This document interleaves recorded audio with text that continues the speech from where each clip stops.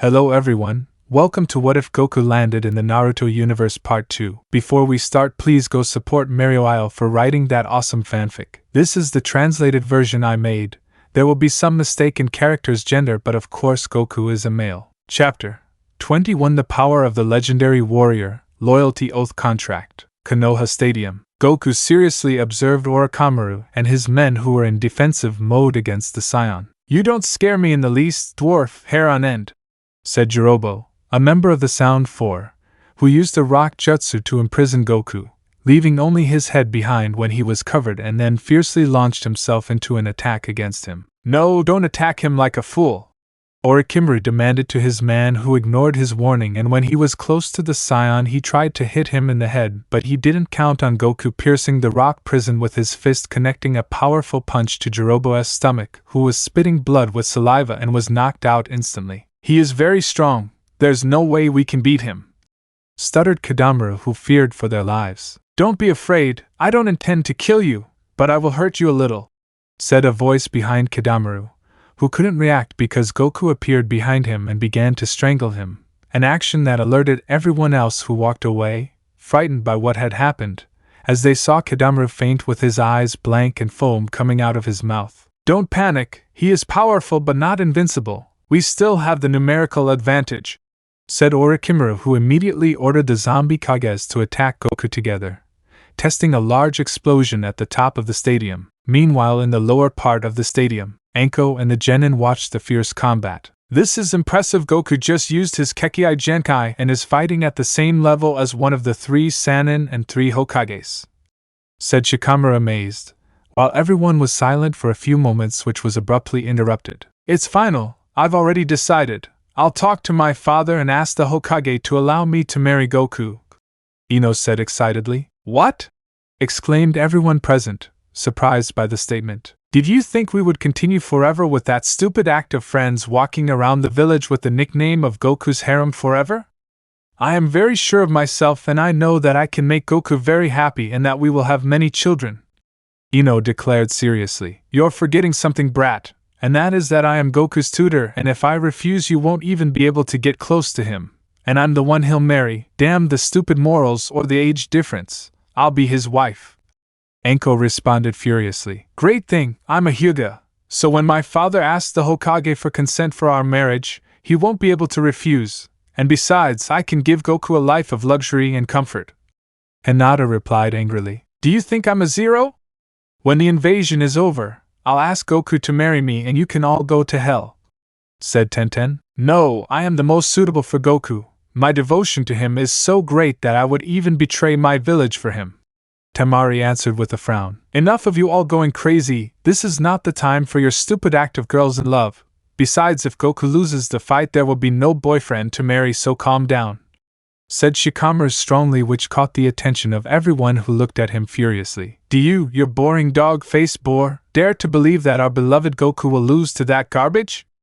All the girls said at the same time, giving Shikamaru and Lee goosebumps. "I think you shouldn't have opened your mouth," Lee whispered to the Nara boy, who knew his friend was right, but thank goodness a loud bang at the top of the stadium saved them from the fury of the Kunoichis, as they all turned to see Goku's battle against the 3 Kages. Back to the top of the stadium, Goku blocked the combined attacks of Hashirama and Tobirama, holding them by the wrists, and with a strong grip, he began to crush their hands. "I have the advantage in this fight. I just have to prevent them from using their hand positions and they won't be able to use their jutsus," said Goku with a serious voice as he watched the 2 Hokages desperately trying to break free from his grip.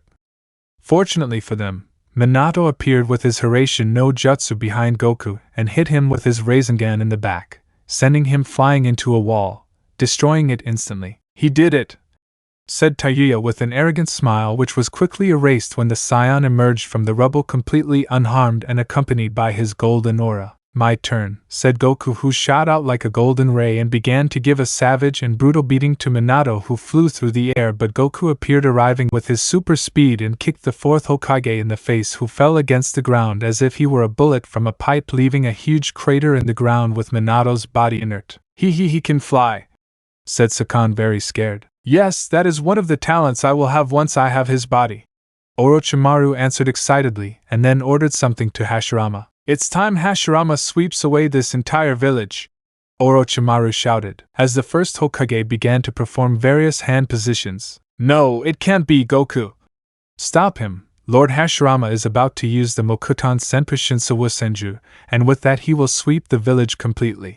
Shouted Hiruzen, who was sitting leaning against a wall. Understood, said Goku, who quickly created a Kienzan which he threw at Hashirama, who continued gathering his energy, splitting him in half and almost immediately receiving a punch in the face from Goku, who teleported in front of Hashirama, who was thrown against the wall at the top of the stadium. This has to be a damn joke. After transforming into a blonde, not only did his power increase, his savagery and brutality in combat are chilling. Tayuya thought, frightened. Lord Orochimaru, this is very bad. There is no way to beat him. We have to escape, said Tayuya nervously. Damn, I hate to admit it, but Goku is much more powerful now that he has blonde hair, and I don't think even Kimimaro and I can even scratch him. No, wait, I've got him now, Orochimaru thought, and an evil smile appeared as he watched Goku slowly begin to pulverize Tobirama, who was no match for the legendary warrior. You're right about something, my dear Tayuya, but who said we had to win? Said Orochimaru, who began to do hand positions, hoping that Tobirama would resist enough against the tremendous power of the Scion. Now everyone lend me your power so I can finish off my enemy, shouted Orochimaru, who after saying what he said expelled from his mouth the Kusanagi sword that was growing rapidly, pointing at Goku, who reacting quickly was able to catch the sword with his right hand while the sword began to shine with great intensity. It's useless, you won't be able to defeat me with your toothpick, said Goku to Orochimaru, who wasn't paying attention to his words as he was gathering all the chakra possible from the 4 sound chakra and the 3 zombie Hokages who had fallen before the Scion, who turned on his golden aura in an attempt to attack Orochimaru and his men. I won't give up just a little longer, thought the evil Sannin. Enough, Goku shouted, with a more powerful glow and a strong hurricane force wind, sending all the invading ninjas flying through the air and breaking the Kusanagi sword into thousands of pieces. Afterwards, the renegade ninjas lay on the arid ground of the stadium while trying to get up by any means. I did it, thought the evil Sannin, who received a powerful hook to the liver from the Super Saiyan who had come down to the ground at the speed of light. Shouted the Sannin, who could not end his martyrdom as he began to be riddled with a brutal burst of blows from the Super Saiyan. The savage beating was heard throughout the stadium, where everyone present could feel firsthand the sound of Orochimaru's bones being shattered with each impact from Goku's punches, who was fervently supported by the Kunoichis. This is getting macabre, Lee said in a low, somewhat fearful voice. I agree, this is not a fight, it's a massacre, Shikamaru answered, seeing the gigantic difference in power between the Scion and Orochimaru and his men, who at first glance were like ants facing an elephant. Curse! Shouted the evil Sannin, who was thrown to the ground in a violent and very conspicuous way after receiving a kick from Goku, who maintained a serious and cold expression. We won't allow it, said the 4 of the sound, who placed themselves defensively in front of Orochimaru, who couldn't even move.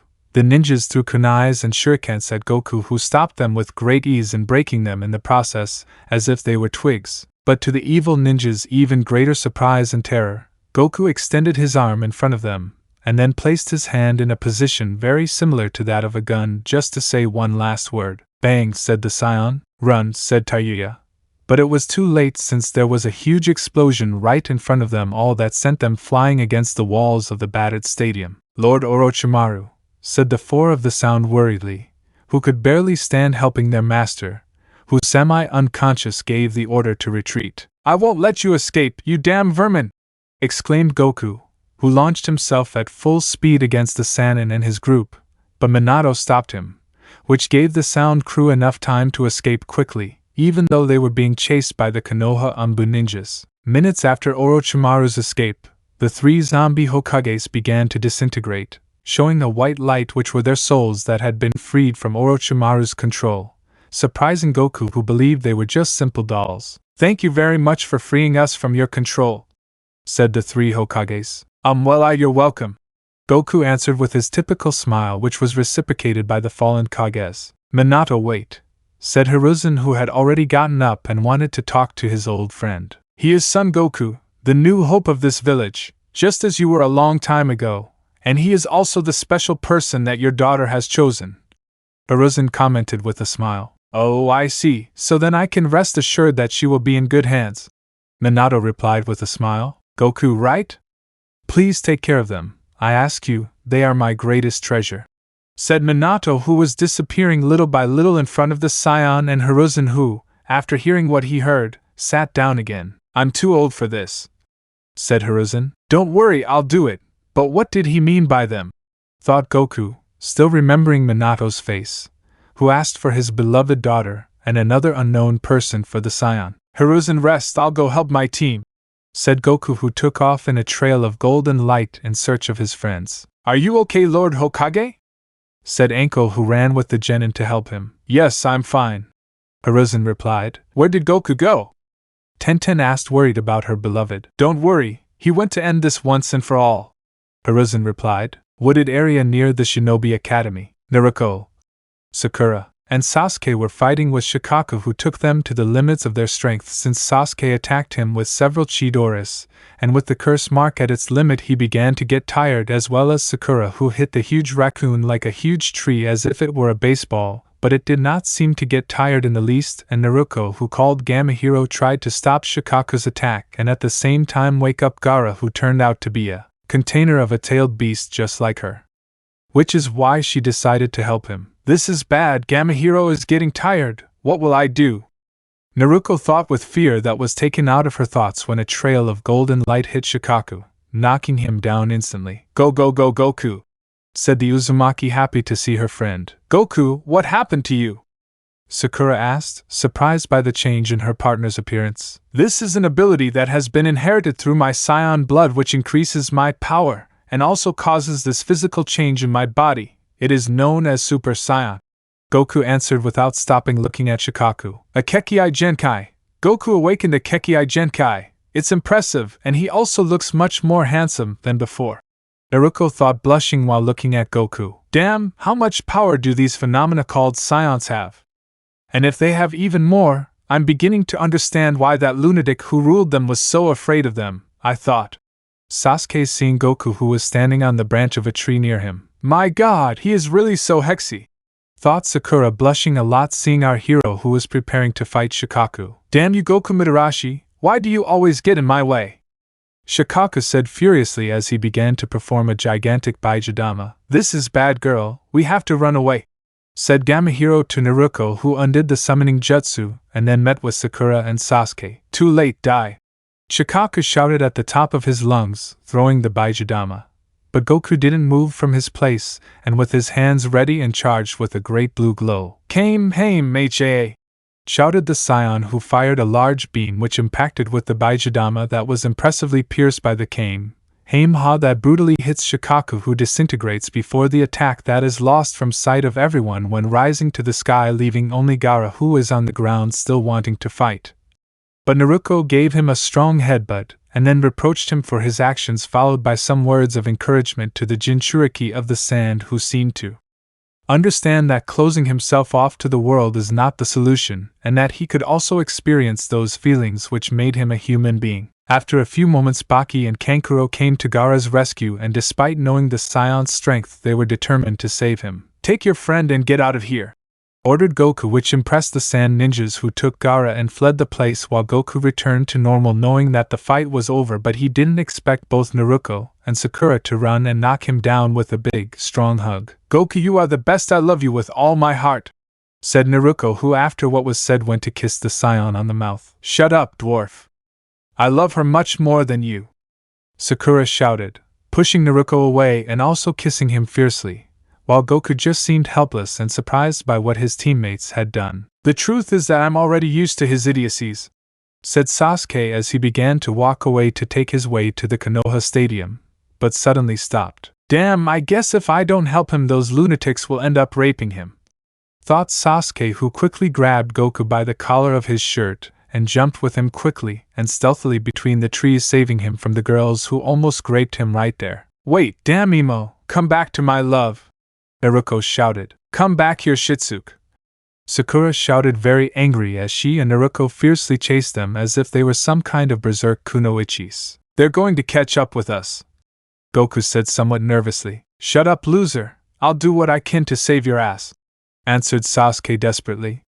While he was running, he could feel the evil stares of the two girls from Goku's harem who were slowly catching up with him in an extremely bizarre race. Meanwhile, on the streets of Konoha, "Looks like it's over," Haku said. "If they were just a pile of trash," answered Zabuza, who was cleaning his sword of the blood of his victims. "Anyway, this has settled our debt, so I think we should go," said Lezik, who was sitting on a huge pile of bloody sound ninja corpses. "If I agree, well, let's go."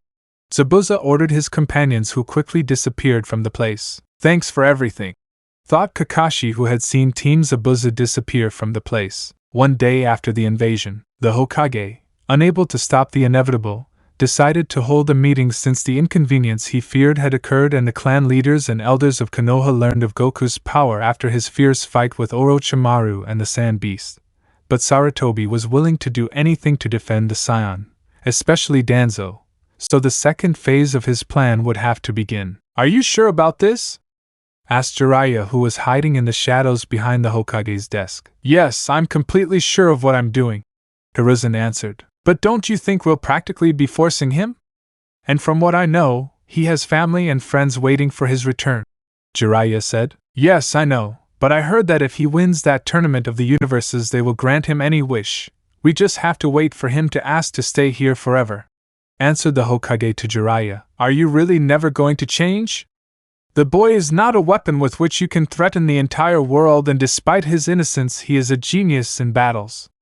Sooner or later he will realize what you are doing, which honestly is not much better than what Danzo would do," said Jiraiya strongly and angrily with Hiruzen. "Jiraiya, do not think that I do it for selfish purposes. That boy really is someone of trust, courage, kindness, and above all you escaped from awakening the emotions of hope in the hearts of others, everything necessary to be Hokage, and although I know that if I offered him the position he would immediately reject it, in addition those girls truly love him, no one has forced them.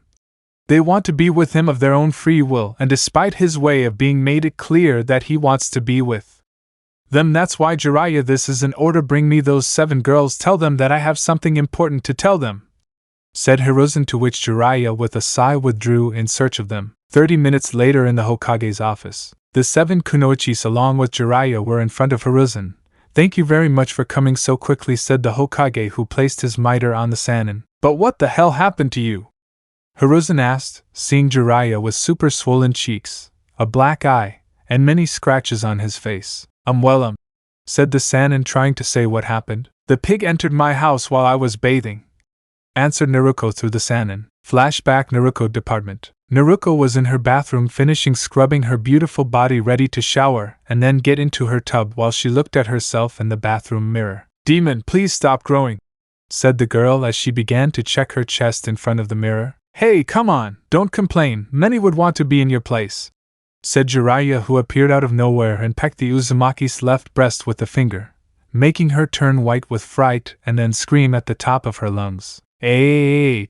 Seconds later, the perverted sage shot out of the Uzumaki's bathroom window, who had already put on a towel and had a baseball bat full of spikes and barbed wire with which he hit the old man, who was screaming that he felt him from afar. End of flashback. All the girls glared at Jiraiya while he just looked away while whistling. "You're an idiot," Hiruzen said with his eyes narrowed. Whatever, I called you for something important. I want to know what you feel for Goku. And be honest," said Hiruzen. "I love him with all my being," said Sakura. "He is my prince, I love him," said Tenten. "He is my destined love," said Ino. "My role model and the man I love," Hinata said. "My family and the person I love most in the world," said Enko. "He is the person I fell in love with, I don't have to say more," said Tamari. "He showed me that the world isn't the horrible place I always thought it was. He gave me his friendship, his courage, and above all the hope that there is always a better future if I try hard to tire him out. Goku is the person I love and will love until death." Naruto answered with a tender smile. "I understand, then listen carefully," said the Hokage, who began to tell them about his plan in detail. 3 days after the invasion of Konoha, in the Hokage Tower were the clan leaders as well as the council of elders made up of Hamura Midokado, Koharu Yuditane, and Danzo Shimura. They demanded to know who Goku was, so Hiruzen decided to tell them the story of Goku, Of course, this was the version of the story that Kakashi told his genin in the Land of Waves, and saying that this was left to him as information by both the first and second Hokage, since previously during the elaboration of his plan he sent several Anbu and Jiraiya all over the elemental continents leaving clues, false monuments as well as relics and stories of the legends of the Science, so Hiruzen had covered almost any doubt that they could have in case they tried to verify the authenticity of what was said. Is this very strange because Hashirama and Tobirama sensei would leave you such valuable information like that without mentioning it to us? Said Danzo, doubtful of what the Hokage said. Very simple, Danzo. First of all, because the history of the Science is as old as that of the Sage of the Six Paths, so it would be classified as fairy tales for small children, and secondly, just look at you three in a mirror. You are so ambitious that if you had found out, you would have stoked any means to obtain the power of a warrior race which rivaled that of the Sage of the Six Paths himself, said Hiruzen in a serious and cold way. And I'm not ashamed of that. It's all for the good of Konoha, Danzo replied. The problem is what to do with the boy now, said Shikaku Nara, leader of the Nara clan, which gave Danzo a chance to take control of Goku. But he couldn't make his move since Jiraiya appeared with Goku in the room. I already brought the child as you ordered, said the perverted wise man. Why did you call me Hiruzen? I was sleeping very comfortably, said Goku, who was still wearing his pajamas, and was somewhat annoyed by the way they called him. I'm very sorry, Goku, but this is very important, said the Hokage, which caught Goku's attention. Tell me, Goku, what do you think of the village? Do you like it? Asked Hiruzen, to which the Scion said yes. Goku, I know this is very premature, but I would like you to formally become part of the village through the loyalty oath contract, said the Hokage. What is that? Asked Goku. Once you swear loyalty to the village and thanks to your unique abilities you will have the obligation to share your power with the village, and in return you are guaranteed protection, a good economic position and stability for the rest of your life, answered the Hokage. Great, because working is very boring, said Goku. And what do I do for that loyalty thing? Goku asked. It's very simple, you just have to promise to marry them 7, said Hiruzen, while all the members of Goku's harem came forward very embarrassed and blushed, who after listening to each other, and that none would give up being with Goku, decided to share him since it is much better than not having him. Well, what do you say, Goku? Hiruzen asked. And you guys agree with this? Goku asked, looking at the girls, who smiled and nodded. Yes, we will be with you forever, they all said at the same time while looking at the Scion with love and passion. Well then, I accept, I will marry them, said Goku calmly, which excited all the girls, who ran wildly towards him. Well, you didn't win the tournament, but here's your prize anyway, said all the girls, who one by one began to kiss him on the mouth as if they were trying to tear his lips off. Wait, calm down, girls, the Scion stuttered as each one passed by and kissed him without letting him finish speaking. On the other hand, Danzo and the Council of Elders decided to withdraw. Are you sure about this? Koharu asked. Yes, it's the best, since one of his future wives is that monster Kyubi. Just imagine how powerful the bastard that brat gives birth to will be, and I will have control of that abomination, said Danzo with a sinister smile as he continued on his way with the other old men. Ha, the marriage of two monsters, we have to see how we ended up in this, said Hamura in a low voice. Meanwhile, in Orochimaru's lair, he was recovering from his serious injuries under Kabuto's care. It's a shame not only were we unable to destroy Konoha, but the Kusanagi sword was destroyed, said Kabuto. Yes, but it was all a very small price to pay for what we just got, said Orochimaru, who was holding a small black snake which spat out a small piece of his broken sword that had some small blood stains on it. It was really worth it, said Orochimaru, smiling evilly as he held the small piece of the sword in his fingers. It was worth it, ha ha ha ha ha ha, finished the evil Sannin with a macabre laugh whose echoes were lost in the darkness of his gloomy hiding place. Chapter 22. The Engagement Gift, the Monster with a Girl's Face. In a large field of multicolored flowers, Anko was sitting in the beautiful flower field accompanied by her heroic brother Goku, who was lying on her lap in a peaceful moment of freedom. Goku, I can't believe it! We are finally husband and wife, Anko said passionately. That's right, Anko, you and I are united by the bond of eternal love, answered the Scion with a deep and manly look. Goku, I can't live without you, please kiss me like you've never kissed someone before, Anko asked with passion while the scions stood up and prepared to kiss the kunoichi. Anko, said Goku. Anko, get up now, Goku ordered. What? Said Anko, who suddenly fell out of her bed and found herself on the floor sleepy with Naruto by her side, annoyed because she was still asleep. Get up already, useless drunk. Not only are you not helping, but you're also late and drunk. Goku had to bring you to your bed, claimed the Uzumaki, who was wearing an apron and a feather duster that was cleaning the place. Oh, shut up, I had a beautiful dream, Anko replied. Well, get up and help us, demanded Sakura, who entered the room with a scene and an apron also cleaning. Yes, since this mansion won't clean itself, said Tenten as they all remembered what happened 15 days ago. Flashback Hokage Tower. Everything is decided. Then Naruto Uzumaki, Hinata Hyuga, Anko Mitarashi, Sakura Haruno, Ino Yamanaka, Tenten and Sabaka no Temari, from now on will be Goku's fiancés, declared the Hokage, since Goku had already sworn loyalty to Konoha and its inhabitants. But are you sure you don't have a problem with this? What will happen to your families and what do they think about this? Goku asked, a little worried about them. I'm an orphan, Naruto replied with a smile. I stopped being the heir of my clan a long time ago, said Hinata with a smile. You are my only family, said Anko. My parents agree since I threatened to run away from home if they didn't let me marry you, Sakura said with a sly smile. I did the same thing as the big forehead, said Ino, who glared at her father since he was against it at first. My family is happy because my father thought that because of my passion for weapons I would be a spinster for life, Tenten said. I was exiled from my village so they don't care. Temari comments. Well, with everything in place, Goku, here are the keys to your new house, said Hiruzen with a smile. House?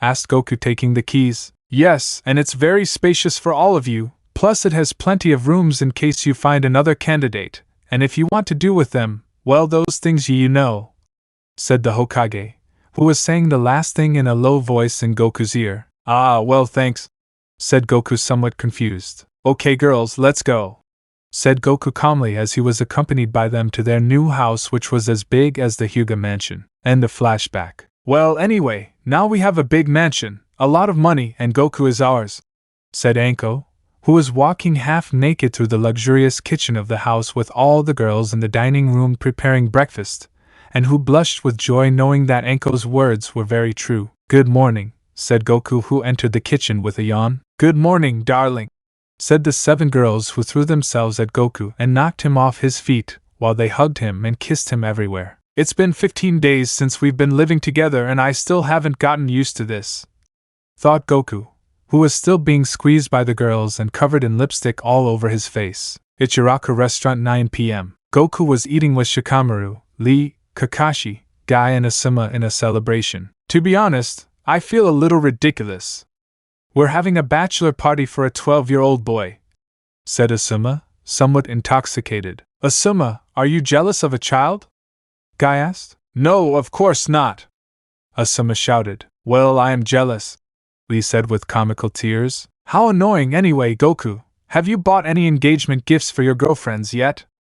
Shikamaru asked. Well, I don't think so, said Goku with a hand behind his neck and smiling. Goku, you have to get something. The details like gifts are of utmost importance to women, said Kakashi seriously while Goku, after hearing his words, began to remember something. Flashback Planet Earth Universe 7 Jewelry and Cosmetics Department Store. Goku was shopping with Milk while he carried all the purchases and his wife looked at the jewelry in the stores. Goodbye, look Goku, that ruby bracelet is beautiful, said Milk excitedly. Ah, yes, it's pretty, Goku answered boredly. Hey Goku, women like gifts and details, that's of utmost importance, and that bracelet is very pretty, said Milk with a sly smile, trying to make her husband understand the message. Don't worry, you'll see that I'll get you a big surprise, Goku replied with a smile. Now the new iron will be a great surprise, Goku thought with a smile as he left the store with Milk. And the flashback. Then she hit me with the iron and kicked me out of the house for several days,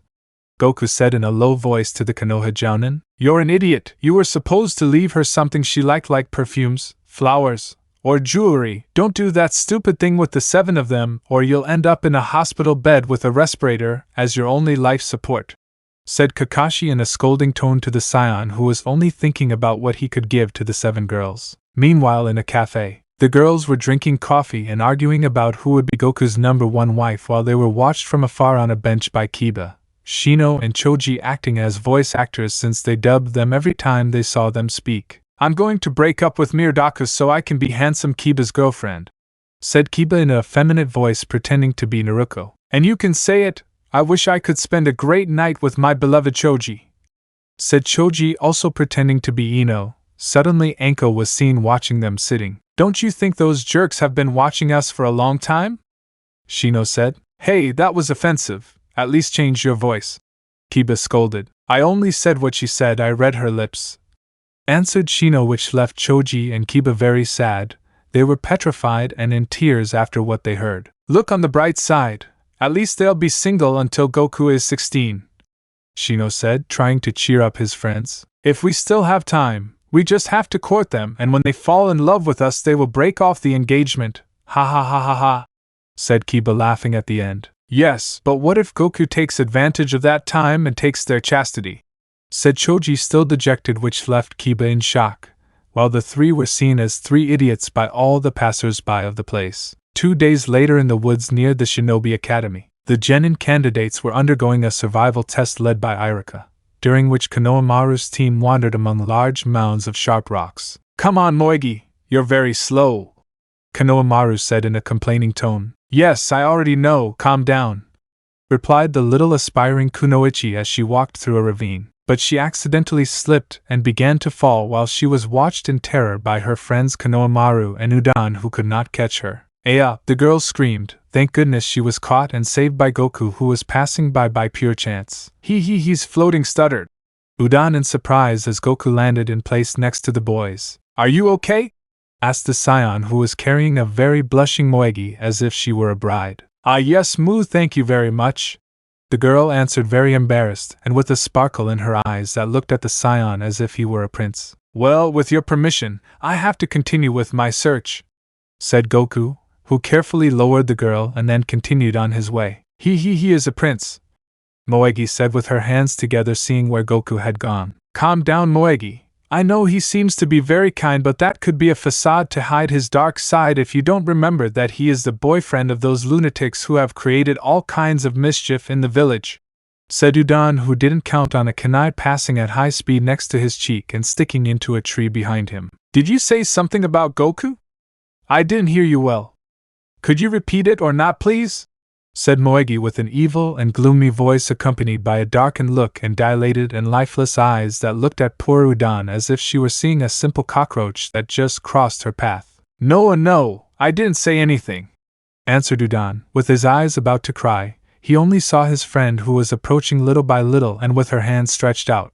Passing by the face of the terrified boy, she took her kunai from the tree. "Oh, I see. I'm very sorry, Udan.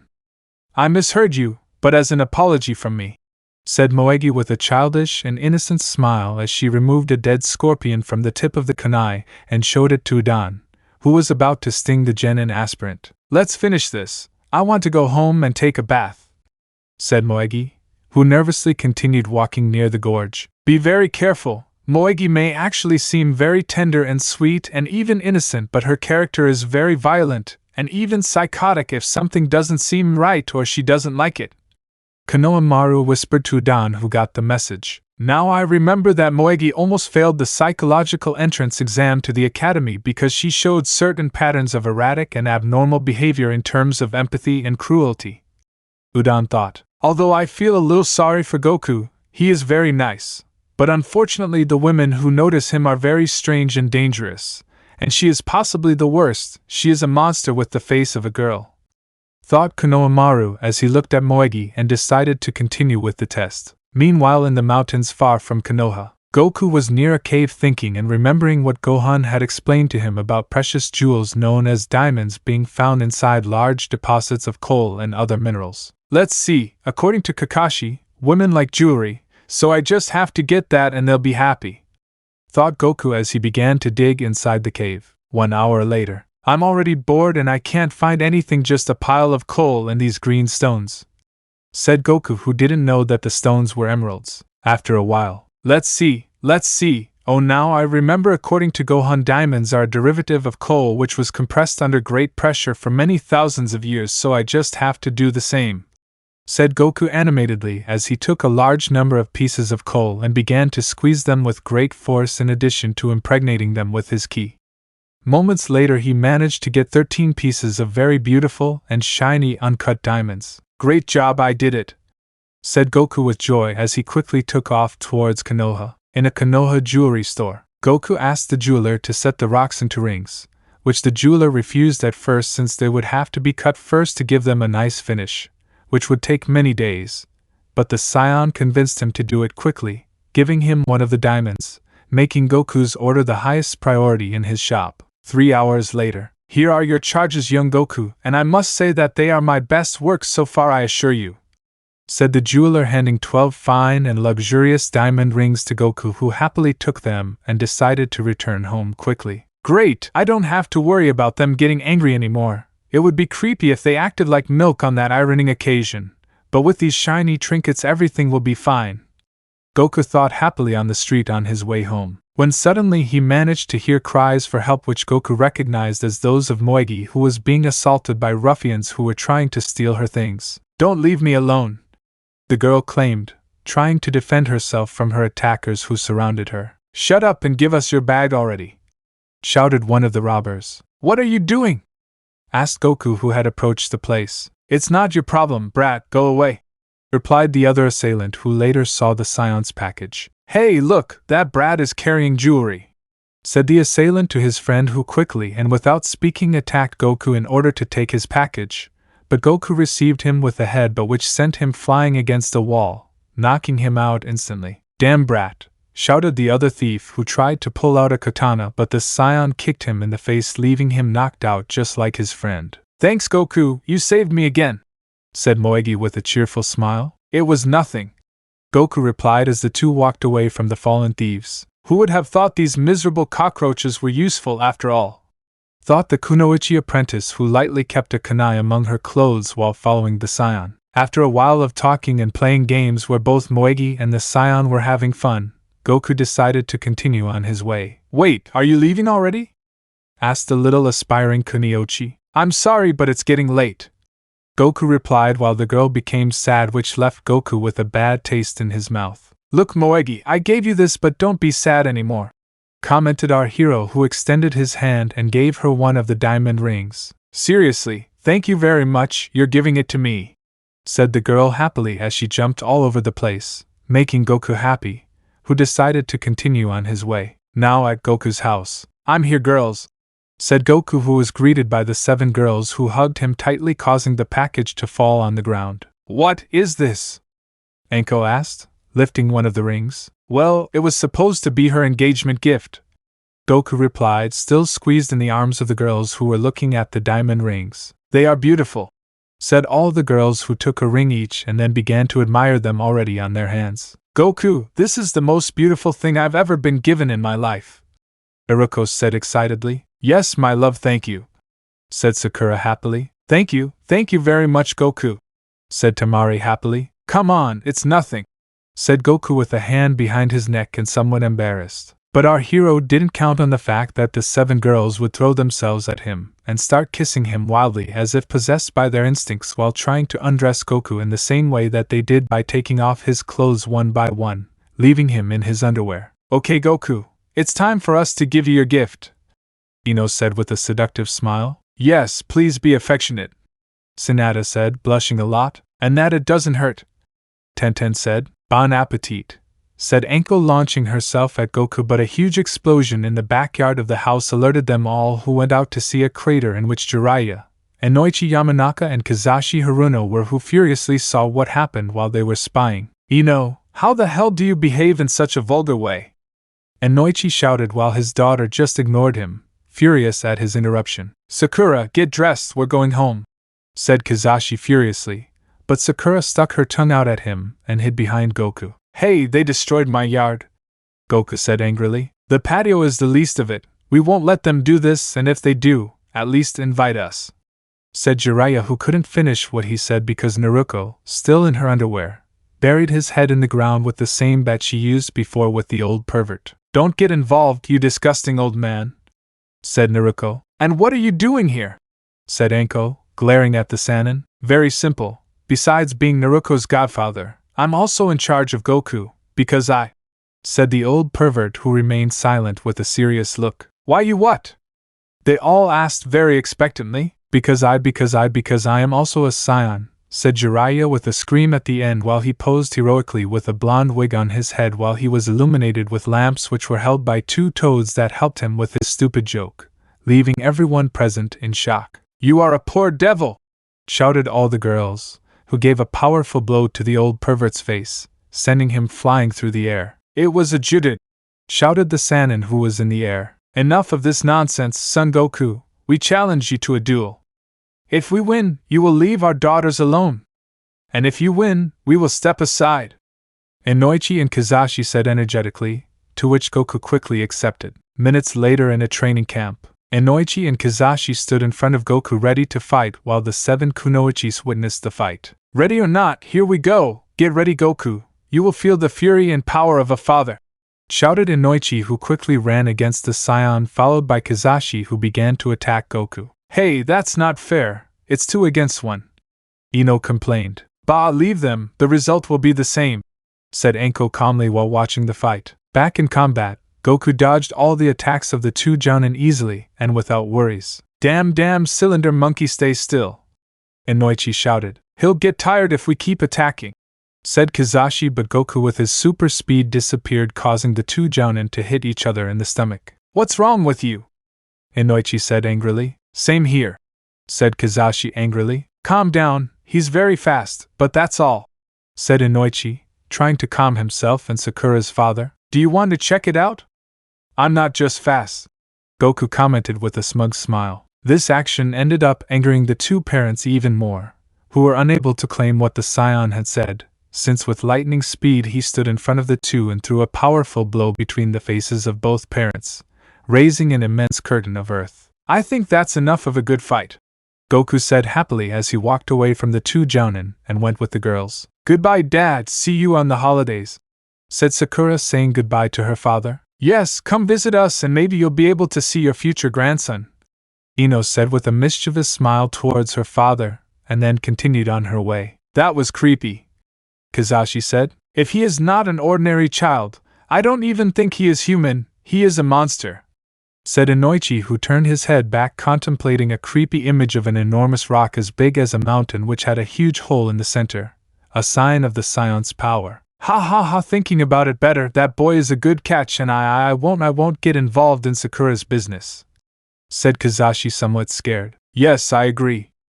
Ino is already old enough to make her own decisions, and I don't want to leave my wife a widow so soon, supported Inoichi, who along with Mr. Harino, walked out of the battlefield. A few days later in the courtyard of Goku's house, Goku began training the girls to become stronger, showing them the key control necessary to create energy attacks and soar through the skies. Okay girls, go well, concentrate. It is very necessary that you concentrate in order to manipulate the key correctly and not lose control of it, since this could determine your fate in a fight where your lives are in danger, said Goku while they were in the lotus position and accumulating ki in their hands. They're going very well, said Goku. But why are they all wearing swimsuits?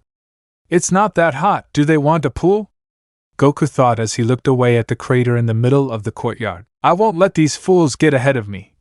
All the girls thought at the same time as they tried to get Goku's attention and have him decide who would be the first wife, which for them would be the most important of all. So they decided to dress provocatively and sensually with very showy bikinis, which caused a nosebleed in Jiraiya, who was watching all this from afar on Hiruzen's orders. Damn brat, they are all finger-licking good, especially Anko and Naruto, who put on the tightest outfits they could find, a little too tight and their breasts would explode. If I were you, damn, I hate you, thought the old pervert with tears of sadness and jealousy as he continued spying. On the way back to the scion's house, someone was heard knocking on the door. Wait a moment, girls, I'm going to see who it is, said Goku, who went to open the door, but what would be the surprise for both Goku and the girls, who poked their heads out to see who it was, seeing little Moegi, who was hugging Goku and had gone with the intention that he would go out to play with her. Hey girl, what's wrong? Ino said angrily. Yes, don't you see that we are training? Anko supported while she brought Goku and Moegi closer, who, even while hugging Goku, looked at Anko and the other girls with a very gloomy look, and without any gestures on her face, she glared at them with dead eyes as if she were a shark. "Oh mom, this girl is creepy," Anko thought, somewhat nervous. "What the hell is wrong with him?" Sakura thought. "She's very scary," Tenten thought somewhat nervously. "But just a few moments ago she was acting like a happy girl, and now it's like a psychopath was challenging us with her gaze," Naruto thought nervously, while the other girls had the same ideas in their heads. "No, Moegi, behave yourself," said Goku in a soft scolding tone, and giving a very small slap to the girl who with an innocent face and a childish pout grabbed her head and accepted Goku's request, who just smiled at her. "What brings you here, little Moegi?"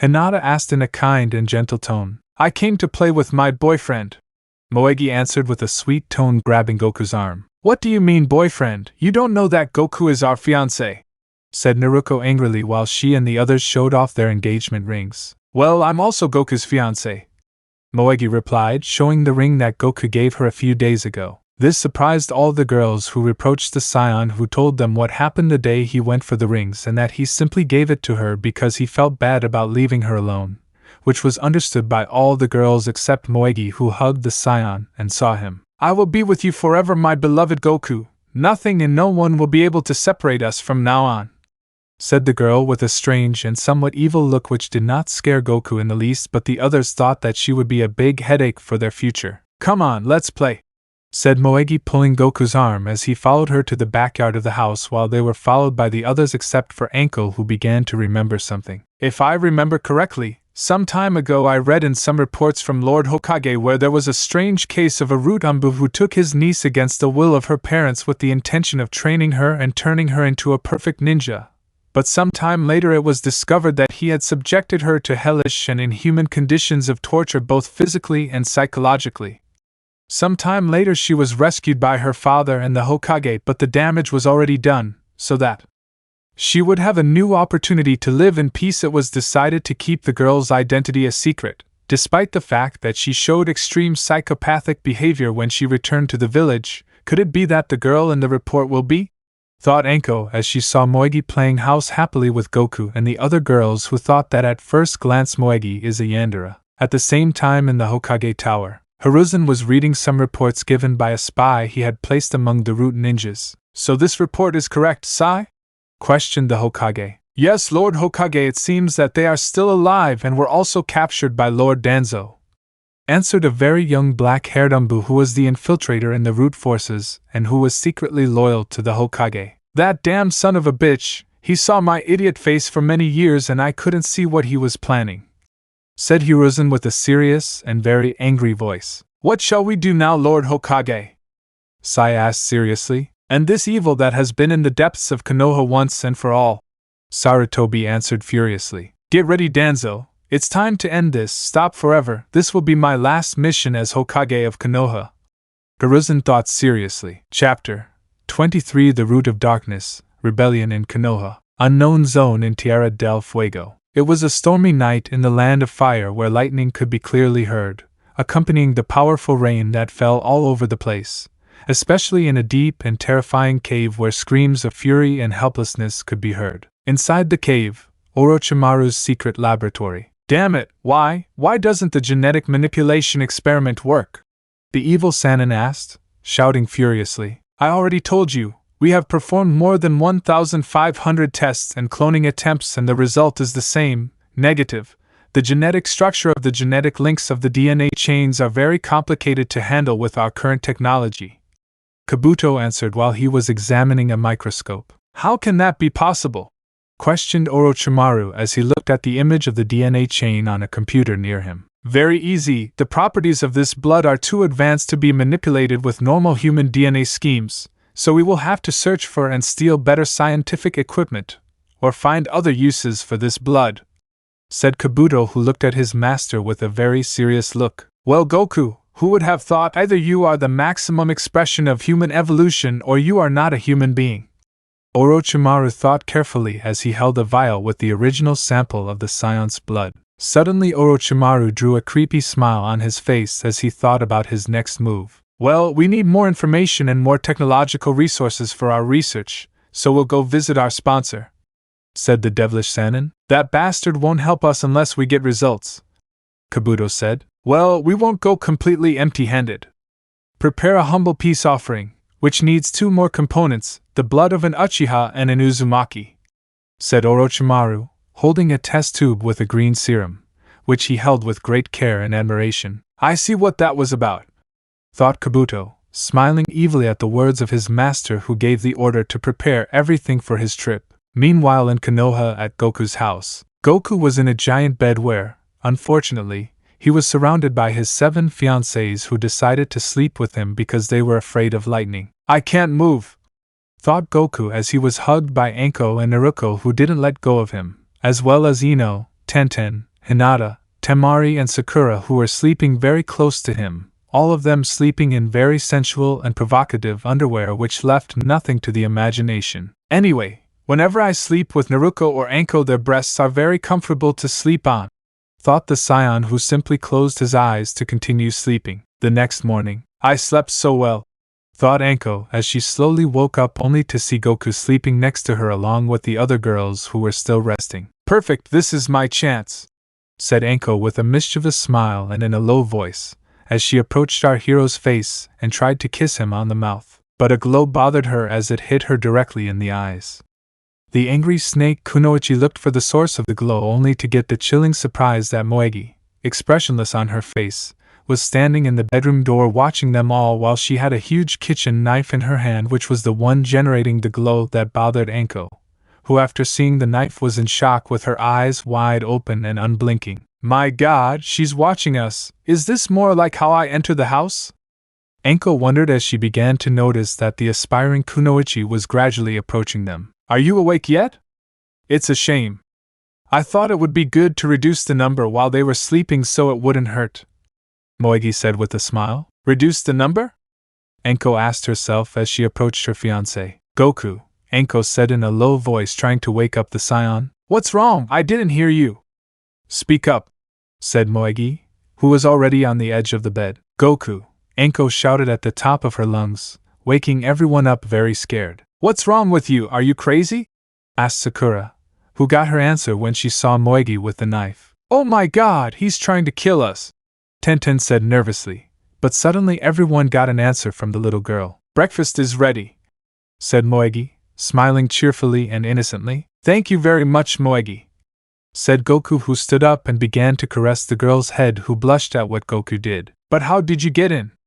Goku asked, somewhat confused. The lock on your house is very fragile. I barely touched it and the door opened, said the girl as she took Goku's hand and they headed to the kitchen. Fragile my underwear? This crazy woman will destroy it with a lockpick, said Temari, who was checking the main door of the house. Excuse me, little Moegi, what time did you get back? Hinata asked fraternally. Well, I would say at 4 a.m., Moegi replied, a little thoughtful, trying to remember when she arrived. He was watching us sleep for 5 hours while holding a knife? Naruto thought, somewhat scared. Shortly after breakfast, Goku and the girls were resting peacefully in the dining room until an Anbu appeared ready to give a mission request from the village leader. By order of the Hokage, the team known as H.G. will carry out a search and capture mission for rogue ninjas who have been terrorizing the areas near the beaches in the land of Tea. The leader of the mission will be Anko Mitarashi. Young Goku must remain in the village until further notice, said the Anbu, who was reading a scroll only to disappear in a cloud of smoke after finishing his work. But what a pain! I don't want to go, Ino said in a complaining tone. Me either, but a mission is a mission, said Naruto, who also wanted to stay by Goku's side. Team HG? Moegi asked doubtfully. A shortened way of saying Goku's harem, Sakura answered as she got up to prepare all her luggage. It seems that the old pervert registered us as some kind of special forces commando using the nickname that idiot Shikamaru invented, said Naruto, who also stood up to get ready. But how embarrassing they are, Moegi thought with a nervous drop of sweat on his forehead. 1 hour later at the great gate of Konoha village, the 7 Kunoichis were already ready and were in front of their fiancé, ready to leave on their mission. Be very careful, said the scion with a big smile saying goodbye. We won't be long, said Anko, hugging Goku like a stuffed animal. Let's finish soon and return to our bustling days, Ino said smilingly. Yes, if we hurry we can celebrate Naruto's birthday together. Hinata agreed. How old are you, cow breasts? Asked Sakura. 13, Naruto answered. Wow, 13 years old and you're barely 1.42 centimeters tall, Temari said, very surprised. Shut up, don't make fun of my height, Naruto shouted. The front is the only thing that has grown in you, big-breasted Nomo. Sakura mocked, which made the Uzumaki even more enraged, who couldn't say anything since Goku stopped them. Okay, let's go, said Anko, who began to float in the air, accompanied by the other kunoichis who began to fly towards the land of tea. Great! Everyone has managed to master the technique of flying in a short time. That makes me very happy, thought Goku, who came out of his thoughts when he noticed a presence hidden in a tree near him. Is something wrong? Goku asked with a serious look and without turning around. Goku, we have a mission and it's an S rank, said the person behind the tree, who was none other than Kakashi, who had gone to pick up Goku. Afterwards, in the Hokage Tower, Goku and Kakashi had been the last to arrive at Sarutobi's office, where the rest of the team for work were already present. Mado Gai, Inoichi Yamanaka, Shikaku Nara and Choza Akimichi stood out, who were in front of the Hokage's desk, who would tell them about the top secret mission, which is considered a mission of utmost importance. Thank you for coming so soon, said Hiruzen, who had behind him the young Anbu Sai, who was silent. The mission is very simple. It is a search and total extermination of the Council of Elders and their group of followers known as the Root Organization, said Hiruzen with a serious face. Are you asking us to destroy the Anbu from the roots and kill Danzo and the other two old men? Inoichi questioned somewhat nervously. Correct, and I will also participate as the team leader, answered the Hokage. But what is Root? Goku asked curiously, so Kakashi decided to answer the question. It was supposed to have been formed as a Konoha training department by Danzo Shimura. It is also a supposedly officially dissolved branch of the Anbu that carry out missions in which Danzo believes the village will benefit. But it could be said that they are an army that performs the most vile and grotesque jobs that not any of us could do without being disgusted. The organization's priority is to act in the dark, autonomous from the village. From their point of view, they hold the belief of keeping the great tree of Konoha from the depths of the earth, Kakashi told the scion, who was listening to him carefully. That reminds me a bit of the Red Patrol, said Goku. They are maniacs who will do anything to spread their stupid warlike ideas of conquest, Shikaku said. It's better to put a stop to them, Guy supported with emotion. Yes, but it won't be that easy. In addition to infiltrating the secret base, it's necessary to carry out a rescue of some comrades who were captured a long time ago, said Hiruz. Hostages, but they'll still be alive?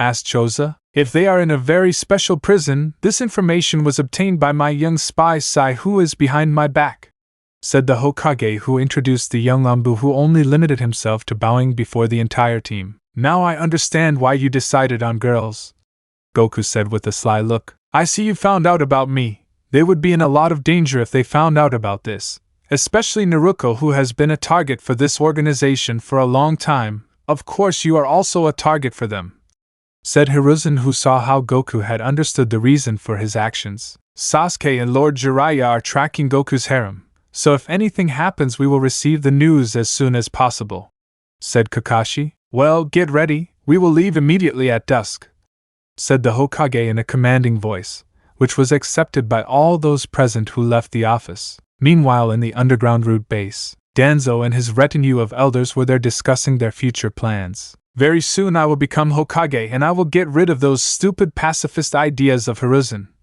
said Danzo. Is all this really necessary? Kohara questioned. It is very necessary. Lord Hashirama was a childish idealist who believed that everything could be solved just by talking. The military method that Lord Tobirama proposed to sustain the existence of the village is preferable, Hamura answered with a cruel tone. I agree, and once I have my army of scions, not only the Land of Fire but all the elemental continents, and the other hidden villages will have no choice but to bow down to Konoha, said Danzo with a slight tone of emotion in his voice. But will it take a long time for the brats to get pregnant, and also being able to kidnap all those monsters would be a problem? I'm sure that scion monster won't sit idly by, said Hamura with doubt. Don't worry, I have an ally who is helping us with the options to be able to get that army in one way or another, and if it is necessary to turn those women into banks to have children until they die, I will do it. Also, as for Goku, accidents happen. It would not be strange if in a mission he and his 7 boars died in the crossfire between enemies and allies," said Danzo with an ironic and evil tone in his words. Suddenly a rude Anbu appeared before the elders who were waiting for his report. "Lord Danzo, the Scion women left the village for a mission by order of the Hokage," said the Anbu. "All of them?" Danzo questioned with an arched eyebrow, which was confirmed by the Anbu with an assertive nod. "Is this so weird? Why would they send those 7 for a simple capture mission?" Kohara questioned. "I don't know, but I'm sure this isn't a good thing," Hamura said. "We need the Kyuubi and the other monster to be able to realize my ambitions," said Danzo with an energetic and furious tone. "Lord Danzo, in addition to this, a guest just arrived who wishes to speak with you," said the Anbu, which aroused the curiosity of the evil old man, who decided to end the meeting and be able to meet with this person in a secret area in the root barracks. Danzo walked through the darkness of the place until a voice could be heard from the shadows. "Long time no see, Danzo," said the voice, which belonged to the evil Orochimaru. "Stop the nonsense. I hope you've been able to make progress," said Danzo. "You could say yes, but the blood we obtained is very difficult to handle, so we have only been able to perform one successful test," said the evil Sannin. "Just a test?" Danzo asked angrily. "No way. Do you know how long it took me to capture them and successfully hide their existence?"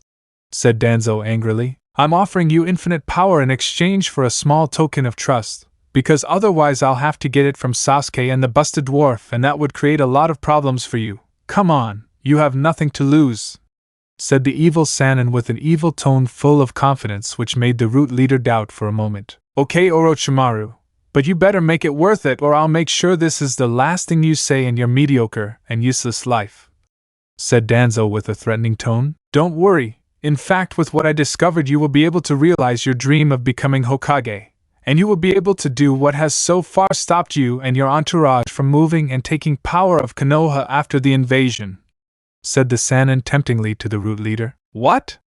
Danzo asked curiously. "You will be able to kill Son Goku," answered Orochimaru, whose last words echoed throughout the place while the Sannin disappeared into the shadows. "The power to kill a god, and soon it will all be mine," thought the root leader, who drew a smile on his face as he walked away from the place ready to start the rebellion. Later at Goku's house, Goku was with Kakashi talking about what Root had planned, as to why they tried to take over Naruto when she was a baby and raise her to be a weapon for the destruction of their enemies, as well as how they had the idea of controlling Goku for the same purpose, but after their investigation of what happened in the battle against Orochimaru, and that he was able to defeat 3 Hokages together, they gave up on that idea since they would not be able to control him. The conversation continued until Moegi suddenly appeared, affectionately hugging Goku's neck. "Hello, Moegi," Goku greeted happily. "Goku, let's play," said the aspiring Kunoichi with a smile. "I'm sorry I can't today, later I have a mission,"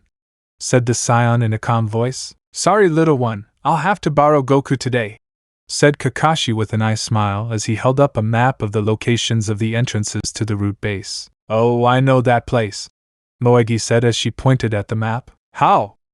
Kakashi asked, surprised. "If my uncle took me there a few times, the best way to enter the place is through this duct. It would take you directly to the underground city of Root," answered Moegi, who showed him a secret area known as the underworld of the Konoha village. After analyzing what the girl said, Kakashi made several deductions and, based on his calculations and experiences, decided that what she said would be very helpful for his mission. At the exit of Goku's house, 6 p.m. "Time to go," said Kakashi, heading towards the meeting point. "Moegi, please take care of my house while I'm gone," said Goku, giving a brotherly smile to the little girl who accepted our hero's request. "Don't worry, my dear Goku, I'll take care of defending this place," Moegi said with a tone similar to that of a soldier accepting his job. "Ha ha, thanks for your effort," said the Scion, who after what was said followed Kakashi. Secret area Root Barracks. Danzo stood at the front of a podium, ready to give an important speech that would determine the fate of thousands of lives. "Ladies and gentlemen, I give you my eternal gratitude for your loyalty to our organization. Tonight all your efforts and sacrifices will be rewarded. A new era in Konoha will begin. the land of fire and the planet will understand the importance of the law of the most important in terms of evolution. The strong live and the weak die. It is time for us to come out of the shadows and rule in the light. Glory to the root," said Danzo in an eloquent and inspiring way before a gigantic army of more than 300,000 root ninjas who all repeated in unison, "Glory to the root!" shouted Danzo's fanatic ninjas, starting the rebellion against Konoha. Meanwhile, in the secret tunnel area in the root barracks, this spectacle of fanaticism and madness was observed by the Konoha team formed by Goku, Kakashi, Guy, the original Ino, Shika, Cho and Hiruzen. "That was very macabre," Inoichi said in a very low voice. "They're all a bunch of lunatics who aren't afraid of death and are willing to do anything for their ideologies," Kakashi said, also in a very low voice. "Anyway, it's time to attack," said Hiruzen, who opened the tunnel grate while being followed by his team, who were very surprised to notice the majesty of the root headquarters, which was built below the entire village of Konoha and which was similar to a large underground city with buildings, laboratory complexes, prisons and training areas. "This place is huge and it's very ugly," said Goku, who looked at the place with a slight emotion. "This has to be a joke. Not only are we attacking a military force of more than 300,000 ninjas, just the 7 of us, but I also have to work with my stupid son-in-law," Inoichi said in a low voice and between his teeth, complaining to himself about the situation. "Is something wrong?"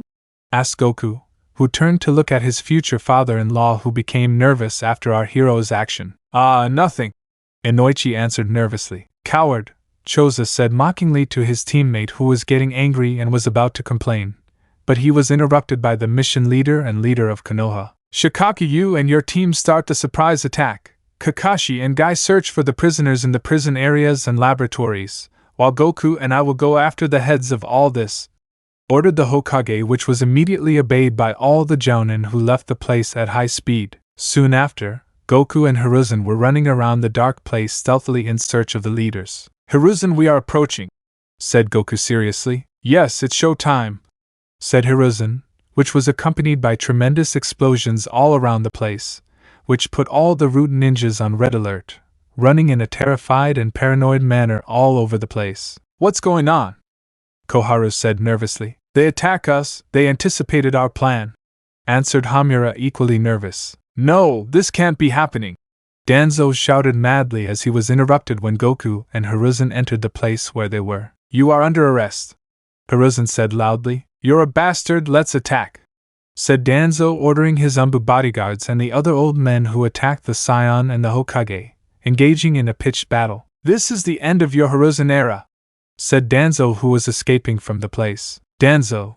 shouted the Hokage, who was trying to reach the root leader, but he was stopped by Hamura and Koharu. "We won't allow it," said the 2 old men furiously, while Goku easily destroyed the enemy Anbu. "Goku, go after him, I'll take care of these mummies," said the Hokage, who performed a summoning jutsu calling the Monkey King Enma. "If that's okay," said Goku, who went out in search of the evil old man. Area near the main root laboratory. Danzo ran desperately, but was quickly caught by Goku. "Give up, I don't like hurting the elderly," said Goku. "Shut up, you don't know anything about what's going on here. You're just a stranger who wouldn't understand what has happened in these lands covered in blood and death," Danzo shouted euphorically. "No, I have no idea, but where I come from there is a belief that violence and hatred creates more violence and hatred.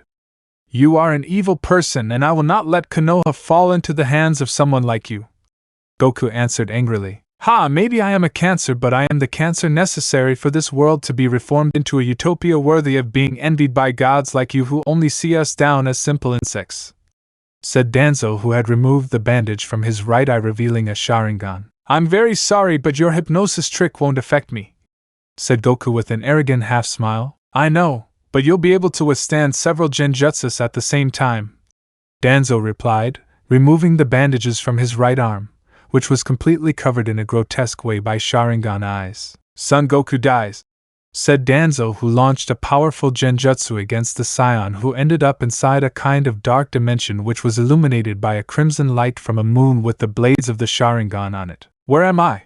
our hero questioned himself, shaking his head from side to side, only to see the bloody corpses of his fiancées on the ground, as well as a vision of the village engulfed in flames and a shadow of a man staring at him with an evil smile and a cold, penetrating gaze. "This trick is useless, it doesn't scare me, said Goku, who ignited his ki accompanied by a battle cry destroying Danzo's genjutsu, who was sent flying after the powerful hurricane wind created by the scion. "No, how is it that you were able to resist my jutsu?"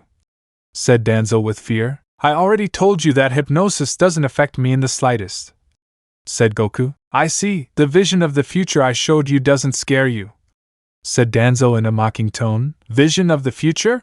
asked Goku. "If the horrible future that awaits you," shouted Danzo, who ran against the scion with a kunai in hand, but he was met with an explosive punch from Goku. "Ah, bad damn," said Danzo with a lot of pain and spitting blood. Then Goku began to give a savage beating to the creepy old man, whose head moved from one side to the other like a boxing pair. "This is over, old mummy!" exclaimed the scion, who launched a powerful kick at Danzo's chin, which shattered while the teeth flew through the air and Danzo bounced on the concrete floor near the laboratory door. "Hey, is it cold in here or is it just my nerves?" Goku said in a very mocking tone to the root leader, who was terrified and crawling on the ground as if he were a worm escaping from a predator. "No, I'm not going to die in your filthy hands!" exclaimed Danzo, throwing a smoke bomb at the ground, trying to confuse the scion, who just covered his mouth and watched the old man enter the laboratory. "Well, you can't deny that he's very determined," thought Goku, who decided to follow the old man. Meanwhile, in the secondary root laboratory, Kakashi and Guy roamed around, finishing off multiple enemies who tried to stop them by any means. "This place has become a branch of hell," said Guy as he heard the explosions around the entire root barracks. "If the Ino, Shika, and Cho teams must be having a lot of fun," said Kakashi as he electrocuted 30 enemies with his electric jutsu, and then continued on his way. "Look at a door," said Guy, who destroyed it with a big kick. "This can't be right. What are they doing here?" asked Kakashi as he watched 2 huge light tubes which were connected to a huge machine. Back to the main root lab. "Orochimaru, Orochimaru!" Danzo shouted, desperately looking for the evil Sannin, who came out from the shadows accompanied by Kabuto. "What's wrong?" asked Orochimaru. "Stop the nonsense, where's my clone soldier?" said Danzo. "Clone? Who said anything about a clone?" the Sannin questioned again in a mocking tone. "You're a bastard! I need that thing to get rid of that damn monster that's chasing me," said Danzo with great desperation. "Oh, don't worry about that. Thanks to the Uchiha and Uzumaki samples I got, I was able to carry out my experiment, but," said Orochimaru, who couldn't finish because he was interrupted by Danzo. "But what?" Danzo shouted. "I also put some of my own DNA in," the Sannin said with a big smile. "Son of a bitch!" Danzo shouted again, unable to react when Kabuto placed himself behind the old man at lightning speed and injected a greenish serum into the carotid vein in his neck, causing immense pain to the leader. "Aya," Danzo shouted while holding his neck. "You wanted results and I'm giving you results," said Orochimaru, who was approaching Danzo, who was still on the ground screaming in pain. "Aya," Danzo shouted. "And by the way, my dear Goku is not a monster, he is a god," said Orochimaru as he watched Danzo's body inflate and tear his clothes violently and brutally. Meanwhile, Goku walked through a dark hallway until he came across a large door which he was about to knock down to enter, but the door opened, revealing Orochimaru, who stood in front of the scion. "Orochimaru," said Goku, who looked coldly at his enemy. "It's good to see you, my dear Goku. I see you're feeling very well," said Orochimaru. "What do you want?"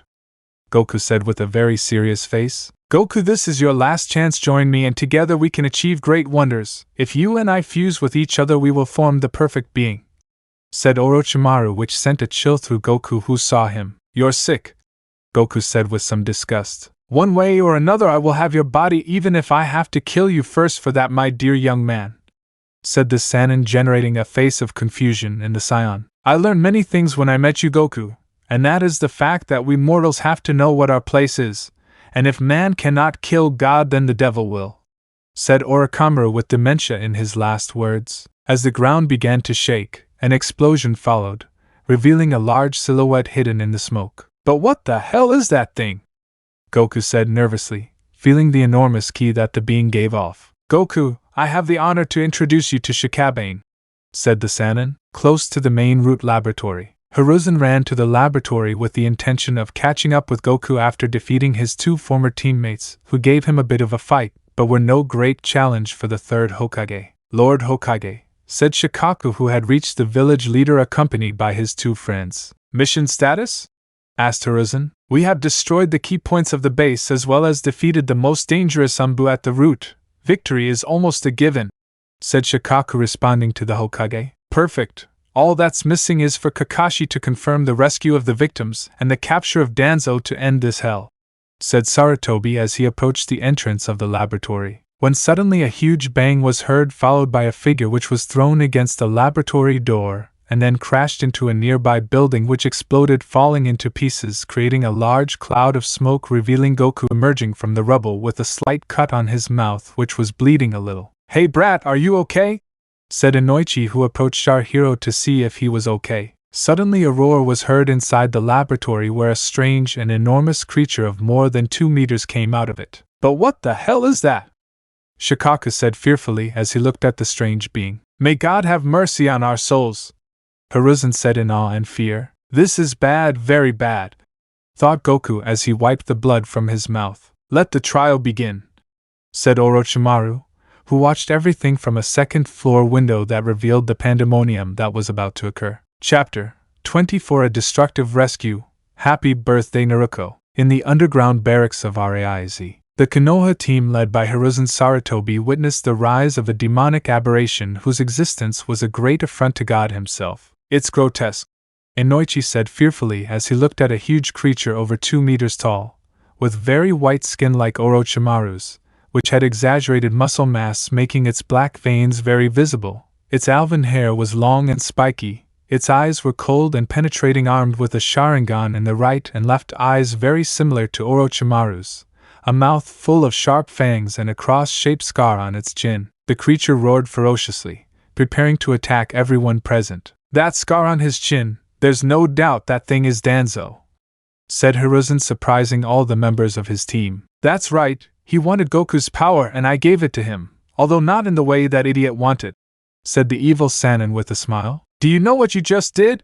The Hokage questioned angrily. Well, yes, the truth is that I am also somewhat surprised by the result. My beloved Shikabane is lacking in intelligence, sense of self-preservation. He does not feel fear, happiness or sadness. He only has one feeling that feeds him, and that is hatred, a walking corpse designed only to kill, Orochimaru answered with a tone of arrogance and presumption. Suddenly and without warning, Shikabane attacked Hiruzen with super speed, who could not react to the monster's attack, but fortunately, Goku managed to stop the being's attack with his left hand. Are you okay? Asked the scion. Yes, be careful, said the Hokage with concern, when the monster suddenly generated a beam of energy in its mouth which attacked Goku, who was thrown into the air after receiving the attack. But Goku managed to stop himself in the air before crashing into a building. That was very interesting, thought the scion with a big smile on his face, and then threw himself against Shikabane, who made a powerful jump to be face to face with Goku, each throwing a powerful punch.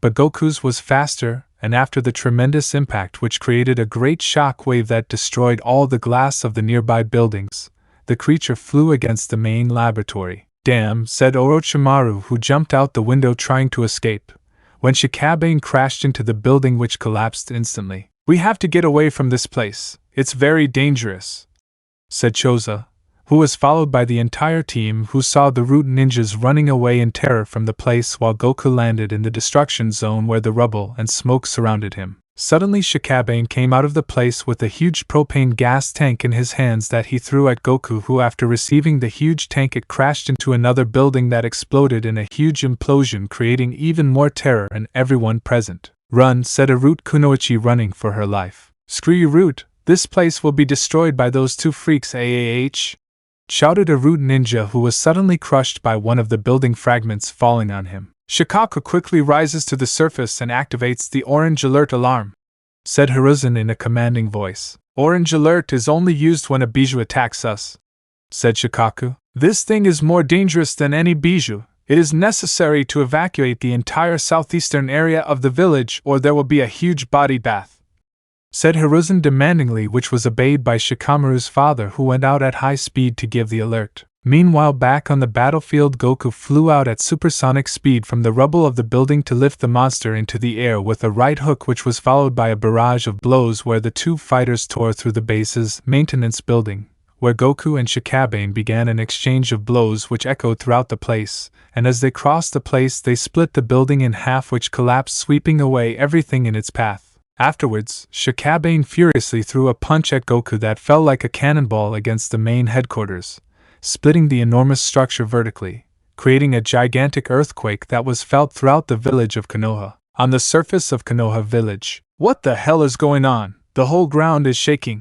said Tucci, who was holding a pot of freshly prepared ramen. "Quick, Dad, we have to get out of here," Iam said fearfully. "No way, a captain sinks with his ship, and Ichiraku is my ship. I will not abandon him," said Tucci, who could not finish his speech because Iam hit him on the head with a frying pan, leaving his eyes like spirals while he was dragged by his daughter. "Don't talk nonsense, this is not the time to try to show off," Iam said angrily. Back in the underground root barracks, Goku angrily left the building and began a brutal beating with great ferocity against the monster, who could not defend himself and fell on the roof of the root prisons, creating a crater where Goku quickly plummeted and buried him in the ground, demolishing another building where the chilling and brutal impacts of the blows could be heard in the enormous cloud of earth that had been produced in the place. "My God, Anoichi, do something! Your son-in-law and that thing will destroy the village," Choza said desperately. "He's crazy. If I get closer I'll end up dead instantly," replied the Yamanaka. "Don't be a chicken,"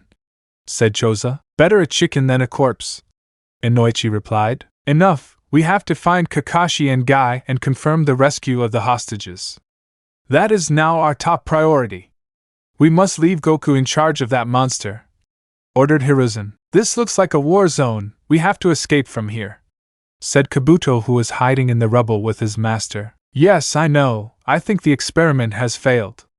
Shikabane can't differentiate between friends and enemies, he's just a super powerful monster without a brain, but thanks to the new information and the new equipment we obtained, we'll be able to make new advances," said Orochimaru with a big smile as he and Kabuto left the place in the shadows of the tunnels. "We will see each other again another time, my dear Goku," said the Sannin, who said goodbye in a low voice. In the remains of the root prison, Shikabane jumped out of the place while holding Goku's small body with one of his enormous hands. "Let me go, God, you smell so bad," Goku complained, not counting on Shikabane gently throwing him into the air and then punching him, sending him flying against the roof of the cavern, which pierced through, sending Goku outside, where he would violently crash into the face of the fourth Hokage on Mount Hokage, which was illuminated by emergency lights, while all the people of Konoha fled after the alarm sounded. "I damn hope they don't scold me for this," said Goku, who was slowly getting up while seeing the Hokage's face destroyed. Suddenly Shikabane, after a powerful jump, appeared in the hair of the fourth Hokage, standing in front of our hero. "You're uglier now that I see you in the light,"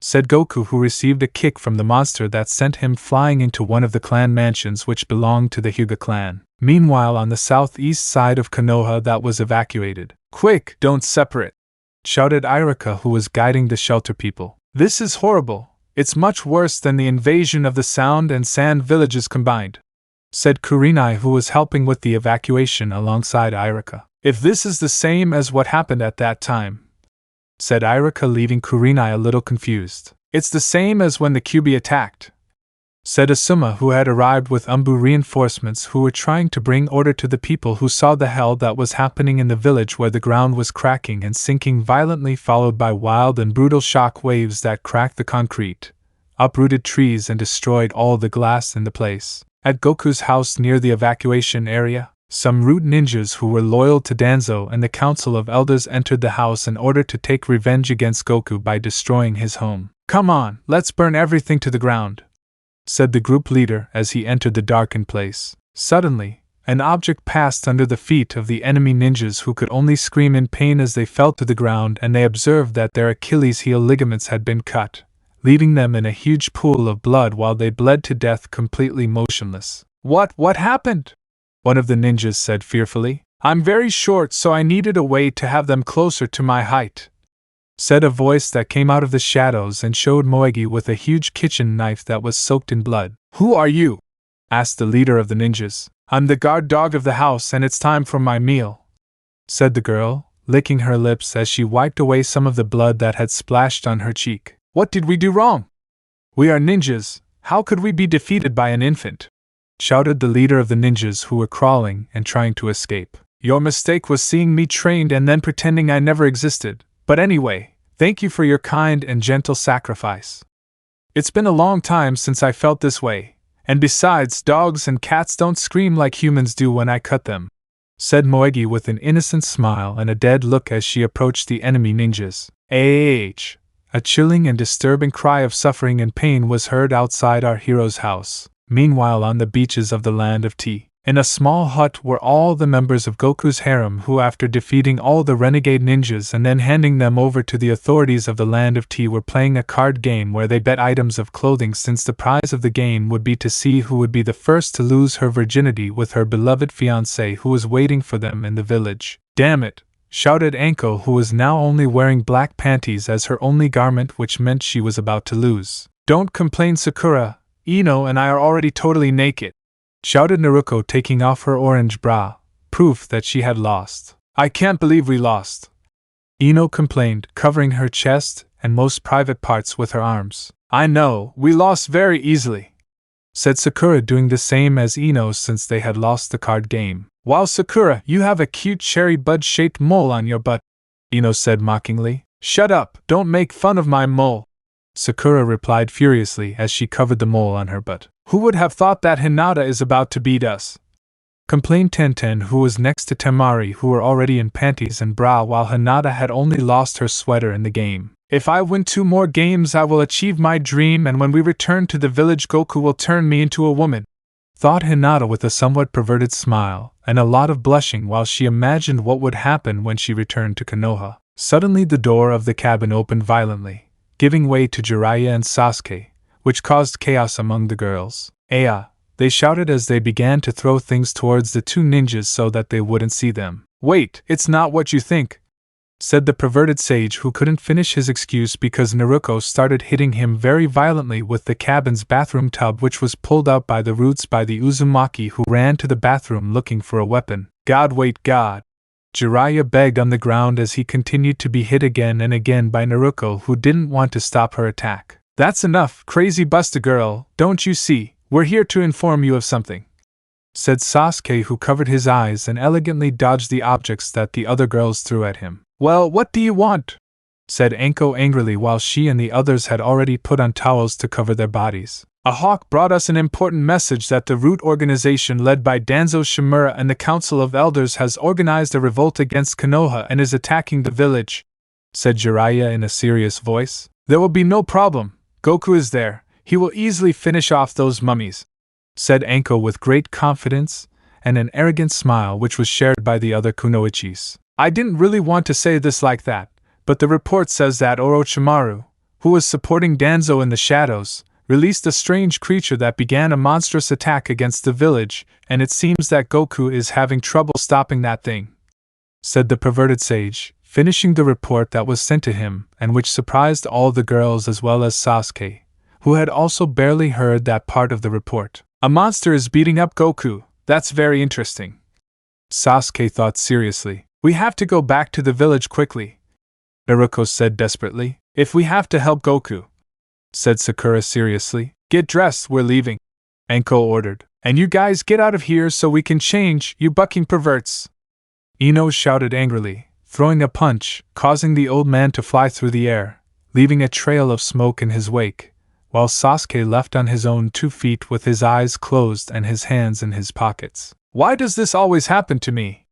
Jiraiya shouted in the distance. This is going to be a very long trip, Sasuke complained with a sigh as he listened to all the racket Goku's harem was making inside the cabin while they were getting dressed. Back to Konoha. In the village, loud explosions, tremors and fires were heard, and it was suffering from power outages since Shikabane destroyed the village's power plant while he was looking for Goku and attacked everything that moved near where he was, killing all kinds of animals that were in his path, but fortunately there were no human casualties thanks to the evacuation actions of the Konoha ninjas. Shikabane jumped to the Hyuga mansion, which was guarded by several ninjas led by Hayashi. He's a monster, said Niji, alarmed, as he got into a defensive position. Shikabane roared with fury and then threw himself with lightning speed against all the Hyugas, who were defeated with great ease thanks to the immense power of the strange being that only attacked everything that stood in front of it. "It's massacring us," said one of the Hyuga ninjas, who after saying what he said was sent flying by a powerful blow from the monster. "Enough," said Goku, who emerged from the rubble of the Hyuga house and threw himself at Shikabane, creating a wild and brutal exchange of blows before separating and challenging each other with their eyes. Suddenly the monster launched itself at the scion, grabbing him by the head and dragging him to the ground, raising the pavement towards the Hyuga house, which exploded and produced a shower of debris when both warriors crossed it. Goku broke free from Shikabane's grip and headbutted him in the face, leaving the monster disoriented while Goku got into a fighting stance again. "Die, monster," said Hinata's younger sister Hanabi, who had jumped against the creature trying to carry out a surprise attack. But her attack was useless since Shikabane didn't even feel it, and what's more, it made him even more furious than before, that he caught the little Hyuga in the air and began to strangle her. "Aya!" Hanabi screamed desperately. "Leave her alone!" shouted Goku, who teleported next to the monster, and using his elbow and knee at the same time broke the monster's arm, who began to scream with madness and hatred. "Get out of here quickly!" said Goku as he carefully lowered the girl, carrying her bridal style, making Hinata's sister blush slightly as she reunited with her father. "Time to go," said Goku, running quickly and then hugging the monster's abdomen to shoot out at super speed towards the distance of the village, leaving a trail of white light in his path. In the stratosphere of Planet Ninja, Goku rose at great speed with Shikabane moving and desperately trying to free himself from the scion's grip. "Enough, stop moving so much!" demanded Goku, who in one way or another released the monster who hit Goku in the face. Goku hugged the monster's abdomen again and dived towards the earth, creating a trail of light which burned with the planet's atmosphere. "Look at that!" said Ebisu, pointing with his finger towards a kind of meteor that fell near the outskirts of Konoha and then hit the ground, creating a large mushroom cloud of smoke and a gigantic and enormous shock wave whose roar reached the village that suffered slight damage to its thick walls. Valley of the End. Near a waterfall with two huge statues of two ninjas, you could see a gigantic crater from which Goku emerged, walking while checking his clothes, which were a little torn, and shaking the dirt off them. "Damn, that was a knockout. I think I exaggerated a little," said Goku, who began to rub a huge bump on his head. Suddenly Shikabane also came out of the crater very angry, and he began to charge a powerful beam of energy in his mouth ready to attack. "You know, I tried to calm you down because in a way you are also a victim of Orochimaru's stupidity, and although you turned out to be a bad guy, I thought you didn't deserve to end up this way. But it's clear that you are no longer redeemable. Now you're just a brainless monster who only knows how to fight. I'm sorry for Hiruzen, but there is no other option," said Goku, whose gaze became very penetrating and his pupils began to take on an emerald hue while his hair stood on end and began to turn blonde. "Aya!" Goku shouted fiercely as he transformed into a Super Saiyan while generating a great golden glow, which began to flash rays of electricity. "With this transformation I will eliminate you quickly and painlessly," said Goku, who had decided to use Phase 2 of the Super Saiyan to quickly end the monster's misery. Shikabane was not intimidated in the least and attacked our hero with his final energy attack. "Kamehameha!" Goku shouted, firing his attack that easily defeated Shikabane's, who was swept away with Goku's powerful and almost divine power as he disintegrated. Hi Hiruzen, tell me why I could never be Hokage," thought Shikabane, who in his last moments had a moment of lucidity and did Danzo Shimura again, and granting him the opportunity to die as a human being and not as a test tube monster.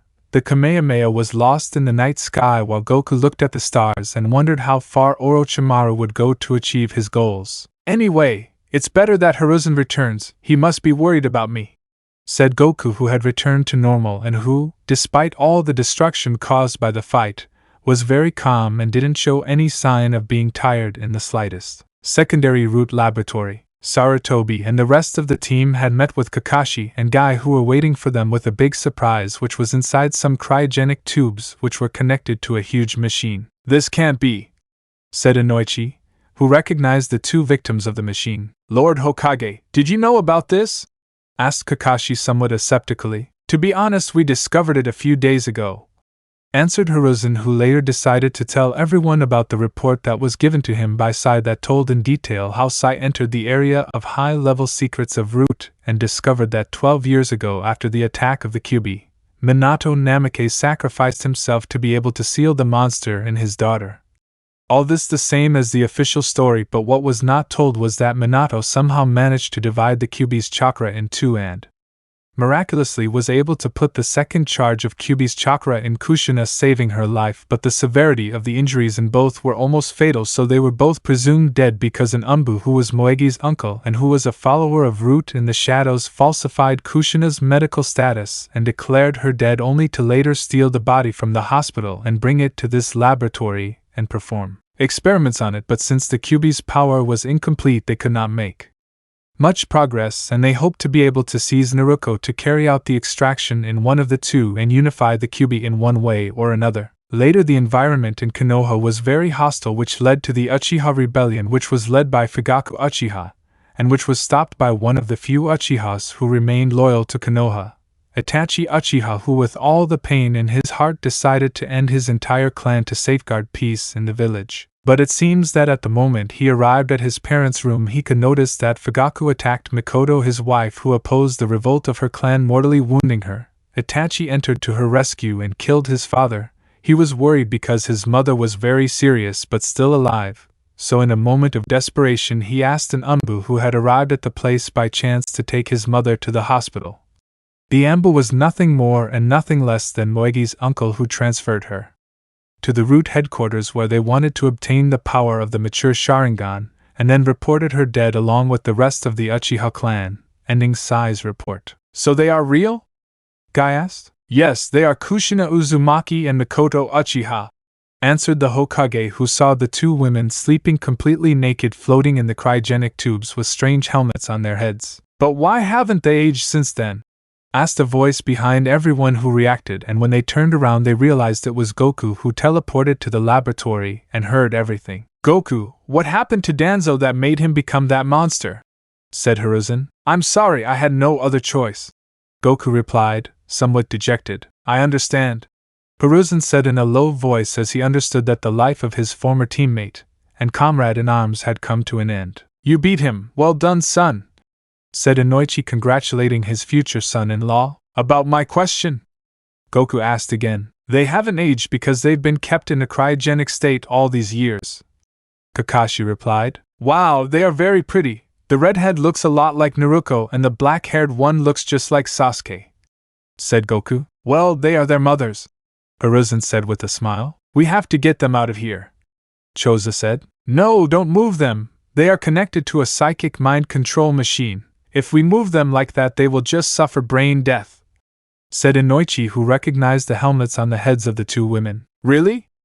Hiruzen questioned with intrigue after what he heard. "Yes, from what I can see, that traitor Fuyamanaka built this machine for that damn Danzo," answered Inoichi, who remembered that an old member of his clan was a faithful servant of Root. "I'll try to disconnect the synapse," said Inoichi, who put on an alternate helmet that connected to the machine and tried to introduce his mind into the minds of the two women. Meanwhile, on the road to Konoha, Goku's harem, along with Sasuke and Jiraiya, traveled at high speed towards Konoha, worried about what had happened. "Quick, we have to go faster," said Sakura. "If our Goku needs us," said Tenten. "Once I find that damn council of elders I'll put their heads on a stake," Enko said in a threatening voice. "It seems that your birthday will be very scandalous," Hinata said to her friend Uzumaki. "There's nothing better than kicking ass for a celebration," Naruko said with a smile as she and everyone else continued their steady pace toward Konoha. Back to the secondary Root laboratory. "Aya!"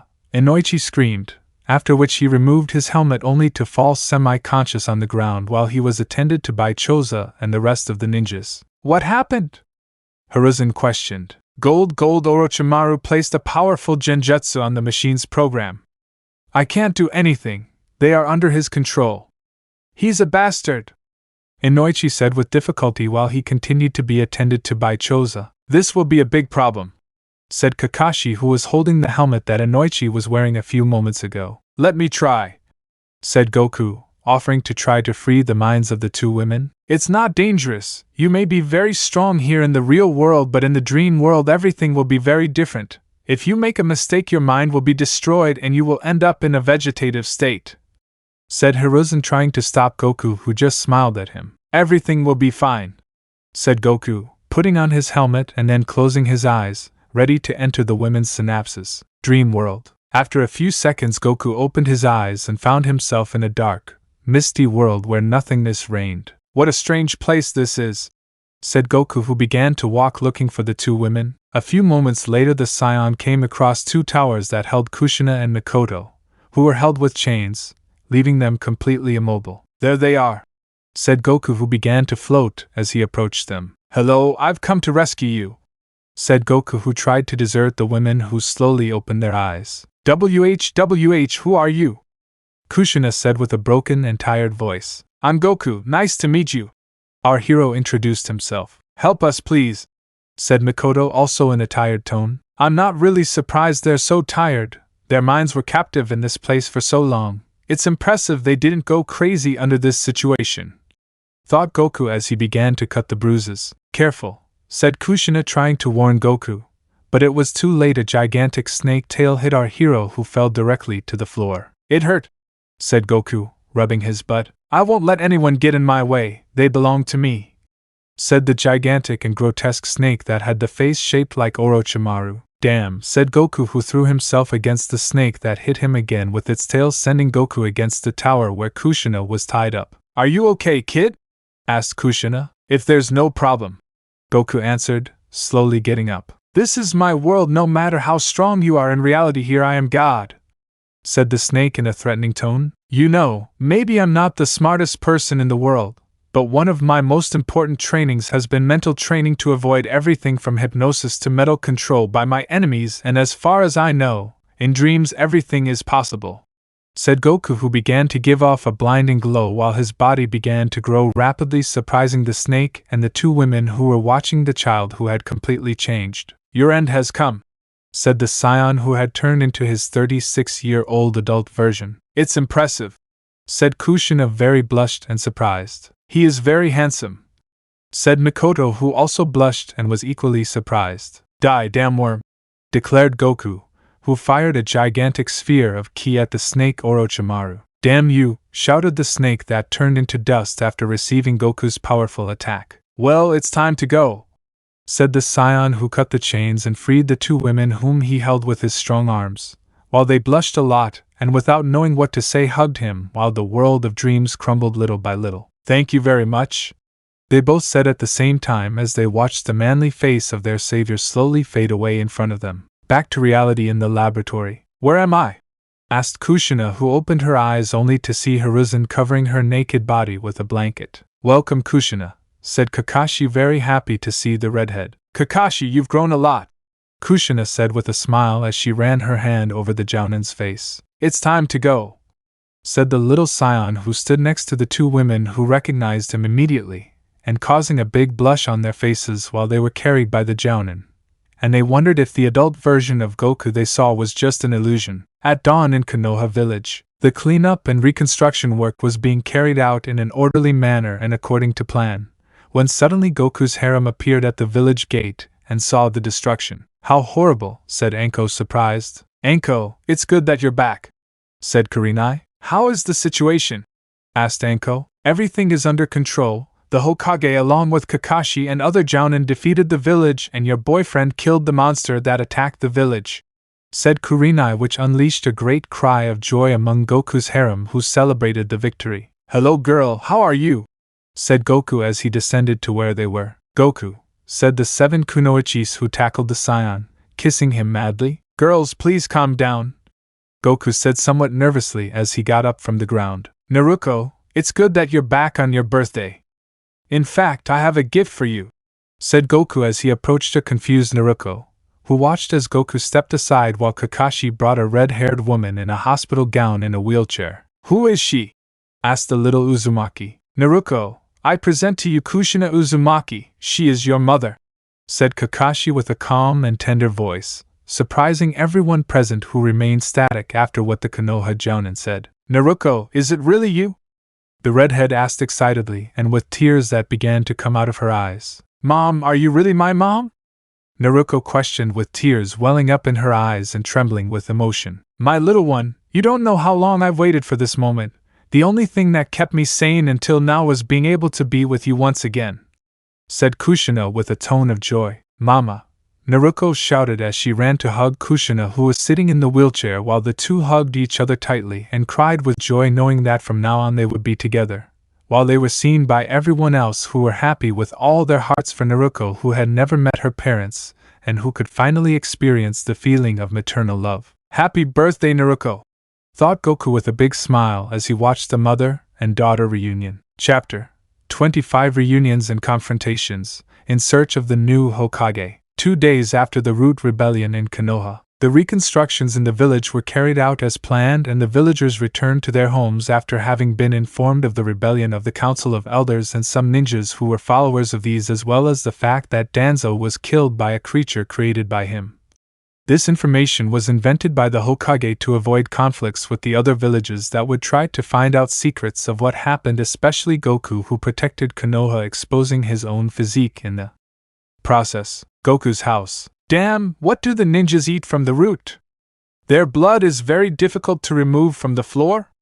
Moegi wondered, annoyed, as she was on her knees with a scouring pad finishing cleaning the blood stains in the house she was guarding. We're here, said Anko, who was accompanied by Goku and the rest of the harem. Hello, it's good that you're here.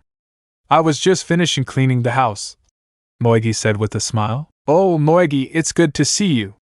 Thank you very much for taking care of the house, said Goku as he stroked the blushing Kunoichi apprentice's head. It was nothing, my cute Goku, said Moegi, hugging the scion while she was glared at by the other girls. Didn't you have any problems?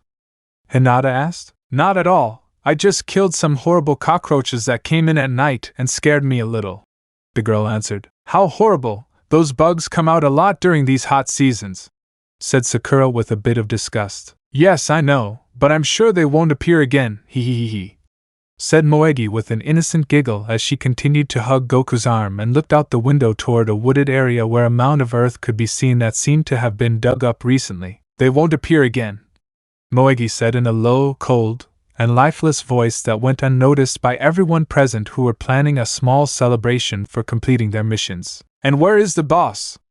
Moegi asked. She's in the hospital taking care of a relative, Tenten said, answering the question. Familiar. I thought she was an orphan.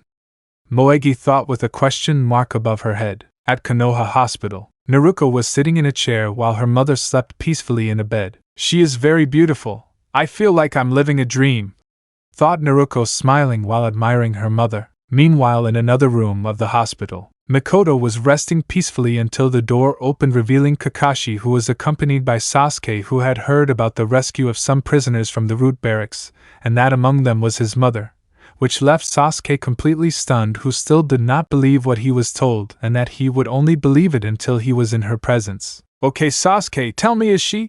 The Jounin questioned. If there is no doubt, answered the Uchiha with a calm voice as he approached the place and passed his hand over the woman's face as she slowly began to open her eyes. Who are you?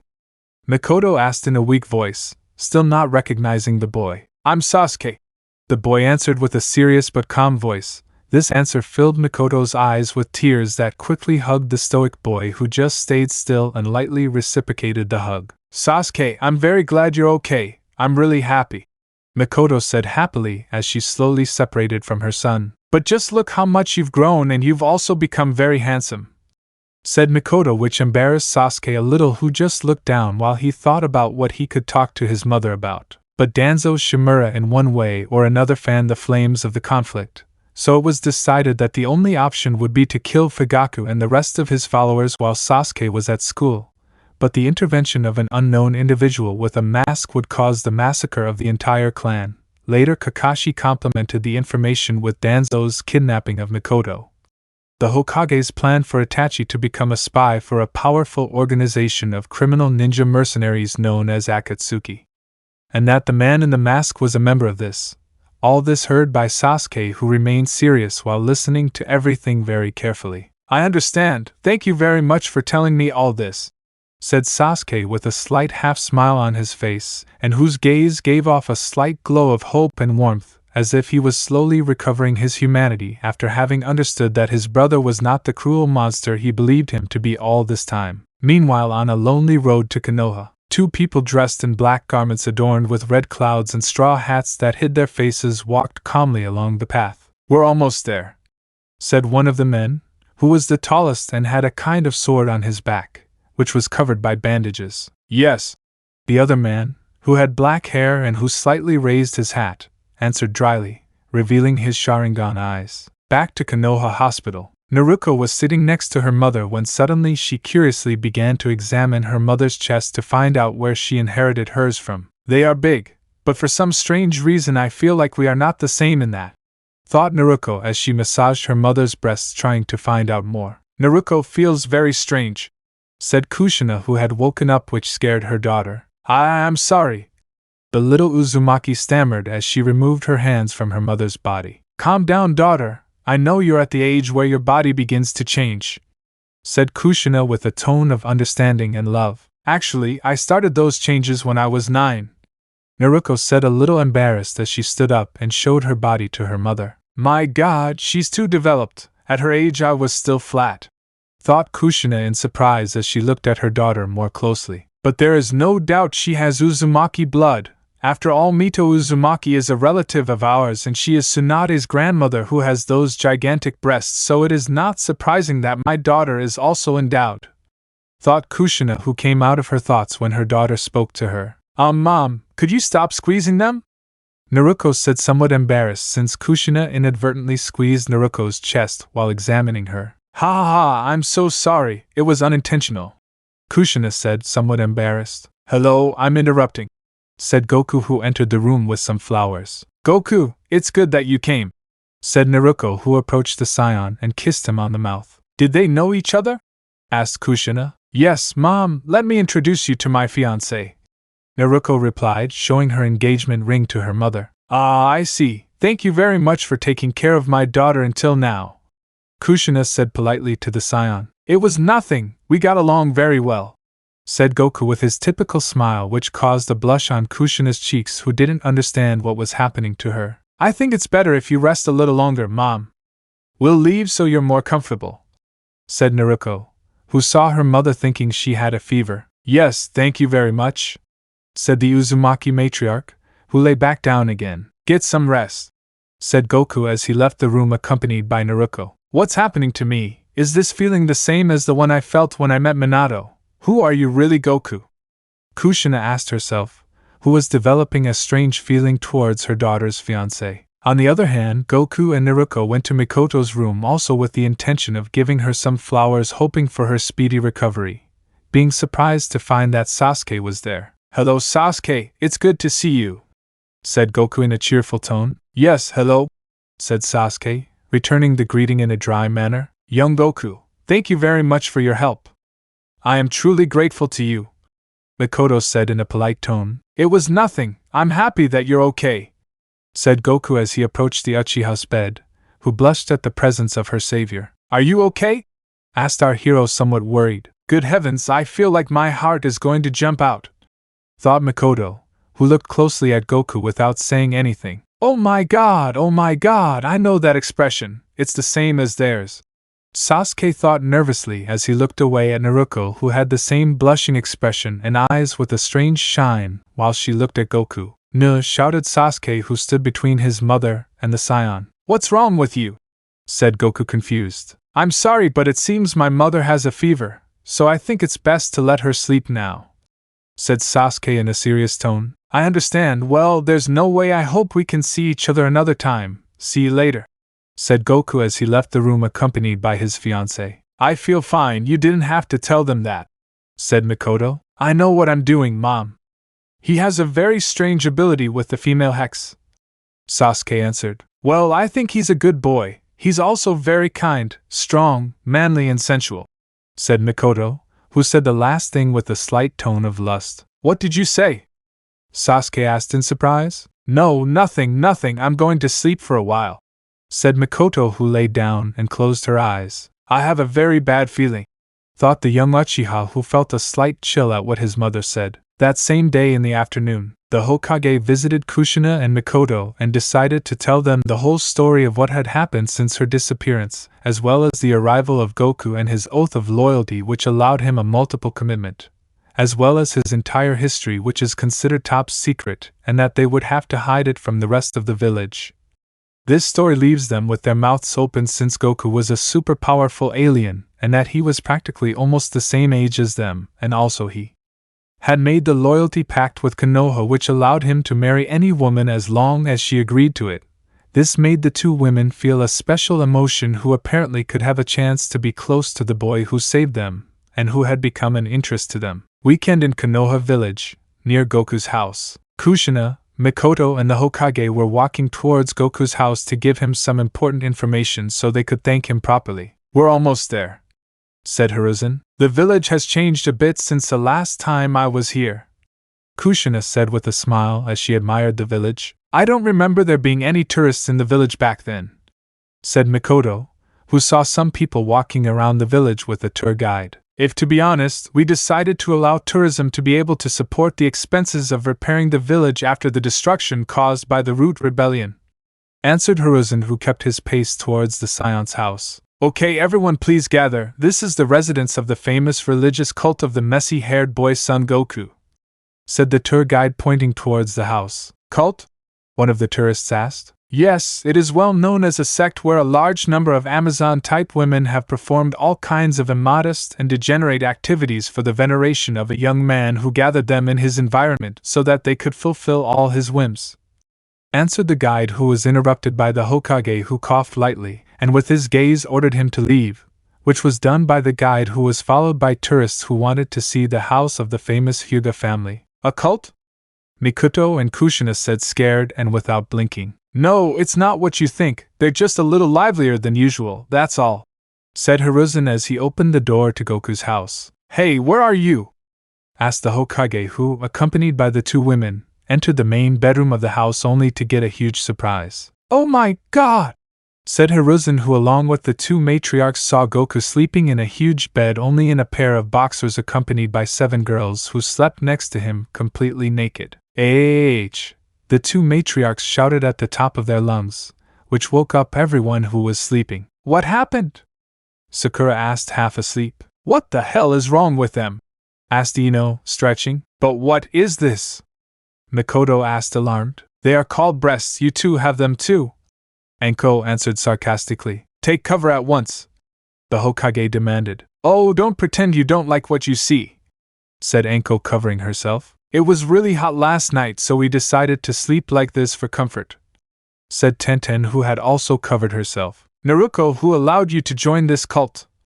said Kushina while crying in a comical way. "It was him," said the little Uzumaki, who after covering herself with a sheet pointed her finger at Jiraiya, who appeared suddenly behind the two matriarchs. "Jiraiya," Kushina shouted. "Well, I am her legal guardian and she wanted to marry the brat, and as a kunoichi, legally she is an adult, so justified the perverted sage, who couldn't finish speaking because he received a blow to the face and flew through the air. "I think I'm getting used to this," said the Sannin, who was still in the sky, disappearing into nothingness. "I'm so sorry, I didn't think this would be so troublesome," Goku said with a tender and innocent look and an apologetic tone, which made the two matriarchs blush, who seemed hypnotized by him. "He's so handsome," thought the two women, who were trying to compose themselves in front of our hero. "No, don't worry, it's not your fault that my daughter is a pervert," said Kushina, blushing a lot. "I'm not a pervert," Iruko said, pouting. "First of all, Goku,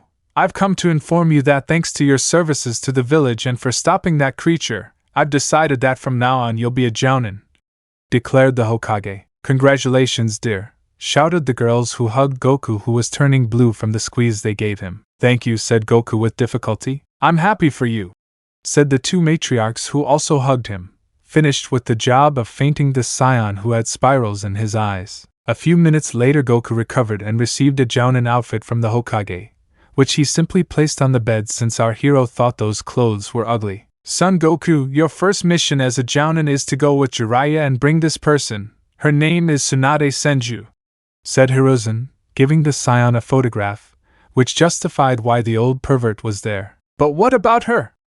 Anko asked curiously. Honestly, I'm already very old and I think it's time to give up my place to a younger and more capable person, which is why she was chosen to be the new Hokage, said Hiruzen in a serious voice, which surprised everyone present who remained silent. She was chosen from among 3 candidates and I expect a lot from her, said Hiruzen, breaking the silence. Who were the others?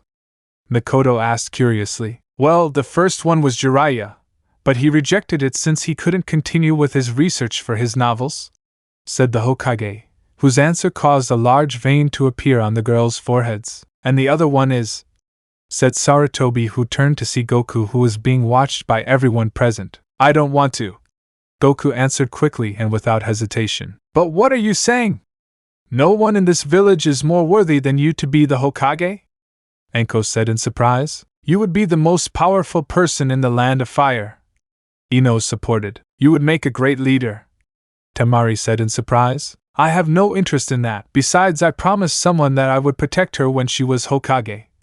Goku answered with a loving tone while he looked at Naruto, who blushed after what her fiancé said. Goku, you are the best, said Naruto, and Kushina, who hugged Goku, which surprised everyone since Kushina did the same as her daughter. I'm sorry, I don't know what happened to me, said Kushina, very embarrassed as she separated from the scion. This smells bad to me, thought Anko, whose feminine instinct alarmed her as she looked at Kushina and Mikoto. The next day, Goku walked through the streets of the village with a backpack on his back, ready to meet with Jiraiya and carry out the mission. Well, we just have to find this woman. It doesn't seem that difficult, said Goku while holding and admiring Tsunade's photograph, when suddenly a voice brought him out of his thoughts. Hey loser, Sasuke called to Goku, who turned to see his partner approaching. Do you need anything? Asked the scion. I just wanted to thank you for saving my mother, said the Uchiha with difficulty, swallowing his pride to say those words. It's nothing, Goku answered, a little confused. Goku, I need to know how you got stronger until now. How did you reach this level? Asked Sasuke seriously. Sasuke, I've simply trained a lot since I can remember, but one of the main points of my training was traveling the world, getting to know strong places and people to develop new techniques, answered Goku, who remembered his training when he traveled the world in search of the Dragon Balls and to prepare for the martial arts tournament. Travel the world, thought Sasuke, paying close attention to what our hero told him. Suddenly they were interrupted when 2 people appeared out of nowhere between them. Wow, look at Itachi, that dwarf is a pathetic version of you, said the taller man, who had a face and appearance very similar to that of a shark. We don't have time for this, Kisame. We have to find the Kyuubi's vessel, said Itachi, which alerted Sasuke and Goku, who got into combat position. I don't know who they are, but we won't let them do that, said Goku angrily. What a stupid thing to say, dwarf, why don't you die?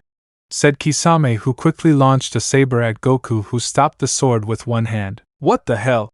Shouted Kisame, receiving a powerful punch from Goku that sent him flying against a building that was pierced by the body of the renegade ninja. I hope they don't scold me, they just finished repairing these streets, thought Goku, worried about destroying another building again. Very interesting, said Itachi, who activated his Sharingan. A Sharingan, that means he is, said Goku, who was interrupted by Sasuke, who confirmed it. Yes, he is my brother, said the Uchiha. I understand, said Goku, who began to move his head as if he was looking for something. I found her, thought Goku, who felt the key of the person he was looking for. I think it's better to leave them to talk for a while, Goku said with a smile. Don't talk nonsense, I don't have time for this stupidity. You will die, you have no salvation, said Itachi, who released his Maguekio Sharingan. Seriously, stop, demanded Goku, who gave Itachi a powerful punch in the stomach, sending him flying at high speed towards where Goku detected the key. Go quickly, you and he have a lot to talk about, said Goku seriously to Sasuke, who quickly understood the scion, and then left the place at high speed in search of his brother. Damn, shouted Kisame, who came out from the rubble furious and ready to attack Goku. This looks fun, thought Goku as he launched himself at the enemy. Apartment building, Sasuke's house. Aya! Itachi's scream was heard as he crashed into the window and then collided with the wall. Damn brat, what the hell did he hit me with? Said Itachi as he began to wipe some blood from his mouth. Itachi! Shouted Sasuke, who entered through the broken window at high speed. It seems that my stupid little brother has a powerful ally, said Itachi with hostility as he slowly stood up. But what are they doing? Asked Mikoto, who was sitting in the dining room enjoying a sandwich when suddenly the window had exploded in front of her. Mother, what are you doing here? Itachi asked, very surprised. Me? Eating a sandwich, Mikoto answered, taking another bite of the sandwich, which caused her two sons to fall while they were watching their mother's comic act. There's no doubt it's her. That carefree character can't be anyone else's, thought Itachi, who was recovering. What's going on here? Mikoto's eldest son asked demandingly. Calm down, Itachi, I'll explain everything to you, but for now both of you sit down, said Mikoto, who approached her two children who obeyed their mother. Meanwhile, on the streets of Konoha, Goku was locked in a weapons battle with Kisame where the Samehada was dueling with the sacred staff. It's a very good weapon, brat. Once I kill you, I'll keep it, said Kisame evilly, who after saying what he said jumped into a lake near a bridge. Let's begin, said Kisame furiously as he used a hand position to create a huge water tornado which was accompanied by many great white sharks. Damn, I can't breathe, thought Goku, his cheeks puffed out with air as he was trapped in the water tornado. This will be your final goodbye, said Kisame with madness that mobilized his army of sharks that mercilessly attacked our hero. Kaioken, Goku shouted, giving off a powerful crimson glow, and then launching himself at the speed of light against Kisame, dismembering all the sharks in the process. Shit! Exclaimed the Akatsuki ninja, who received a powerful blow that sank him from the stomach to the back, causing him to vomit in the process, and that he was thrown against the ground of the streets of Konoha, creating an enormous and deep crater. Gain, said Goku as he landed near Kisame, who was buried headfirst into the ground, completely knocked out. And now what do I do with you? Goku asked himself as he dug up the rogue ninja and dragged him around the place. Back at Sasuke's house, Mikoto told him everything that had happened to Itachi since his supposed death and kidnapping, Danzo's plans, and that Sasuke had already found out the whole truth about his spy mission in Akatsuki. All of this in a certain way relieved Itachi's tortured and aching soul, who felt that a huge burden had been lifted from him. Now everything is clear, so it seems that we have all been through difficult times, said Itachi with a sad smile as he stood up and placed his fingers on Sasuke's forehead, who was completely paralyzed by his brother's act. I'm very happy that you're healthy and strong, Sasuke, said Itachi with a brotherly smile towards Sasuke, who couldn't do anything since Mikoto hugged them both. I'm so happy that we're finally together once again, Mikoto said happily. But who is that boy with the messy hair? Itachi asked with great curiosity. That attractive boy is Sasuke's manly and heroic teammate. His name is Son Goku, said Mikoto with a lustful tone that did not go unnoticed by her two children. But he's my age, Sasuke exclaimed nervously. If he is a boy, said Itachi equally nervous. Children, there are no barriers to love and age is no exception, Mikoto replied with a romantic tone similar to that of a soap opera while looking at the horizon. Suddenly the voice of the scion was heard entering through the broken window of the apartment. I'm sorry to interrupt, but I think this is yours, said Goku, carrying Kisame as if he were a garbage bag that he left near Itachi, who was surprised that he could defeat the powerful owner of Samehada in so few minutes. Ha ha ha ha. Itachi began to laugh as he approached Goku. I see that you are a trustworthy person, and I know that now my family has a powerful ally who will protect them while I am gone. Son Goku, please take care of them, I beg you, said Itachi sincerely and kindly while making a small bow. Don't worry, I'll take care of them, I promise, Goku said seriously. I don't need to be taken care of, Sasuke complained. Well, it's time to go. I'll tell Kisame to rescue him while he was unconscious, and that way I can continue with my mission. Mother and Sasuke, take good care of yourselves. Itachi said goodbye, carrying his companion and disappearing in a cloud of smoke, leaving everyone present behind. Good luck, take care of yourself, my son, Mikoto thought with a tender look. Itachi, thought Sasuke, who remained serious and stoic. Well, I think I have to leave now too, said Goku, who was preparing to jump out the window when he was stopped by Mikoto, who was holding his hand tightly. Thank you so much for everything you've done for me and my family, Goku. You've changed all of our lives for the better, Mikoto said in a tone of gratitude and tenderness. Don't worry, I just wanted to help them, Goku said with a sincere and innocent smile. Sasuke, said Goku, getting the Uchiha's attention. Remember what we were talking about. said Goku in a serious tone, which surprised Sasuke a little. See you, son. Goku said goodbye with a thumbs up in a mocking tone to the Uchiha, who was turning red with anger, and whose forehead veins were throbbing like crazy. You're a damn unhappy son of a bitch. Don't get near my mother, you gigolo dwarf! Shouted Sasuke furiously as he watched Goku walk away from the place. Come on, Sasuke, don't shout like that, your future father just said goodbye, said Mikoto as she playfully stuck out her tongue and went back into the kitchen to prepare something for Sasuke, who was petrified by what his mother said. Damn, said Sasuke, who, head down, entered the house, but suddenly stopped and began to remember what he talked about with Goku. Travel the world, thought Sasuke, who then placed his hand on the left side of his neck where the curse mark of 3 black blades was. If Itachi could do it, then I can too, Sasuke said in a low voice as he walked back inside his apartment. Minutes later, near the grand portal of the village, Goku was waiting for Jiraiya, who seemed to have not arrived yet. How boring it has taken so long, thought Goku, who was doodling with a stick in the ground. I'm here, said the perverted sage who had a black eye. You look horrible, Goku said with an arched eyebrow. I was just riding one of my toads and I was getting information near the women's restrooms for my next job,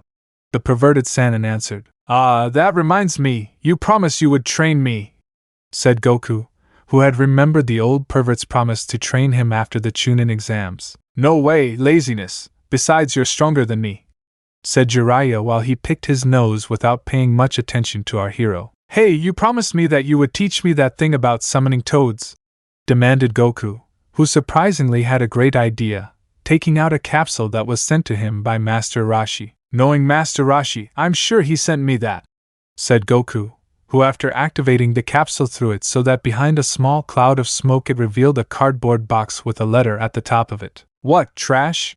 Asked Jiraiya. No, it's something very interesting that my master gave me, said Goku, who took the letter and read it with the Sannin, who also read it out of curiosity. Hello Goku, I hope you are very well. I know that you are going through a very difficult time after finding out what happened to your wife, but do not worry, your master will always support you, and as a show of solidarity, I send you these magazines so that you do not feel alone and you can get your frustration out, so you can do it, rascal. Sincerely, Mutant Rashi. P.S. I also sent you some tissues just in case. Cheer up, said the letter from Master Rashi while Goku, after reading it, opened the box, which was full of pornographic magazines of all kinds of genres and highly suggestive. I'm not interested in these things, since the girls are always hanging around the house just like the girls in these magazines, said Goku, taking one while he looked through it a bit. You're showing off your life as a hairy-chested stud, the old pervert shouted with comical anger. I didn't just think that if you trained me I could give you these magazines as payment, said Goku, trying to convince the old man. It's this okay, I'll do it, stuttered Jiraiya, who quickly took one of the magazines and admired it with eyes full of perversion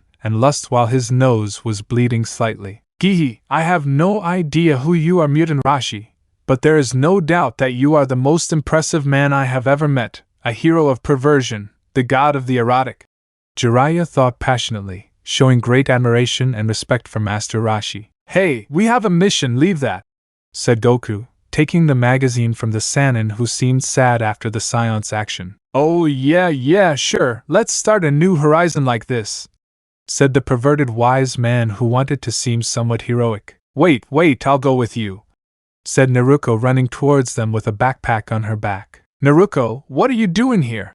Asked the scion. I also want to train a little, and I also want to meet the first female Hokage in history, answered the little Uzumaki. Okay, come with us.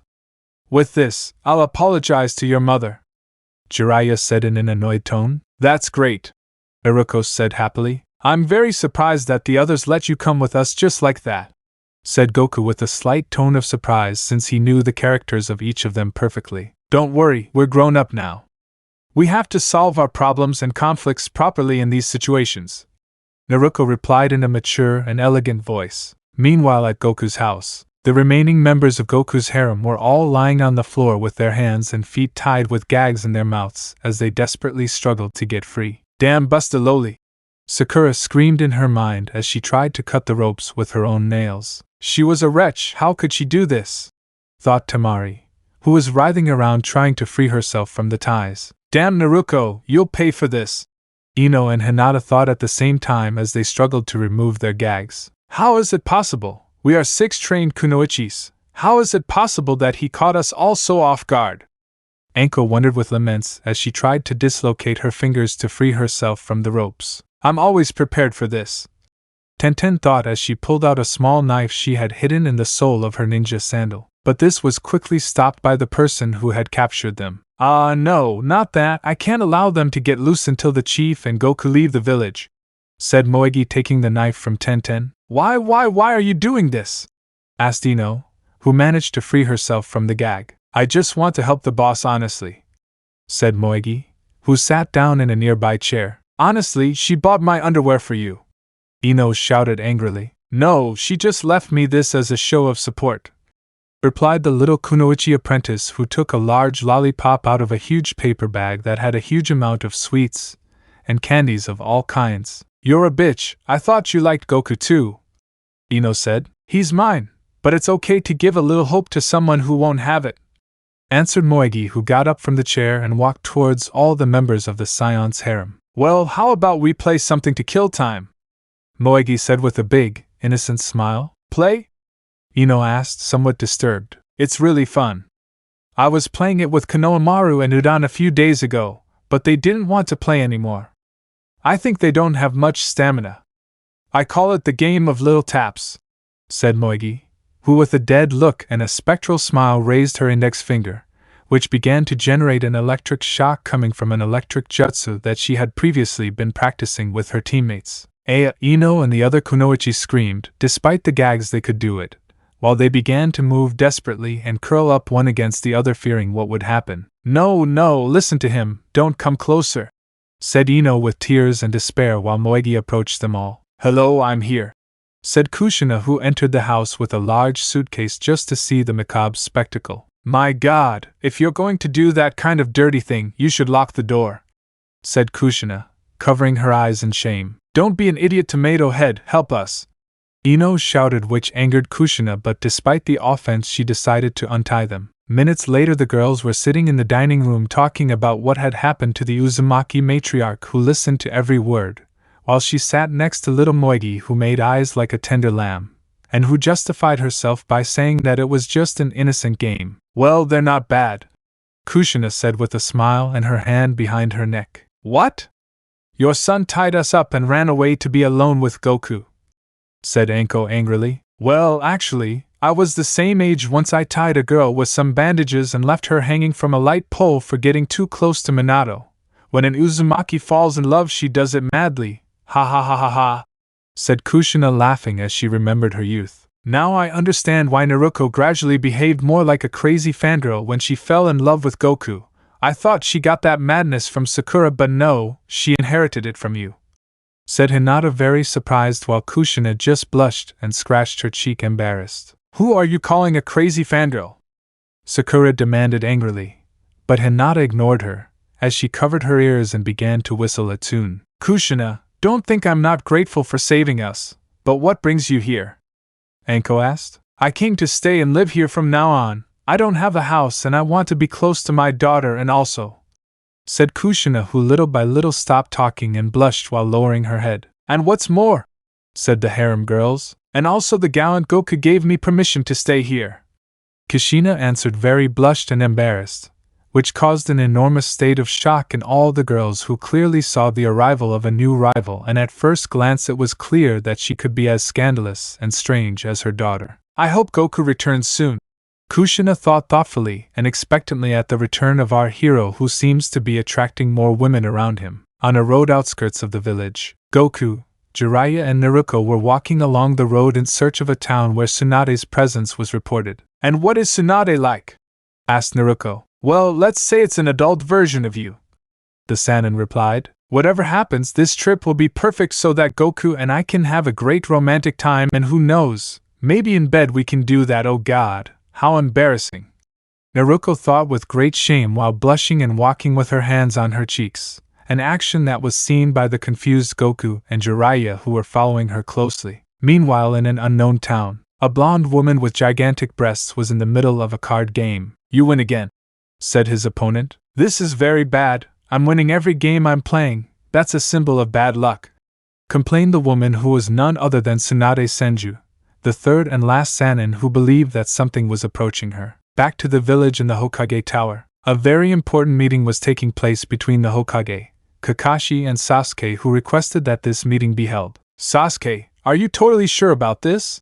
asked Hiruzen, who looked at the young Uchiha, who only nodded his head assertively. "It will be very difficult and you could even die. This could be your last chance to take it back," said Kakashi. "I already received my mother's permission. I'm totally sure of what I'll do if I accept this," Sasuke answered with a serious and very determined look. Chapter 26 The Power of God. This is my mission. Goodbye Konoha. In the vicinity of an unknown village, Naruto, Jiraiya and Goku were at the entrance of an area near several inns, restaurants and casinos. "This place seems to be very lively," said Goku, admiring the place. "It's perfect," said the lustful Sannin who stared at the brothels in the place. "Control yourself, pervert," Naruto said angrily. "Hey, miss, wouldn't you be interested in a job here?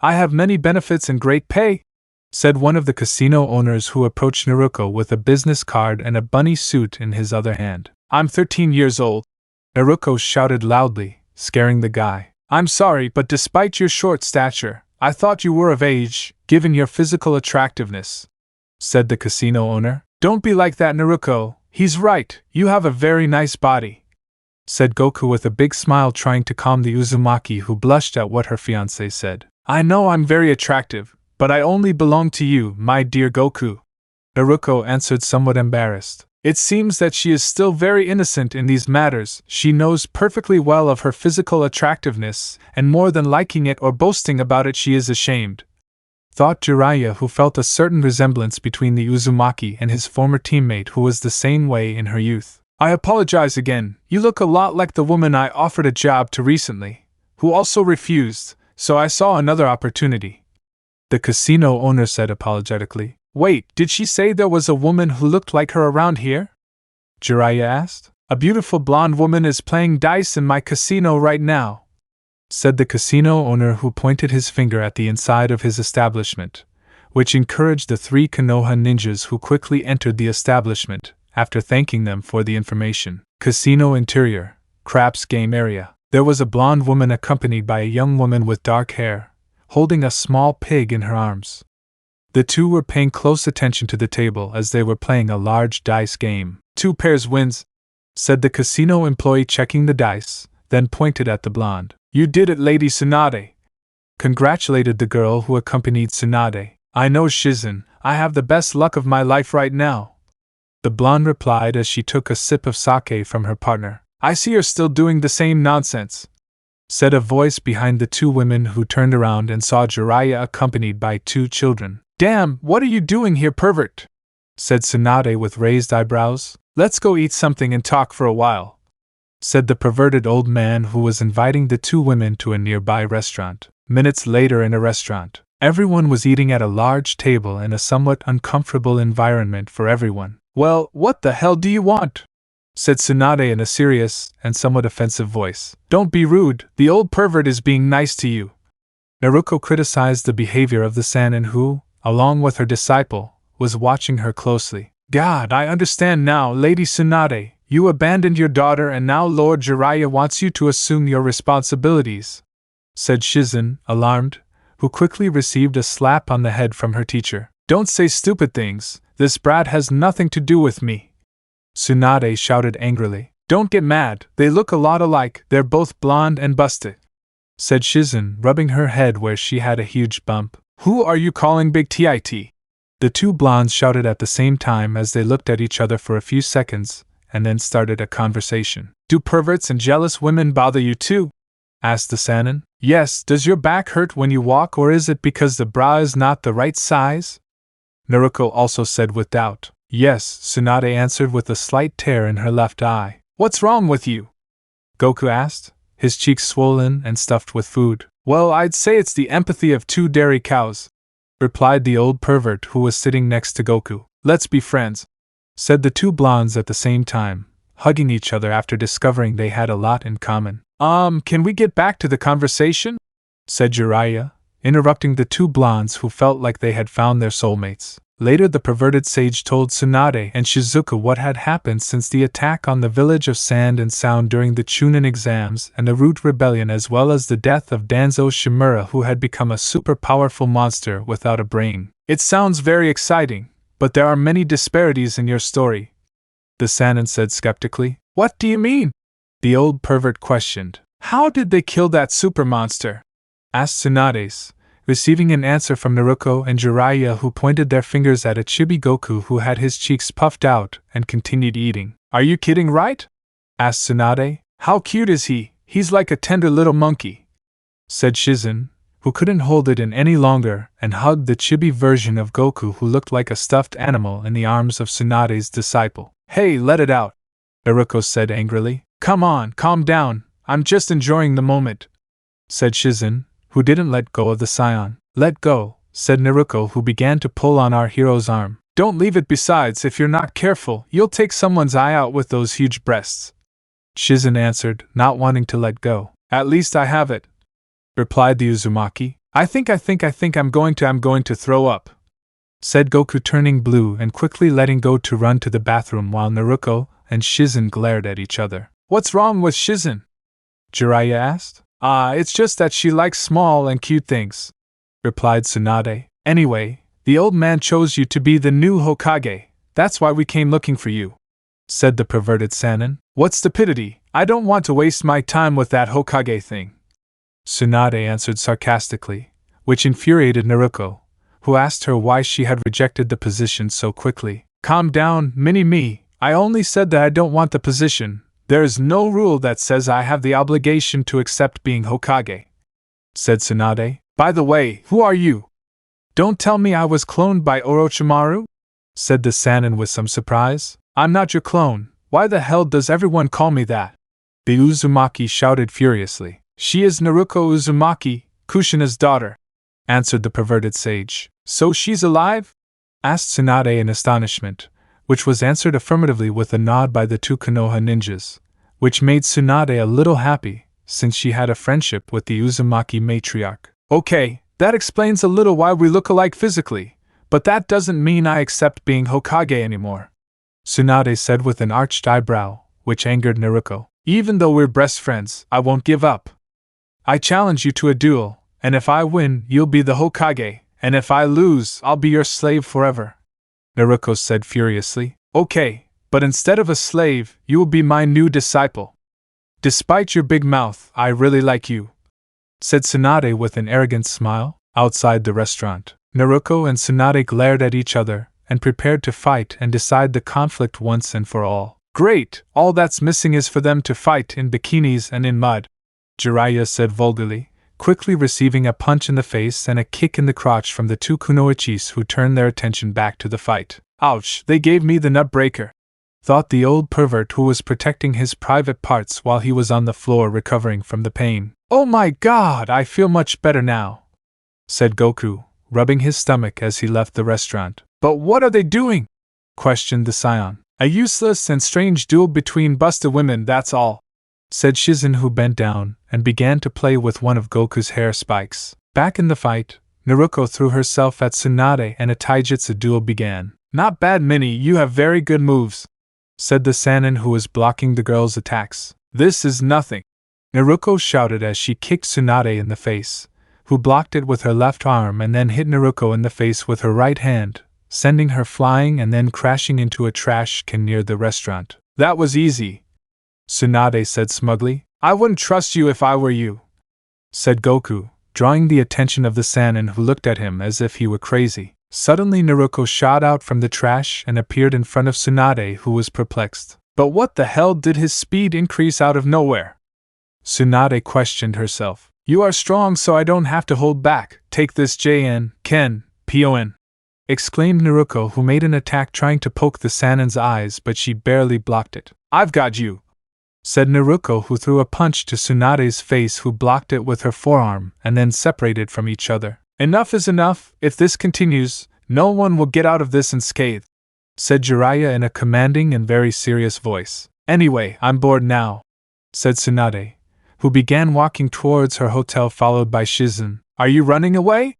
Asked Naruto. Ha, don't get carried away, Minnie. I was holding back the whole time. If you want, we'll solve this someday, said Tsunade, who continued on her way. That woman is very strong, thought Goku with a half smile. Is Lady Tsunade okay? Her disciple asked. Why wouldn't I be? Replied the Sannin, who lightly began to rub her arm. That brat is very strong. She managed to numb my arm with that punch. Who can open her training? Thought Tsunade, who questioned what happened in that fight. The next day, Goku and Naruto were in a green area in front of Jiraiya, who decided it was time to train them. First, he gave Naruto a water balloon and told her that it was necessary to concentrate on the rotation of the chakra as well as the manipulation of this, and that it is compressed into a sphere of air, which was demonstrated by the Sannin, who tested it on a tree, leaving a hole in it, which excited the Uzumaki, who began to try the technique with that balloon. Later, she took out the scroll of Mount Myaboka and took Goku to a point where they would not cause much destruction. Let's see, first we have to make the blood contract, said the old pervert, who opened the parchment. Hey, is that technique you taught Naruto powerful? Asked Goku. Yes, it is a class A jutsu, so it is powerful, replied the Sannin, while Goku raised his hand and remembered what the old pervert did and then imitated him by generating a sphere of compressed air in the palm of his hand. And what is this called? Goku asked, drawing the attention of the Sannin, who was completely shocked to see that the Scion had achieved it just by seeing it once. It's called Rasengan. Jiraiya stuttered. Ah, I see, said Goku, untying the sphere. How could you do it just like that? Exclaimed the Sannin, very impressed. Well, I'm good at copying other people's techniques, Goku replied, raising his right hand again and starting to create a large electric shock. That is Kakashi's lightning blade. Jiraiya stuttered as he fell to the ground in shock. It really is very easy to do once you see it once or twice, Goku replied, undoing the technique once again. He's a monster. It's creepy to imagine how much more he could evolve over time, thought Jiraiya as he brought the scroll closer to the Scion to make the contract. Meanwhile, in an area near where they were training, Orochimaru was with Kabuto and the four of the Sound watching Goku and Jiraiya. It's impressive, very impressive, said Orochimaru with a power-hungry look. Lord Orochimaru, from any angle I see, I don't think we can do anything against him, said Jirobo a little fearfully. Damn, this idiot is right, that ape has no weak points, said Tayuya. You're wrong, my dear Tayuya, he has many weak points. To be exact, he has 7, and one of them is here, said the evil Sannin, who licked his lips and looked at the Uzumaki in the distance. Okay, Kabuto and I will stay to capture Goku, and you 4 will bring Sasuke, Orochimaru ordered to his subjects. But is my lord sure of this? Asked Kidamaru. Yes, I have an ally, said Orochimaru, who previously the night before had met with Tsunade and had told her about the evil Edo Tensei jutsu with which he promised to revive his dead boyfriend Dan Kato and his brother Nawaki in exchange for catching Goku, which in a certain way was accepted very reluctantly by Tsunade. Okay, now go, ordered Orochimaru. I'm not an idiot. I have no intention of dying at the hands of that ape, thought Tayuya as she walked away with her companions, and in a certain way her loyalty to the evil Sannin was beginning to waver. Back with Goku and Jiraiya, after making the contract, the Scion performed the invocation, calling upon the gigantic toad Gamabunta. Who summoned me? Asked the enormous toad. It was me, Goku answered. Okay, then let's begin the test to see if you are worthy of me, declared Gamabunta, who then asked Goku to ride him, and that if he could hold on long enough he would obey him. Now!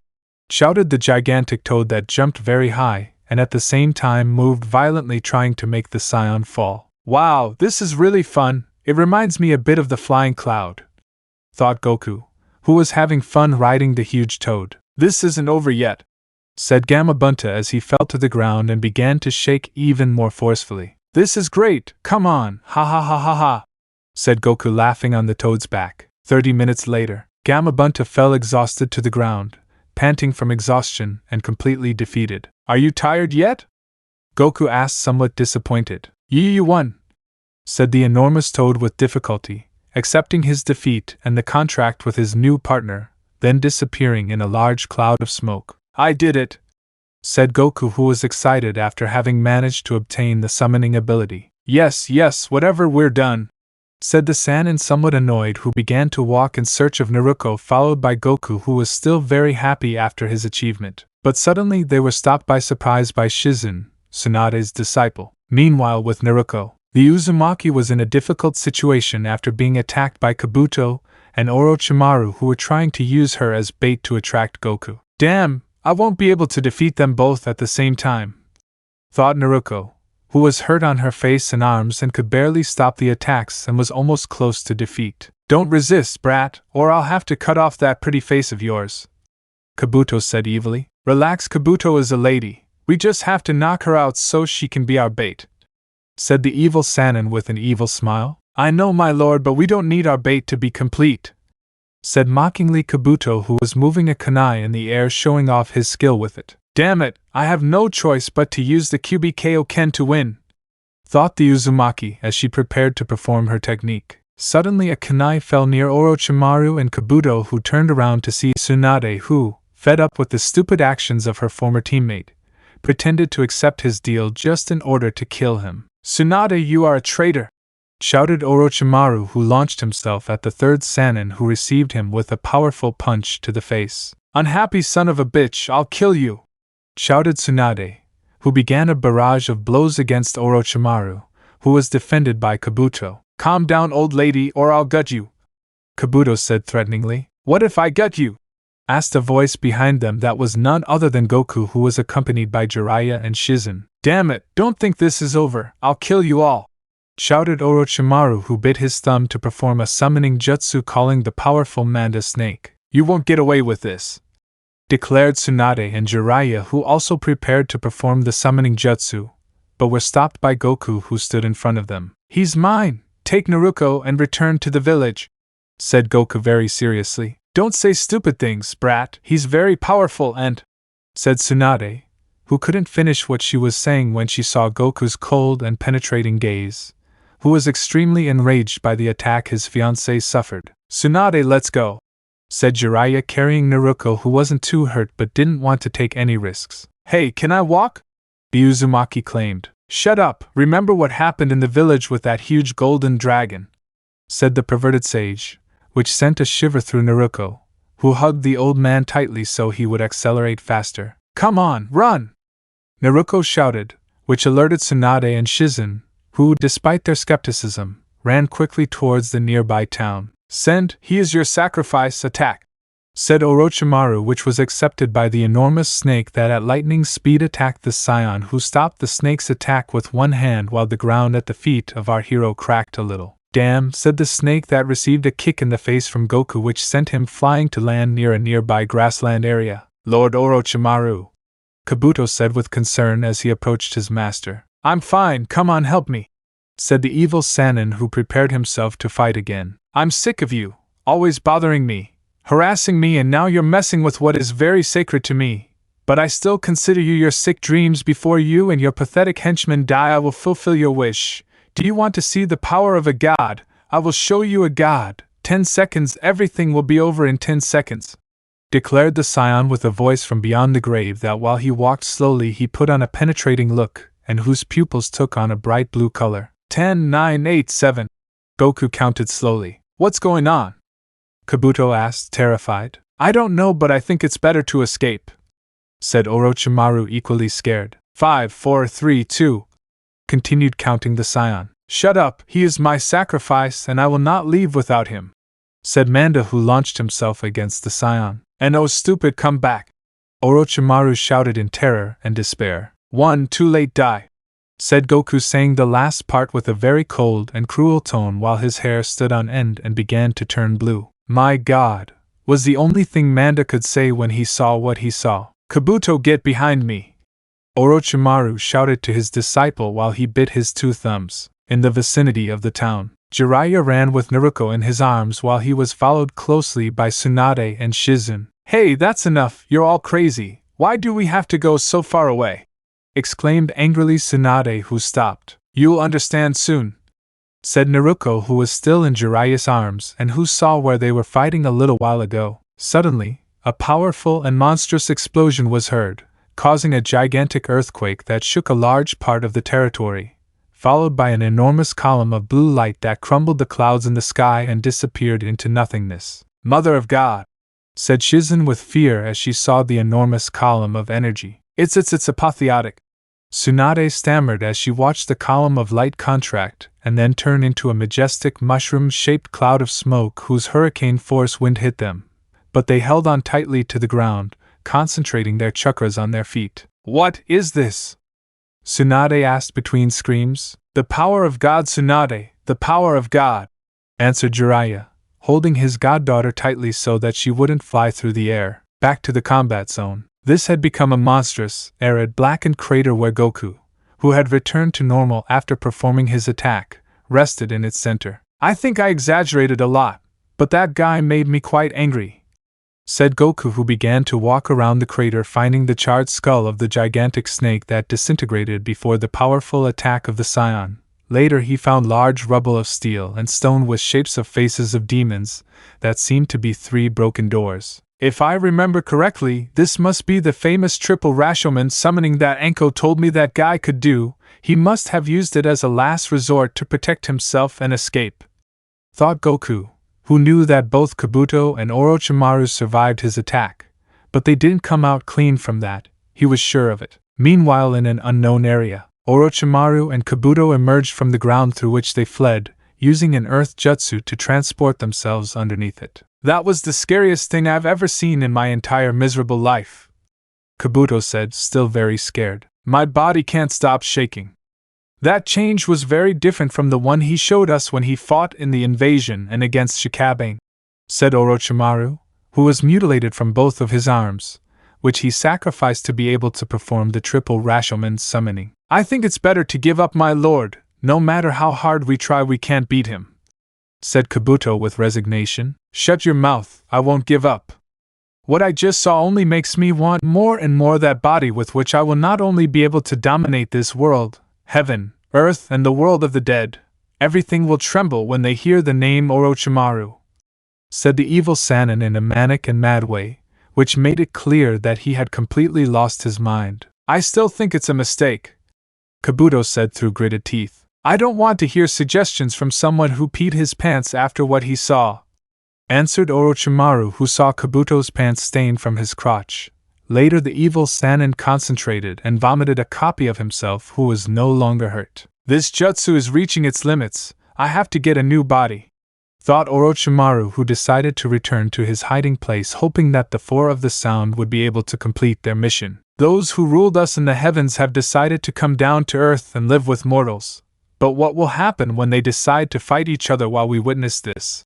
Thought the evil Sannin, wondering philosophically what would happen to the ninja world if Goku met someone with the strength to rival his. Back to the village where Naruto and the others were. The Uzumaki was treated for her injuries by Tsunade, who was trying to overcome her hemophobia while using a medical jutsu on the girl who was waiting for the arrival of her fiancé. Hello, are you okay? Said Goku, who appeared suddenly behind them all. Goku, I'm glad you're okay, said the Uzumaki, who hugged the scion, who only smiled after his fiancé's action. Did you kill them? Asked the perverted sage who was approaching the scion. No, they escaped using the giant snake and a jutsu as shields, Goku answered seriously. I understand, Jiraiya said. You're amazing, little one, and you're adorable too, said Shizen as she bent down and began to make circles with her finger in our hero's hair, which started a staring duel between the Uzumaki and Tsunade's disciple. Ha ha ha ha ha, Tsunade began to laugh, which caught everyone's attention. It seems that things in the village have become very interesting since I left, said Tsunade with a big smile. I know it's very early to ask for your answer after what just happened, but what did you think about the Hokage? Said Jiraiya, who wanted to continue his conversation from the previous day. It seems like this will be a lot of fun. Okay, I will become the 5th Hokage, said Tsunade, which made Goku and Naruto happy, who knew they had successfully completed their mission. These kids are so much fun. I really think I'm making the right decision, thought the Sannin, who saw Goku and Naruto celebrating. Last night, I was in a hotel. They all agreed that because of what had happened they would rest so they could return to Konoha. Well, Goku and I will sleep together, said Naruto, taking Goku's arm. What? Why? Shizen claimed. Well, it's clear that husband and wife sleep together, answered Naruto, which surprised Tsunade and Shizen, who saw the two as simple children. What happens is that Brat made the loyalty pact with Konoha, answered Jiraiya, who was scratching his butt, and with his eyes half closed and tired was going to sleep in the hotel room he reserved. Loyalty pact, perfect, thought Shizen, putting on a sly smile since she knew what this loyalty pact was about and its consequences. I also want to sleep with the cute Goku, said Shizen, who raised her hand because she wanted to hug him like a stuffed animal while they slept. Shizen, leave them alone, said Tsunade, grabbing the collar of her disciple's shirt and dragging her. What a shame, since for your information Goku and I have the habit of sleeping very comfortably. Naruto mocked Shizen as she entered her room arm in arm with the scion. Later, both Goku and Uzumaki slept peacefully in their beds since they were very tired from the battle they had with the evil Orochimaru. But surprisingly, the door to her room opened slowly, revealing Shizen, who opened the door with a lockpick. Hee, I just have to take it and escape, said in a low voice Tsunade's disciple, who brought with her a rope and a gag since she wanted to kidnap Goku for herself. Bon appetit, said Shizen, who lifted the bed sheet to carry out her kidnapping. Shizen shouted, which alerted Tsunade, who ran to her aid. What's going on? Asked the Sannin, who also screamed. Why does this always happen when we sleep? Questioned the scion with annoyance while he slept only in a pair of boxers. It's that they're naked, said Shizen in an alarmed voice. I'm sorry, but I've gotten used to sleeping naked with my husband. It's very comfortable, Naruto answered with an arrogant tone, and showing off her body just as God brought her into the world. You are as degenerate as Lady Tsunade, said Shizen with her face red with shame, and then received a strong blow to the head from the Sannin, leaving her knocked out, and with her eyes like spirals. Damn it, let your neighbor sleep, Jiraiya shouted from his room, unable to stand the noise anymore. Come on, let's go, said Tsunade, dragging Shizen and then closing the door. How strange they are, said Goku. Let them be, let's go back to bed, said Naruto, hugging the scion, who reciprocated the hug, and they went back to sleep. At the same time in Konoha, Sasuke was resting on a rooftop near the Hokage Tower in a thoughtful state when he was suddenly attacked by members of the Sound Four. Get ready, pretty boy, shouted Tayuya, who attacked the genin by surprise, but he blocked the attack facially. I don't know who they are, but I'm not in the mood for this, said Sasuke in a serious and cold voice. Don't brag, you damn brat, shouted Kidamaru, who challenged Sasuke to a taijutsu battle that was clearly dominated by the Uchiha. Leave me alone, you damn bastard, you gush of lions, the Uchiha exclaimed furiously as he performed his deadly move on the evil sound ninja, who crashed against the roof, which was cracking while the enemy ninja spurted blood. This brat is stronger than I thought Kidamaru with some surprise as he trembled a little and stood up with difficulty. Ha, it's not for nothing that I've been training with that idiot Goku, said Sasuke in an arrogant voice. Then you wouldn't be interested in knowing how to kill that guy, said Sukuna in attempting an evil way, which caught Sasuke's attention. What do you mean?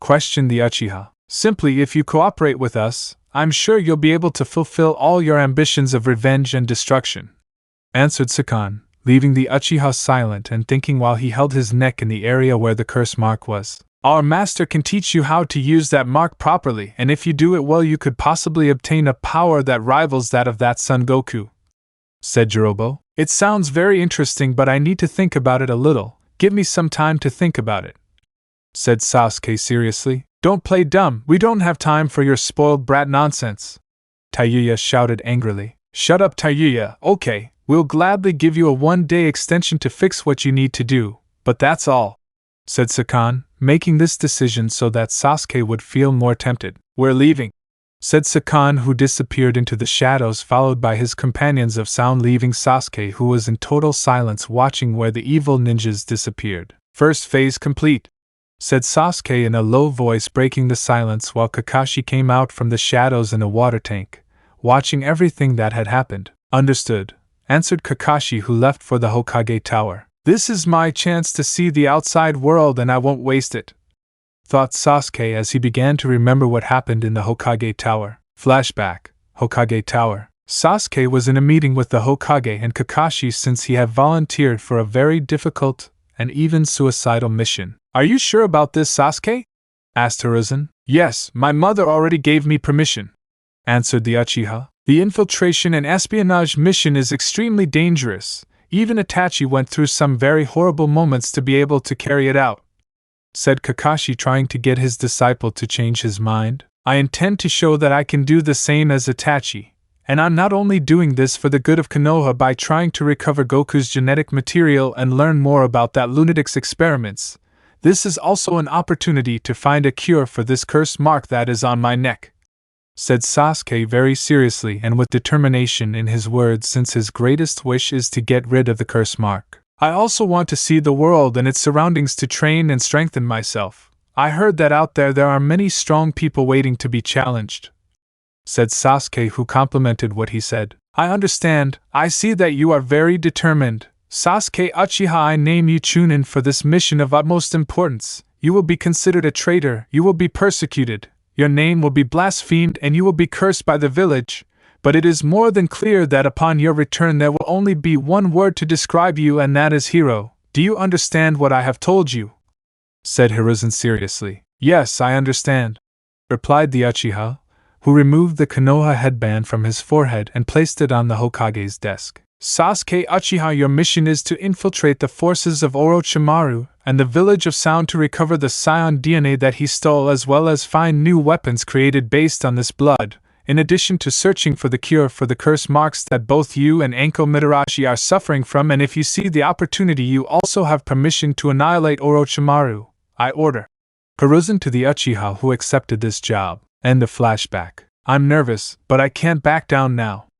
This is my chance to travel the world and become stronger, so much so that I can fight with Itachi and Goku without any regrets," thought Sasuke, smiling as he looked at the moon, expectant of what the future held for him to see and the people he will meet on this new path he will travel. The next day, 5 a.m. in Konoha, Sasuke left his house after saying goodbye to his mother, who, despite the pain of saying goodbye to another of her children, knew that this was Sasuke's decision and desire to grow more as a shinobi, so she let him go. "Good luck, my little one," said Mikoto in a very low voice, saying goodbye to her son as she looked at the door where her son came out. Already on the stairs of the apartment building, Kakashi was waiting for the Uchiha, ready to exchange a few last words. "Are you leaving?"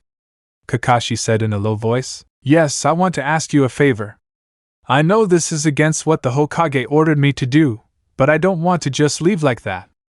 Give this to the Three Stooges," said Sasuke, who gave him 3 letters with the names of his teammates from Team 7. "Okay, I'll give them to you," replied the Konoha Jounin, who took the cards and kept them with suspicion. "Kakashi, thank you for everything," said Sasuke with difficulty, and in a low voice as he continued on his way without looking back. "Give your best," thought Kakashi as he said goodbye to his disciple. Minutes later, on the outskirts of Konoha, the 4 of the Sound were waiting for the Uchiha to give them his resolution. "You're late," said Sakan, who saw Sasuke arrive at the place. "Whatever, let's go," said Sasuke, who was carrying a backpack on his back and made it clear that he would join them. "Perfect, then let's return to Lord Orochimaru," ordered Sakan, who jumped towards the trees followed by his companions. "Well, let's begin. This is my mission. Goodbye, Konoha," thought Sasuke, who saw the village for the last time, and then jumped towards the trees and followed the renegade ninjas.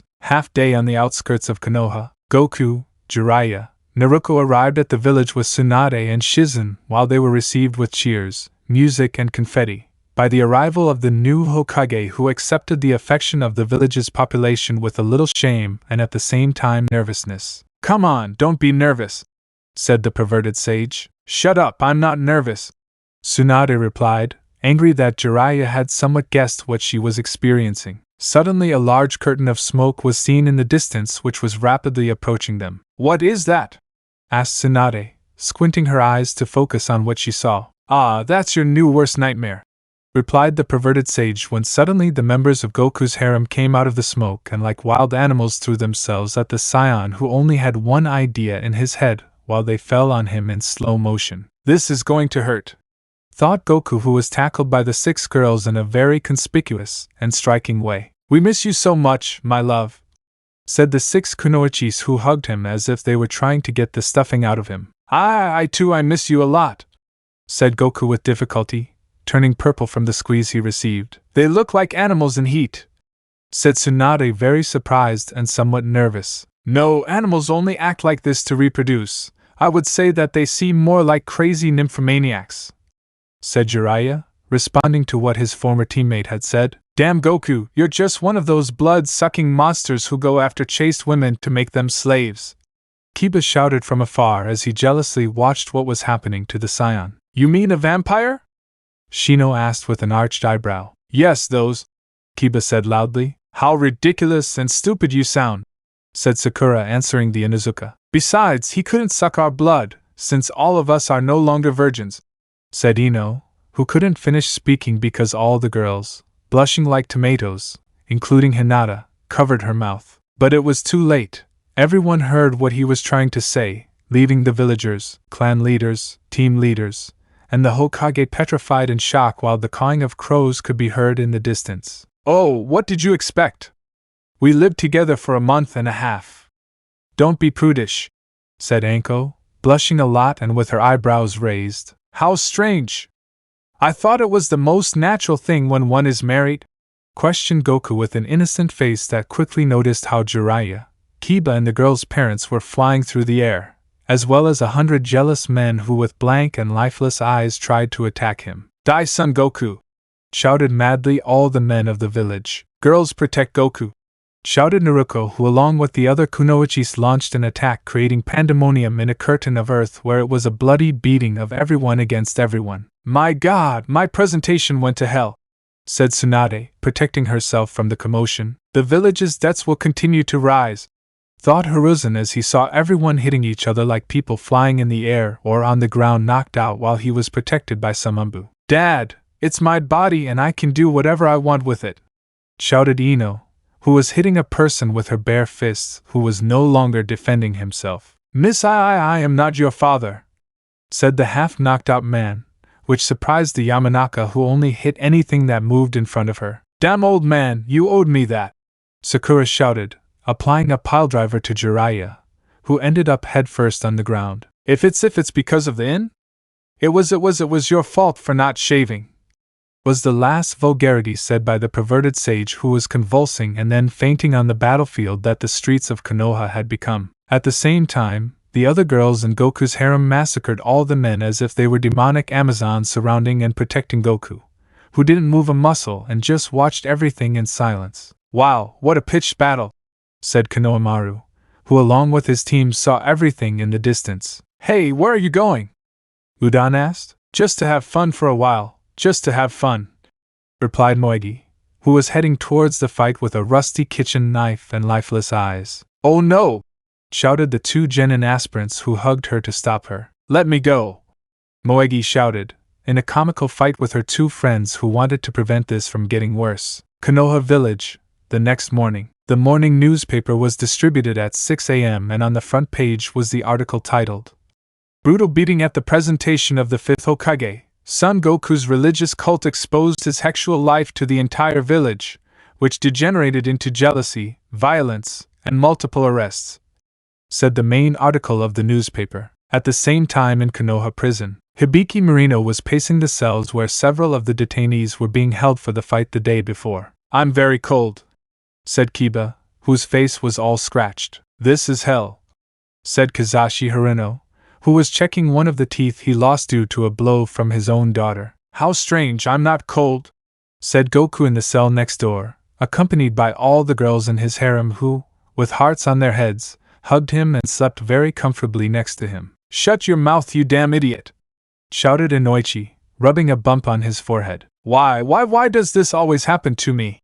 Shouted a bruised and battered Jiraiya from the bars of his cell window. Meanwhile in Universe 7 in Goku's dimension, a strange spaceship was approaching Earth slowly and stealthily while in the dark interior 3 hooded figures could be seen whose faces could not be seen. We're almost there, said the tallest figure who seemed to be very muscular. Perfect, I guess it's time to make a little presentation, said another of the figures that looked like an infant. Let's see how strong you are, Vegeta, said the third figure of a thin and mysterious man. Chapter 27 The cloud that always accompanies the sun, the circles of hell. In the village of Konoha, a day and a night had passed since the brawl that occurred at the presentation of the fifth Hokage, whose inauguration took place without any setbacks after the conflict since the vast majority of the participants in the brawl were imprisoned the entire time. Hokage Tower, Tsunade and Shijun focused on Sarutobi reviewing paperwork and accounts payable from what had been destroyed in recent days. How horrible!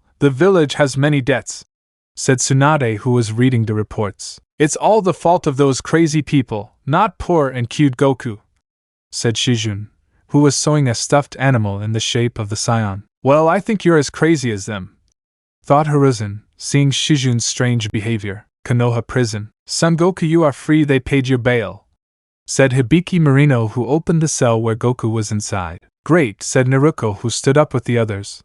But her joy didn't last long when she found out that they had only paid Goku's bail, which surprised all the members of Goku's harem. Heh, they deserve it, said the perverted sage mockingly, who quickly received a tremendous blow to the head from a bathroom toilet that went through the bars of one cell to the other from Sakura, who threw it at him with her enormous strength. Shut your mouth, stupid old man, he smells panties, all the girls shouted at the same time. Guard, look at them, they hit me, said Jiraiya, who was accusing them while he rubbed his swollen cheek. I think I'll have to put up with these lunatics any longer, lamented Hibiki, unaware of what had happened, while Sakura bent the bars back so they were straight again. Don't worry, girls, I'll come back with money for your bail, said Goku, trying to cheer up the girls who were saying goodbye to him with kisses and hugs that were very provocative in the eyes of the other prisoners. I won't be long, said the scion, who was running out of the place. Why, tell me, why did you do it with him?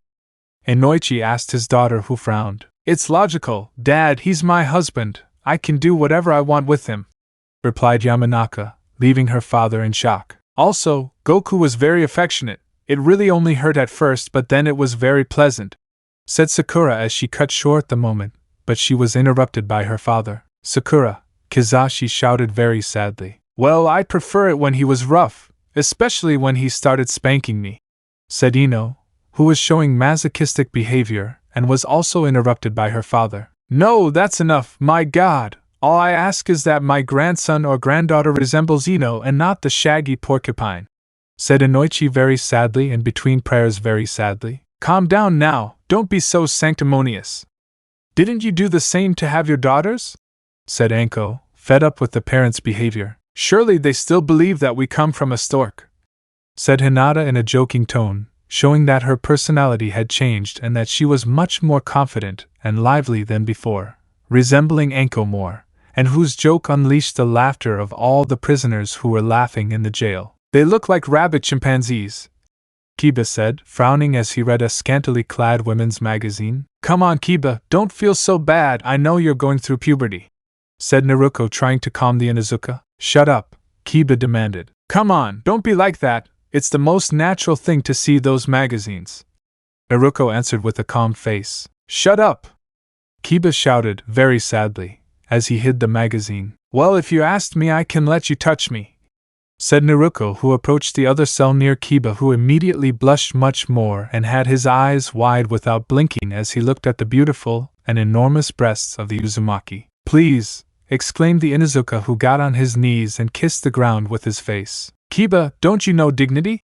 Asked Shino, seeing everything his friend had done. Okay, said Naruto, smiling as she took Kiba's hand through the bars of the cells. He only remained silent, watching what the Uzumaki had done, still smiling. Huh?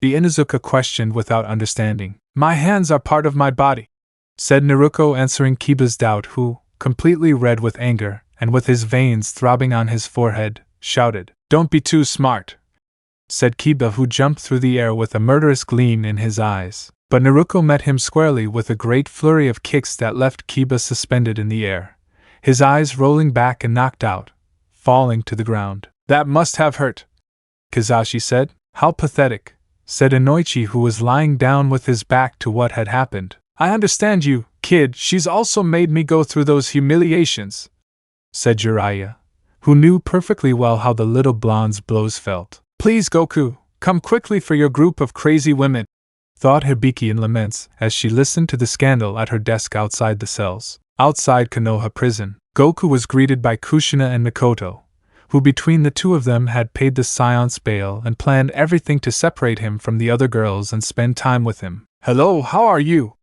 Goku greeted happily, which made the two women blush as they looked at him fondly. I forgot, I have to go get money to take the girls out, said Goku, who started walking, but he was stopped by the two women who took him by the hands and began to drag him. Don't worry, we already got the money to get them out, so there's no problem, said Kushina. Yes, but we specified that they wouldn't leave until 6 hours from now.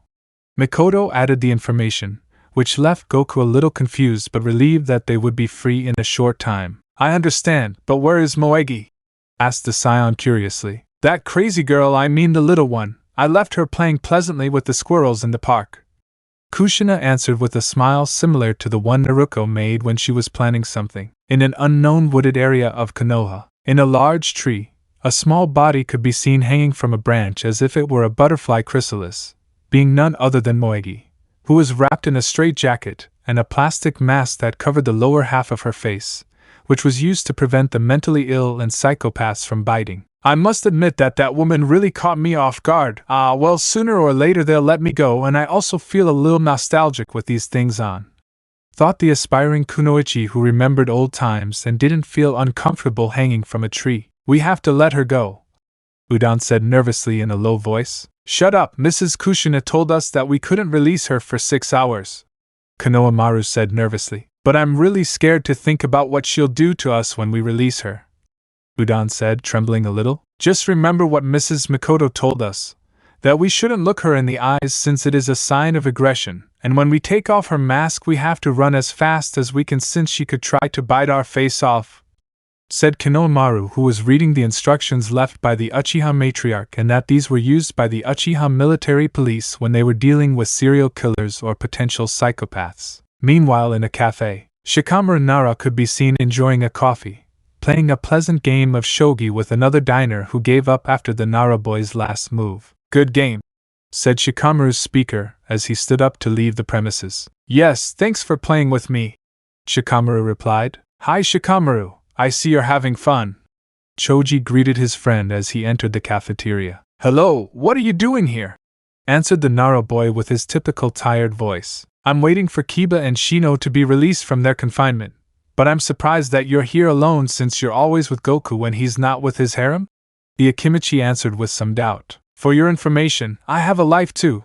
I don't have to be with Goku all the time, said Shikamaru, somewhat annoyed. As always, you're the boy who envies the clouds, you just want to be lazy there, said the Akimichi, who sat next to the Nara boy. While killing time, they talked about all kinds of topics such as training, missions, and Shikamaru's appointment as Chunin, as well as a topic which Shikamaru didn't like very much, which was about women. Come on Shikamaru, tell me if you like any girl? Choji asked curiously. No, the Nara boy answered dryly. You're so boring, if you don't hurry up, all the women in the village will probably end up in Goku's cult, and you'll end up as a celibate monk for the rest of your life, said Choji, criticizing his friend who didn't seem very interested in the subject. Besides, you have an advantage over us.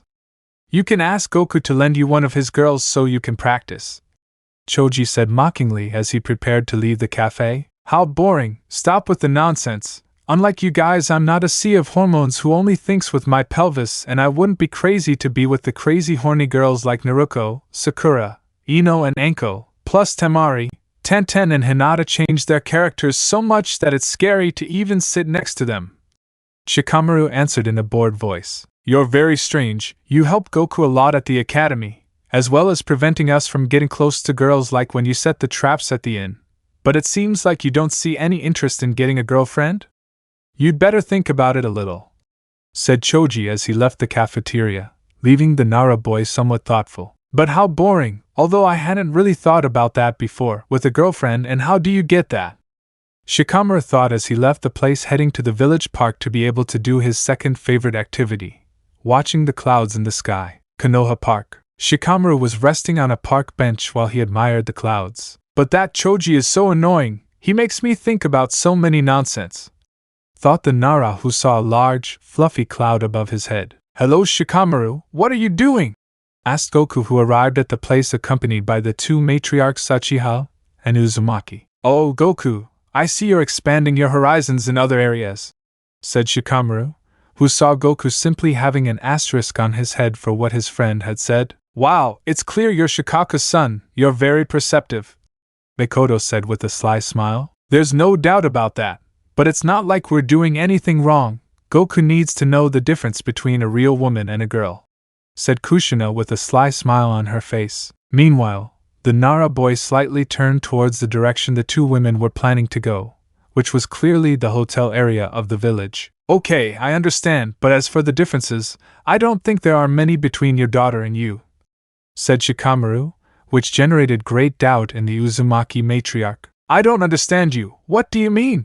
asked Kushina. "It's very simple. If we base ourselves on Naruko's proportions in her last medical exam, her current age as well as an approximate tangent of what will happen when she reaches an average of 16 years old, and making her development in a comparative table and with a graph as well as a slight arithmetic equation, I would say that at 16 years old she will have 103 centimeters of bust, 60 centimeters of waist and 89 centimeters of hips," said Shikamaru, who used his big brain to make an approximation of the development of the little Uzumaki. "Wow, how impressive!" said Mikoto, who was applauding while she was very surprised by the Nara boy's deduction, while Goku just held his head, which was throwing steam out of it, with his eyes like a spiral, while he saw a bunch of numbers which seemed incomprehensible to him. "I didn't understand anything," said our hero. Meanwhile, Kushina hugged Mikoto by the neck and spoke in a low voice in her ear. "This is not the time for you to be surprised. If this child's calculations are real, it is possible that at 16 years old she is much better endowed than the two of us who are adults," Kushina said with concern. "If I already know, especially to find out who will be the number one wife, we have to make an effort," said Mikoto, who transformed her smiling and carefree face into a serious one while showing Kushina her thumb in an affirmative and supportive way. "I really don't know when he's being serious or just not paying attention, although that explains why someone would be crazy enough to marry that maniac Fugaku," thought Kushina as she watched Mikoto simply follow a butterfly with her eyes, demonstrating her lack of attention and carelessness. "Goku, can I ask you a question?" asked Shikamaru, who approached the scion, who had already recovered from his attempt to understand the Nara previously. "Tell me," said the scion calmly, "what's it like to have a girlfriend? Do you need any special skills to have one?"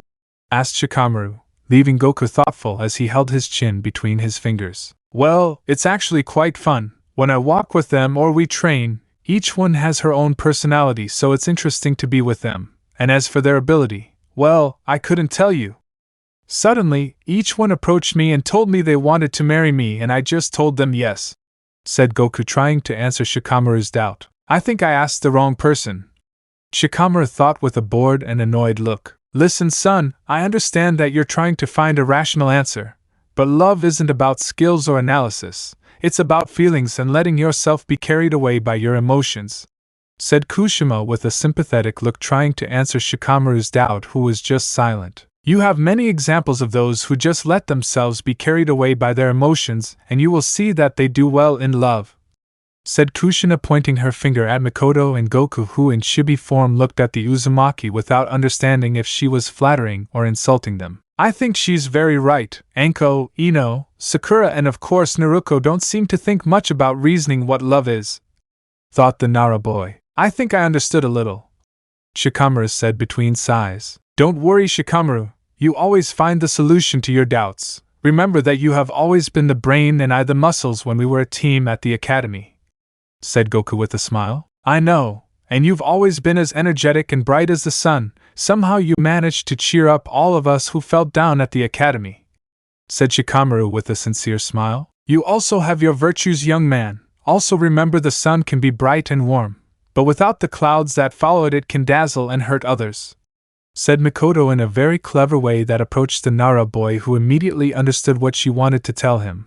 But he couldn't answer her because Mikoto suddenly saw a canary and she got excited. "Oh, look, Goku, a little bird," said Mikoto, who was followed by the scion, who also wanted to see him. "Sasuke's mother is very mysterious, wisdom and intelligence mixed with stupidity and strangeness," thought Shikamaru, who looked at them with a nervous smile and a large drop of sweat on his forehead. "Well, it's time to go. See you, Shikamaru," said Goku, who was taken by the hands by the two women who were also saying goodbye while they dragged our hero to the hotel area in the village. "But how boring," said Shikamaru, who saw what was happening and then looked at the clouds again, thinking about how much he envied the clouds that always moved where they wanted and in a calm manner, and then remembered the moments in which he has helped Goku and vice versa and the last thing that the two matriarchs Uchiha and Uzumaki told him. So the cloud that always accompanies the sun, my life is very annoying, thought Shikamaru with a smile as he closed his eyes and lay down on the grass to take a nap. At the same time in Konoha prison, the girls were in prison discussing the order in which each of them would be with Goku at night when they got out of jail. Well, I'll be the first, Tenten said excitedly after winning a game of chance between all of them. Yes, whatever, said the others without interest and somewhat angry. Ouch, said Hinata with a little annoyance and pain. What's wrong with you? Naruto asked with concern. Well, my back and waist have been hurting lately, the Hyuga answered somewhat embarrassed. No, it can't be, said Sakura, who ran to Hinata and unzipped her coat only to see that her chest had grown quite a bit. I knew it, Sakura shouted. It's not my fault, they suddenly started growing on their own, said Hinata nervously, covering her chest in embarrassment. Don't be so dramatic, it's true that they've grown quite a bit, although they still don't compare to mine or the blonde cows. Don't be envious anymore, said Anko, who was scratching her ear carelessly while she was lying on the floor of the cell. It's not that, it's just that I have also had some problems with my clothes, they don't fit me anymore, Sakura stammered embarrassedly. Did you gain weight? Asked Ino. No, look, said Sakura, who opened her shirt slightly and showed that her chest had also grown. Wow, Sakura, I thought you were as flat as an ironing board, but at first glance you are a B cup, Temari said in surprise. Yes, I know, and my hips also widened. These last few days my development has accelerated a lot, Sakura replied, smiling as she checked out her new figure. Has anyone else noticed any changes?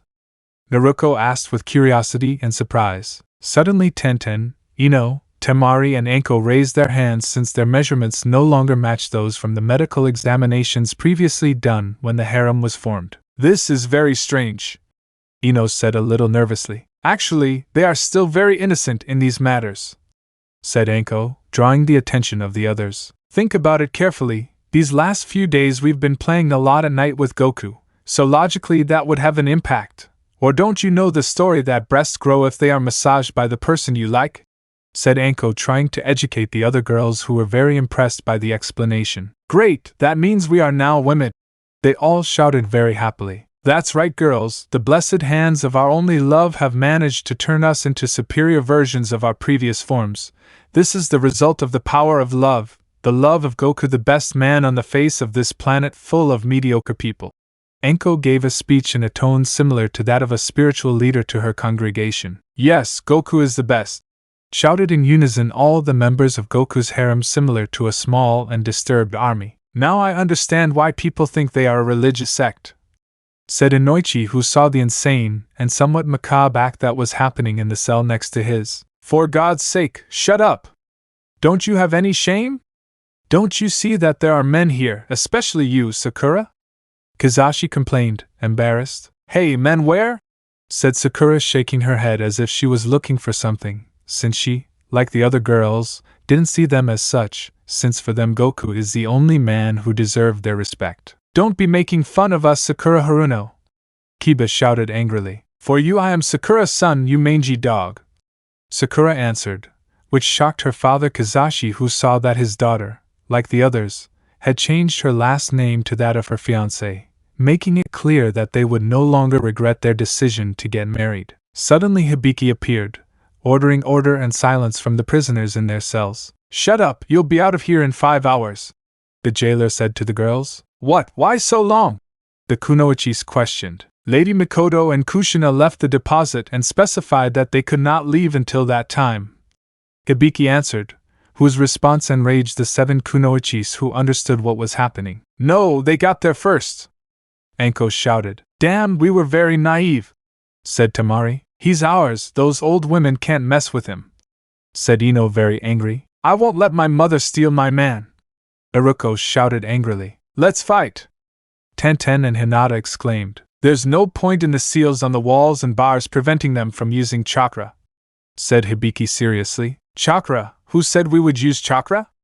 We can use 2 sources of energy, and the second helps us a lot in situations like these, said Sakura with a darkened look while she flexed her left arm and showed her bicep muscle that was stronger than it should be in a normal kunoichi. God, she has more muscle mass than me, Kiba thought nervously. Tonight I have every intention of having Goku try out my new and sensual body, so don't get in the way, Sakura said in a devilish voice. Girls, time to go, said Anko, who approached the bars while bending them with her hands as if they were made of plastic. Oh, Mom!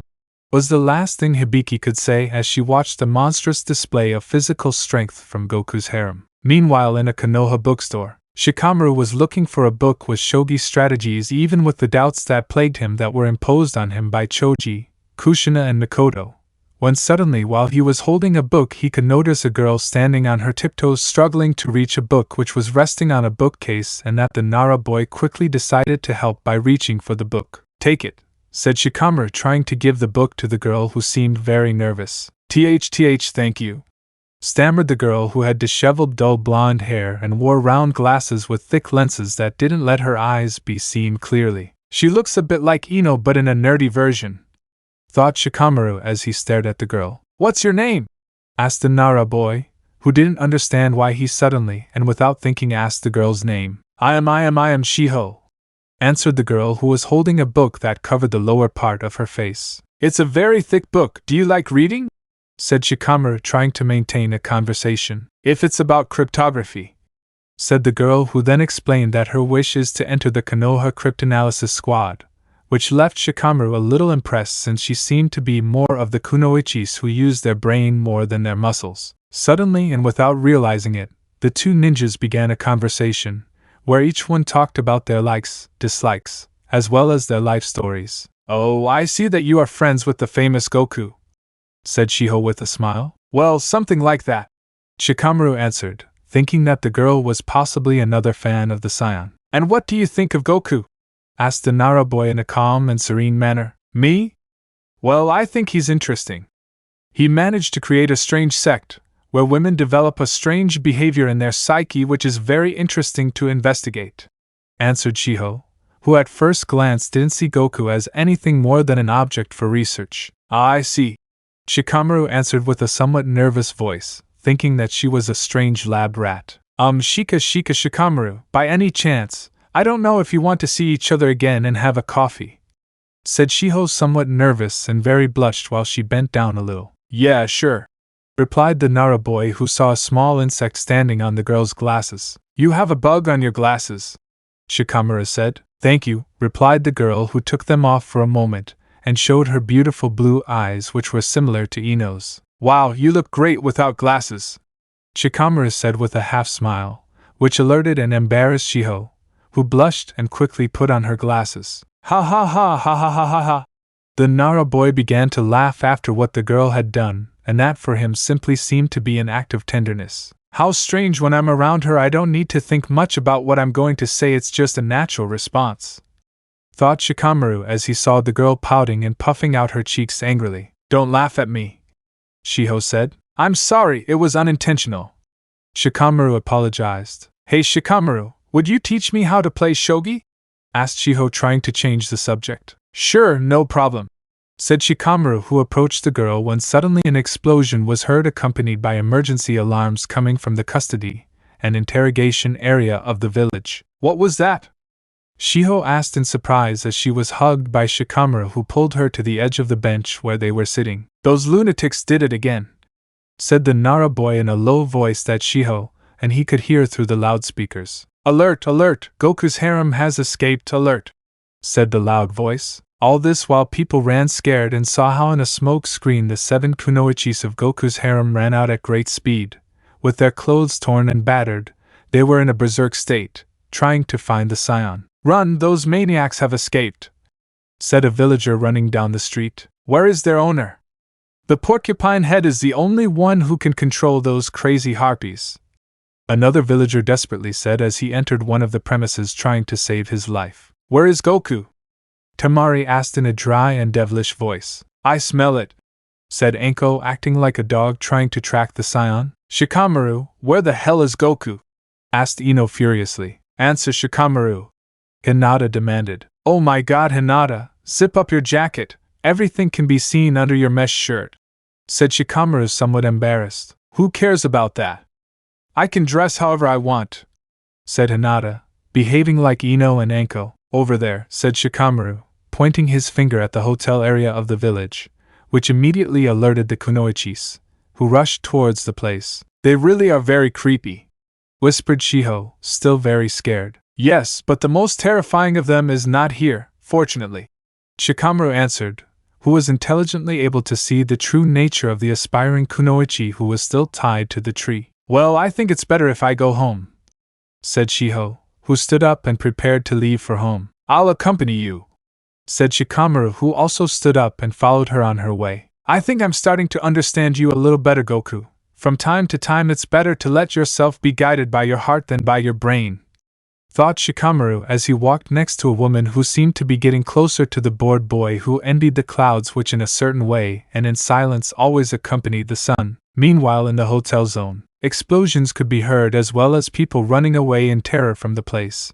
Suddenly a room in one of the hotels exploded and the redhead and the black-haired girl could be seen jumping out the window along with Goku while they were followed very closely by the 7 kunoichis. This day was really worth it. Nothing better than exercising a little to keep the circulation going, said Mikoto carelessly as she ran across the rooftops naked, covering herself only with a sheet. Come on, daughter, there's nothing wrong with sharing. Many mothers and daughters share their clothes, said Kushina, also covering herself with a sheet while she ran and held Goku in her arms. There is no point of comparison between clothes and my husband, shouted Naruto angrily as she threw kunais with explosive papers, creating a huge explosion that was somehow controlled by an Anbu group that had arrived at the scene and surrounded all the kunoichis. This is an order. Everyone surrender and put your hands up. You are under arrest for vandalism, destruction of private property and disturbing the peace, said the leader of the Anbu in a commanding voice while everyone present simply remained silent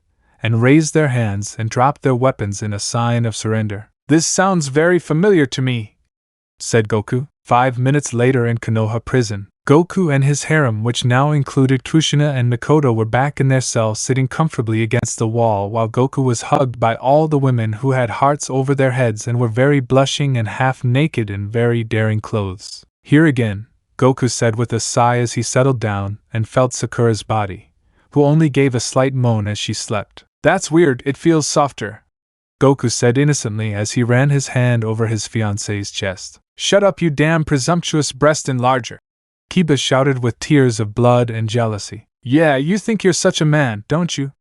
Jiraiya exclaimed from the other cell. I don't understand why they get angry. Logically, I have to touch them when we have hex, said Goku, confused and with his typical innocent smile when he was interrupted in unison by everyone present. Shut up! The men in the prison shouted in chorus. Please have mercy, someone come for these crazy people, complained Hibiki sadly, who could no longer stand the situation in her prison. Unknown forest area of Konoha. Konohamaru, Udan, I know you're there. I can smell your fear. Quickly get me down from here, Moegi said with a grave tone while she was still in the straitjacket hanging from a tree and wearing the mask. What do we do? Do we take her down? Mrs. Kushina and Mikoto took too long, asked Udan, scared, who was still hiding in the bushes. What are you, crazy?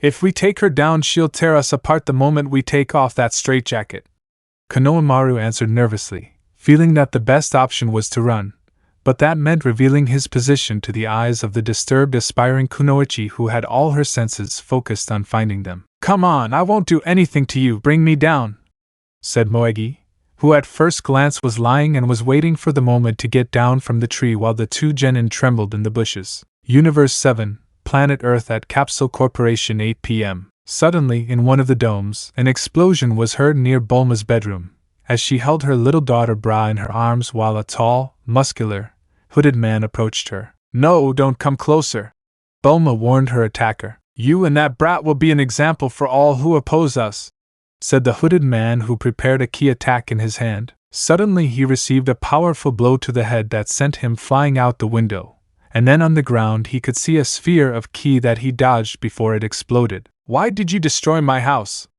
Have more respect, I'm not in the mood right now, and besides you attacked my wife and daughters, so you're a dead man, exclaimed a voice on the roof of the house that was illuminated by the moonlight, revealing the Prince of the Scions Vegeta, who was very angry about what happened and then threw himself with super speed against his rival, who received him with a slash, causing a large shockwave that cracked the domes of the Capsule Corporation. Vegeta and the mysterious attacker engaged in a fierce battle where the two wrapped in white auras moved from one side to the other as they clashed, only to exchange brutal and rapid blows that caused tremors in the ground throughout the place. The enemy fired a sphere of ki at the prince, who easily rejected it with his forearm and quickly flew in front of his enemy and sank his fist into his stomach, sending him crashing to the ground, which cracked. Aya! The enemy, who was motionless on the ground, screamed in pain. "This isn't over yet, insect!" Vegeta shouted as he plummeted legs first, burying himself in the enemy, slamming him violently into the ground, creating a plume of earth and smoke. Vegeta then emerged from the crater with the enemy, whom he held by the neck of his cape. "Ha, you're nothing but a pile of dung with legs, what a waste of time!"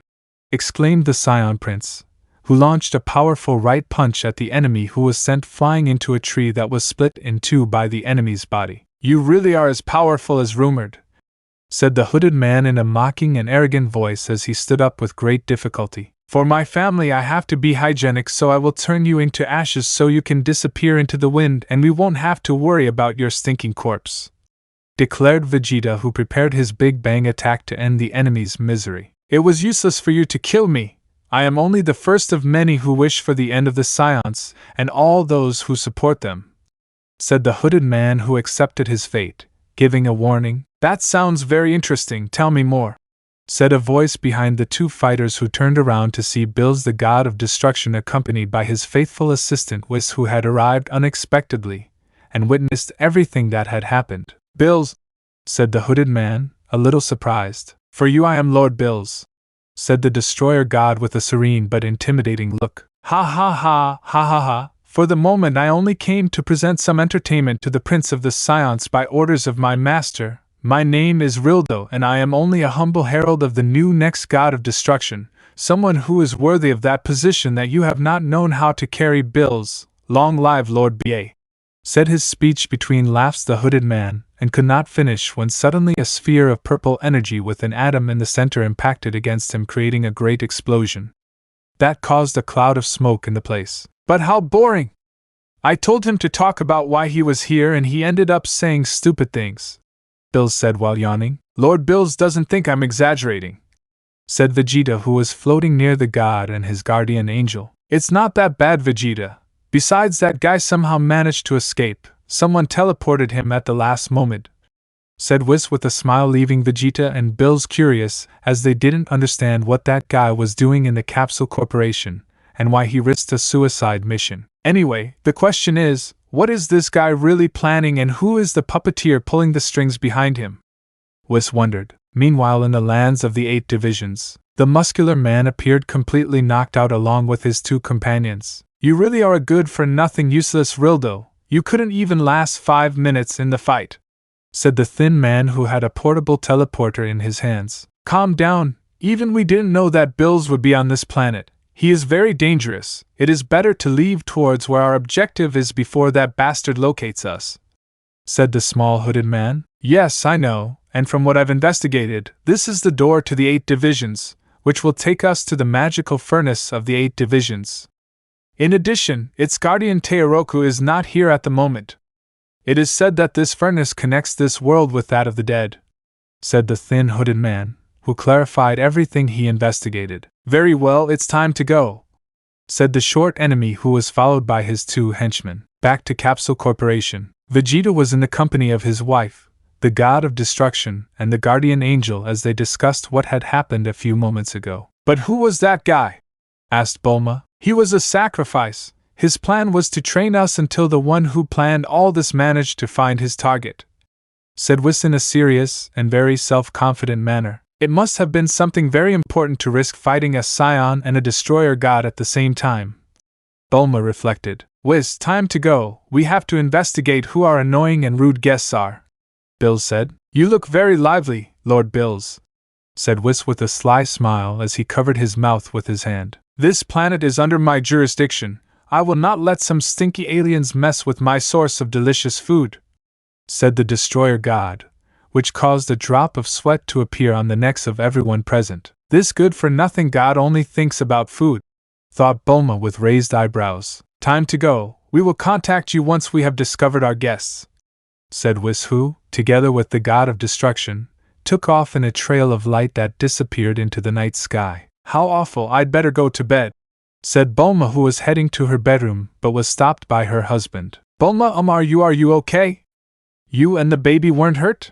Asked the Scion Prince, who was somewhat nervous and worried about his loved ones. Vegeta, I'm fine and Bra isn't hurt, I assure you, said Bulma as she approached her husband and then gave him a big hug while Vegeta simply stood still without saying anything. Vegeta, thank you for protecting us, there is no doubt that you are the new defender of the earth, thanked Bulma proudly, who separated a little from her husband to be able to see his face, which was blushing even though the proud scion did not express any phrase, but his actions spoke more than 1,000 words for Vegeta's wife. By the way, Vegeta, Whis brought us a small report of what is happening with Goku in that other dimension, as well as a nice and very revealing photograph, said Bulma, changing the conversation, while she showed some sheets of paper and the photograph to Vegeta, who took them with a little curiosity. Read the third paragraph on the right and then look at the photograph, said Bulma with a strange little smile. Let's see, what is this, a joke, right?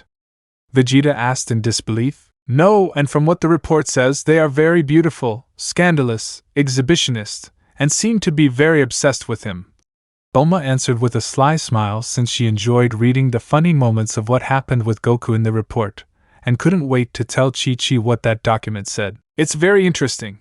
But you couldn't think of a more original name. What's this about Goku's harem?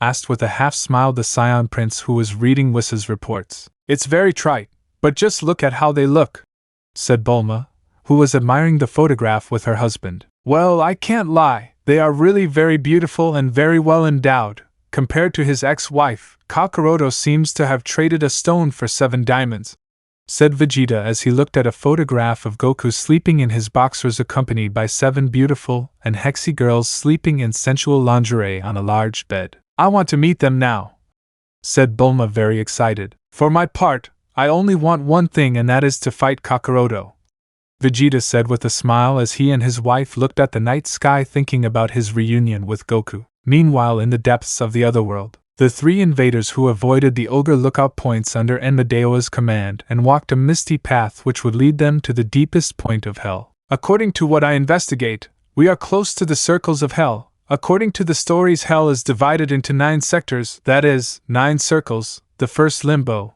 the second lust, the third gluttony, the fourth greed and prodigality, the fifth anger and sloth, the sixth heresy, the seventh violence, the eighth fraud, and finally the 9th betrayal, explained the thinnest hooded man. And where is our target supposed to be? The infant asked. He is in the 9th, in the deepest part of hell, a sea of ice where the worst of the worst are imprisoned, the Cocytus where the traitors are, replied the thin hooded man, who after saying this left with his companions to the Cocytus. A few hours later in the Cocyto, the invading aliens found an immense door protruding from a great wall of ice in a freezing territory where the cold, dried bodies and bones of hundreds of thousands of people were scattered across the ground of the horrible place. This is the territory where the greatest traitors of the universe are imprisoned, said the infantryman who, along with his comrades, pushed open the door. Already inside that dimensional space, a frozen room was seen where in its center was a small ice crystal dome that was covered by chains and where a greenish orb of energy rested. Here is the greatest traitor of the 12 universes. He was granted a great blessing and virtues, and as payment he dedicated himself to fear and destruction among those he was supposed to protect, so the king of all confined him to the punishment of the eternal torment of ice, the Ko Shinzamasu, said the thinnest hooded man. I don't understand, Dr. Mew. I only see a sphere of inert and lifeless energy, said Rildo, who didn't understand what was happening. What we have in front of us is a great source of unlimited spiritual energy which, despite lacking any soul or intelligence thanks to the king of everything who destroyed it, can be very useful for our objectives, said the evil doctor. The death of the Scions, and whose most powerful exponent at the moment is in a world full of weak mortals in a different dimension, said the short-statured invader. That's right, my lord, And with the help of this orb of energy I can create something that will help us not only find our enemy but also provide us with allies to achieve this goal. I am one of the greatest scientists in Universe 7. With my ingenuity I know that we will make this work. I call it Arcus Imperatoris," said the doctor in front of the orb and showed a plan that seemed to be very advanced in technology and power to his other two companions. "But the allies?" Rildo said doubtfully in a low voice to his short companion. "This place is full of them, especially one who I'm sure will offer us his support if he hears that scion's name," answered the infant, leaving Rildo very expectant. "He is very powerful, he is very diabolical, he is manipulative and proud, he is an emperor," said the hooded infant with an evil and demonic tone that echoed throughout the frozen room. At the same time in Konoha at Goku's house, Goku, who was freed from prison by Tsunade, looked at the night sky through the window of his room with his harem, and wondered why he had a bad feeling that seemed to keep him from sleeping. "Can't you sleep?" Anko asked, waking up and seeing her fiancé. "No," Goku answered dryly. "Well then why don't we have a little fun?" said Naruto lustfully, who along with the other girls who also woke up began to take off their clothes while they threw themselves on Goku, whom they also undressed quickly and wildly. "Will I not rest today either?"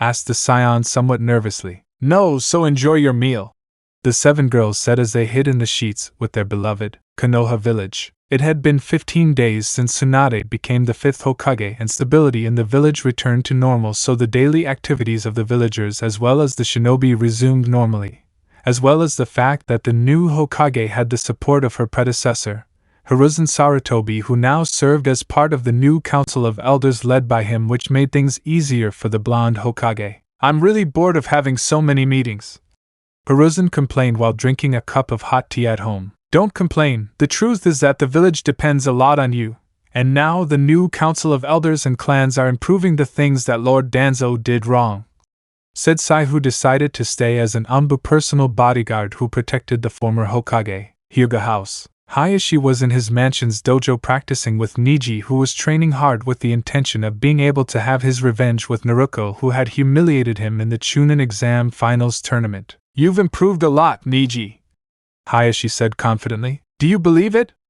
Niji asked curiously. "Yes, I'm sure that if you keep trying you will be able to defeat that Uzumaki girl," affirmed Hayashi. "Thank you very much," Niji answered a little excitedly while bowing. "Just you wait and I'll finish you off, Busta Blonde, and once I'm done with you Goku will be next on my list. I still haven't forgotten how he was able to fight and defeat that monstrous creature that attacked us, and also that brutal battle was able to draw my interest in him even more," thought Niji with a smile full of self-confidence. "Niji, let's take a break, besides we'll have visitors," said Hayashi seriously as he left the dojo. "Visits?"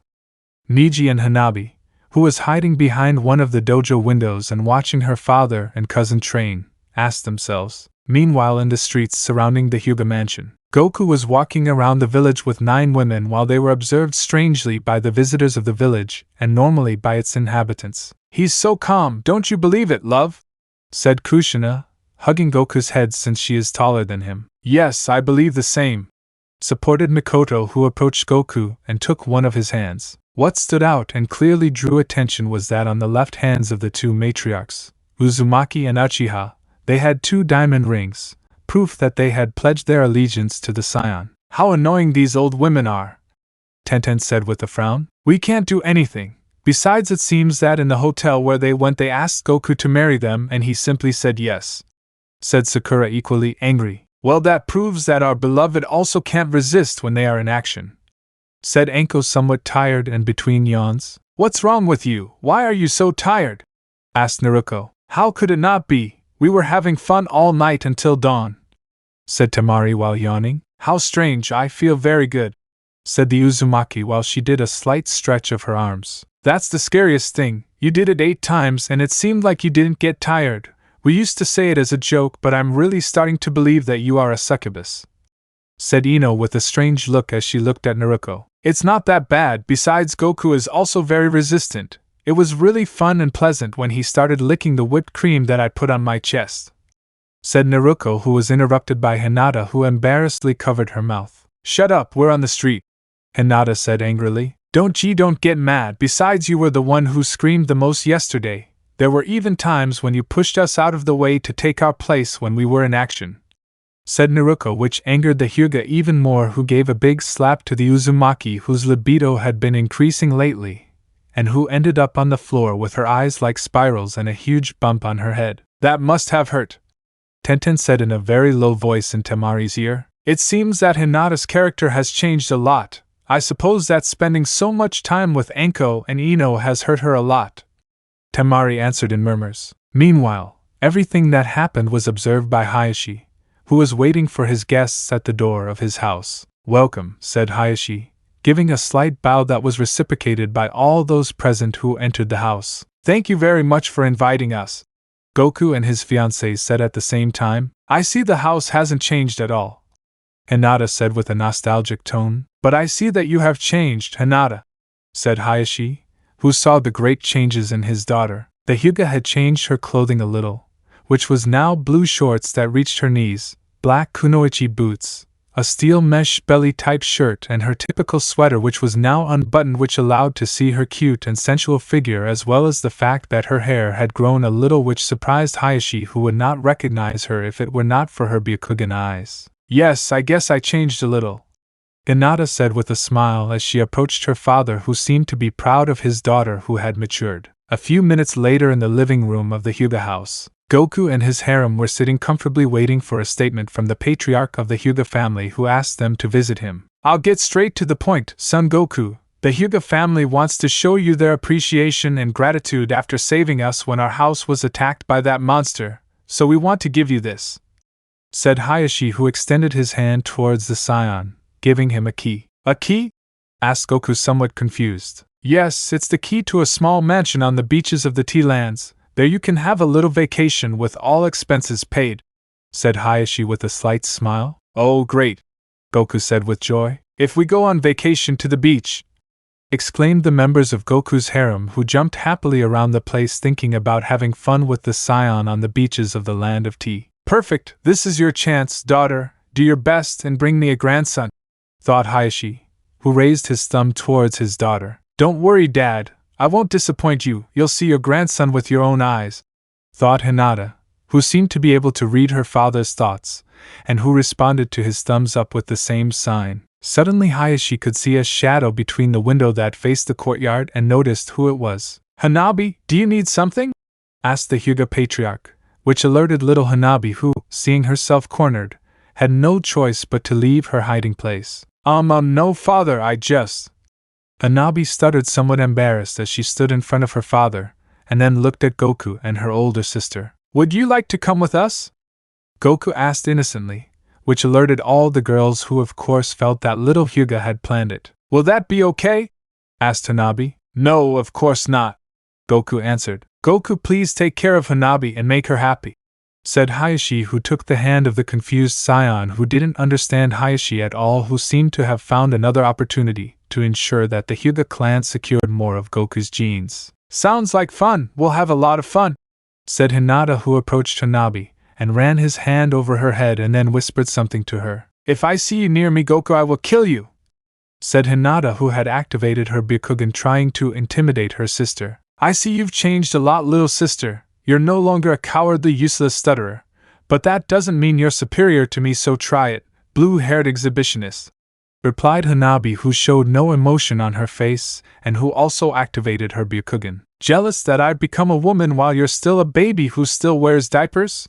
said Hinata, who lightly squeezed her breasts in her arms, showing them off to her sister. "I don't know what you're bragging about. That's just accumulated fat," Hanabi answered seriously and without emotion, which not only angered Hinata but all the members of the Scion's harem, since they had all developed a lot. "Shut up, girl. This isn't fat. This is proof of the love, dreams and hopes of our beloved Goku and all the men in the world," said Sakura, massaging her breasts that in recent days had reached the C-cup in front of Hanabi, who just looked at them without showing any emotion or interest. "If Sakura is right, this is sacred flesh filled with the emotions, passions, and lust of all men who love the softness and erotic beauty of women," said Anko, supporting the pink-haired girl as she proudly stuck out her enormous breasts while they protruded from her steel mesh shirt. "That's fat to me," Hanabi said calmly, her reply degenerating into a comical all-out brawl in a puff of smoke. You are a wretch, damned dwarf!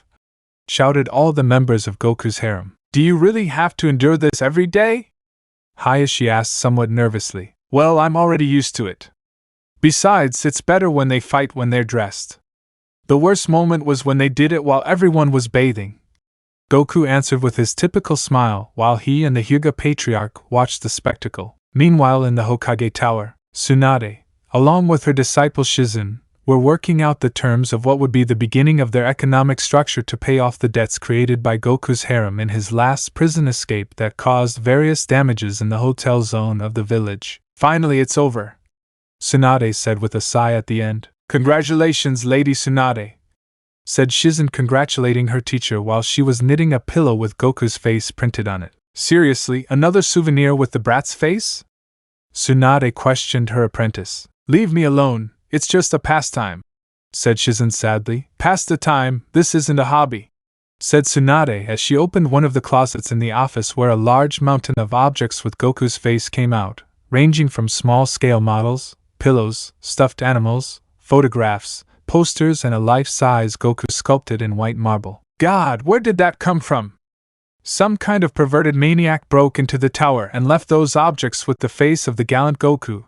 I'll notify the Anbu to look for that swine immediately, said Shizen, trying to feign ignorance. Don't play dumb, this is all yours, degenerate stalker. Tsunade scolded her apprentice. I'm not a stalker, I just want to be with Goku all the time, when he's on a mission, when he's training, when he's eating, when he's sleeping, when he's in the bathroom, and watching him all the time 24 hours a day, said Shizen, hugging a Goku stuffed animal while showing hearts in her eyes and spilling a little saliva from her mouth. It's more than clear, everything you said sounded disturbing and strange, which in a way puts you almost at the same level as the little maniac from the Shinobi Academy who is engaged to the brat, said Tsunade with an arched eyebrow and some disgust. But fortunately for Shizen, who was being judged by the Hokage, Goku had arrived with a request. Hello, am I interrupting? Said Goku, who separated with Shizen. Not at all, my beautiful cluster of perfection, said Shizen, who was on her knees madly hugging Goku, who only remained still and calm before the affection of Tsunade's disciple. What do you want, Goku? Said Tsunade, who sat down in her chair in front of her desk. I wanted to invite you to a little vacation, to a summer house on the beaches of the land of tea, Goku said with a big smile. Vacation, I don't know. I'm busy, said Tsunade, who was reading some documents. Come on, it will be fun, said Goku. Please, Lady Tsunade, please, this could be my last chance, and I don't want to be a spinster like you. Shizen begged on her knees while she hugged her teacher's legs and cried with large, waterfall-shaped tears. Who are you calling a spinster? Hey, let me go. What if you let me go? You're filling my pants with snot, said Tsunade, trying to get Shizen to let her go. Okay, we'll go, but leave me alone now, exclaimed the Hokage, which pleased her disciple, who happily approached Goku. Okay, see you tomorrow at 9 a.m., at the village gate, said Goku, saying goodbye to Tsunade and Shizen. 9 a.m. Great Gate of Konoha Village. Goku and his harem, who were accompanied by Tsunade, Shizen and Hanabi, left the village heading towards the land of tea, ready to have fun on this vacation given by Highschool, who wanted his daughters to get closer to Goku. My God, don't let go of me, Goku, said Tsunade, who was sitting on the back of the scion who was flying calmly. Don't worry, but don't move too much, said Goku, trying to calm the Hokage who had left Hiruzen in charge of the village. What the hell, I should be the one on Goku's back, not this busted bubblegum head, complained Shizen, biting her thumbnail angrily. Don't complain, ironing board, Sakura replied angrily, then reflected on what she said. Wow, after so many years, who would have thought that I would tell someone off? But there's no doubt I beat them by a lot, ha ha ha. Sakura thought presumptuously, laughing between her teeth. You better not let me go, Hanabi said in a calm but serious voice. I won't do it, although I have no lack of desire. I have no idea what you're planning, but I won't let you take my man away from me, Hinata replied, frowning. Main beach of Tierra del T. Already at the Hyuga family's summer house, everyone prepared to go out and have fun on the beach with beautiful white sand, warm sun, and blue sea. Yes, let's have fun, said all the members of Goku's harem as well as the Hokage and Shizen, who showed off their majestic and hexy figures in extremely tight miniature bikinis while running towards the sea. Wow, they're beautiful. Maybe they're filming a movie, said one of the many vacationers. Who knows? Maybe it's a modeling session on the beach. His girlfriend, who was with him, also commented. They are all very hexy, especially the two blondes with those melons and those great bodies. Although the redhead and the pink-haired one aren't bad at all, they are really my type, said another of the vacationers. But how uncomfortable are those guys? Complained Sakura, who had heard it. I don't know why you're standing like that in front of the marquee. You should be happy since it's only the first compliments you receive after you stop being flat, said Ino in a mocking tone. Shut up, pig, don't tell me you're in front of a marquee, Sakura said angrily. Ha, maybe you're not an ironing board anymore, but you're still a pain, said Ino, also angry, while she and Sakura stood in front of each other bumping their chests in a shoving duel. Don't fight, ordered Goku as he approached the girls while he carried a large beach umbrella and walked next to Hanabi, who was wearing a dark blue one-piece swimsuit. Whatever you say, love, the two rivals quickly answered, standing in front of the Scion, very blushing and excited. Actually, it's not just their pretty figures that are too developed for girls of their age. They all have very well-defined and toned bodies. They have a lot of muscle in their arms, legs and abdomen, which helps them when it comes to hand-to-hand combat. That means that they must have a lot of strength in their blows. Tsunade silently analyzed all the Scion's fiancés and verified that the kunoichis were stronger than her when she was younger. Meanwhile, at one end of the beach near the group, there was a family who quickly reacted upon seeing them. Oh no, there's no doubt I would recognize that behavior. Extravagant and noisy super hexy girls accompanying a boy with a messy hairstyle. It's Goku's harem, exclaimed the beach visitor, who turned out to be a Konoha resident on vacation, and who after recognizing them took to his heels and escaped from the place along with his family. Wahahaha, if you run away, cowards, said between strange and mocking laughter Tenten next to Anko, who saw how the family ran away terrified. It's a little sad that they actually think we're a cult, Tamari said with an arched eyebrow as she put sunscreen on her arms. Why is everyone always afraid of me? Goku thought with doubt, while Hanabi, without expressing any gesture on her face and silently without saying anything, took his hand while she blushed slightly. I don't know why, but when I see people running away it reminds me of when Sasuke saved me from Naruto and Sakura during the invasion of Konoha.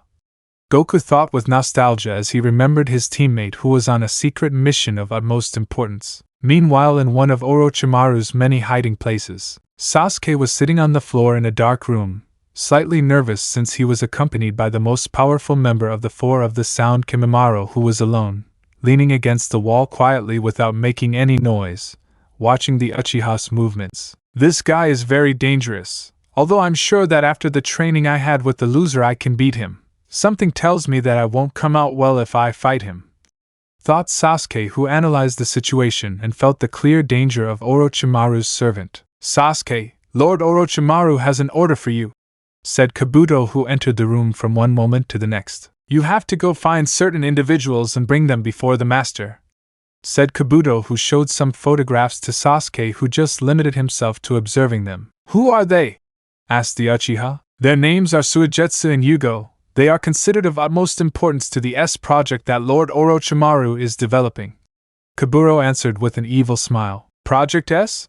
The Uchiha questioned again. You're asking too, Bradley. Just limit yourself to obey, said Kimimaro seriously, who began a staring duel with Sasuke, who was not intimidated. Calm down, Kimimaro. There's nothing wrong with being a little curious, and it's not like this is something unknown between us and the Konoha village, said Kabuto, trying to calm Kimimaro. Sasuke, the S project is also known as the Shikabane project, which is the most important project that Lord Orochimaru and I are developing at the moment, so it is important that you and the partner who will be assigned to you bring these specimens, said Kabuto evilly, answering the Uchiha's doubt, who was just silent. Shikabane refers to that super powerful monster that almost destroyed Konoha. This is bad. As soon as I have a little freedom I have to send a report to the village. But the problem is this damn Kimimaro who hasn't taken his eyes off me since I arrived, thought Sasuke, trying to keep the facade of calm on his face. Okay, I'm leaving right away, said Sasuke as he seriously left the room. A few minutes later, Sasuke walked towards the exit of the hideout with Kabuto, who did not miss the opportunity to show off the progress in the new weaponry that he and the evil Sannin were creating thanks to the Scion's blood, and which was the main objective of recovery in Sasuke's mission. Sasuke, let me introduce you to your traveling companion.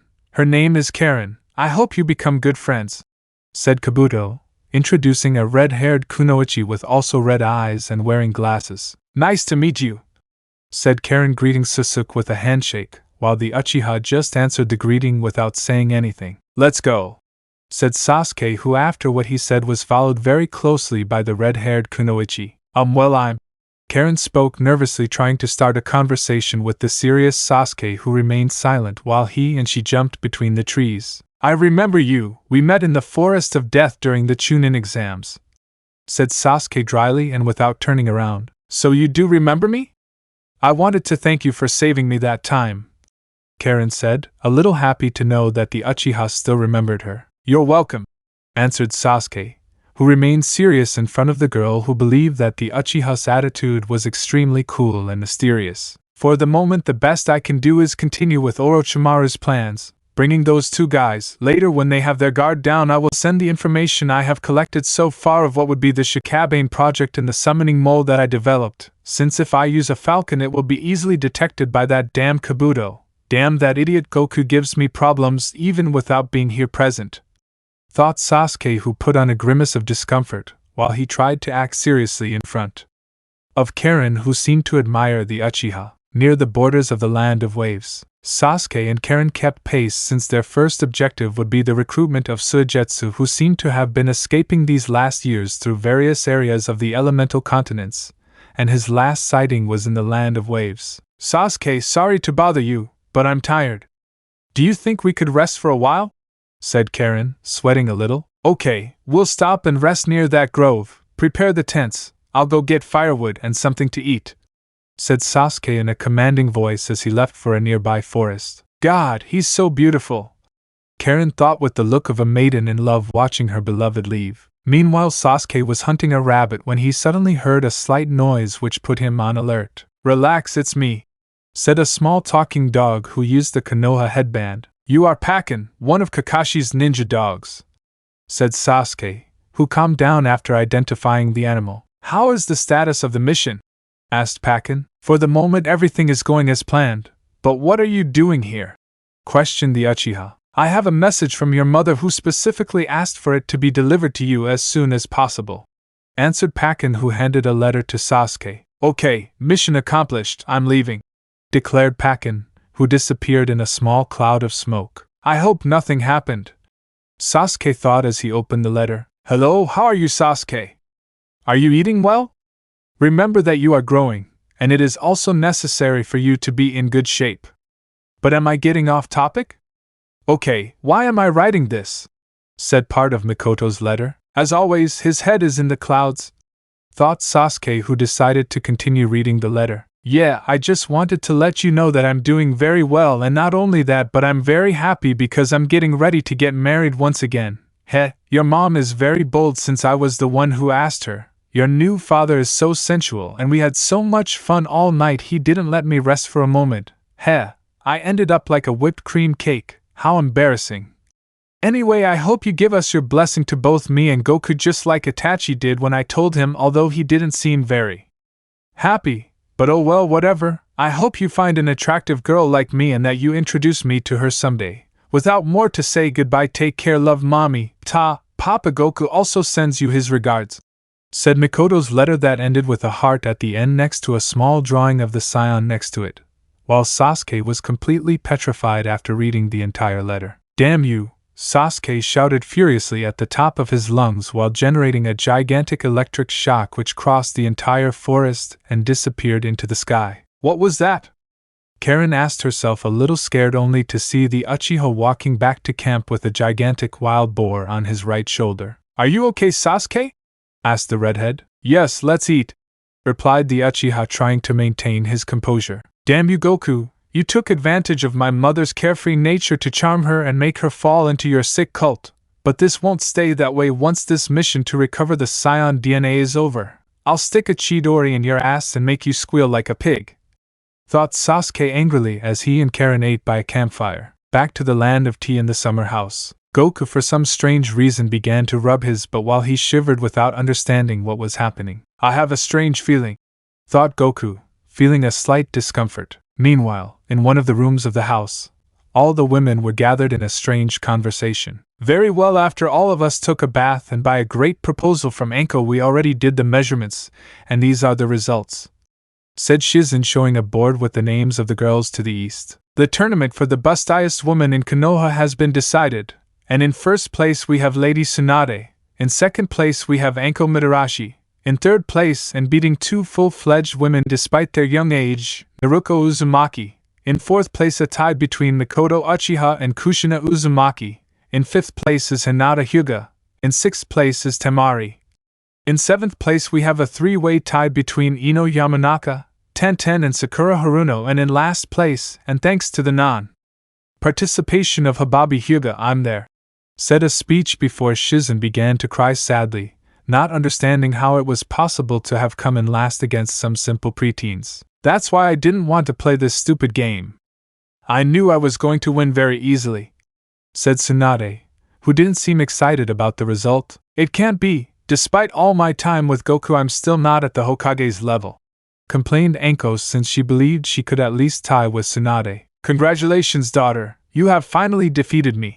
Kushina congratulated Naruto, who was just very embarrassed and didn't say anything. I would be sad if my 13-year-old daughter defeated me at 30.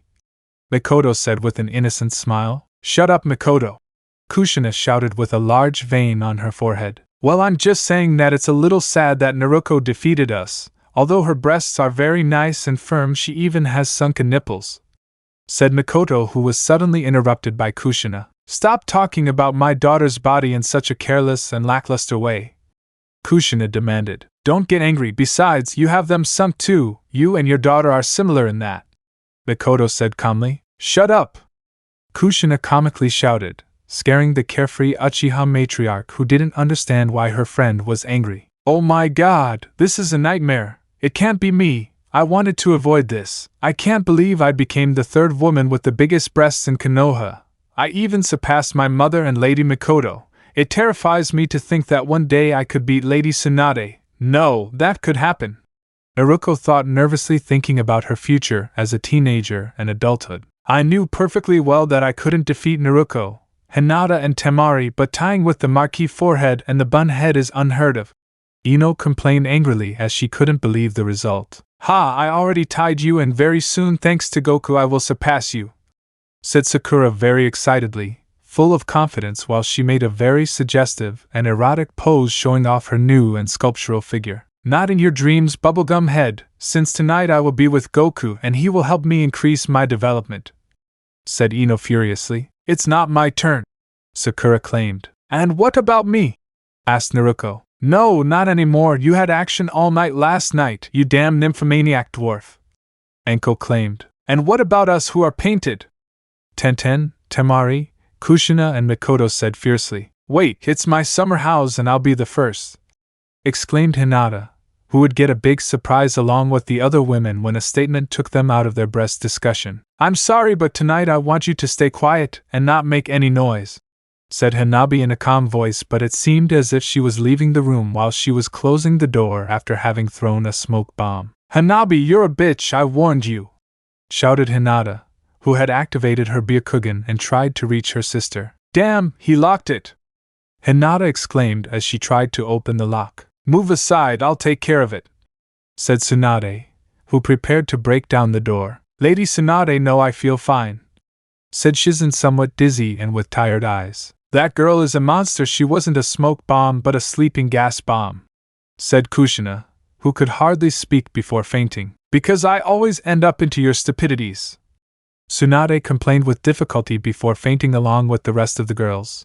Meanwhile, in the living room of the house, Goku was playing with a kind of Rubik's Cube, trying to solve it using only his head, which was not his greatest strength. Damn, this thing doesn't work. I don't understand why Gohan sent me this thing saying it was fun, said Goku, already tired of not being able to solve the mechanical puzzle. Would you let me try? Said Hanabi, who was behind Goku. Oh? Sure, go ahead, Goku said, somewhat confused, while the Hyuga sat on the Scion's lap and began to solve the cube. And the others? Goku asked, trying to make conversation. Sleeping, Hanabi replied dryly. This was a nice day, wasn't it? Said Goku, trying to interact with the Hyuga again. Yes, Hanabi answered calmly and sharply. God, I don't know what to say anymore. She's as cold as ice. She's very serious and quiet. She hardly makes any noise. It's a bit uncomfortable dealing with Hanabi.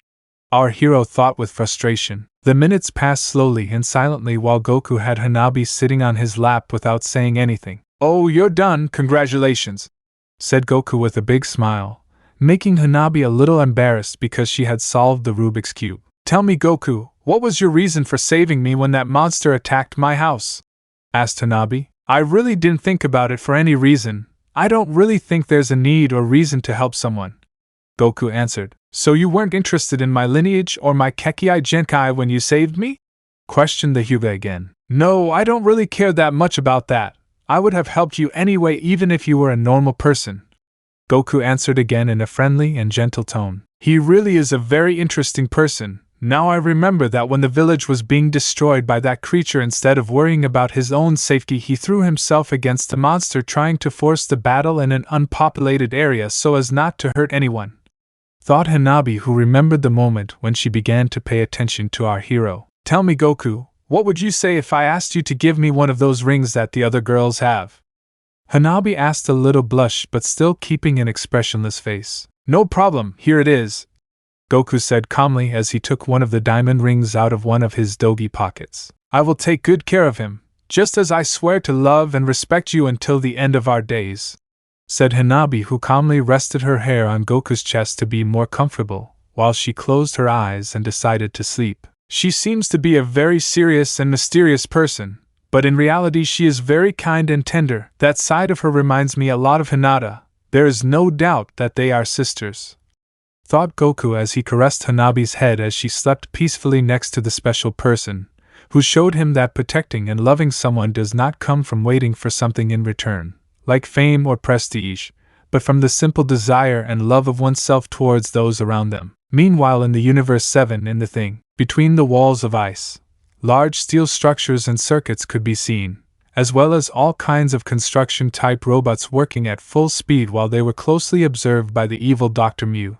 who held a crystal dome with Zamis's energy orb in his hands. A little more, yes, in a little more time, we will have the weapon with which we will govern not only the 12 universes but also the parallel worlds, thought the doctor while he caressed the greenish energy orb. I hope Rildo and the Master have managed to achieve their goal, Yu said in a low voice as she looked at one of the portals that connected the 9 circles of hell. In the passages of personal hell for Class S criminals, Rildo and his leader, the alien with the characteristics of an infant, walked through a strange field similar to a meadow which was filled with a flower field and where a gigantic tree could be seen in the middle of the place. I really can't believe this is considered part of hell, Rildo said, somewhat surprised. This is very simple, Rildo. The conception of hell is different for all of us. What is pleasant for some is torture for others, answered the short alien leader. The minutes passed and slowly the 2 invaders managed to reach the tree where a cocoon like that of a butterfly was resting. Here is the supreme ruler of the galaxies and millions of civilizations, the supreme leader of Universe 7, Emperor of the Universe, the great and all-powerful Freezer, the hooded alien presented to the evil Emperor, who only watched them in silence. Oh, I see you know a lot about me, but unfortunately I don't know anything about you. Who are you? Freezer asked calmly. I regret my rudeness, great sir. Allow me to introduce myself properly. I am a humble intergalactic traveler known simply by the name of Baby, and this is my faithful follower, General Rildo, and I want to inform you that we have come here since our objectives and desires agree with yours, said the short alien. Do they agree? The evil Emperor asked curiously. That's right, sir. You and we want the same thing, and that is the total eradication of the Scion race, as well as the death of a specific individual who has been a total headache for us as well as for you and your glorious dreams, said Baby with an eloquent tone. Son Goku, said Freezer, who answered dryly. If he is the most dangerous and lethal of his kind and the greatest symbol of that rotten and corrupt race, said the child invader with fury and hatred in his eyes. And what do you propose? The evil Emperor questioned again. Very simple, my great lord, we need your help to create a new world in a different dimension to this one which is already corrupted. It is that new world where you will lead us and guide us to a new and glorious time where we can find the time and the power to not only destroy Son Goku but also the damn bills and perhaps in the future fulfill the greatest goal to dream of in the entire multiverse," said Baby with madness and confidence in his words. "And that would be it?" Freezer asked with great curiosity. "Kill Zeno," Baby answered, his words echoing around the entire place. "I sound very interesting, but unfortunately for your plans I am dead," said Freezer in a calm and expressionless tone. "That won't be a problem once the Arcus Imperatoris is ready," Baby said. "Arcus Imperatoris?" Freezer asked. "It's our trump card," Rildo said seriously. "Okay, it's more than clear that you're planning something and you're not being completely honest with me. But I'll pretend that I've fallen into your trap since what you're proposing is very interesting and fun," Freezer said calmly. "Thank you, you won't regret it, Lord Freezer," said the infant. "Then free me," said Freezer with an evil smile on his face while his eyes gave off a light scarlet color which froze Baby and Rildo's blood. "Release him, Rildo," Baby ordered his servant. "Are you sure about this, Lord Baby? That guy gives off an air of evil and madness in every sense of the word. Just looking at him gives me goosebumps," Rilo asked his leader in a low voice. "That's precisely why we're looking for Rildo. Don't be a coward and free him," Baby said in a commanding voice. "What's wrong? Are you going to release me or not?" asked the evil emperor. Seconds later Rildo threw a key sphere against the rope of the cocoon that fell to the ground. Moments later a large discharge of energy was unleashed that dyed the place with a sinister and dark purple color, while Freezer walked slowly around the place while he moved slightly, stretching both his hands and his neck. "It feels good to be able to move," said Freezer. "Okay, let's go," said Baby, who headed off followed by Freezer. "Wait, Lord Baby, I still don't trust this guy. I want him to show that he has something to offer to our cause," declared Rildo. "Well, let's begin," said Freezer, who raised his arms to the sides and whose darkened body exploded in a great golden glow that stained the entire place while his body began to change from white to golden. "This is awesome," Baby said in amazement as the ground began to shake, turning into a gigantic earthquake that shook all of hell. "But this can't be!" Rildo shouted in terror as he and Baby saw a majestic and almost divine glow that swept away everything in its path while the earthquake continued to grow stronger and stronger. Meanwhile, in another part of hell, a girl with waist-length black hair, red eyes, and wearing a black schoolgirl uniform was running desperately toward the nearest video phone. "Come on, answer quickly," the girl complained as she held the receiver and looked at the static screen. In the palace of Yenmei Dio-sama, everything was a real chaos between screams of despair from the ogres and the souls hoping to reach paradise who did not understand the reason for the earthquake. "What's going on?" asked an ogre who took the video phone to get a surprise. "Quickly, get me Enma-sama," said the black-haired girl. "Miss Ai Enma, what's going on?" the ogre asked fearfully. "There is no time, quickly, connect me with Enma Deo-sama," exclaimed the girl angrily, while the ogre obeyed the order, communicating the girl with Enma-sama, the highest authority of the other world. "AI, report what's happening," said the huge ogre with a contract and tie. "We have serious problems in hell. Some idiots infiltrated the 9 circles of hell and have released Freezer, who is creating pandemonium here," said the infernal girl. "This is very serious. We have to put everything on red alert. The other world is under attack," said Enma desperately. "It's more serious than you think, sir. The display of Freezer's power has caused great damage to the torture prisons and the isolation of the S-class criminals," said Ai Enma in despair while she and the other ogres in charge of hell began the evacuation of the low-class and less dangerous criminals. "Run quickly," said an ogre who was guiding the souls to purgatory. "Don't despair, one at a time," shouted another ogre who was controlling the outflow of souls. "Damn, the earthquake is getting stronger. Quickly speed up the evacuation," ordered the infernal girl to the ogres. All of this seen from the video phone images on the other side by Enma-sama and her ogre assistant. "Class S criminals?" asked the ogre who was helping Enma-sama. "They are the upper-class criminals, that is to say destroyers of worlds. The vast majority of them were sent here by Goku and his friends, that is to say they are literally monsters," answered the large ogre to his assistant. "Oh, we don't have time. Evacuate hell as quickly as you can and escape. If those creatures escape, this will all get ugly, and you, as Guardian of Hell, will have no chance against them, much less against Freezer. I'll send an SOS signal to Kyo-sama so he can send Vegeta and he'll help us, so back off. Enma ordered the girl who, despite gritting her teeth in helplessness, knew he was right, so she obeyed the order immediately while she cut the call to continue with her work. This is very bad. If this continues it will be the end of the other world, said Enmadeo-sama nervously. In the world of the living in the Capsule Corporation, the Scion Prince was sitting in a chair on the balcony of his house watching the stars when suddenly something alerted him. But what the hell is this? It's a monstrous key and it's growing more and more. No, it can't be that bastard. How the hell did he manage to escape? Vegeta said, alarmed as he violently got up from the chair. Goha's house. The firstborn of the Sun family was in the company of his wife while Goten was playing with Pan when suddenly, but what the hell is this? Is something very wrong with Gohan?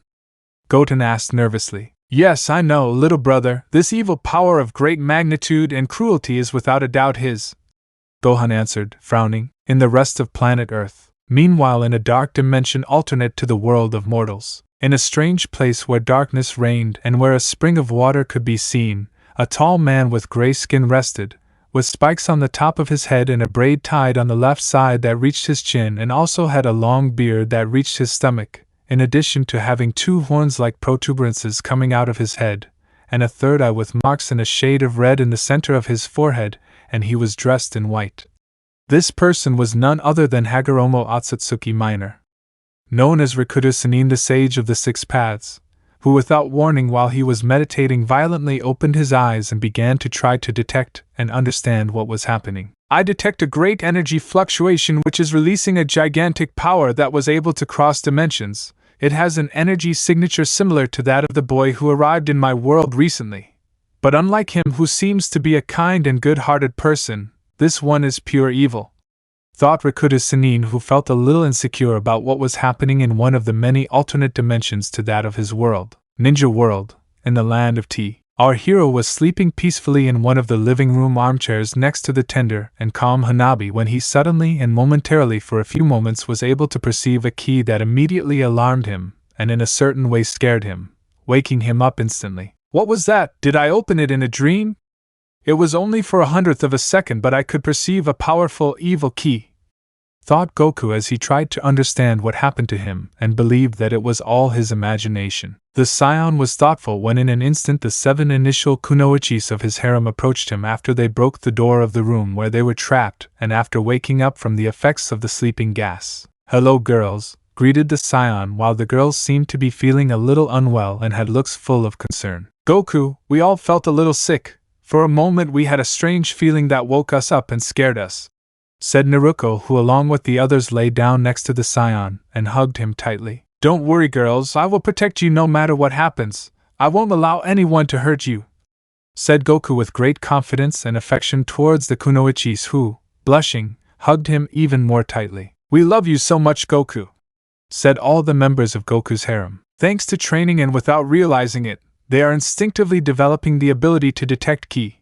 so it was not a dream. There is no doubt that it is you Freezer, thought Goku, who had a very serious and penetrating look while looking out the window and seeing the night sky. Back to personal hell for Class S criminals. Rildo cowered in fear before the power of the evil Emperor Golden Frieza, who simply smiled evilly. Okay, attack me, said Freezer, which alarmed Rildo, who was trembling in fear. To be honest, I don't think I can guess right in front of him. It's more than clear that our levels are very different, said Rildo fearfully as he stood in front of Baby. Oh, what a pity, I wanted to have some fun, but well, as a thank you for your kindness in freeing me, I will abstain this time.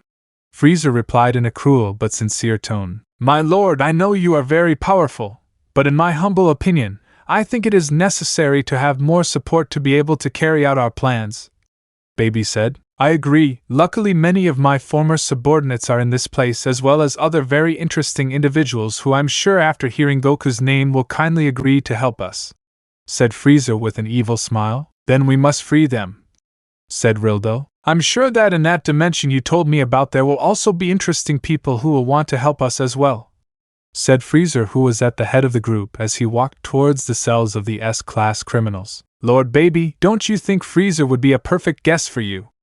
Rildo asked his master in a very low voice. Yes, but for now it's better to keep my distance. He's very powerful. With my current level, I don't think I can control him.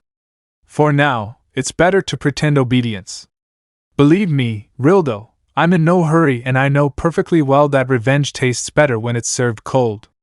Don't worry, our time will come, I assure you.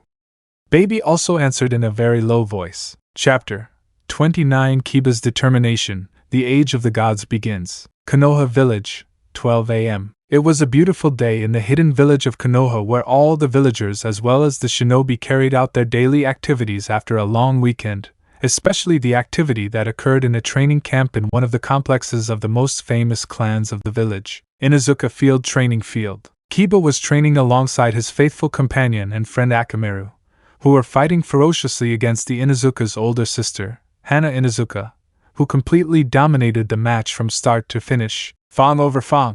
Shouted Kiba, who together with Akamaru, who transformed into a clone of Kiba, created two tornadoes that tried to reach and collide with Hana, but the highly experienced Kunoichi simply and masterfully stopped them both with her bare hands and held them in the air by their necks with both hands. What happened? Is that all you can do? That old and outdated technique won't help you against stronger and faster opponents. The Inuzuka's sister scolded her brother, who was trying to free himself from Hana's powerful grip. Su, let me go, you're hurting me, blockhead, said Kiba, who was trying to speak while hanging from the powerful hands of his sister, who held him very tightly. Later, the Kunoichi simply threw Kiba and Akamaru against the ground while they coughed and tried to recover while they caught their breath. You're crazy, this is supposed to be basic combat training and you're fighting seriously and with all your strength, Kiba claimed, extremely angry at the strange reasons why his sister was behaving this way. Don't be a silly brat. If you don't get stronger, all your friends will surpass you immediately, especially the girl you like. That Naruto Uzumaki is much stronger than you, and it's even very possible that she's more powerful than me. So if you can't beat me, much less beat her. Hana scolded her conformist brother, who was very surprised and frustrated after his older sister's words. Shut up, I already know that, and my target isn't Naruto, it's that miserable Goku, Kiba answered furiously. All the more so from what I heard from Anko. He is so powerful that he is already a jounin, and very soon they will assign him his own genin team to train them, while you remain a mid-level genin without any remembrance, said the Inuzuka with a frown. I'm still a genin because I lost to Naruto in the Chunin exams. It's not what you think, she actually cheated, she used her enormous and sensual breasts to distract me. Kiba justified himself. After what he said, he received a huge slap from his sister, leaving him with a large bump on his head from which a little smoke came out. Why are you hitting me? Kiba asked, very hurt, while he was sitting on the floor with the huge bump. Stupid, you lost because you're a perverted idiot. Whether you like it or not, you had the advantage in speed, and because of your stupidity you lost. Hana scolded her younger brother, who only looked at the ground ashamed, knowing that his sister was completely right. Since Naruto was stronger than him, but in terms of speed she couldn't compare to him at that moment of the tournament. You don't understand. Naruto, as well as the other girls in my class and some from the village, and even Anko Mitarashi, became a kind of cult of mindless hex slaves because of Goku, so anticipating the movements of a brainless doll that only thinks about that porcupine is very difficult. Kiba tried to excuse himself. Anyway, we'll take a 1-hour break. Go to the doctor to have your injuries treated. Then I want you back to continue the intensive training. Don't even think about running away, or I swear you'll pay for it, said Hana after sighing in annoyance, and with a commanding voice as she began to walk towards her house, leaving a depressed and crestfallen Kiba, who obeyed the order and headed to the village hospital. Damn, why does this always happen to me? Complained the Inuzuka, who lowered his head while walking slowly and without interest in what was in front of him. Minutes later at Hanaha Hospital, minor injury care area, Kiba was resting in one of the chairs waiting for his turn to see the doctor while he continued to reflect on his sister Hana's words about the fact that Goku had become a powerful jounin, as well as the fact that Naruto had become stronger than him in just a few months. Damn, if this continues like this, I'll be the only one who knows that's falling behind and not advancing at all as a shinobi. Even Shikamaru was named Chunin thanks to his great intelligence and strategies. But what are we doing? Thought Kiba, looking down at the ground when suddenly a voice pulled him out of his thoughts. "Oh, Kiba, what a surprise! Did you hurt yourself?" said Sakura, walking towards the Inuzuka, who saw her wearing a sensual white nurse outfit which clearly showed off her tight chest and curvy body. "Sakura, are you a nurse here?" Kiba asked curiously with an arched eyebrow, to which Sakura only confirmed it with an assertive nod. "Yes, for a week now," said Sakura softly, who was admired by everyone present, from doctors, promiscuous children, young teenagers and green-tailed old men who ogled her as they walked past her. "She is a beauty," said one of the patients who was in a wheelchair. "I wish that big-breasted lady were my mom or my older sister," said a boy who had a splint on his left arm. "Well, I'd rather have her in my bed wearing hexy lingerie and next to a bottle of sake," said one of the green-tailed elders who was just on his way to the bathroom when he saw the pink-haired girl near the Inuzuka boy. "But what a surprise! I thought you and the others were just Goku's zombie puppets and that you were only there and lived for him and his strange carnal desires.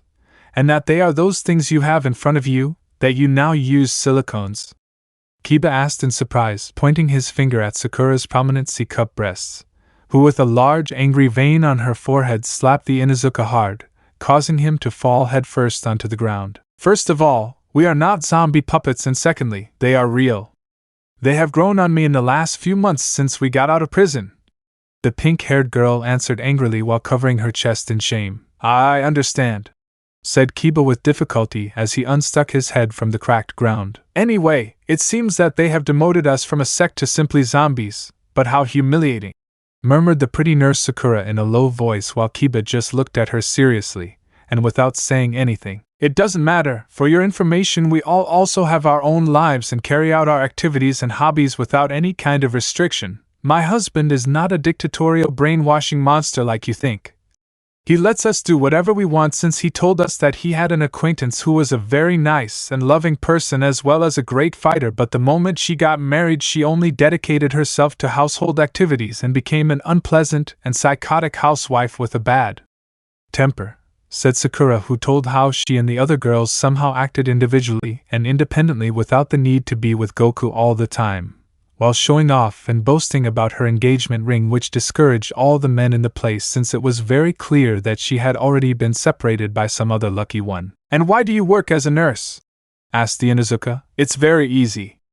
I want to learn how to use the medical jutsu and its variants since Lady Tsunade told me that it would be very useful in combat, and also if I improve I could help my cute Goku change his mind and become Hokage," answered Sakura, which left the Inuzuka petrified and in shock, who after an awkward silence, and in a moment of lucidity exclaimed at the top of his lungs, "Goku will be Hokage!"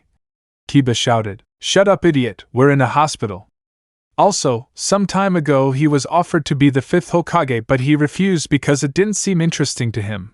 But who knows, maybe one day he'll change his mind and take the position, and if it's not him, it will be Naruto and I plan to help them," said Sakura with determination on her face. "That damn dwarf with an idiot face not only became a jounin but was also a candidate to be Hokage, and being that he is the same age as me, how the hell am I going to beat him?"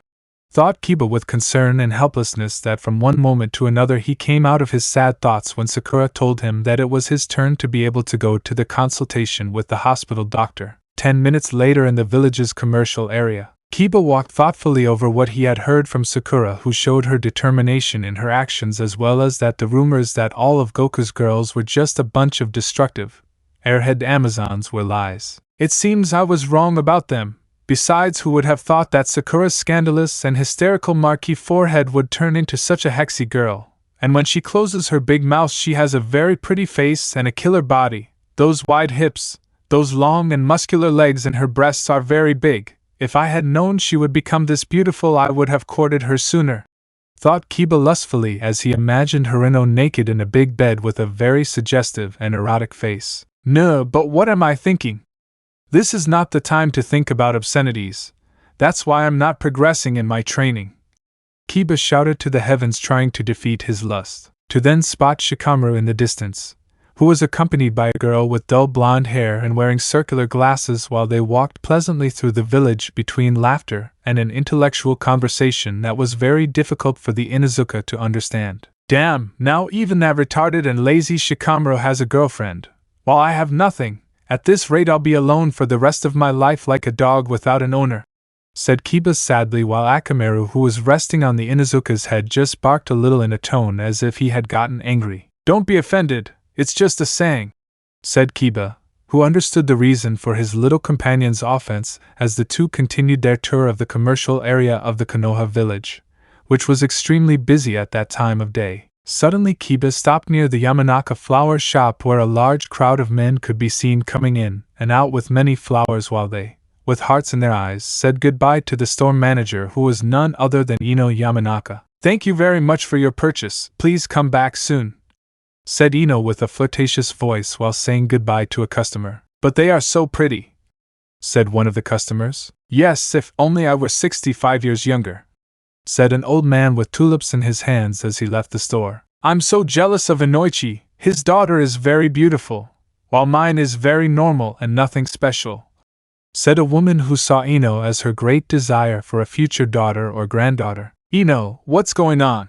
asked Kiba, who peeked into the room only to see the sensual Ino dispatching some errands alongside Hinata, Hyuga, Tenten, and Temari, who were wearing very striking maid outfits. "Hi Kiba, I'm working at my store and Hinata and Tenten are helping me," Ino replied with a big smile. "I see 'em well, I'm going, I don't want to get in the way," said Kiba in a downcast tone, which caught the attention of the three girls, who asked him to wait a moment and wanted to talk to him during their break. 5 minutes later, and during the kunoichi's break and in the back of the flower shop, Kiba told them a little about what happened to him with his sister, the memories of his fight against Naruto in the Chunin exam, and what Sakura told him, which in a certain way depressed him and had produced an enormous inferiority complex. "Oh, I see why you feel like you can't surpass or even match Goku no matter how hard you try," Ino said with an arched eyebrow, to which Kiba just nodded in the affirmative. "Well Kiba, but if that's the most logical thing, you'll never be able to beat Goku in physical strength or speed,"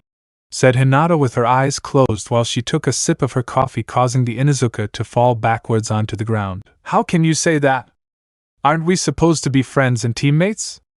Kiba asked in a comical and angry way. "Calm down Kiba, Hinata only told the truth. The problem is that you are attacking your internal conflict in the wrong way," Tenten answered. "That's right Kiba, we really shouldn't say this since for us Goku is sacred, but even he has defects in which he stands out a lot, but that doesn't stop him or make him feel inferior because of them.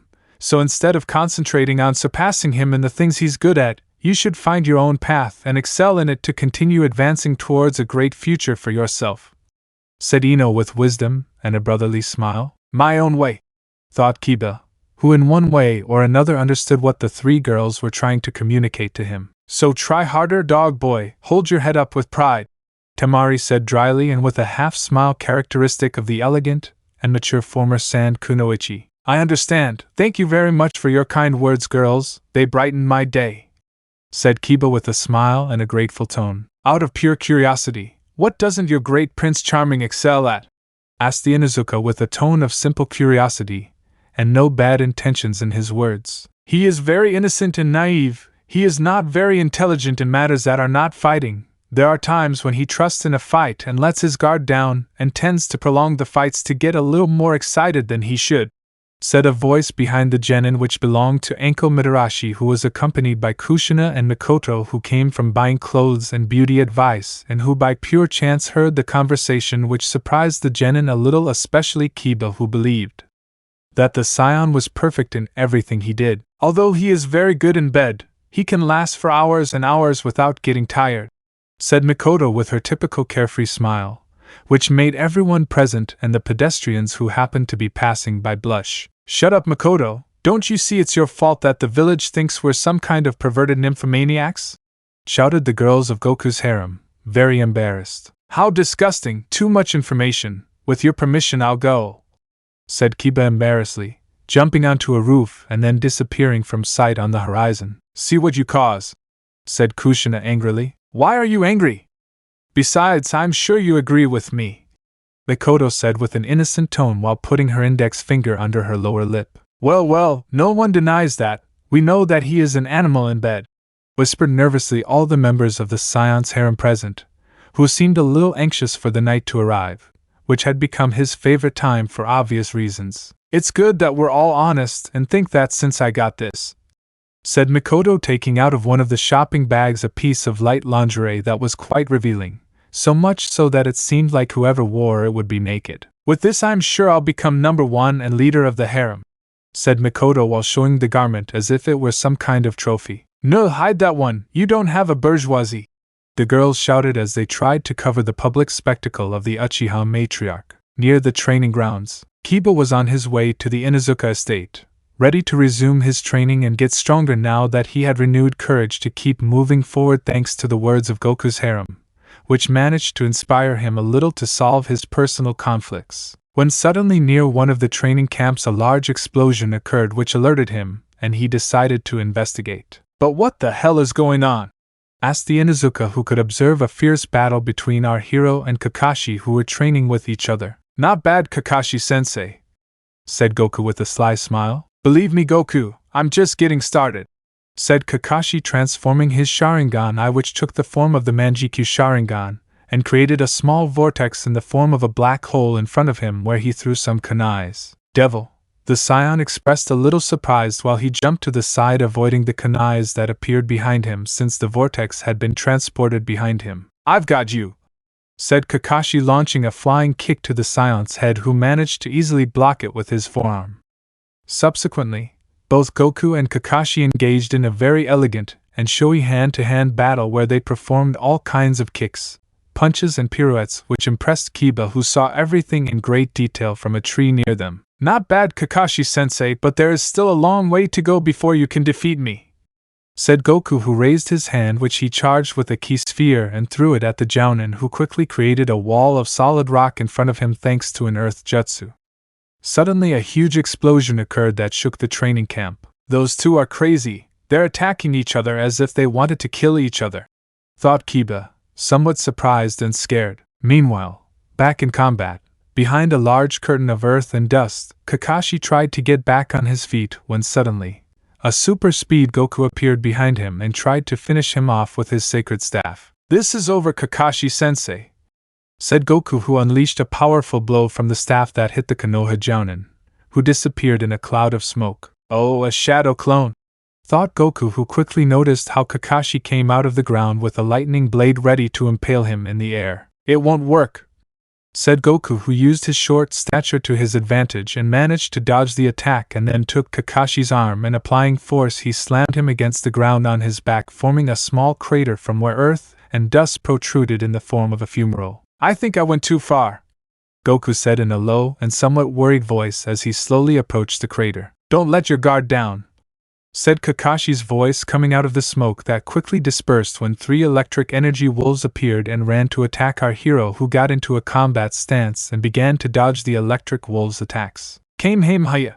exclaimed Goku, who shot a blue beam from his hands that dematerialized the energy wolves. "I destroy them," Kakashi said in amazement. "I think I won," said a voice from behind the Jounin, who turned slightly to see the scion behind his back with the sacred staff lightly poking the back of his neck in a sign of Goku's victory. "Okay, I give up," said Kakashi with a sigh and a grimace of tiredness as he sat on the ground. "Wow, Kakashi-sensei, you've really gotten stronger after the intensive training we've had. I must admit that for a moment I took it seriously," Goku said with a big smile. "No, I still have a lot left. In reality I fought with everything I had, and despite that I didn't even make you sweat a little, although I must admit that my physical resistance increased considerably since that blow you measured at the end barely hurt me," answered Kakashi, who made his typical smile with an eye while he put on his band in the form of an eye patch to cover his Sharingan, and took out his book and began to look through it. "Don't you think they'll scold us for how we left the field?" asked the scion, who saw the extensive pile of destruction they caused in their battle that ranged from enormous craters, very deep holes, incinerated trees and threads cut very violently, and whose pieces of granite were scattered everywhere. "No, I don't think so, although it would be a good idea to leave here in case someone comes," Kakashi answered with a light drop of sweat on his forehead. "I heard you'll soon be assigned your own genin team to train," Kakashi said, trying to change the conversation. "Well, yes, although I don't know what I'll teach them. I'm still very new to using chakra, and even though I already know how to handle kunais and shurikes, I'm not that confident," Goku answered, somewhat worried. Don't worry, you'll do well.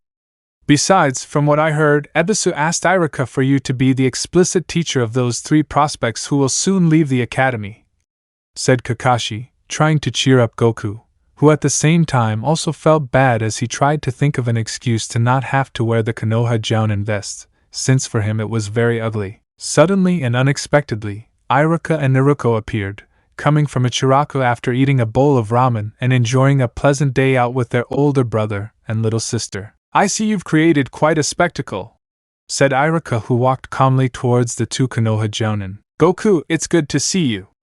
Irika-sensei bought me some nice dresses, bracelets and earrings during our walk," Naruto said excitedly while she showed off the shopping bags, which caused a slight blush in the Chunin-sensei of the academy, who only scratched his cheek in embarrassment. "Oh, Irika trying to get along with your little sister," said Kakashi mockingly. No, there's nothing wrong with pampering her from time to time.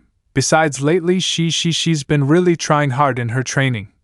Irika stuttered, blushing even more after what Kakashi said, which made everyone present laugh. Meanwhile, Kiba continued to observe what was happening and stared at the little Uzumaki, which gave him more encouragement to continue with his new goals. "Listen carefully, Goku. Don't think you're the king of the world just because you're very strong. I'll try hard and you'll see with your own eyes that I'll become the next Hokage, since to have the title you don't only need physical strength but also intelligence, something you don't have," shouted Kiba, coming out of his hiding place and pointing his finger at the scion, who just looked at him confused. "Hello, Kiba, I think you're confused.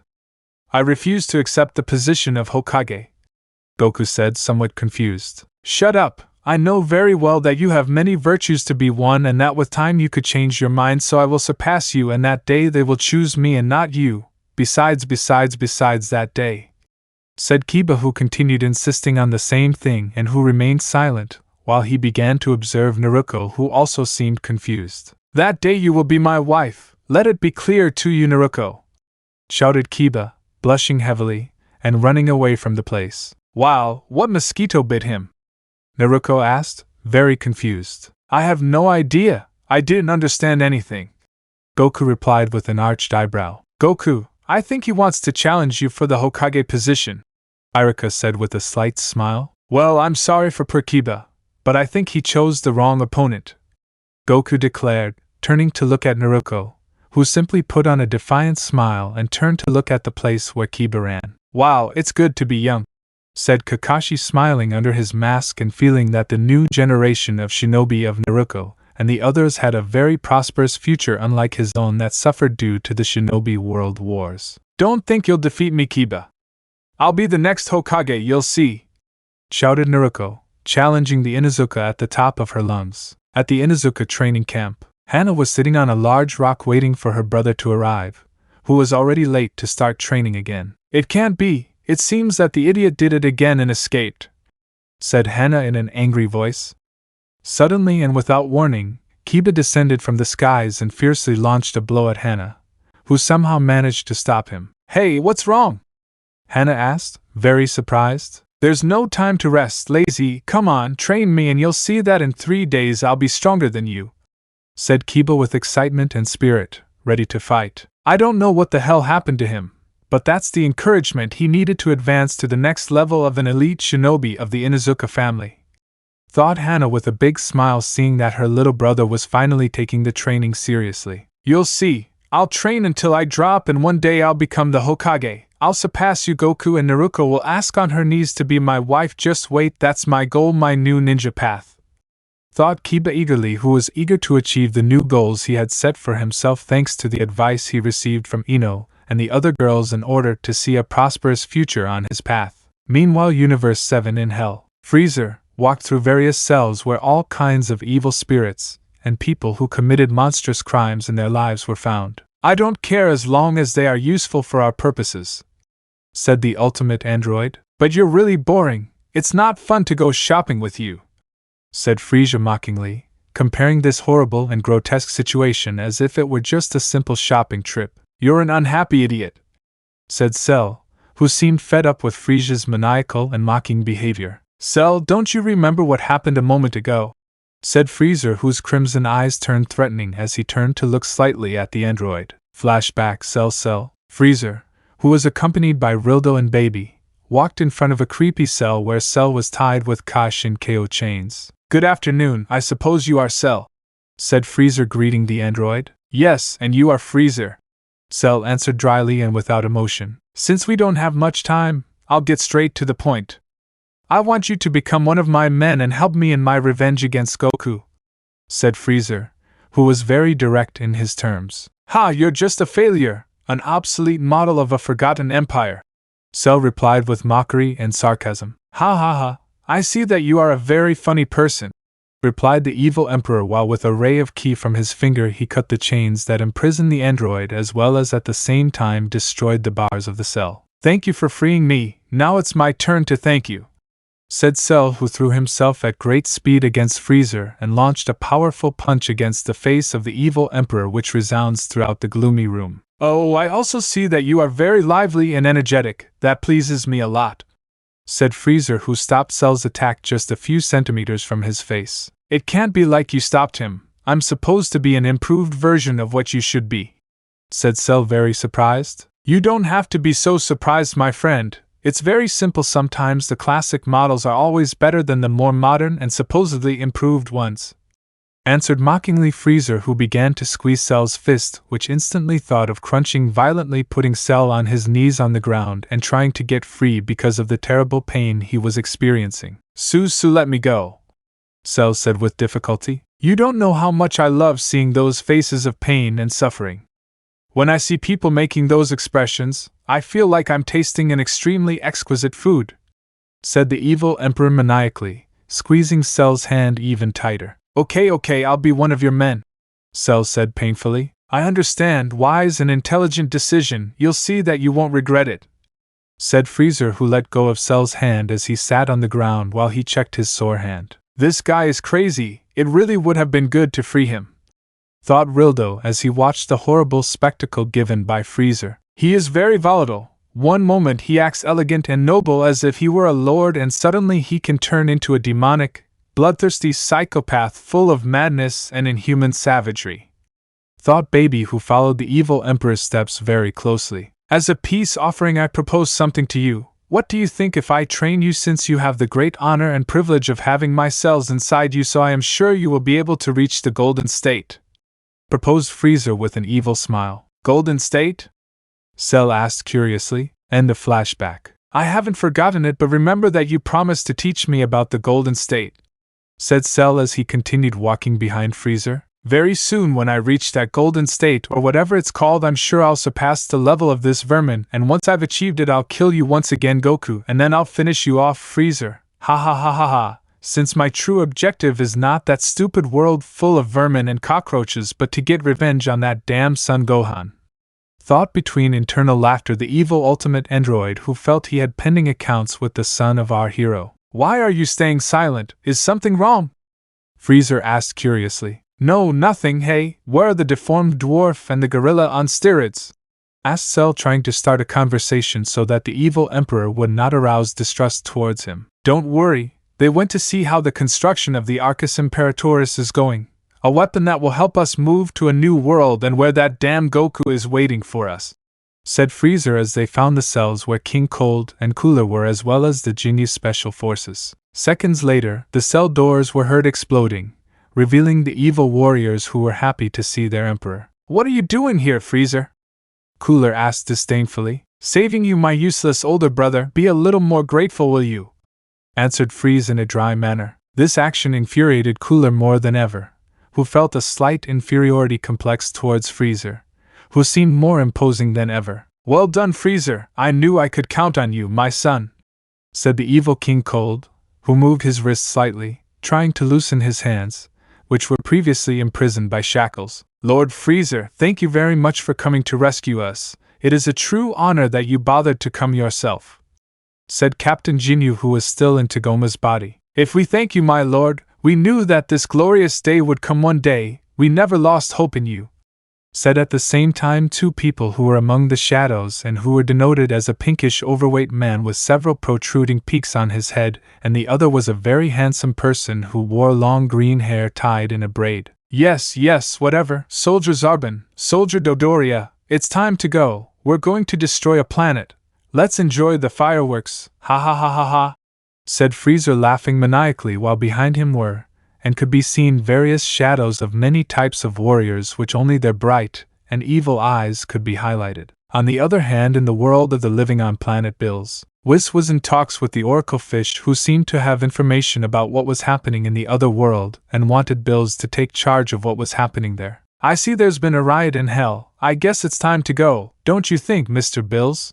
Said the angel to the destructive god, who, somewhat annoyed, stood up from his seat ready to exterminate Frieza. Whatever it is, it won't cost me any work to finish off those good-for-nothing worms, said Bills, who put his hand on Whis' back ready to leave for hell, while the angel's staff began to light up. But suddenly, and without warning, the staff went out. What happened?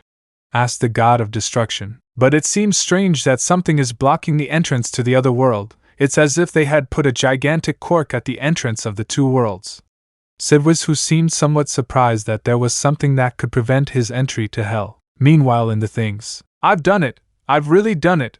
I've blocked all possibilities of outside intervention so that they don't interrupt us. Ha ha ha ha ha. This is just one of the many abilities of the Arcus Imperatoris that will not only allow free access and closure through all worlds and dimensions infinitely and without restrictions, but also the resurrection of all of us who want from this side to the other, said the evil Dr. Mew fanatically as he raised his hands to the sky and saw a kind of gigantic and colossal steel ring adorned with various types of hieroglyphics from all kinds of cultures, which was the size of the Earth's moon, and which floated imposingly in the sky ready to perform its functions. Perfect, Mew, you've done very well. All that's left is for Frieza to bring the recruits and we'll start, said Baby. Yes, but for now, and if I make it too quickly, someone will have to handle the power semiconductor where Zamus's energy sphere was placed, which works like a powered battery to maintain a constant flow and make the Arcus Imperatoris virtually indestructible.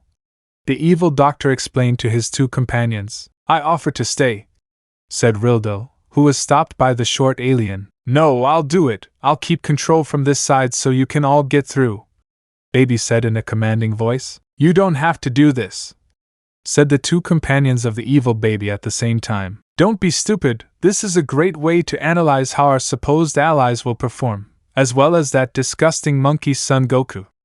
Once everything seems to be in order, I will use the entrance to the Arcus Imperatoris to reach them and take possession of Frieza's body, said Baby with an evil smile, who seemed to be calculating all the possibilities. I understand, Lord Baby. Then the doctor and I will go and watch over Frieza and his gang of criminals, said Rildo, accepting his master's order. And once I manage to dominate the alternative dimensions in Universe 7, I will very soon go after the biggest fish in the entire multiverse, the most powerful body in the 12 universes, said Baby with a maniacal and distrustful grimace. Back to the world of the living, Whis and Bills travel at full speed towards Earth to be able to inform Gohan and Vegeta of what happened. Quickly, Whis, we don't have much time. Speed up, ordered Bills. Understood, said the angel, who increased speed. Damn Frieza, if he does what I think he'll do, then it will be very difficult for us to catch him, said Bills, very angry. I know, sir. The only hope we have left is that they want to help us, since I sincerely doubt very much that even Goku can handle this situation alone. Whis answered thoughtfully at the only plan that had occurred to him for this emergency situation. Already on planet Earth, the Destroyer God and his assistant arrived at the Capsule Corporation, where Bulma and Vegeta were playing with Little Bra, and requested that all the warriors of the Earth be summoned since the situation in the other world was very serious. Later, after an hour, all of Goku's friends were at the Capsule Corporation ready to hear the information. Tell us what's going on, Mr. Whis, Gohan said with concern. I'll be very simple. Some idiot decided to release Frieza and all the warriors that you have faced, and they are preparing to attack, said Whis in a very serious voice. No, it can't be, exclaimed Ten Shin Han. And when will they be here? Asked Master Roshi. Well, they don't come to Earth, Whis replied, leaving everyone present perplexed. It's very simple. Just think about who is the person they hate the most, said Bills with his eyes closed. They're not after Goku, Krillin said, alarmed. Exactly. According to the information we got from the Oracle Fish, they are going to use a strange machine to travel to the alternate dimension where Goku is, said Whis. But what will we do? Not only Goku but that dimension is in grave danger. declared Krylin, very worried about his friend and that world. That's why we've come with you. The truth is I didn't want to use this method since the chance of success is very low, so there's no other way. I plan to create a dimensional vortex right now. The other resignation worse, I'll need all of you to help me by lending me some of your energy, which together with mine and Mr. Bill's will allow us to travel to the ninja world, said Wiz, who stood in the center of the Capsule Corporation's kick. I'm sure that will have a price, or I'm wrong, the Scion Prince said slyly. Wow, not as calculating as always, Vegeta. That's right, since we'll do it very quickly and taking care not to destroy Universe 7, I won't be able to calibrate or protect you from the quantum rays that cause the change in cellular metabolism in your bodies. Which means that what happened to Goku will also happen to you, said Whis, explaining the consequences of dimensional travel. I'm not worried at all. In fact, I wouldn't mind losing a few years, said Master Roshi in a mocking tone. Then Goten and I can't go because if we go through the vortex we could end up being just babies, said Trunks, somewhat depressed, but he understood the explanation of Bill's guardian angel. But what bad luck, and I wanted to meet my new Hexy moms, Goten said innocently with his hands behind his neck. Hexy breasts? Krillin asked with an arched eyebrow. Yes, Mrs. Bulma showed us a photograph where my dad was with many very beautiful women, and she told me that all of them were my new Hexy moms, Goten answered with his typical smile characteristic of the Sun family, while all the warriors looked away at Bulma, who couldn't bear to put up with the gossip and told it to our hero's family. Well, it just came out, said Bulma while she stuck her tongue out mockingly and looked away. And how did your mother take it? Master Roshi asked Gohan. Well, I would say no too, replied the firstborn of the Sun family. Meanwhile, at Milk's house, it could be seen that in the sound of the house, which was lit slightly by a yellow light, the figure of some feet that were hanging while they wobbled from one side to the other stood out a lot, as if a person had committed the horrible act of taking his own life, being none other than the feet of Milk, Goku's ex-wife. While on a table you could see the photograph of the scion, who was accompanied by all his sensual fiancées, while they slept very snuggled up next to Goku, who did not seem bothered by it. Oh my god, it can't be! Are you still doing that? Said a man whose face was not visible but turned out to be Milk's new husband. Shut up! This is the only thing I can do to vent my frustrations. I can't believe that idiot managed to forget me so quickly, and not only that, but he replaced me with a horde of exhibitionist degenerates, said Milk, who was holding on with one hand to one of the wooden bridges that served as support for the basement ceiling, while with the other hand he hit the light bulb that illuminated the room, trying to distress. Just be careful, you want, said Milk's husband, somewhat worried. Don't give me orders, I know what I'm doing, damn it, exclaimed Milk, who, while speaking, received a strong blow from the spotlight that was moving from one side to the other, and which broke on Milk's head, leaving the room in complete darkness. Damn it! Screamed the hysterical woman, who slammed her foot on the floor in the darkness of the basement. I knew this was going to happen, said Milk's resigned husband, who only decided to turn around and climb to the top of his home. Back to Capsule Corporation. Listen carefully, those guys are my responsibility since they are the scum of the universe that I am in charge of, so I can't allow them to get into trouble and leave Universe 7 in a bad light in alternate dimensions. But you have no obligation to go to that strange world and end up as God knows along the way. But it is clear that Freezer is very dangerous, and an unknown and innocent universe will pay the consequences of the atrocities of that lunatic, Bills declared seriously, leaving everyone present in silence momentarily, which was broken by the Scion Prince. Ah, but what stupidity! From the beginning I had decided to kick Kakaroto's ass, so I don't mind doing it in another world. I'll go, said Vegeta with his typical arrogant and calculating attitude. He is my father too, and I have to help him, said Gohan, who began to take out of a backpack his combat dogi, which was very similar to his father's. I'm going too. I heard that in that world there are many sensual women, said Master Roshi while he played with his fingers and imagined all kinds of naked shinobi women very close to him. What the heck, this reminds me of the old days. I'll go with you, said Krylin with a lively smile as he bumped his fists, psychologically preparing himself for battle. If my husband goes, I'll go too, said number 18, ready to follow her husband to any mission to come. Goku is my friend, I don't have to think about it, said Ten Shin Han, who wanted to help his comrade in arms and his friend of many years. Mr. Satan told me to help you in everything you asked me, so I will help you, declared Majin Buu while he rubbed his voluminous abdomen. Actually, I don't know Goku very well and I don't care about that world, because it's the perfect opportunity to get revenge on Cell, said number 17, who remembered the humiliation that the ultimate android made him go through when he absorbed him. You don't need to ask me something so silly when the answer will be so obvious. I'll go with you, said Piccolo, whose answer made it clear that the group that would travel through the dimensional vortex to the dimension where our hero was almost complete. Well, there's only one more person missing, said Whis, which surprised everyone since they didn't understand who he was talking about. Suddenly a great glow could be seen in the sky above the Capsule Corporation, which was descending rapidly, and when it subsided a little it revealed a strange machine from which the glass dome opened and from which the crew member descended. Is it really you? Krillin asked with great surprise. You have no idea how much it cost me to contact him, but when he heard what was happening he didn't hesitate for a moment to come and help us, said Whis, who had used his powers to contact an alternate future of Universe 7. I will gladly go with you, said a man with short blue hair similar to Bulma's color, who wore a denim jacket and a red scarf around his neck as well as a double-edged sword on his back, being none other than the alternate version of the present Trunks, the most powerful version of Vegeta and Bulma's son, Mirai Trunks. Well, I guess with Trunks' arrival we're all set to save that useless Kakaroto, said the Scion Prince with a half-smile as he looked at his son from the future, who was also smiling.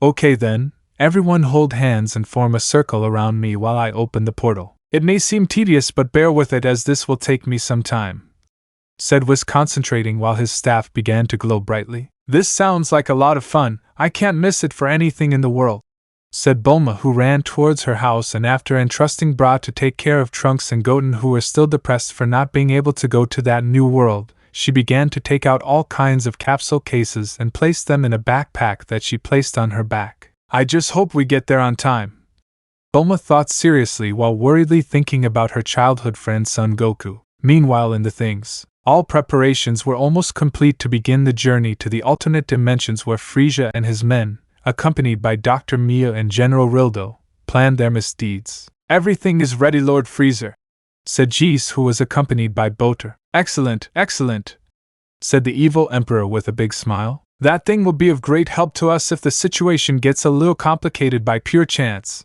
Let's say it's our plan B, said Frieza as he placed one of his hands while lightly passing it over the enormous block of ice where a figure could be seen inside it, which was very marked. Lord Frieza, I have finished building the new scouter models with which we will be able to detect possible threats as well as the Scion, declared the evil Dr. Mia while he and Rildo began to distribute the machines to everyone present except for Cell, who did not want the scouter since he could sense ki. Yes, all the villains of Universe 7 answered in chorus and echo. Meanwhile the Arcus Imperatoris began to shine, ready to open its entrance to the ninja world. As you ordered, Lord Freeze, we will try to locate a presence of evil energy so that it can serve as a guide in this new territory, said Baby in a fake but very helpful tone. In a different dimension, in a dark world, the Rikudo Sennin, Hagoromo Otsutsuki, was reflecting, who was sitting analyzing each of the possibilities of what was about to happen in his world. I have a very bad feeling. Conflicts seem inevitable and everything seems to indicate that my only option is to ask that boy for help. I just hope he is able to stop what is coming, thought Hagoromo with his eyes closed and ready to contact the only person who could stop the enormous evil that would infect the world he loves so much. The era of the ninjas has ended, the era of the gods has begun, said the sage of the six paths, Rikudo Sennin, very worried, looking into nothingness in that dark world where he only awaited future events. In Konoha village, at Goku's house 7:30 p.m., our hero was completely alone, resting in one of his armchairs, trying to think of a test to give his future gen and team without it being too difficult for them, or ending up killing them by accident. Let's see, what if I ask them to maintain balance with some jugs of water on their heads? It's not very simple. Maybe I'll do the same test that Master Karen did to me when I trained to take the ultra-sacred water from him, although I would have to reduce my speed to the maximum so that they even have a chance to take the bottle from me, thought the Scion, who was very focused on his thoughts, until suddenly someone knocked on the door of his home, which caused Goku to decide to open the door where Sai, Hiruzen Sarutobi's Anbu bodyguard, was surprisingly there. Hello, what a surprise! What brings you here? Goku said with his typical smile. I bring you a gift from the third Hokage. He told me that it was of utmost importance that I have it, and that it was only for your eyes, Sai said while holding a wooden box in his hands, which was accompanied by a letter for Goku, who quickly took it. Thank you very much, said Goku as he said goodbye to the young Anbu, who with a smile disappeared in a cloud of smoke. I wonder what this is, said Goku with great curiosity as he opened the letter that was sent to him by Hiruzen. Goku, I am very sorry that we are communicating in this way and not in person, but unfortunately for diplomatic reasons between the village of Konoha and the Sand Village, I have had to attend the appointment of the new Kazekage, who I am sure you know as Sabaku no Gara. Through this means I send you the knowledge of a shinobi art which I am sure will be very useful to you, but also of many hardships and suffering. Sincerely and with all my heart, I did not want to give it to you, but I am sure that you are the only one capable of understanding the reason for this jutsu, which you should only use under the conditions that it is the last option against something that cannot be defeated, and unless you do not want to lose something important that really interests you, someone you do not want to lose. Goku, I know that I am putting an enormous burden on your shoulders, but the fate of many could depend on this. Sincerely, Hiruzen Sarutobi, said the letter that the Hokage sent to our hero, who after reading it put on a serious and thoughtful look and then opened the box where a small sealed scroll with the symbol of the Uzumaki clan, which after looking at it for a moment I would open it to see certain hand positions as well as derivatives of the use of chakra in the jutsu. But what a strange name. What does this Shikifuji mean?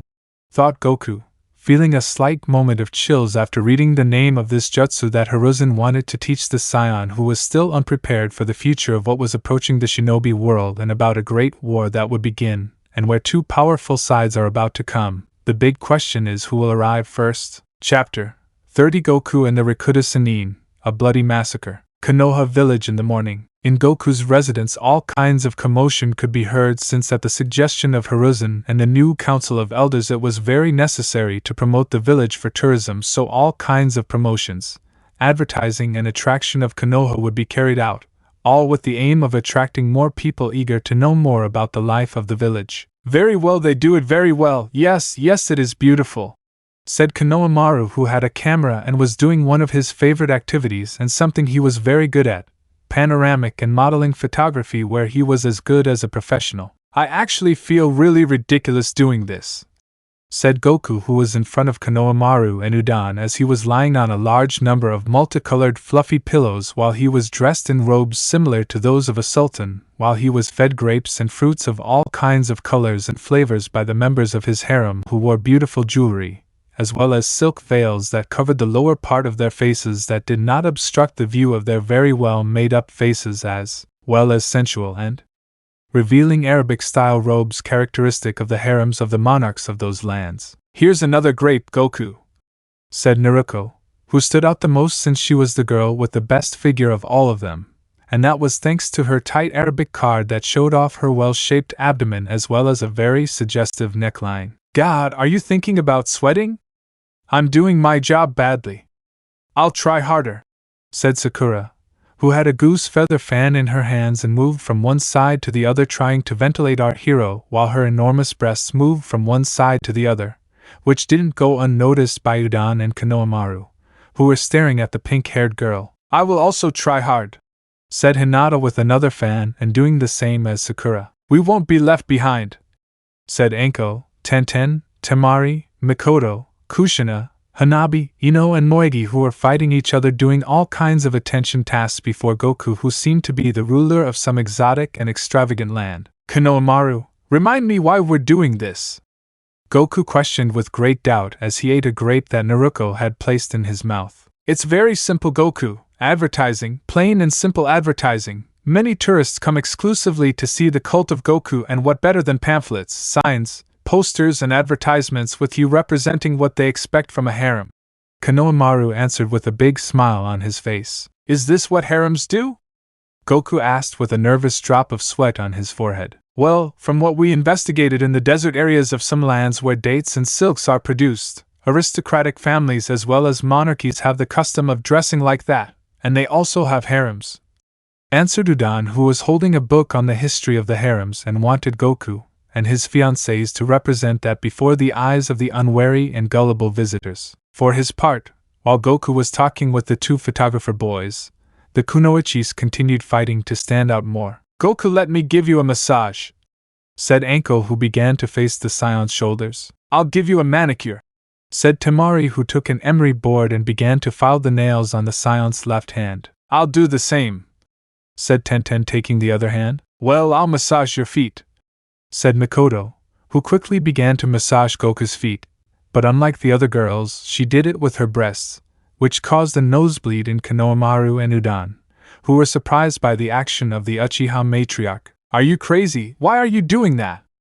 Kushina shouted with a vein throbbing on her forehead. "This is good because it's easier than using your hands, plus I thought that for him the sensation of something soft on his feet would be more pleasant," Mikoto answered innocently, which angered all the girls who didn't know if she was an idiot or just pretending to be. "I'll take care of killing the vermin," Moegi said with dead eyes and holding an extremely sharp kunai that gave off an evil glow. "Oh no, not again!"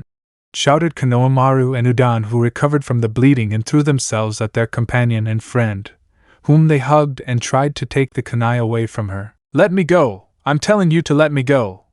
said Moegi, trying to get free and at the same time reach Mikoto. "This is the third time she's lost control," said Kanohanaru, who was holding her tightly. "I know, come on, hold her tighter. I need to get the kunai away from her," Udan said desperately as he tried to reach Moegi's arm. "How tender are the children of today, playing hugs," said Mikoto with an innocent and carefree smile, already commanding the attention of all the members of Goku's harem, who stared at her with their eyes half closed. "You really are an idiot," all the girls thought at the same time without realizing that their beloved Goku thought the same way as the Uchiha matriarch, which to a certain extent made them equally innocent and carefree. 1 hour later at the Hokage Tower, Tsunade was accompanied by Hiruzen and Kakashi discussing the importance of the diplomatic visit they would have with some envoys from Kumogakuo, where an agreement of mutual support and solidarity between both villages was discussed. "This is an important step for us to achieve total peace with other villages. We can't ruin it," said Tsunade, somewhat nervous and very focused on what she should talk about with the diplomatic envoys. "Calm down, Tsunade, you'll see that everything will be fine," said Hiruzen, supporting his former disciple. Suddenly and without warning, someone knocked on the office entrance door, indicating the arrival of the Kumogakuo diplomats. "Go ahead," said Tsunade, who became serious and tried to behave like a Hokage would in front of people from other nations. Instantly the door opened to reveal 2 women entering the office. The first was a dark-skinned woman, with dark green eyes and silver hair, which was tied back in a bun except for 2 strands that fell on either side of her face and had very well endowed breasts. The second woman was a young woman with white skin, very tall, blue eyes and blonde hair, cut in such a way that it frames her face, and above all, and what stood out most, enormous breasts which competed head-to-head with Naruto's in terms of majesty. "Good morning, we are the ambassadors of Kumogakuo. My name is Mabui and my partner is Samui." The silver-haired brunette introduced herself to the Hokage and her 2 companions. "Good morning, I'm Tsunade Senju. I see that you have arrived safely to the village, but I also see that you are somewhat tired," said Tsunade in a serious tone. "Well, it really cost us to get to the tower," said Samui, who suddenly took out of her backpack a mountain of pamphlets and sheets similar to a contract while she decided to sing her story while remembering what happened upon her arrival. Flashback. Konoha Village Gate. The 2 kunoichis from Kumogakuo walked and passed through the great gate of the village ready for their meeting with the Hokage. "We have finally arrived," said Mabui, somewhat relieved. Yes, it was a long trip. Samui supported her partner, but to the surprise of the 2 women suddenly appeared a boy with messy hair, who used goggles on his forehead as well as a blue scarf around his neck, who seemed to be very sad because nobody wanted to take the pamphlets that he distributed. "Are you okay?" Mabui asked kindly. "Yes, but no one wants to take the pamphlets I've worked hard on," said the boy, which saddened the 2 kunoichis from the Cloud Village a little. They kindly decided to accept one of the papers to make the boy happy.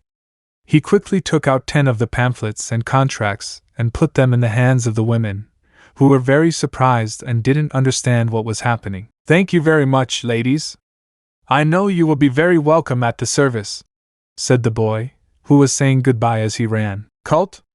Samui asked, somewhat surprised. "Maybe it's a religion or something like that. We better continue on our way," answered the silver-haired girl, who decided to continue on her way through the streets of Konoha until they came across another boy who wore round glasses and had a dirty nose full of snot, and who seemed to not take his eyes off the two women. "Is something wrong, young man?" asked Samui. "I'm sorry, I mistook you for my pretty older sisters. You guys are so beautiful, I'm really sorry," said the boy with glasses, who said very nice words while praising the two girls, who couldn't help but blush in embarrassment. "Thank you very much, little one," the Kumogaku Naja said at the same time with smiles. "Beautiful ladies, I give you this. I'm sure that in the future the heavens will grant you the privilege of finding someone to love and who will make you very happy," said the boy with glasses, who gave each of them a bouquet of flowers and then ran off and disappeared into the crowd. "How kind that child was, Mabui." "Well, not so much, look at the paper these flowers are wrapped in," said Samui with an arched eyebrow as she unwraps the flowers, revealing pamphlets and contracts. "God is creepy," said Mabui, somewhat nervous. Without further ado, the two kunoichis continued on their way, only to run into a fortune teller wearing Arabic clothing and short black hair down to her chin, who was using a crystal ball on a table, and a supposed street business who stopped the kunoichis and told them that according to her crystal ball she would soon find love, and that to achieve it they had to fill out some sheets of paper she had on hand with the personal information of the Kumogaku envoys, who with their eyes half closed and very skeptical left the place with more contracts and pamphlets that no longer fit in their hands, so they decided to put them in their backpack. "How much longer until we reach the tower?" Samui asked tiredly. "Not much," she said with annoyance. Mabui, who quickly noticed a girl with brown hair and Byakugan eyes who had placed a rope in their path, blocking their way. "A Hyuga," said Mabui somewhat seriously, recognizing the girl's clan. "You can't enter until you identify yourselves," said the Hyuga girl seriously, which quickly alerted the two kunoichis from the Cloud Village, who tried to introduce themselves but were quickly stopped by the girl. "No, I'm sorry, but to pass this checkpoint you have to present yourself in writing," said the girl seriously while she gave some sheets of paper and some pens to Mabui and Samui, who were about to write their names, until quickly, and with their eyes wide open and terrified, they noticed that they were the contracts of that strange cult that until then had harassed them since they arrived in Konoha. "And oh, enough!" the two Kumogaku kunoichis shouted, very scared, and decided to jump over the rooftops to run to the Hokage Tower. And the flashback. "And that's what happened," said Samui, trembling slightly as she held the pamphlets and contracts in her hands. "What is that?" asked Kakashi, who approached and took one of the contracts and one of the pamphlets, and then opened his eyes wide as he read the paper. "What does it say?" said Tsunade, who quickly took the pamphlet and read it. "Welcome to Konoha and to Son Goku's glorious harem, where you will be able to discover the true meaning of love and pleasure in the arms of the most perfect man ever created. Great benefits, food, entertainment, and physical improvement. Do not hesitate to join," said the pamphlet that Tsunade crumpled in her hands, full of shame. "Look, Lady Tsunade, the contract indicates that only open-minded women are accepted, and it also asks about the woman's marital status. And if she is married, she is required to get a divorce in order to enter the cult," Kakashi said, very nervously, looking at the paper. "Who did this crap?" shouted Tsunade, while Samui and Mabui pointed towards the window where Hanabi and Shizen could be seen wearing hexy Arab outfits, while they, along with Konohamaru and Udan, handed out flyers and pamphlets to all the girls who passed by on the street, who seemed very uncomfortable since more than promotion it seemed like they were harassing people. "I had no idea there was a religious sect in Konoha," Mabui said somewhat nervously as she put the pamphlets back into her partner's backpack. "What are you stupid things doing? Don't do your stupid things right now. If you don't stop, I'll kill you all, especially you, Shizen!" Tsunade shouted at the top of her lungs from the window, which terrified those handing out the flyers, who ran away in fear while justifying themselves. "It wasn't my fault. Konohamaru planned this. He said this was an order from the third Hokage and Goku. He forced me." Shizen screamed, scared while running. "Shut up, I was just doing what these kinds of groups supposedly do." Konohamaru excused himself fearfully as he ran. "I told you that the cult thing was a stupid lie from Kiba and his friends," Udan shouted, scared. "It doesn't matter, just run," said Hanabi, who had a neutral face without expression but still ran quickly. How about I offer you a coffee?" said Tsunade, wiping her sweat with a nervous smile on her face as she looked at her guests who accepted it without saying anything. What a strange village this is! The two Kumogakure ambassadors thought at the same time with a large drop of nervous sweat on their foreheads. At the same time at Training Camp 7, Goku was with the rest of his harem in intensive training where they practiced firing ki energy at many targets. You're doing very well, girls. Concentrate the ki in the palms of your hands and shoot, said Goku in a commanding voice to the kunoichis who disintegrated the targets as well as the trees from which they hung. We have improved a lot, said Kushina, who was getting used to using ki. Yes, possibly if we all fought together we could even give Lezik a fight, Naruto said with a big smile. Lezik? Mikoto asked doubtfully. He is one of the members of Zabuza Momochi's Miss Team, and the only man who has managed to give Goku a worthy fight, Sakura answered while wiping the sweat from her forehead, and whose answer surprised the members of the harem who were not present in the mission to the Land of Waves since they did not believe that someone so strong existed. Lezik is an honorable and very powerful warrior. I look forward to our rematch, Goku said with a big smile. But suddenly Goku put on a very serious look when he noticed that something or someone was approaching them. What's wrong? Asked Temari, confused like the other girls. He's here, said Goku, whose answer was a prelude to what would happen in that training camp. Suddenly and without warning, they were all absorbed by a black hole that transported them to a different dimension. Aya! Screamed all the kunoichis who fell along with their beloved until they ended up floating in a strange dark world which was covered by a lagoon, and in which in its center was a strange and creepy man dressed in white, and who had horns on his head as well as 3 eyes, the one on his forehead being red. Who are you?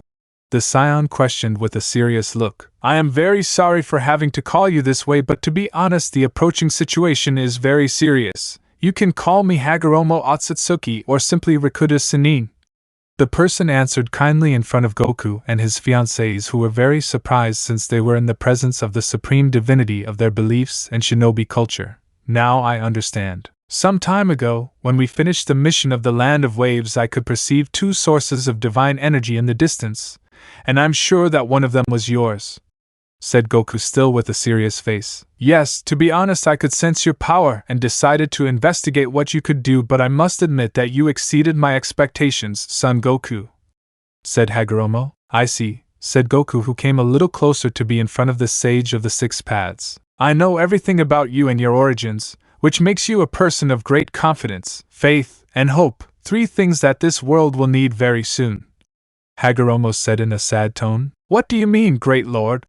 Asked Kushina with respect and seriousness. An evil like never before seen is approaching our world, an evil capable of making Madara, Uchiha, and Orochimaru themselves pale together, a being who swore the destruction of those who served him faithfully for fear that they would rise up against him, someone who returned from the dead to attack what he left pending, I mean Freezer, said Hagoromo very seriously. It can't be, you're saying that Freezer is coming here, Goku exclaimed, very surprised, which alarmed all the girls who had heard about the evil and powerful Emperor of Evil who caused the genocide of the Scions. This was when Goku told them about him just after the harem was formed, and they began to live together. And he is not alone, many are coming with him who swore to see the earth stained with your blood, said Hagoromo. This is very bad. If I turn into Super Saiyan Blue, I'm sure I could defeat Freezer. But if he comes with more people like Cell or Cooler, I'll be in a lot of trouble.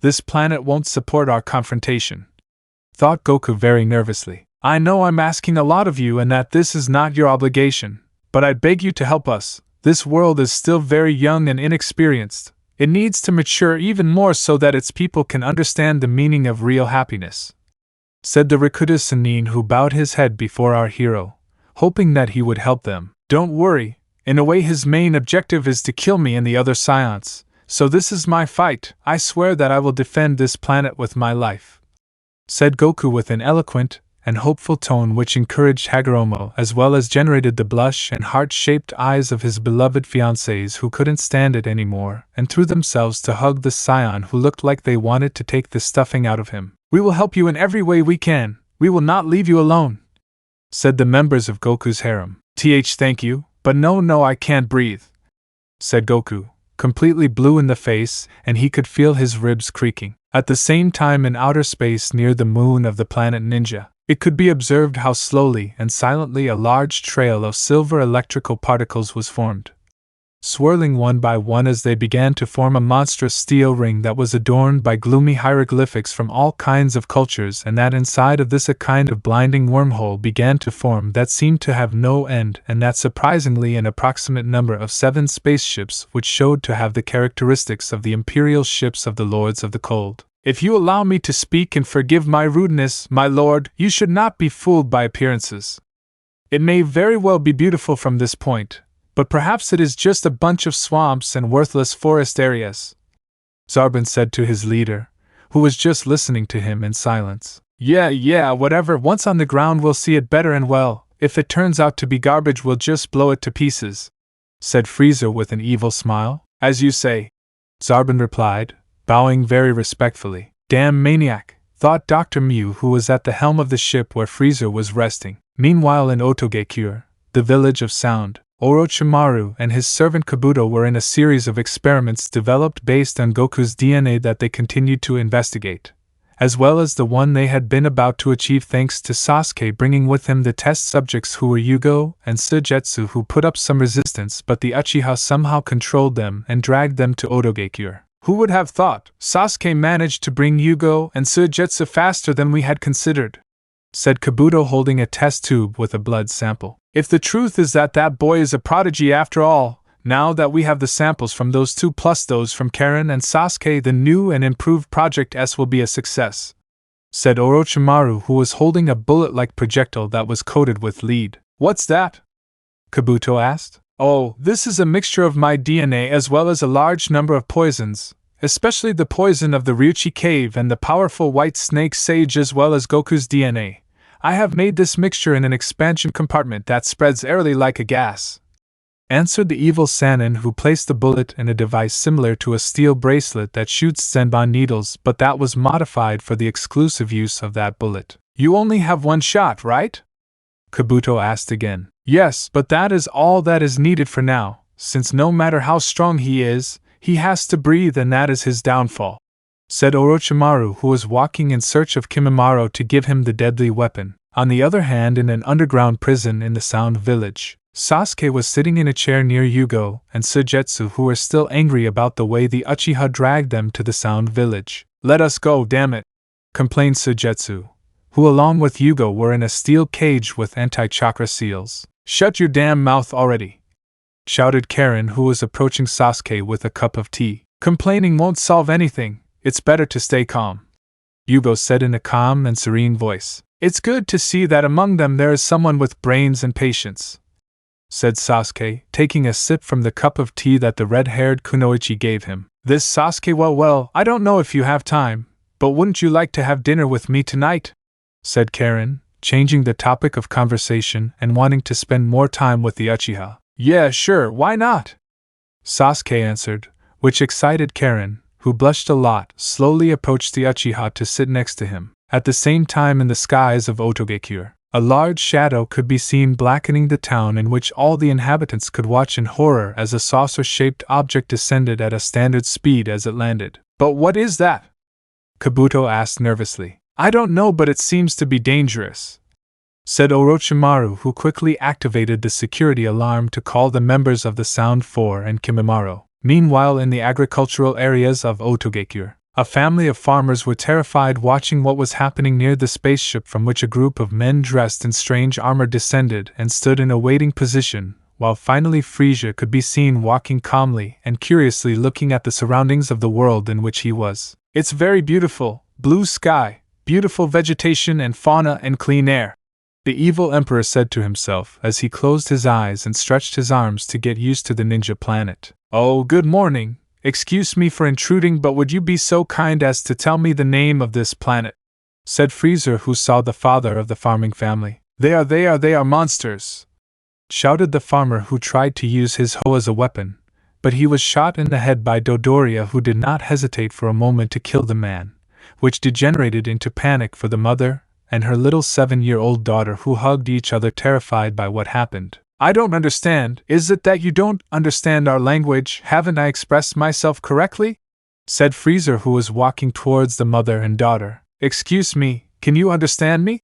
asked Freezer, who stood in front of the scared farmers. Yes, I understand you, sir, said the farmer, very scared. Oh, very well, then this will be very easy. Can you tell me the name of this planet? Said the evil emperor, who remained stoic before the terrified farmers. This is the ninja planet, said the scared mother, trying to keep her daughter calm as she kept crying and screaming at the top of her lungs. Come, it's very easy. If you cooperate, you have nothing to worry about, said Freezer with a calm and elegant voice. He's in that building, said the farmer, her voice muffled by the little girl's constant cries. Hey, I didn't hear you, please repeat it, said Freezer, moving his hand and pointing his finger at his ear cavity. He's in that building, the farmer said more loudly, pointing her finger at the tower of the leader of the Sound Village. Excuse me, I need to take care of something, said the evil emperor, who quickly and at high speed threw his tail against the terrified girl who was crying and who instantly fell silent when Freeze's tail pierced her chest, leaving her suspended in the air while a large jet of blood came out of the girl's body. Yeah, much better, now I can hear her better since that brat's crying wasn't letting me hear her well,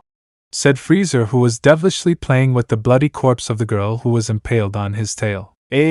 My daughter, the woman screamed madly, which annoyed Zarbin, who transported himself at great speed behind the woman and with a kick ripped off her head, leaving her body static while it convulsed on the ground. That was very bad, Soldier Zarbin, we needed that information, Freezer playfully scolded his soldier. I'm very sorry, my lord, but that creature drove me to despair and I couldn't stand it anymore, Zarbin replied in an apologetic tone. Anyway, she aimed for that building, said Freezer, who began to float in the air and headed towards Otogekure, followed closely by his men. In the leader's tower of Otogekure, Orochimaru took a defensive position just behind the Four Sound and Kimimaro while the flashes of light approached quickly until they reached the large window of the tower and caused a large explosion to enter the place. Good morning, you must be the leader of these lands, said Freezer, introducing himself to Orochimaru. Who are you?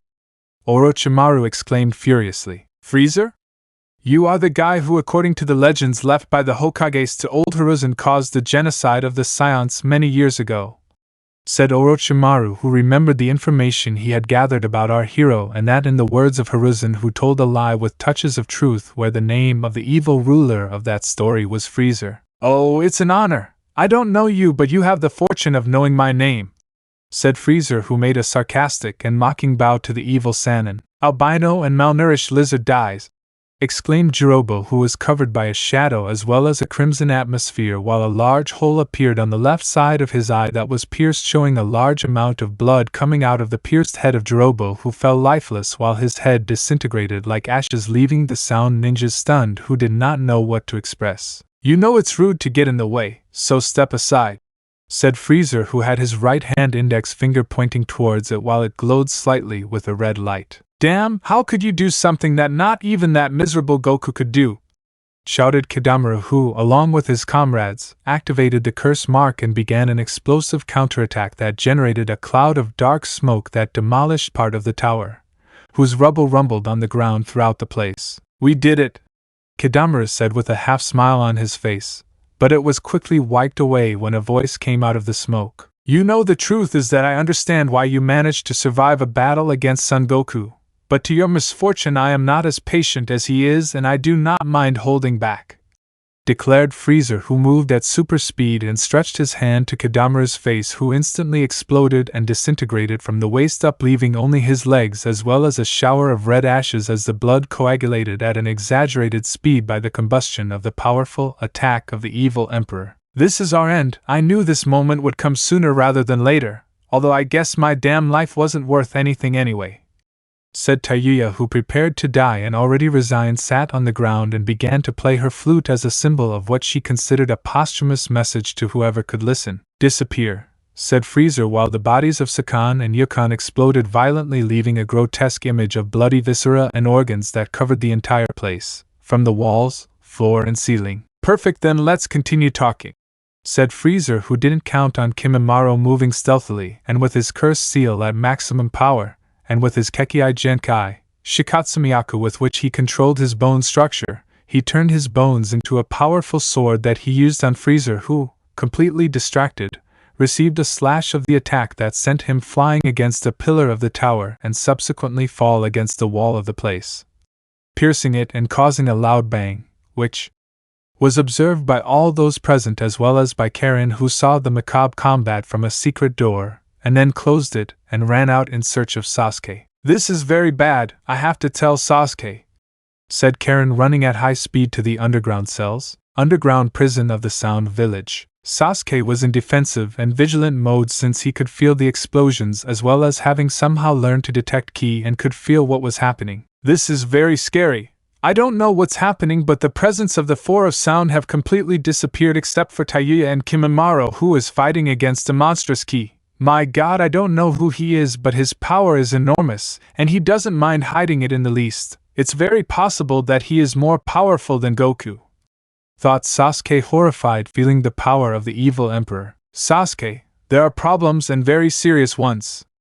A very powerful guy who calls himself Frieza arrived with an army, and they are starting a massacre up there. I think it's time to escape," said Karen as she entered the room where the Uchiha and his prisoners were. "Frieza? I think I've heard that name before," Sasuke thought as he tried to remember that information. "Sasuke?" Karen questioned the thoughtful Uchiha who was coming out of his thoughts. "Ah, yes, I know," said Sasuke, who quickly performed a summoning jutsu and called a ninja mole. "What do you need, young Sasuke?" said the mole, who was hiding in a hole that he quickly dug. "There's no time. Give this to Sarutobi and tell him that I'll have to abort the mission since an enemy who calls himself Frieza appeared and it's not possible to continue with the mission since the Sound Village is about to fall," said Sasuke in a commanding voice while he put a scroll in the mole's mouth, who quickly obeyed the order and began to dig towards Konoha. "What are you doing?" Karen asks. "I'll explain it to you later," said Sasuke, who approached the cell and with a Chidori destroyed the bars. "I'm sorry to say, but Karen and I are leaving now since this is getting very dangerous, and if you want to die I won't stop you, but if you want to live it's better that you come with us," declared Sasuke as he removed the ties from Yugo and Sujetsu, who stood and watched the Uchiha with doubt until a loud explosion was heard in the distance, which was accompanied by a tremor that ripped off part of the roof of the underground prison. "You order, boss," said cowardly Sujetsu, leaving the cell with Sasuke and Yugo, who also decided to follow the Uchiha since in a certain way he felt very interested in Sasuke and could achieve in the future. "Karen, tell me where we can find the closest entrance to the village's sewer system. We'll use it to escape," Sasuke ordered Karen, who took out a kind of log with information about the village's tunnels. "We have to enter this tube on this side and go straight from there," said Karen, who was nervously following the plans of the tower in her logbook. "Okay, let's go," said Sasuke, who jumped into the tunnel and was followed by his new and strange companions, back to the Otogekyo leader's tower. Kimimaro was fiercely attacking the hole in the wall of the place, trying to prevent the evil emperor from recovering, and that at some point one of his attacks would manage to finish him off. Meanwhile, Orochimaru and Kabuto watched the fight and then saw Frieza's army not moving a muscle at what had happened. "This is very strange. Those guys haven't tried to help their comrade at any time," Kabuto whispered to his master. "It's very simple. They don't move because they don't consider it necessary. They are very sure of the result," Orochimaru answered with a very distraught face and unable to move because if he moved they would attack them. "But what is that stupid Taiuya doing? And right now when we need her she just sat down and is playing the flute," said Kabuto resentfully at the sound girl, who continued playing her flute with her eyes closed and as if she was waiting for something. "I can't really blame her at this point. She's already resigned and waiting for her execution. She's just killing time waiting for them to finish her off," thought Orochimaru, who in a way was the same as the sound Kunoichi, since he had realized that the evil emperor, unlike Goku, was very determined to end their existences quickly but in a cruel and sadistic way. I will fight for Lord Orochimaru," said Kimimaro, who continued his fierce attack without stopping, but suddenly in the last thrust of his bone sword it was stopped by something in the smoke. "Wow, who would have thought that there were people worth it in this place? To be honest, and despite the fact that you attacked me the moment I completely lowered my guard, but I still have to congratulate you, boy," said Frieza, who held the tip of Kimimaro's weapon with his hand and then gave a strong push to the shinobi from the sound that was thrown against another pillar, which was broken in two by the impact of Kimimaro's body. "Tell me, boy, wouldn't you be interested in being part of my army? You have a lot of talent," said Freezer, who lightly cleaned the dirt and dust from his body. I'm not interested, the Sound Ninja answered dryly, getting up ready to attack again. My name is Kimimaro and I fight for the glory of Lord Orochimaru, answered the Sound Ninja, who prepared to use his last card, which was the ultimate weapon that would be used against Goku and that he had on his arm like a bracelet. Aya! Kimimaro screamed, twisting in the air as Freezer slowly lifted him up by stretching his arm. This can't be happening. All my plans are fading into the ashes. No, I can't die until I've achieved my goal of defeating Goku, Orochimaru shouted, falling to his knees, filled with helplessness and despair. Oh, that sounds very interesting.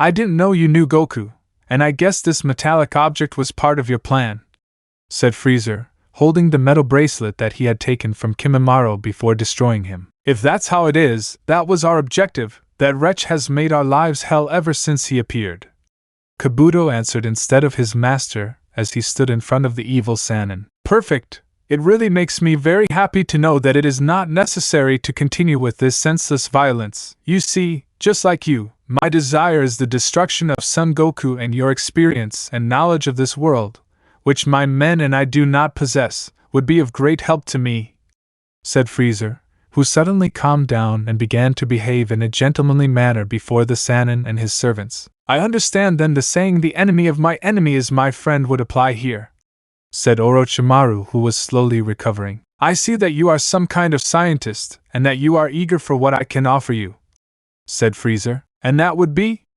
Orochimaru questioned curiously as he analyzed the powerful Emperor of Evil with his eyes. Absolute power over your enemies, and perhaps I can offer you a third of this planet, said Freezer with an evil smile, and whose words definitely tempted the evil Sannin, who knew he could take advantage of the situation, and even if there was the possibility that the strange Emperor told the truth, and he would have as payment one of the elemental continents for his personal use. Okay, to be honest, it's not like I have many options, and I'm one of those who prefers to walk alongside the devil than get in his way, said Orochimaru, who quickly accepted the proposal of the evil Emperor of Evil. I congratulate you. Is this Orochimaru correct?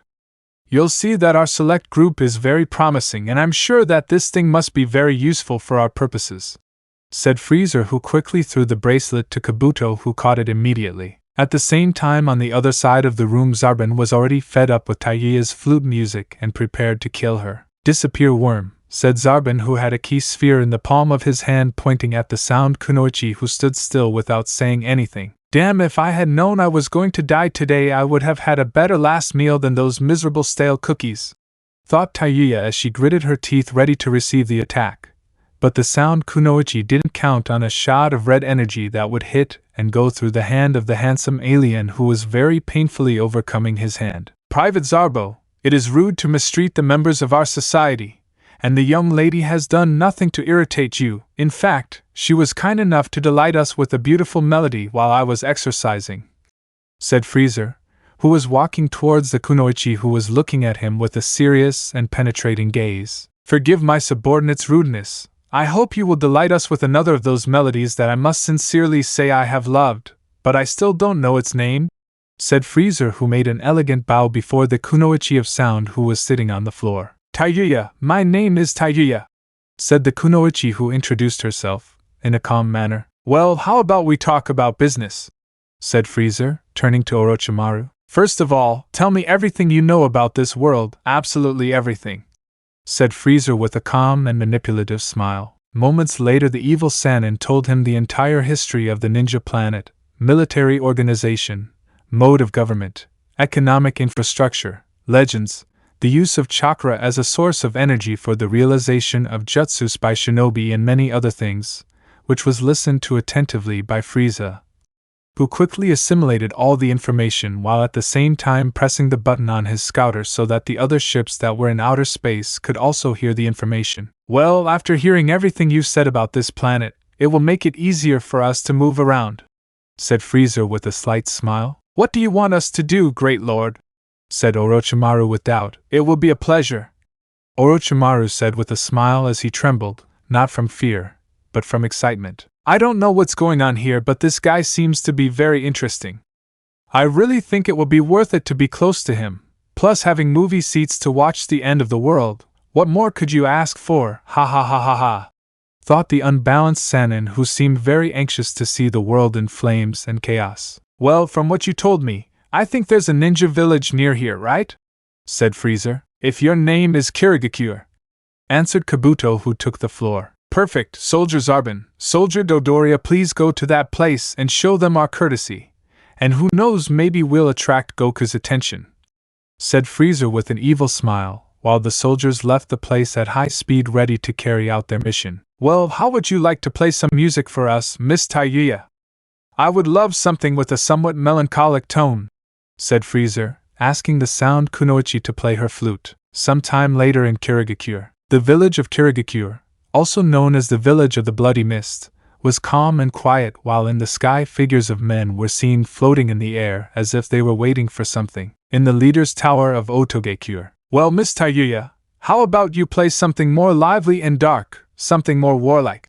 Ordered Freezer, who began to violently move his hands in the air following the rhythm of Taiyuya's flute, who began to play a violent and very macabre music with her flute. At the same time in Kirigakure, monstrous explosions began to be heard, demolishing multiple structures and buildings while people ran in terror. My God, they're attacking us! Shouted a mist ninja. Run, AAH! Shouted a kunoichi from the mist, who was holding an old woman in her arms and who were surprisingly disintegrated by a sphere of ki that fell from the sky. Mizukage Tower. A staggering man was moving from side to side because of the explosions as he entered the Mizukage's office. Lady May, we are being attacked, said the man wearing an eye patch over his right eye. I know, AO, but who are they? Is it Konoha? Asked May Terumi, the fifth Mizukage. I don't know, but this is very bad. They are killing in cold blood everything that moves. It seems like they don't care if they are shinobi or civilians, AO said desperately. Unexpectedly, one of the tower's walls exploded, sending the Mizukage and AO stumbling against a wall near the office door. Meanwhile in Kirigakure, come on, keep going, keep dancing for me, scream, cry, kick, follow the rhythm of the music, said the evil emperor maniacally while listening to Kirigakure's screams through his scouter, who could quickly feel an energy fluctuation. Oh, a very high fighting power is approaching that village. It is approximately 189,000. It must be very strong, thought Freezer, who sat down waiting for the arrival of that fighting power. At the same time in Kirigakure, Zarbin and Dodoria calmly descended towards the tower where May and Ao were on the ground, badly injured and half knocked out. Look, we have here a slut and a one-eyed man. Dodoria mocked at what he saw on the ground. Damn them, who don't even know who I am, they just condemned themselves to death, May said, very hurt. The only one dead here is your wife, declared Zarbin, who fired an attack that was ready to end the misery of the Mizukage and her assistant. But miraculously someone appeared and diverted the attack to the roof of the tower, which was dropping part of it along with some debris. Who are you? Asked Dodoria very angrily. There is no need to tell our names to the dead, said a man who used a mask on the lower half of his face which was made of bandages and who carried a large sword, being none other than Zabuza Momochi, who was accompanied by his team, the young Haku, and the powerful Lezik, who was the one who saw the attack. Why are you helping us? Asked May, who knew the renegade ninja and his reputation. Don't get confused, woman. I'm not doing this for you, but for my land, the Village of the Mist, which somehow and despite my skepticism has managed to improve thanks to your leadership, so I won't let you die even if you still have a lot to accomplish, said the demon of the mist seriously without turning to look at the Mizukage, who was very surprised by what the renegade ninja had said. Enough of this nonsense, don't get in the way, exclaimed Dodoria, who at super speed threw himself against the fog team, but he was stopped by Lezik, who received him with a powerful punch that sent him flying through the air far from the tower. Quickly get her out of here, said Les to his companions, who quickly took May and Ao and left the tower, trying to save their lives, while the alien mercenary began a fierce exchange of blows against the two Frisia soldiers who, despite having a numerical advantage, could not compare in power and speed to Lezik, who little by little was overcoming them. I don't know who this is, but he's very strong, said Dodoria, who was being riddled by Lezik, who was hitting him as if he were a machine gun. Damn, shouted Zarbin, who used his secret weapon, which was his transformation that turned him into a monster. You don't impress me compared to Goku, you're just trash. said Lezik, who quickly took out 2 swords from the peaks on his shoulders and launched 2 powerful saber blows that reached his targets, who were wounded and fell to the ground. It can't be that he just defeated Commanders Zarbin and Dodoria, said one of the many low-ranking soldiers of Freezer who, along with his companions, attacked the village and remained static at what they witnessed. And you're next, said Lezik, who teleported behind the soldier who couldn't react when the alien mercenary cut him in 2 in the air and then continued to butcher all of Frieza's other soldiers who couldn't stand up to Zabuz's powerful ally. This is still not over yet, declared Zarbin, who along with Dodoria stood up with great difficulty. There's no point in surrendering. My pride and honor don't allow me to finish off trash like you, said Lezik seriously. I understand, then I can fix that problem since I'm not trash, declared a voice behind Lezik, who couldn't react since suddenly an energy shot pierced him through the right side of his chest, which knocked him down instantly while he spat out a large amount of blood. It can't be, Lezik screamed on the ground as his attacker descended to the ground near him. Who are you? Asked the badly wounded alien mercenary. My name is Cell, and this world has come to an end, declared the ultimate android, while above his head a large spaceship could be seen, which was another of the 7 that the evil emperor brought with him, and in which General Rildo and Cell were traveling. It doesn't matter. I was ordered to kill the leader of this village, so with your permission I'm leaving, said Cell, who began to walk in search of Materumi. No, I'll allow it, said Lezik with difficulty as he stood up while he covered the wound, which was very serious and wouldn't stop bleeding. Lezik, shouted Haku and Zabuza, who arrived to support their partner. And your leader? Asked Lezik to his comrades, who informed him that they hid her in a forest in the southeast outskirts of the village. I think it's okay now, escape, said Lezik, who placed himself at the front of the group. Nobody gives me orders, and besides, I won't let you be the only one having fun before we go to the other world, Zabuza said with a sarcastic half-smile. Shall we go to the other world?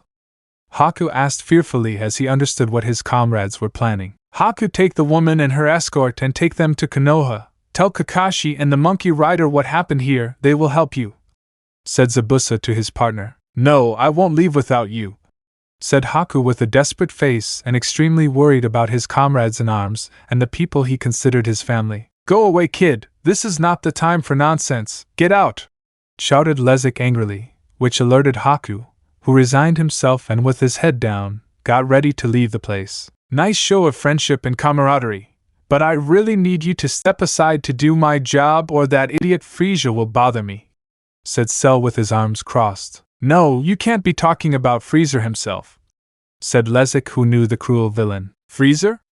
Haku asked. Enough, go away quickly and tell Goku that Freezer is here, he will understand, ordered Lezik to Haku, who, very scared, left the place in search of the Mizukage and Ao, who were in a forest, unconscious and injured, to escape to Konoha. It seems our time has come, said Lezik, who was preparing to attack. Yes, the only thing that matters now is that he lives, said Zabuza, who barely saw where Haku left. Let's fight with honor, said the alien mercenary, who along with Zabuza threw themselves against Cell, who only saw them as simple insects. The 2 warriors gave their last war cry. It's over, die, said Cell calmly as a gigantic explosion occurred, which was accompanied by a powerful glow that dyed the sky of the Mistlands, as well as pieces of metal from Lezik's and Zabuza's swords could also be seen in pieces, which traveled the skies over the demolished Kirigakure. Lezik, Zabuza, I'm sorry, Haku thought with tears in his eyes as he ran at high speed towards Konoha with the bodies of Mei and Ao on his back. Back to Kirigakure. Freezer continued moving his hands like the director of an evil rocket, while he sadistically smiled, full of pleasure and madness. At the same time, in Rikuta Sennin's dark dimension, Goku and his fiancées were getting ready to leave for their world to inform Konoha of the bloody future that awaited them. Good time to go, Rikuta Sennin, send us back to Konoha. From now on, leave everything in my hands, said Goku, giving him a thumbs-up signal, and he smiled. As I told you, Son Goku, I am placing all my trust, faith, and hope in you, but remember one very important thing that will help you a lot, and that is that no matter the situation or problem you are in, you are not alone. Your life no longer belongs only to you, it also belongs to those who love you and want to see you again, said Rikuta Sennin wisely and gently, sending the scion and his fiancées back to Konoha. Good luck, said the sage of the six paths, who later looked up at the sky as he could feel powerful fluctuations of positive energy that were approaching his dimension, and that would possibly be another ray of hope for the ninja world that was sinking into the worst situation in its history. But he counted on Goku and the shinobi to overcome this cruel test that fate had in store for them. Chapter 31: Cooler's Attack. Let the Dance of Death Begin. In the leader's tower of Otogekure, in one of the many underground chambers, loud bangs and explosions could be heard reverberating throughout the abominable place, revealing Frieza, who was calmly walking through the surroundings and heading towards where Cell was lying on the ground, badly injured and in an emaciated state. "Come on, Soldier Cell, is that all you can do? The training is just beginning, and this isn't fun anymore," said the evil Emperor, who bent down to be close to the ultimate android. "You're crazy, you damn man, this isn't training, it's torture," replied Cell, who was trying to reconstruct his leg, which had been severed by one of Frieza's many attacks. "To reach the golden state, consistency is necessary.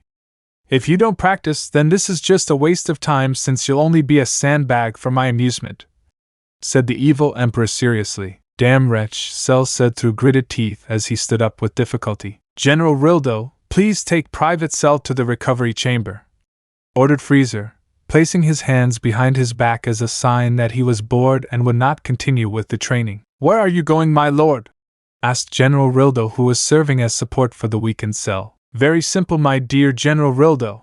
After so much barbarism, I wish to cultivate a little culture and fine arts in my ears," answered Frieza, who was leaving the gloomy place heading towards where Taiya was. "That damn monster has become obsessed with the music of that good-for-nothing woman named Taiya," Cell said angrily. "Yes, I know. I just hope he doesn't lose his temper and forget his reason for being here," General Rildo replied. "Ha, I wouldn't worry. No matter how elegant and fine I acted, he's still a hellish beast," said Cell, who was being dragged by General Rildo towards the recovery chambers that were in the ships created by the evil Dr. Mew, in the main bedroom of the leader of Otogekure. "Welcome, Lord Frieza. How is Mr. Cell's training going?"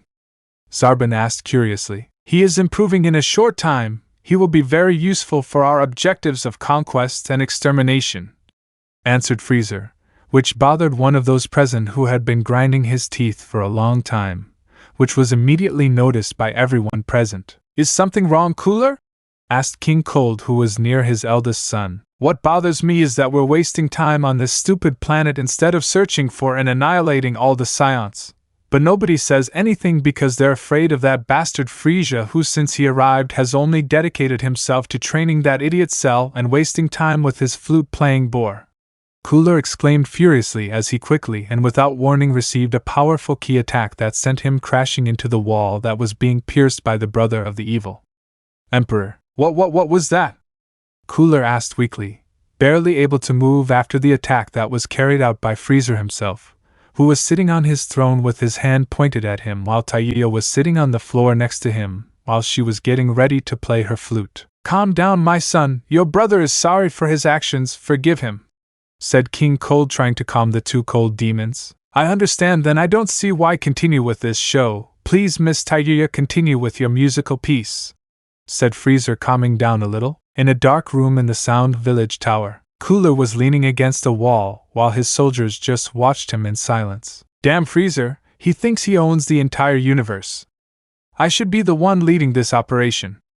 I'm the oldest, I'm the most powerful of the Cold family," Cooler exclaimed furiously, not noticing someone silently approaching him and his men. "I understand your pain, then you should prove your worth to everyone and show that your words have great value," said a voice that alerted Cooler's forces, who saw Orochimaru evilly approaching them. "Ha, I don't need advice from Frieza's science dog," Cooler said disdainfully. "Don't be offended, I was just saying that you are a warrior and warriors don't speak with their mouths but with their fists and actions, and I'm sure you understand what I mean," said Orochimaru, who looked like a charming and evil snake that tried to take advantage of every possible situation to his advantage. "And what do you propose?"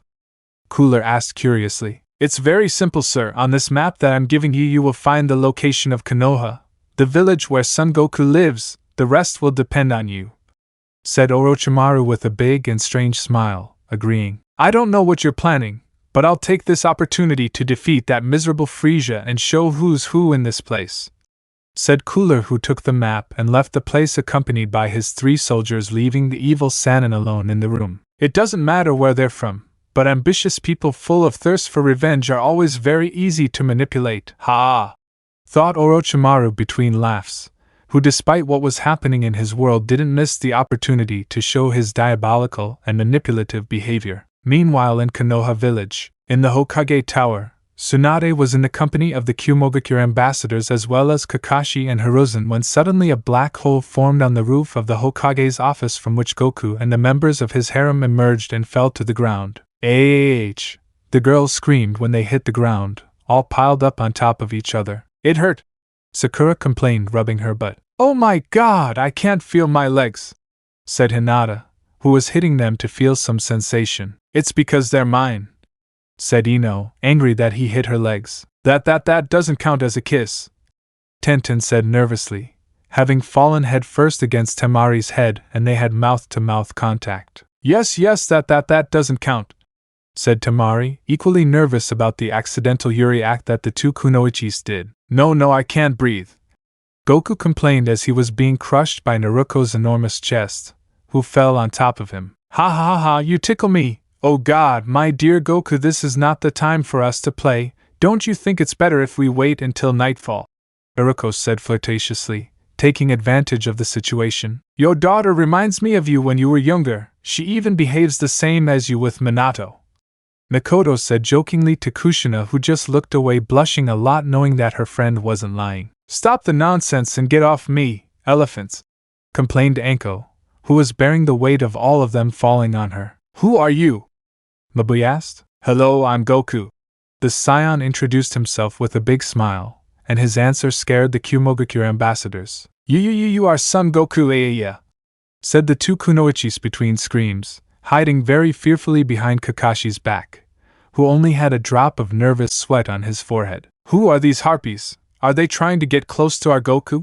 Shouted the girls of Goku's harem. My god, and those are your followers that you brainwashed, said Samui, which further enraged the girls who were ready to attack, but they were stopped by Tsunade, who ordered them to tell her why they were in that place. A short time later Goku began to explain to them everything that had happened with the Rakuta Sannin, how he explained to them that Freezer had been resurrected and that he and a huge army had arrived at the ninja world and that they would begin to attack at any moment. That seems like a big lie to me, said Samui, who didn't seem very convinced of what she was hearing. Are you totally sure about this, Goku?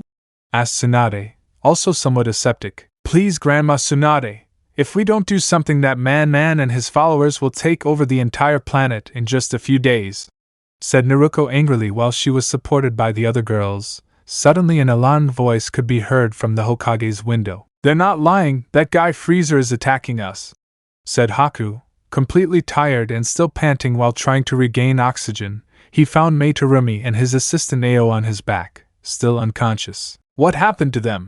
Exclaimed Kakashi as he quickly helped the Mist Ninja, the Masukiage and Ao, who were taken to an emergency room. Freezer began a brutal attack. He sent his soldiers to the hidden villages and they swept them away with great ease. Otogekyure and Kirigakure fell in a matter of minutes, said Haku, who was resting on the floor of the Hokage's office while he was surrounded by everyone who listened to him very carefully, especially our hero, who was easily able to feel Freezer's monstrous ki far from where they were. Where are Zabuza and Lezik?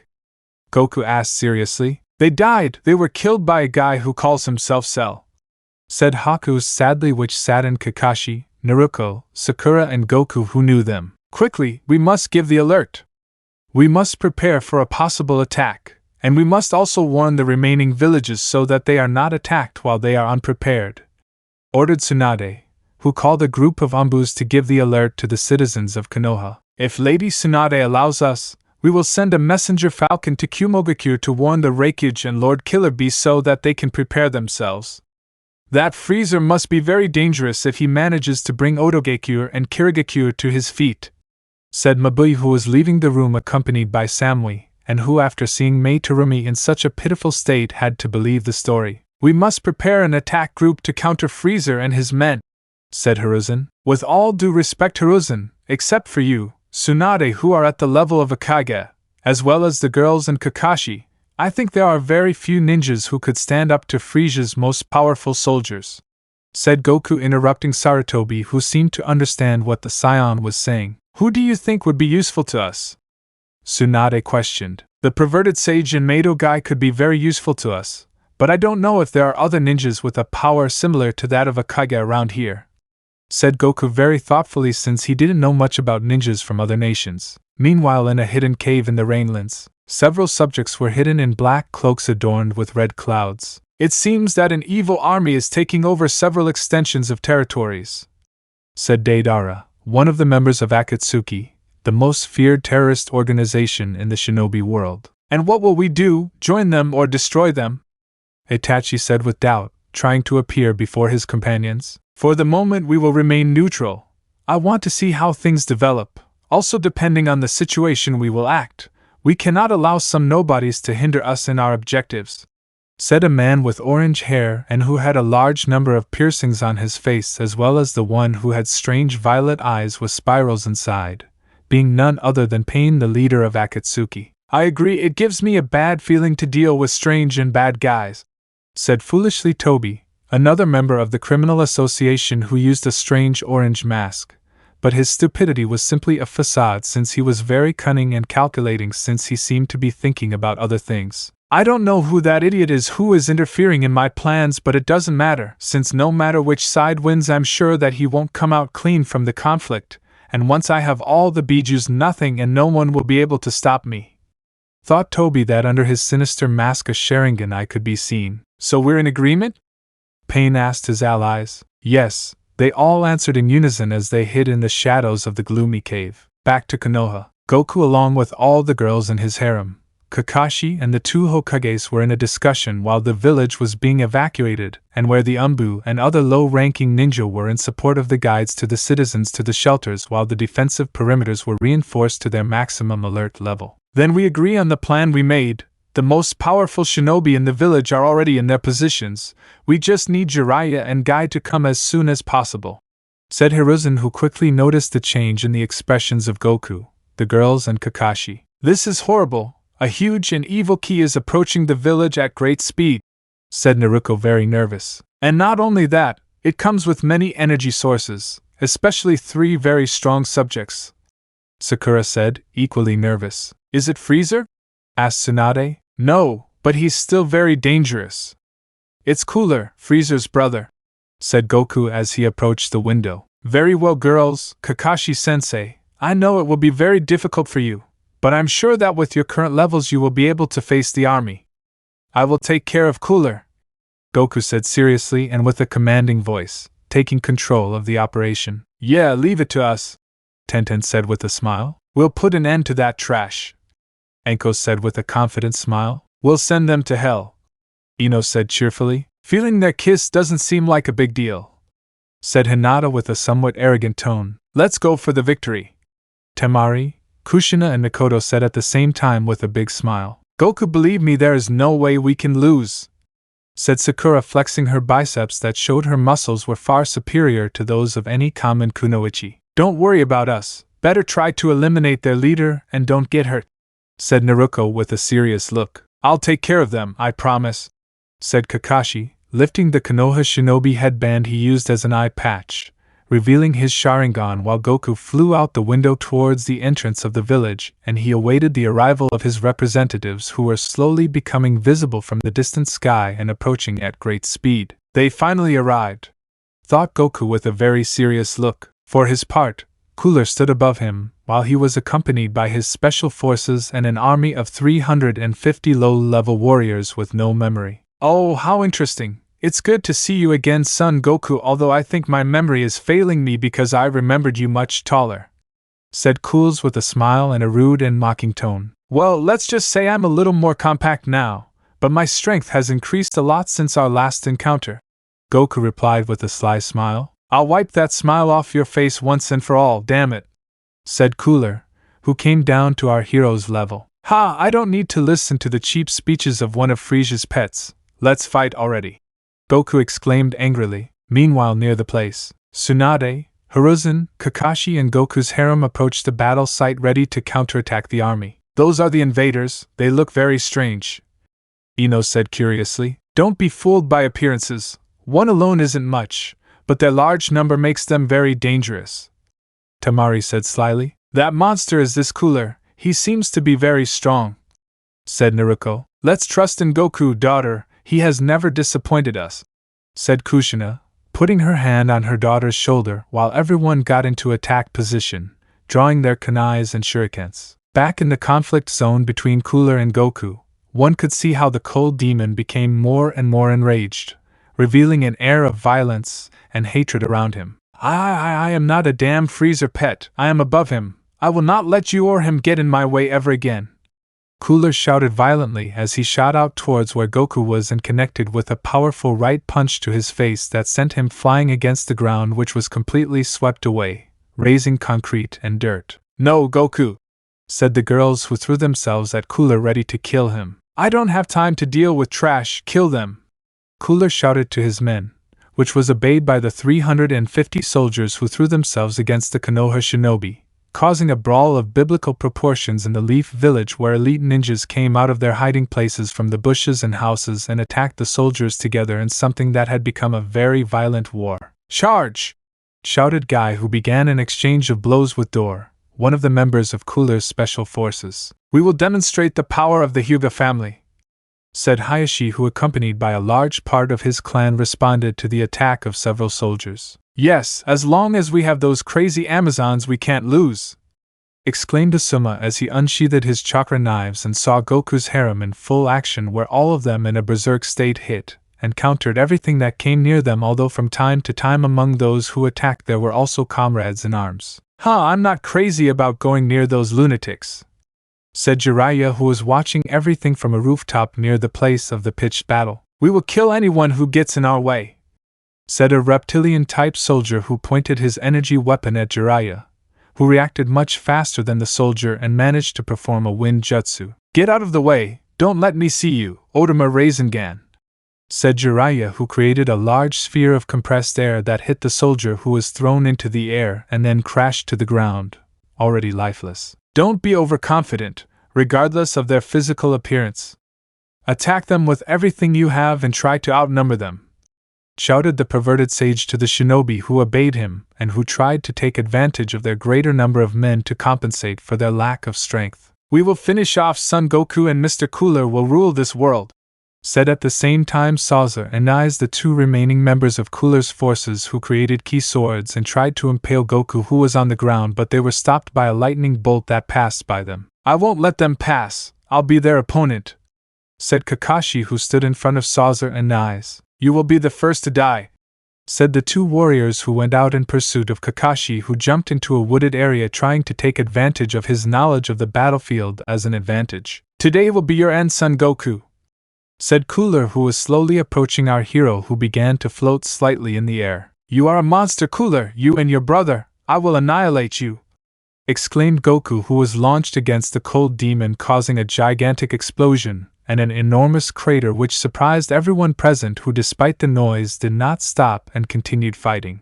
On the other hand, Goku was shot against one of the buildings in the hotel zone of the village, passing through it and remaining static in one of the rooms while he was followed by Cooler. I will kill all your beloved humans one by one until I am satisfied, Goku, and I will do it before your helpless eyes, said Cooler, who crossed the hole to stand in front of the Scion, and while he began to fire a large burst of laser beams from his eyes that demolished the structure of the building that began to implode violently. Ha ha ha ha ha! Cooler laughed madly as he left the building at high speed. Damn bastard, yelled Goku as he transformed into a Super Saiyan and flew at high speed out of the building that was half falling on top of him, while Goku violently fell onto the streets of the commercial area of Konoha, destroying some shops in the process, and chaos and madness broke out in the village that had become a total war zone. Suddenly Goku emerged from the rubble, very angry, while Cooler threw himself at him and they began a brutal exchange of blows that lifted the rocks from the place and generated monstrous discharges of electricity that cut the clouds in the sky. Why don't you just give up once and for all? Shouted Cooler, giving Goku a powerful blow, who flew against the Hokage tower, crashing into the stone symbol of the place that was crumbling into pieces. But Goku somehow managed to recover in the air while he coldly looked at Cooler, who was on the ground, with a confident smile. Things won't be that simple, Goku. Either you die or I die, that's the dilemma, said Cooler, who took flight towards Goku, who made the same movement as the cold demon and stood in front of each other, creating a powerful noise that destroyed a large part of the Hokage Tower as well as a large number of windows of the surrounding houses that exploded after the powerful attack of the Super Saiyan and the cold demon that was thrown against the village's cryptography building, creating a crater in its roof. "Give up, Cooler, your loss," declared Goku, who was bathed in a golden glow. "No, Goku, this is just beginning. While you were playing house on this planet, I was strengthening my hatred towards you and your damn race more and more," said Cooler, who began to transform into his last and monstrous form. "I'll destroy your baby face," said Cooler, while a mask covered the lower part of his face. But these words did not intimidate our hero and instead made him more furious, since Goku threw himself against Cooler, unleashing a brutal aerial battle where explosions and sonic waves resounded in the village of Konoha. Konoha Village Shelter. "This is monstrous. At this rate we will all die," said an old man who was watching the battle from a window. "I'm very scared, Mom," said a little girl who was hugged by her mother, who was trying to comfort her. "Enough, stop the nonsense. Goku is out there. He'll stop those guys, I'm sure of that," said Hanabi, who was carrying an injured child on her shoulders and taking him to a doctor. "If we also have the crazy women from Goku's harem, they alone are worth 1,000 normal ninjas," Konohamaru supported, trying to cheer people up. "We will win, that's a fact," Moegi said with a serious expression. "If it's true, those lunatics are perverted, degenerate, and outrageous, but they are very strong. I remember when they destroyed my hotel for doing their dirty deeds. They will help us," said one of the hotel owners in the village, which raised the spirits of the villagers, who began to support their shinobi from their windows in this difficult situation. Meanwhile, in a wooded area of the village, 3 figures could be seen moving from one side to the other in a great exchange of attacks and at violent speeds that were very difficult to capture with a normal human eye. "Die, damn silver-haired guy!" shouted Nais, who fired several key attacks that collided with the ground and some trees that were incinerated. "Compared to Goku's key attacks, his are slower, which allows me to dodge them," said Kakashi, who moved elegantly skiing the key spheres. "Ha! No matter how agile you are, we have the total advantage. We are stronger than you as well as we are 2 against 1. Said mockingly Sauza, who created a key sword that he used against Kakashi, who tried to block with 2 kunai, but these were easily sliced, and the sword grotesquely cut Kakashi, who horrified fell on the ground. "Ha, it was just trash," said Sauza as he landed next to Kakashi's convulsing body. Suddenly the scooter of both warriors made a rapid reaction towards the ground, but it was too late, since the dying Kakashi disappeared in a cloud of smoke, while the real Kakashi shot out of the ground, and at lightning speed he stuck a lightning blade through his back to come out through Sauza's chest, while he exhaled a large amount of blood from his mouth and body that dyed the ground of the place. "Aya!" Sauza screamed madly, instantly falling dead when Kakashi pulled his arm out of the invading alien's body. "No, Sauza!" shouted Nais, who saw everything that happened from the sky. "It is clear that you are stronger than me as well as having the numerical advantage, but I have a lot of experience in death fights as well as knowing perfectly the field that surrounds us, and not only that, unlike Goku and you, I do not tend to prolong fights. If I have the opportunity to kill my opponent when he is careless, I will do it. That is the style of the silent and stealthy assassins who will do whatever it takes to win. The Jounin ninjas of Konoha," declared Kakashi fiercely that, after the extreme training he had with the Scion, he strengthened considerably, and his lightning blade was no exception, since with it he killed a key user with a slash, which would seem impossible before training. "Damn, you killed my squad leader!" the eyes shouted madly. "Yes, and you continue my deformed friend, very soon you will meet him," said Kakashi, who transformed his Sharingan eye into a Manjikyu Sharingan, and then raised his index and middle fingers of his right hand and disappeared in a cloud of smoke. "I will find you and kill you! I will kill you!"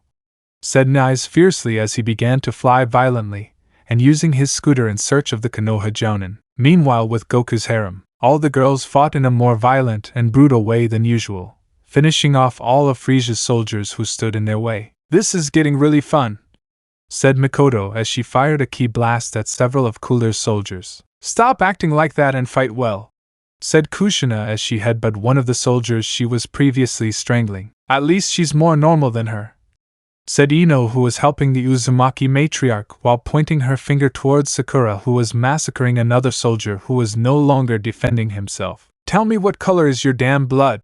Shouted the pink-haired girl who was slamming the soldier's head against the ground as it exploded and scattered all the gray matter of the invading alien all over the floor. Great, with this one I already have 15 victims, said Sakura, smiling happily as she wiped the blood from her face and dragged the soldier's corpse along with 14 other dead soldiers who had their skulls shattered by the immense strength of the pink-haired kunoichi. We all have very different combat styles that range from aesthetics, speed and agility, as well as the use of special jutsus, but she has managed to get here simply through a concept of brute force and savagery, thought Temari, showing admiration and some fear for Sakura. At the same time, Naruto fought in the air with 8 soldiers who shot her with their energy weapons. I'm sick of this, stop getting in the way, Kyubi Kyoki, exclaimed Naruto, who displayed a powerful crimson aura at the speed of sound, destroying the soldiers' weapons and then rising above them. Super Otama Rasengan! Naruto shouted, creating a gigantic sphere of compressed air and throwing herself at the soldiers who were destroyed and dismembered into pieces upon contact with the little Uzumaki's attack. This is how you make cow breasts, that's my disciple! Shouted the wise pervert with pride as he saw what was happening. Don't call me cow breasts or you'll be the next dirty old man! Shouted Naruto, who embarrassedly covered her enormous breasts with her hands. Damn, we're having a hard time finishing off these guys, they're making us retreat, said one of the soldiers who had taken command of the invading forces while Cooler fought with Goku. Yes, I know, especially those damn Busta witches are very dangerous, we can't trust them, said another soldier who approached the leader. Back to the battle between Cooler and Goku. Cooler and Goku were in an exchange of blows, moving all over the place while they dodged the tall buildings of the Konoha village. Just die, said Goku, connecting a series of blows to Cooler's abdomen as he flew violently into a building that he miraculously managed to dodge. You won't escape, said our hero who was chasing him, but somehow lost sight of him since he couldn't find him among the buildings. Where is it? Goku wondered. Here I am, said Cooler, who shot out of a building that he used to hide and then punched the Super Saiyan who was plummeting towards Ichiraku. I will not allow it, I will defend my kingdom, shouted Tucci, who did not go to the shelters for refugees and was on the roof of his restaurant with a broom as a weapon and a pot on his head as a helmet. Damn Tucci, get out of the way, exclaimed Goku, who turned in the air and managed to avoid crashing into the restaurant but still destroyed the ground near the restaurant, creating a gigantic crater and causing a rain of gravel and concrete. Are you okay, Goku? asked Im as she left the restaurant, worried about what happened. Yes, I'm fine, although it hurt a little, answered Goku, who had a huge bump on his head that he was rubbing. This place is pandemonium, you have to escape, said the Super Saiyan with concern for his friends. Don't worry, my cute Goku, the others will leave soon, said Im, who was dragging her father by the collar of his shirt, and who was completely knocked out, and with his eyes spiraling since Im hit him with a frying pan. I'm fine, take care, said Goku with a drop of sweat on his forehead, and confused by the crazy and bizarre acts of Tucci and his daughter. Don't get distracted, damn ape, shouted Cooler, who approached the Saiyan, who ignited his golden aura and shot out at the cold demon, whom he held by the head with both hands and began to sweep the glass and cement of a nearby building with the face of the cold demon. Aya, Cooler screamed in pain. Come on, go to sleep, go to sleep, go to sleep, Goku said mockingly as he continued to drag Cooler's head against the walls of the building. Let me go, you wretch, said Cooler, who grabbed Goku's leg and threw him against the same building that was crossed by Goku, who rolled around the place and then remained momentarily still in the air. Go to hell and suck the devil's ass, Cooler yelled vulgarly as he teleported under Goku and shot a gigantic sphere of ki at him that knocked our hero into the air as he screamed at the powerful attack. Aya, Goku shouted as he was dragged by the energy sphere near the ionosphere of Planet Ninja. Aya, Goku shouted, destroying the energy sphere after transforming into Super Saiyan 2. Come on, Son Goku, that's all you can do, shouted Cooler, flying at super speed and attacking our hero, who defended himself in another explosive exchange of punches and kicks. Damn Saiyan, stop resisting and go to the other world, said Cooler, who took with his hands an asteroid that was floating near where they were fighting and threw it at Goku, who with a strong kick broke it into thousands of pieces. But our hero didn't count on Cooler hugging Goku's small body and throwing himself with him to the ground while the two were surrounded by the remains of the asteroid that fell with them, burning with the friction of the speed they were carrying. At the grand entrance to Konoha village, the pitched battle between the Konoha ninjas and Frisia's soldiers continued with a slight advantage for the shinobi who, thanks to Goku's harem as well as the two Hokages and the perverted sage, were repelling the enemy attack. But everyone looked up at the sky to see a rain of fire that was heading towards where they were. "Retreat," said Tsunade, giving a signal for all the ninjas to step aside. "Get out of the way, everyone!" Frieza's soldier shouted as an order to the few remaining soldiers. Seconds later, the objects were seen hitting the village gate, which was completely destroyed, causing even more chaos in the place, revealing Goku in a large charred crater, his clothes slightly torn and burned, while he was strangling Cooler from behind, who was trying with difficulty to get out of Goku's grip. Su, let me go, stupid brat," said Cooler, who could no longer breathe. "I won't let you go, for nothing in the world will I let you go," said Goku, who increased the pressure of his grip. Although I lose this fight, no, I won't go alone," declared Cooler, who fired a beam from his eyes that hit Tsunade's chest, who spat out blood and collapsed dying. "Aya!" Tsunade screamed in pain. "No, they've hurt the fifth Hokage!" Enko exclaimed in horror. "Quickly bring a doctor!" Tenten shouted in alarm. "Lady Tsunade," Shizen said with tears in her eyes as she approached her teacher. "Stupid!" Goku shouted madly and furiously. With all his strength, he grabbed Cooler's head and turned him completely around in a 360-degree spin, breaking the cold demon's neck. He collapsed dead the instant Goku let go, and quickly ran towards the Hokage while taking a seed of the recluse from his clothes to heal the dying woman. "Tsunade, do this quickly," said Goku, alarmed. What is that?" asked Tsunade weakly. "Forget that, Grandma, eat it quickly," said Naruto, opening her mouth to the Hokage while Goku put the seed in her mouth. "Chew it and swallow it," claimed Sakura, which was obeyed by Tsunade, who, after swallowing the seed, instantly her mortal wound was healed, which pleased all the shinobi who saw their leader completely healed. "It's a miracle I'm cured," Tsunade said happily as she stood up. "The hermit seeds are a great wonder," Hinata said happily. "If they are the best," Ino supported her partner. "For God's sake, they've killed Lord Cooler," said one of the soldiers in alarm, who along with his companions were panicking as they saw Goku turn towards them and glare at them. "And now you're next," Enko said with a sadistic smile as she licked her lips. Back to the wooded area of the village, numerous explosions could be heard sweeping away everything in front of them, while Kakashi found himself in a difficult situation where he somehow managed to keep pace against Nais, who seemed to have increased his strength even more thanks to the fury and desire to avenge his fallen comrade who died at the hands of the Konoha Jounin.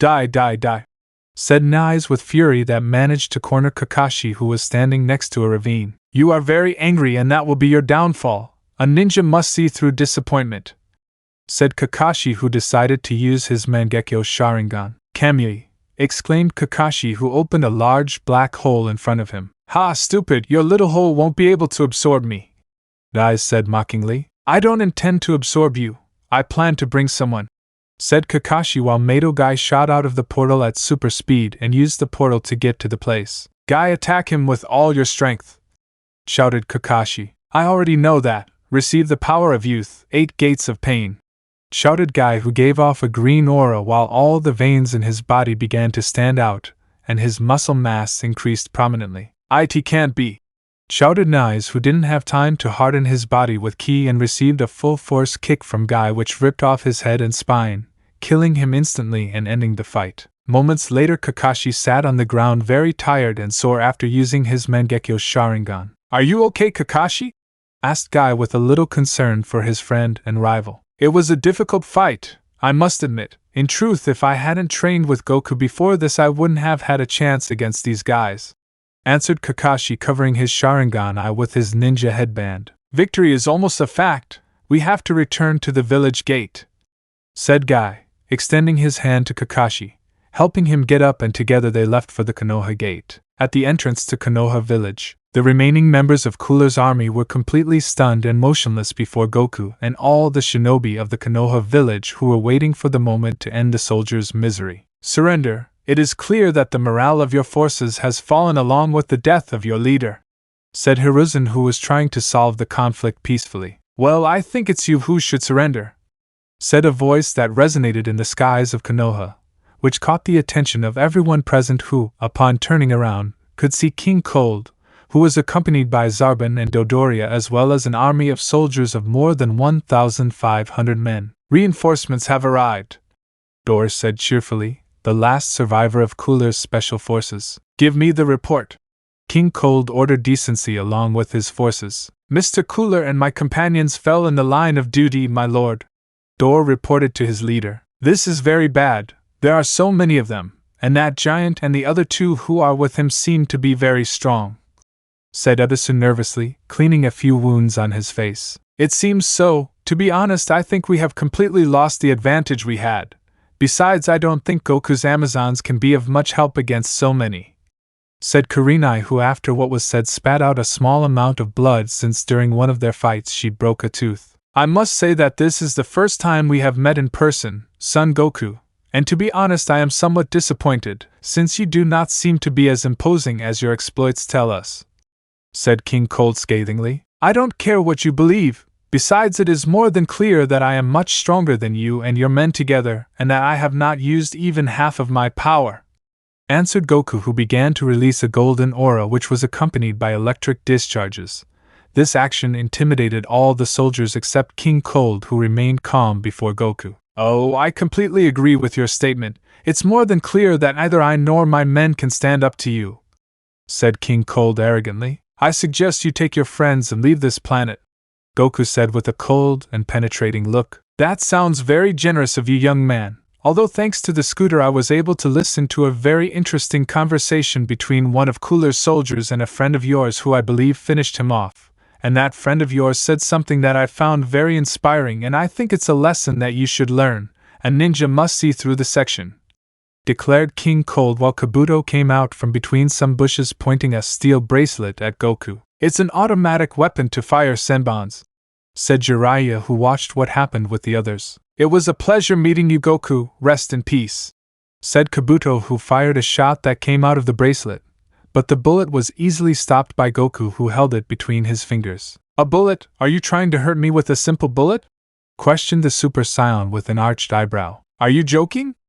Naruto asked in a mocking tone. What stupidity is this?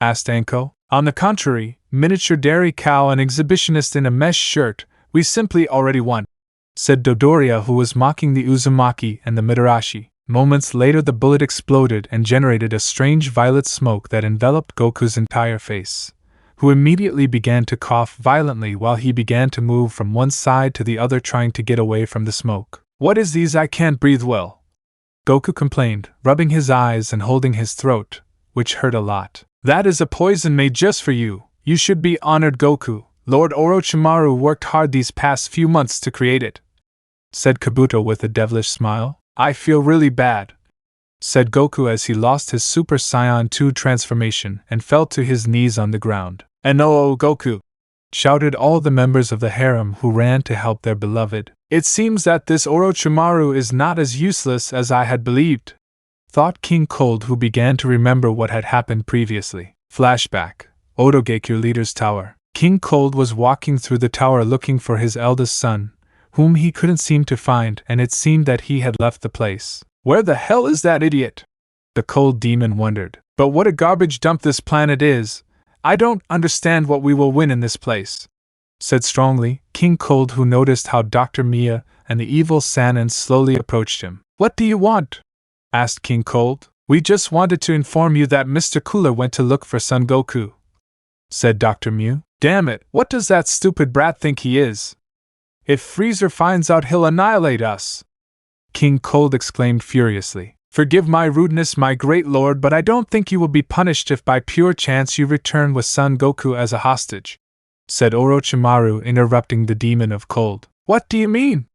King Cold asked. It's very simple. I'm sure that no matter how powerful Goku has become, he will have many problems with Mr. Cooler, and when he is not hurt, confident, or distracted, you could take advantage of the situation and take the glory, said Orochimaru with a tempting and evil tone. It sounds very interesting, and regardless of whether Cooler fails in his objective, I will be free from Freezer's punishment if I manage to bring Goku back alive so he can have fun with the Scion," said King Cold with a sly half-smile. "That's correct, sir," said Dr. Mew, "but I doubt I can do anything to that Scion if Cooler can't do it, much less me," said King Cold. "That would not be a problem if my assistant Kabuto accompanied him and gave him that opportunity for victory," said Orochimaru as Kabuto emerged from the shadows and finished putting on the steel bracelet. "What good will that brat do me in this battle?"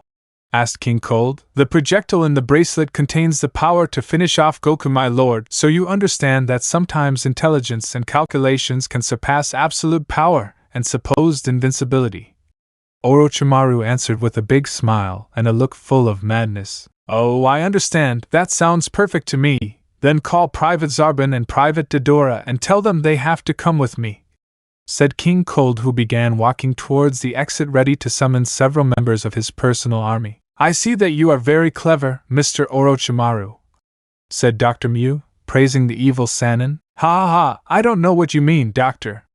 I simply give light recommendations and words of encouragement. It's up to those people to make their own moves." Orochimaru, who was feigning ignorance, replied laughing. "Yes, sure, ha ha ha, I'm glad you're on our side, Orochimaru," said the evil doctor, who went out in search of the two soldiers mentioned by King Cold. "For the moment, my dear doctor, for the moment," Orochimaru said in a low voice as Kabuto approached him. "I only have one shot," said Kabuto, checking the weapon. "I already told you, a single shot is enough, since no matter how strong he is, he needs to breathe, and when his lungs fill with that gas, the god will become what he did not expect to become. He will become a weak and insignificant human," declared the evil Sannin as he hid in the shadows of the Otogekyo Tower. End of flashback. King Cold continued to watch Goku on the ground writhing in pain while his fiancées continued to surround him and try to help him. "Don't think I didn't realize what you were planning, you damn bastards. Once I've captured that idiot Goku, I'll tell Frieza everything I heard, and both Mia and Orochimaru will end up impaled on stakes on the roof of that horrible tower," thought King Cold, who had heard everything the villains said and didn't notice that he was still hiding, listening to them. "Chain him up and bring him here," the cold demon ordered his men. "Understood, sir, but I don't think it's necessary for us to take it complete, or is it?" Zarbin asked devilishly, as he began to crack the knuckles of his hands. "No, it is not necessary. In fact, I would like you to eliminate all the inhabitants of this village, including women, children, and the elderly. Anyone who can use a weapon is an enemy, kill them," said King Cold, who placed his hands behind his back and prepared to watch the spectacle, while the Konoha shinobi went into defensive mode. "We won't let you lay a hand on Goku!" exclaimed the kunoichis, who launched themselves at Zarbin, Dodoria, and Dor. "Don't get in the way!" shouted King Cold, who fired a large sphere of ki that impacted and exploded with the kunoichi, who were flying through the air badly injured. "Aya!" screamed all the kunoichis, who crashed to the ground semi-unconscious. "No, leave them alone," said Goku with great difficulty, trying to compose himself, but it was useless. The poison was still running through his respiratory tract. "Naruto!" Iruka shouted angrily as he tried to stop the group of soldiers but was knocked out by Dor, who knocked him out with a punch, which surprised Tsunade and Hiruzen, who prepared to attack but were interrupted by the attack of a wave of soldiers that rushed at them. "No, Goku, don't get close to him, let him!"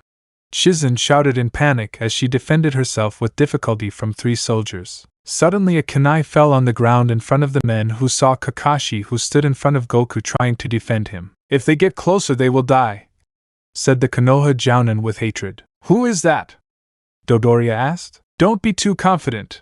Of all the ninjas in this village he is the strongest. He could kill Sauzer and Naiz by himself," said Dor. "Oh, so that silver-haired man must be very powerful," said Zarbin as he prepared to fight Kakashi. "Don't get involved, he's mine, I'll avenge my friends," declared Dor, who after saying this threw himself at Kakashi and started a brutal battle. "Well, in the meantime, let's have fun," said Dodoria, who grabbed Goku by the neck and lifted him into the air. "Evil, evil, damn," said Goku, who quickly received a punch in the face from Dodoria. "Shut up," said Zarbo, who began a devastating and brutal rain of blows on Goku's body, who couldn't even put his hands in. "Save me some," said Dodoria, who, using his weight, threw himself down with his knees forward and crushed Goku's arm, shattering it instantly. "Ah!" the scion shouted. "I told you to shut up!"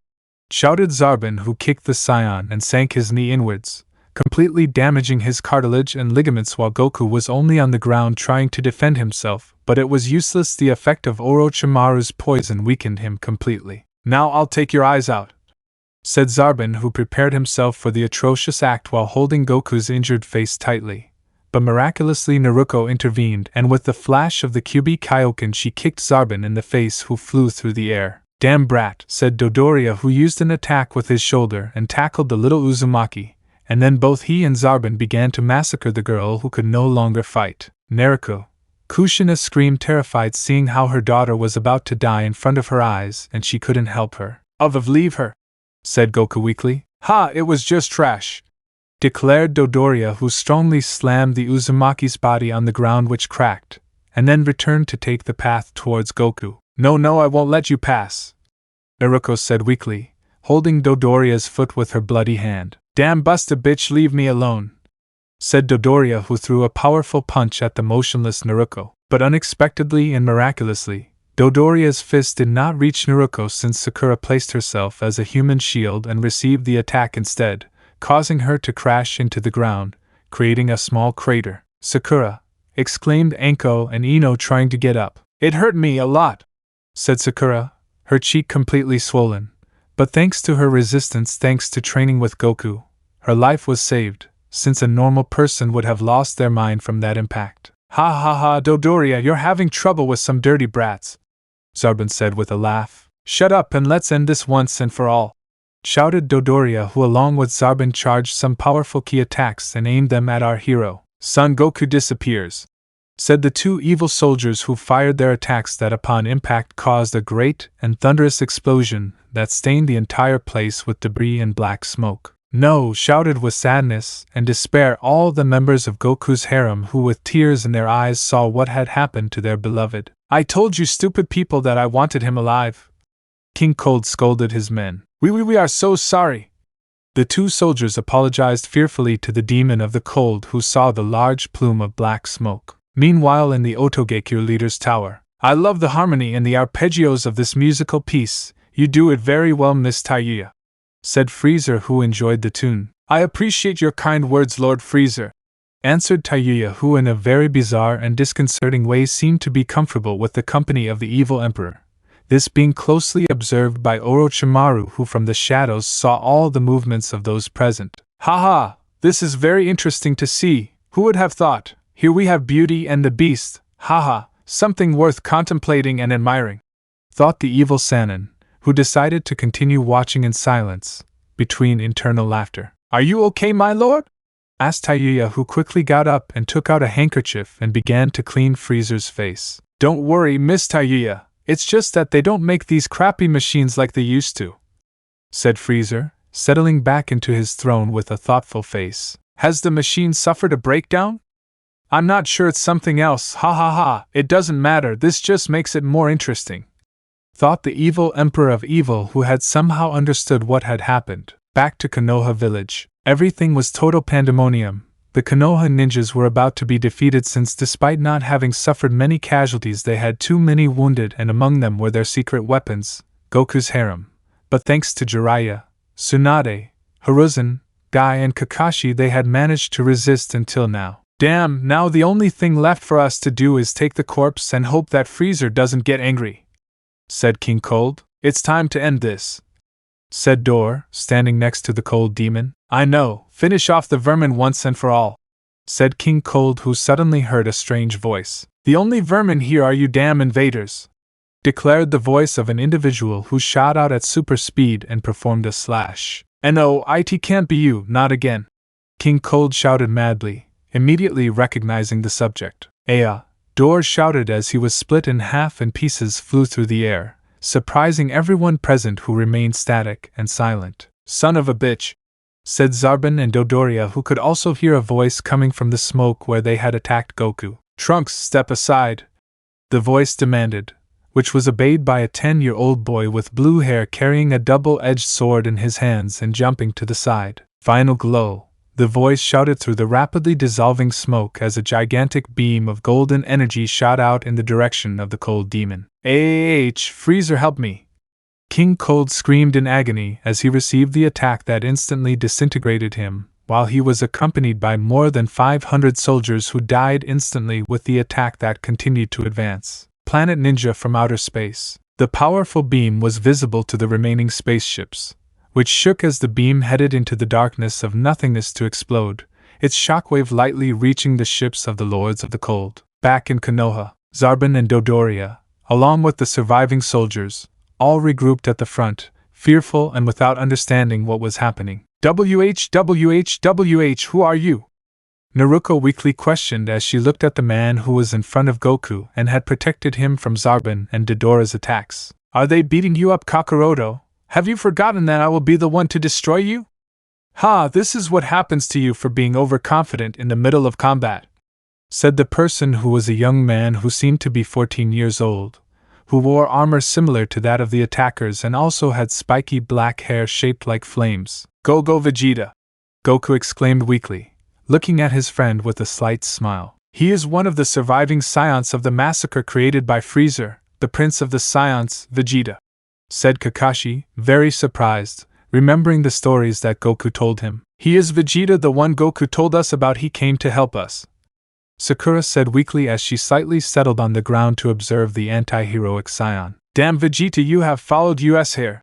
Shouted Zarbin, who used his transformation turning into a grotesque monster. And we're not alone, said Trunks, stepping aside while flashing circles came out of the ground from which a group of young people were slowly appearing, ranging from a very strange pink fat boy, two 12-year-old twins, a blonde girl and a black-haired boy, and they were very handsome, a boy who had 3 eyes, a young man with green skin who used a cape and a turban, a bald boy with no nose and strange dots on his forehead, a 12-year-old boy who dressed and looked a lot like Goku although he had some differences and among them some glasses, an old man with a wooden cane who dressed in black Chinese martial arts clothes and who used sunglasses, and finally an extremely beautiful 14-year-old girl with blue hair appeared. Who are all of you bastard sons of bitches?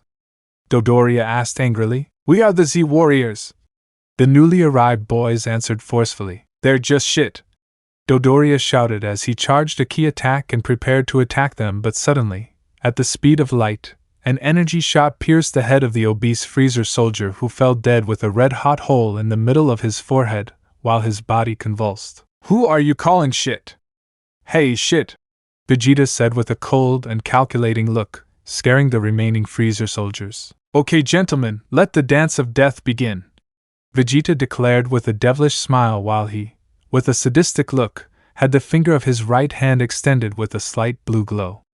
This action lifted the spirits of the Konoha shinobi who, upon seeing what the young man had done, understood that he was not their enemy and, in fact, gave them new hope to survive the monstrous war that had started on their planet. Chapter 32. The Destroyed Gate of Konoha. The elite ninjas of Konoha were in a static and defensive position before what had happened in front of them, where a group of young boys had appeared out of nowhere, and in a blink of an eye they had stopped the onslaught of the invading army that, after the use of dirty tricks, had managed to defeat Goku and his harem. Who will be the first to want to visit the world of the dead? Asked Vegeta, who placed himself at the front of the Z Warriors while Freezer's soldiers just watched him with fear. Don't brag too much, Vegeta. Judging by your brat appearance, it's clear that you're very weakened, said Zarbin, who even in his monstrous state threatened the Scion Prince. Stupid, stop talking and attack already, said Vegeta, raising his eyebrows at Zarbin. Fight, Vegeta, this time you will pay me everything you owe me, said Zarbin, who stood in front of Vegeta, who only looked up at him due to his recent rejuvenation into a 14-year-old boy. It's your end, damn dwarf, shouted Zarbo, while Vegeta only showed a slight half-smile after making a slight movement as if he had quickly taken something and was hiding it behind his back. What's wrong with you, little prince? Don't tell me you peed yourself out of fear?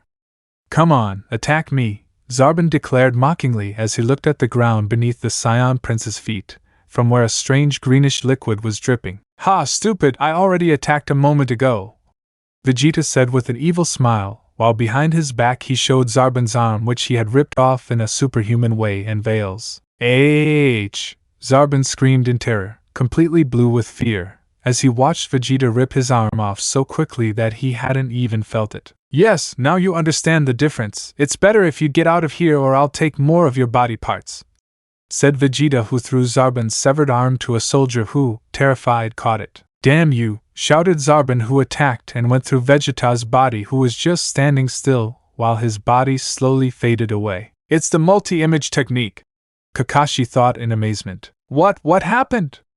Zarbin questioned. Ha, it's an image, said Vegeta, who was squatting on Zarbin's back, who was paralyzed by what happened. Die, declared Vegeta, who with his small right hand gave a 360-degree turn to Zarbin's head that strangely had the eyes where the mouth should be and the mouth where the eyes should be. I think I saw myself as a surrealist artist in my previous life, said Vegeta, who jumped slightly as Zarbin's body fell dead and cracked on the ground. My god, now they've killed Commander Zarbin, said the terrified soldier leader, who, along with his subordinates, began to escape. Your turn, said Vegeta, who approached Majin Buu, who simply smiled and pointed his antenna at the cowardly soldiers fleeing through the air. Let them all turn into honey sweets, ordered the obese child, while a pink glow from his antenna hit the 650 soldiers, who turned into sweets, and these were sucked by Majin Buu, who devoured them.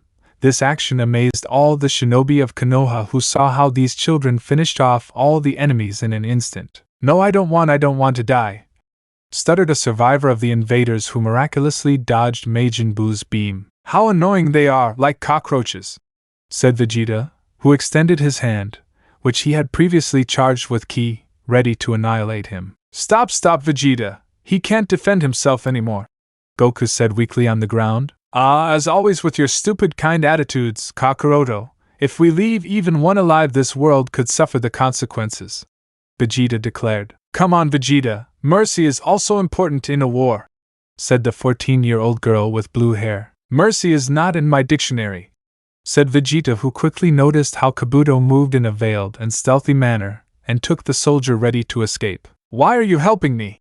The soldier asked. They won't escape, Vegeta exclaimed, firing a sphere of ki that exploded, raising dirt and dust all over the place. Damn, they escaped, Vegito said angrily. Forget it, it's better to regroup and know what's happening around here and what we can and can't do here, said young Piccolo, using his great intelligence and strategic ability. Goku, are you okay?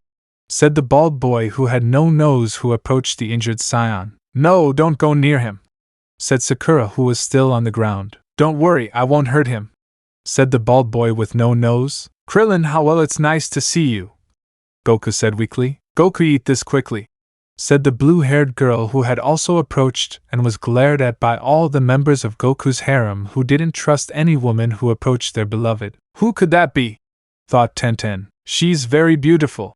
Tamari thought. God, he's almost as cute as me, thought Ino, as she tried to get up little by little. It's a seed of the hermit Thanks, said Goku, who ate it, and instantly all his wounds were healed. I'm cured, said Goku with a big smile that rose with great energy. Kakashi-sensei, distribute this among the others, said our hero, who after healing himself threw a sack full of hermit signs to the Konoha Jounin, who began to heal all the wounded among them Goku's harem, who after recovering threw themselves at him, and hugged him with love and madness while crying. Goku, I'm glad you're okay, said all the girls who were crowding the scion. Yes, I'm fine, Goku said with a pained smile. Wow, Goku, I see you're having fun, said the blue-haired girl in chibi form with a sly smile similar to that of a cat. You look very good, Bulma. I see your breasts are no longer saggy, said Goku with an innocent smile, but he quickly received a powerful slap from Bulma that knocked him to the ground while a large bump appeared on his head. Stupid, you haven't changed anything, you're still an idiot,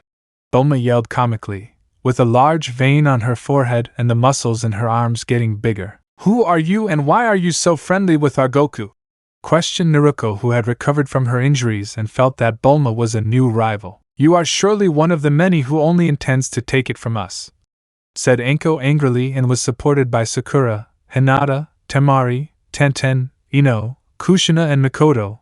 This action caused a slight uncomfortable silence in the place, which only lasted a few moments, thanks to Bulma's laughter, who couldn't help but laugh. Ha ha ha ha ha ha, do you think I like this idiot? Ha ha ha ha. He and I are just childhood friends, said Bulma laughing, but the Kunoichis continued to be skeptical. She is my wife, let that be clear, said Vegeta, who approached everyone who felt a little fear before the Scion Prince who glared at them. He's terrifying, thought Shizen. He gives off an air of power, violence, and impressive cruelty, thought Tsunade. Goku wasn't lying, he has a look very similar to Sasuke's, thought Kakashi as he stared at the Scion Prince. Unlike Goku, he had no remorse in killing his opponents, Jiraiya thought. Don't be afraid, he is very docile and calm, and once he recognizes your face he won't kill you, said Bulma with a big smile, whose words sent shivers down the spine of all the Konoha ninjas who felt threatened by the newcomers. Who are you? Said Hiruzen, who wanted to bring calm and quiet to what was happening. Hello, good morning, you don't have to be defensive, we are not enemies, it's quite the opposite, we are friends and family of Goku, said the old man with sunglasses and who had a gray hair on his head. My God, it's Jackie-chun!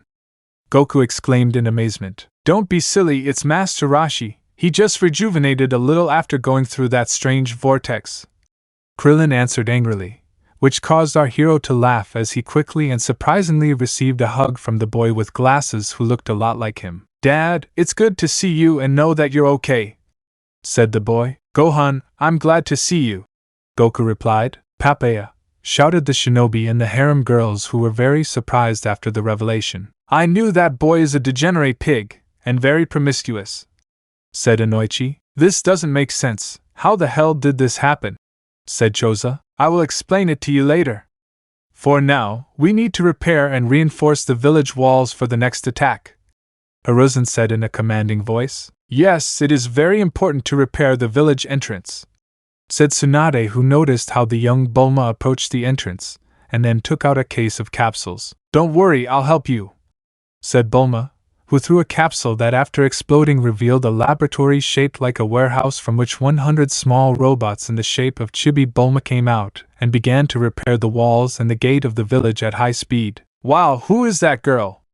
Tsunade asked in amazement. The great and only mad scientist number 1 of Universe 7, Bulma briefs, answered Master Roshi, who approached the Hokage, who watched in amazement the army of stolen Bulmas who were rebuilding the place. Wujajajaja. It's time to leave the obscurity and enter a new technological century. Rob Bulma's, give your best, said Bulma between strange laughs. Dad, Mom is acting like a mad scientist again, Trunks said with a slight blush of embarrassment. Let her calm down when she gets sleepy, Vegeta answered, ignoring her and simply looking around for Cell and Frieza's kiss. Meanwhile in Otogekure, Frieza sat on his throne in front of his vast army of sound soldiers and shinobi who were waiting for his decisions. Wow, that useless Vegeta has come all the way here and he didn't come alone, thought the evil emperor with a big smile. Lord Frieza, there are reports that in the northeastern seas there are battleships full of mercenaries hired by small countries that fear they might be attacked, said an Anbu from the Sound who arrived to give a report. Oh, how interesting, please tell me the degrees, said Frieza, who got up from his throne and walked to stand in front of the tower window. Yes, sir, they meet at 4 o'clock, 16 kilometers from here, replied the Anbu. I understand it's better to get rid of the obstacles before they think they can do something, declared Frieza, who stretched his arm and then fired a powerful violet key beam that was lost from sight. Northeast seas, a large number of warships were approaching the lands of the Sound while the crews, mostly mercenaries and pirates, licked their lips as they were about to fight to the death with a strong enemy. We'll be there soon. Kill everything that moves, men, women and children, there's no hope of survival, said the captain of the main ship. Yes, it's good to get out of prison just to take care of cockroaches from time to time, said a Hexi mercenary who was licking a knife, demonstrating her great blood pressure action that unleashed laughter from all the mercenaries and pirates, who suddenly fell silent when a sphere of energy slowly approached and then impacted the ocean. AH! Screamed all the crew members, who disintegrated in a gigantic and bloody explosion that took the form of a horrifying mushroom cloud of smoke that could be seen everywhere while it caused a tidal wave. Back to Otogekure. A powerful earthquake could be felt shaking every structure while the mushroom cloud could be seen in view. Amazing Lord Frieza, nothing better than cutting problems short, quickly and without delay, said Orochimaru with an evil smile. But the tsunami will destroy the nearby villages, said the Sound Anbu. A totally acceptable loss. Anyone who opposes us must die. Don't you think so, Miss Taiya? said Frieza in his typical polite and elegant tone. Yes, I agree with you. Whoever does not bow to Lord Frieza must die, answered Taiya in a calm and cold manner. Okay, Orochimaru, Dr. Miya and General Rildo, give notice to all soldiers that in 15 minutes we will begin an attack and total annihilation of the shinobi villages. Frieza ordered his guides so that they would warn the shinobi of the sound, soldiers on the ground and those who were still in the spaceships in orbit around the ninja planet. At your service, replied the three evil entities. We'll dig graves for all of them. That will be very entertaining, right, Miss Taiyu? Declared Frieza, who sat on his throne while resting his head using his left arm. Yes, my lord, I have no attachment to this miserable place, so it sounds like great fun to dig graves for all the inhabitants of this disgusting planet. Taiyu replied with a grim smile and then began to play a kind of funeral march with her flute. Perfect, Miss Taiyu, your music is perfect to say goodbye to all the living beings on this planet, ha ha ha ha ha, said the evil emperor while laughing, listening to the music as well as the request of his servant and follower Taiya, who proved to be as crazy as he was. Back in Konoha village, Master Rashi shouted, flying lightly in the air after receiving a punch to the chin from Tsunade, who felt outraged after the old man touched her butt. What's wrong with you, you old pig? Asked Tsunade angrily. It's not my fault. I was hypnotized by those twins, said Master Rashi, who was on the ground pointing at the Hokage's butt, who became even angrier. Are you okay, Master Rashi? Asked Ten Shinhan with slight concern as he helped the teacher. Did you say he is Rashi? Questioned Jiraiya, who approached Ten Shinhan and Rashi while the two old men looked at each other with a very serious look and released an intimidating aura that formed a tiger and a dragon. This is bad. It seems like they want to fight, Iruko said nervously. If the perverted sage is a worthy rival for Master Rashi, said Goku seriously. He's your teacher, not Goku? Ino questioned with slight fear. Yes, and Master Rashi has considerably increased his power. He must have been training a lot while I was gone, answered our hero, who, along with the others, watched the staring duel that was interrupted when the perverted sage suddenly knelt in front of the Scion's former master. Please, I humbly ask you to accept me as your disciple, said Jiraiya, which caused the comical fall of everyone present except Rashi. I have been able to read all the magazines that you send to Goku, and I have also heard of your great deeds performed on that blue-haired girl. Please guide me in the world of perversion and lust, said Jiraiya with emotion and tears in his eyes. God, it gives me chills to remember how many times that old pig has groped me and looked at me with lustful eyes since I met him many years ago. And to think that here is a crazy man who wants to be like him. How horrible, said Bulma with a disgusted face and sweating from nerves, while Hinata and Naruto hid behind Bulma's back, fearing for the future union of the two perverts. You have a lot of heart, hot blood, a great libido, and your erotic potential is impressive. I will gladly train you, said Master Rashi, who put his hand on Jiraiya's shoulder, creating a strange bond between the two perverts. Ha ha ha, I see you haven't changed at all, Master Rashi, Goku said laughing. Is that the great Master Rashi, the god of martial arts, who trained Goku? Kakashi and the girls of Goku's harem wondered as they watched the strange spectacle of the two lustful old men. Stop the nonsense, Kakaroto. Get ready quickly. We'll end this once and for all so we can return home, Vegeta said furiously. Calm down, Vegeta. First we have to make a plan, Goku answered. Ha, whatever, they'll just be a hindrance anyway, Vegeta said, which angered all the shinobi. Believe it or not, we are very strong, Ino said angrily. Yes, if they are, with their current level they will be able to face the low-ranking soldiers, but against Frieza's elite soldiers they have no chance, answered the Scion Prince. But Kakashi-sensei managed to kill 2 of those elite soldiers, said Hinata, equally angry. That won't happen again. The truth is that I was fortunate that we fought on Konoha grounds, so I took advantage of knowing the battlefield, as well as attacking them by surprise and with their guard down. Once they study better and understand my combat methods and strategies, I don't think I'll be able to beat them again, Kakashi answered in a calculating and intelligent way. This is not the time to fight, we have to make plans for our future movements, said Tsunade, heading towards her demolished tower while she was followed closely by Kakashi, Hiruzen, Jiraiya, Goku's harem and the Z warriors. Hey, where are Lord Bills and Whis? asked Goku, who did not feel the presence of the two deities of Universe 7. At the moment they are resting on Earth since they used a lot of their own power to be able to send us here without destroying Universe 7. Krillin answered. But don't worry, once they have recovered a little, they said they would go to the world of the dead using something called the Furnace of the 8 Divisions to destroy the one who is keeping the entrance of the other world from this dimension, said Ten Shinhan with a smile. That's great, I hope Lord Bills can come.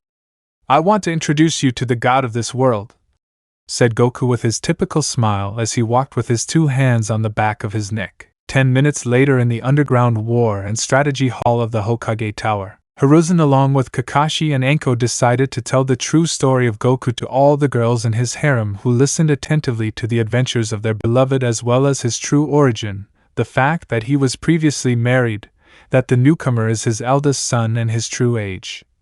This story somewhat disconcerted the girls, who little by little were understanding what the third Hokage and the other Jounins were telling them. I know it's very difficult to understand, but that's the truth, said Goku, somewhat nervous and dejected.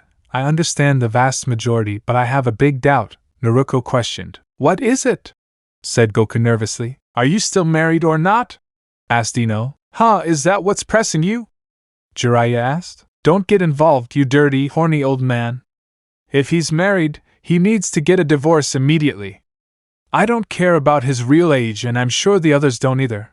But I don't want to be the lover, I want to be the wife, said Sakura, whose reaction was supported by the other girls. If that's why Goku has been divorced for 3.5 years, Bulma replied, which excited the girls, who cheered and shouted from the rooftops that Goku belonged to them. It's ours, it's ours. Naruto shouted. If we don't have to share it, said Hinata. Yes, for a moment I thought that we would have to travel to that strange dimension to kill to persuade his ex-wife to give him up to us, said Sakura. Right behind her were Anko, Ino, Temari, Kushina, Mikoto and Tenten, who smiled in relief as they stopped sharpening their kunais and studied a photograph of milk that Bulma had given them. You're crazy, Vegeta said in a low voice. If they are really that disturbing, I don't know why this happens to Goku, but he has a very strange taste in women. Piccolo supported. Wait a minute, you said he's your son, right? Tenten asked. If I introduce you, he is son Gohan, said Goku. Nice to meet you, moms. Gohan introduced himself politely. He told us, moms, we already have a son, and the best way to reach a husband's heart is through children. YSSSSS. Thought all the girls, who believed they could win Goku's heart and become the #1 wife if Gohan decided who of them would be. Gohan, let us take care of you, shouted all the girls, who tackled Goku's son and began to pamper him. Tell me, are you hungry? You're too thin, let me feed you, Tenten said. Poor you have dust on your clothes, let me clean them, said Kushina, shaking Gohan's clothes. Let me give you a shoulder massage, my son, said Naruto, who began to massage Gohan's shoulders. My son is very handsome, he doesn't need these ugly glasses, let me take them off for you, said Ino, trying to coordinate the half-silence wardrobe. I'll comb your hair, said Mikoto, who took out a brush and combed Gohan's head. We'll give you a manicure, said Temari and Hinata as they took Gohan's hands and began filing his nails. Come on, Gohan, give your moms a big hug, said Anko and Sakura, who were squeezing Gohan's head on both sides between their enormous breasts. I'll help. No, he couldn't breathe, Gohan complained desperately and somewhat alarmed. I'm jealous of you, Gohan, Goku said in a mocking tone. I'm so sorry, love, you want us to pamper you too, Naruto said with a smile. No thanks, Goku said nervously as he quickly turned towards the Hokages, who were preparing everything to discuss Frisia's invasion. Okay, let's start the meeting, Tsunade said in a commanding voice. Don't ignore me, help me, shouted Gohan, who was at the complete mercy of his new mothers, while the others surrounded a table where all the plans were being discussed. After a few minutes, everyone was discussing how they would carry out a surprise attack on Otogekyur and its surroundings to reduce the number of Frisia's men who had taken over various nearby regions, when suddenly and surprisingly, Sai, Hiruzen's personal Anbu ninja, appeared and gave them an emergency report. I regret to inform you that a massive invasion has begun in all shinobi villages. Frieza has begun a brutal attack against Kumogakyur, Tsunagekyur and Iwagakyur, as well as in the Land of Waves and Amagekyur. Sai said to all those present. Damn, Frieza probably knows we're here and decided to advance his plans, said Piccolo angrily. Suddenly the door of the room opened, revealing Samui and Mabui, who, alarmed, tried to inform that Momoshiki was suffering from a fierce attack by Frisia's army, and that they were commanded by Cell. Change of plans, we will split up and carry out a rescue mission for all the villages. We will send a large number of elite Jounins and Anbus who will be accompanied by AZ Warrior, which will balance the scales in a fight against the elite soldiers, ordered Tsunade with intelligence and leadership. I agree, in these cases the saying, divide and conquer, applies, said Master Rashi. But how will we know who the leaders are? Question number 17. I've already taken care of it. I've released several robot insects with cameras, and these will allow us to locate the rivals. Bulma answered with a big smile which amazed everyone who saw how the great scientist took several television screens out of a capsule and turned the place into a control room. She's impressive, Kakashi said. Surely your technology will change this world, said Hiruzen with a confident smile. It doesn't matter how the orders decide, but I will take care of Cell, said Gohan seriously, who had freed himself from the girl's grip. Understood. Hinata and Tenten along with a group of 100 elite Ambus will leave for the Cloud Village. Mabui and Samui please accompany young Gohan and our group, said Tsunade, which was answered by the Kunoichis with an affirmative nod. I'm going too, said Haku, who entered the room and was eager to take revenge for his friends who fell before Cell. Take these, they are communicators that go in your ears. They are made of Kashinko, which makes them indestructible, and they have an almost infinite coverage, said Bulma, who was distributing the communicators among the shinobi and warriors who placed them in their ears. We're leaving, Dad, we'll talk later, said Gohan, who, accompanied by Haku and the other Kunoichis, left the place. Androids 13, 14, 15 and 19 attack the land of T, said Bulma. We'll take care of it, said numbers 17 and 18 as they left the room. Slug and his men are coming this way, said Bulma, who was looking at the main screen of her robot insects. He's mine, said Piccolo, leaving the room followed by Krillin and Ino, who offered to help him. Bojack along with his men attack Iwagakure, said Bulma. Finally a good speaker, I'll go, said Vegeta as he prepared to leave. We will accompany you, said Sakura and Anko. Ha, try not to get in my way, said Vegeta. I see that the women of Kakaroto have them well put. This will be interesting, thought the Scion Prince, who left the room accompanied by the Kunoichis. The Jinyu Special Forces are about to go and wipe out the Sand Village, said Bulma. I'll go, said Trunks. We'll accompany you, said Kakashi and Temari, the latter offering to go knowing that it was her old home, as they left the room with the Scion. Majin Buu, you and ladies Mikoto and Kushina go to the country of rain and stop the army that is there, said Bulma. Understood, said Buu with a childish smile as he left the place with small jumps. He's very cute and innocent, Mikoto said. I'm sure he has the same mentality as you, Kushina said sarcastically. Dr. Willow and the Red Patrol attack the Land of Waves, said Bulma. Ten Shinhan and I will go, said Master Rashi. I'll go with you, Lord Rashi, said Jiraiya, who offered. Lord Rashi? Goku asked with an arched eyebrow. Let the pig duo do a good job, declared Tsunade with a throbbing vein on her forehead. Goku in the village of Kirigakure is in possession of a gigantic monster that Freezer's soldiers call Hildegarn. He is creating chaos. Go for it, Bulma said to the Scion, who was smiling and prepared to leave. I'll go with you, Goku, Iruko said with seriousness and conviction in her words, but before they could leave she met the Mizukage Meitarumi at the entrance of the room. That is my village. I will not allow you to go alone. Besides, you are just brats. What could you do?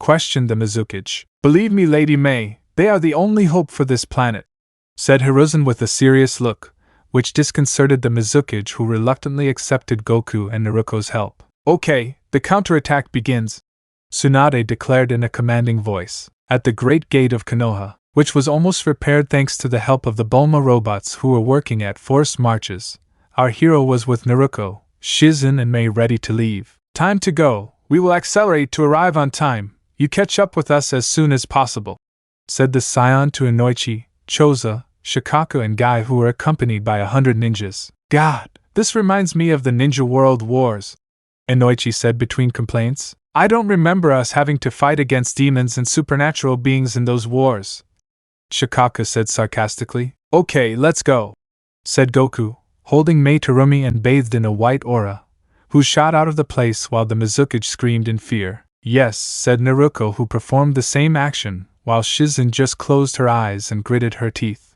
They move at an impressive speed, Choza said. Forget that, let's go, follow them, ordered Guy, who, along with the ninjas, jumped between the trees towards Kurigakure. In the land of waves, the Red Patrol Army attacked the villagers while Dr. Willow and his bio-androids Maiko Katsun, Ebifuria and Kishim sought to assassinate the leader of those lands, who was none other than the bridge builder Tsunade. These people are just cowards, it will be very easy, said General Blue, who was demolishing a house using only his fists. They are garbage, supported the second in command of the Red Patrol, General Black, who, riding a strange robot, set fire to the crop fields. Destroy everything so that nothing remains, everything is for the glory of Lord Freezer, declared Dr. Willow, while the inhabitants of the land of the Olas escaped full of fear, but thanks to the early evacuations by Tsunade there were no human casualties, but a large number of wounded. Damn wretches, how can they attack us who are only carpenters, farmers and fishermen? Said Tsunade on the floor of his house that was incinerated by the ferocious attack. Don't blame me, blame yourself and your damned destiny for living in this world, said Dr. Willow. Enough with the words, die, said Kishim furiously as he prepared to kill Tsunade Tsunami's daughter and his son Inari. No, Tsunade screamed desperately, but his screams were heard when a voice in the sky exclaimed something. Kikuho, shouted Ten Shinhan, who fired a powerful golden ki attack that pulverized Kishim, who didn't even have time to scream. Who are you?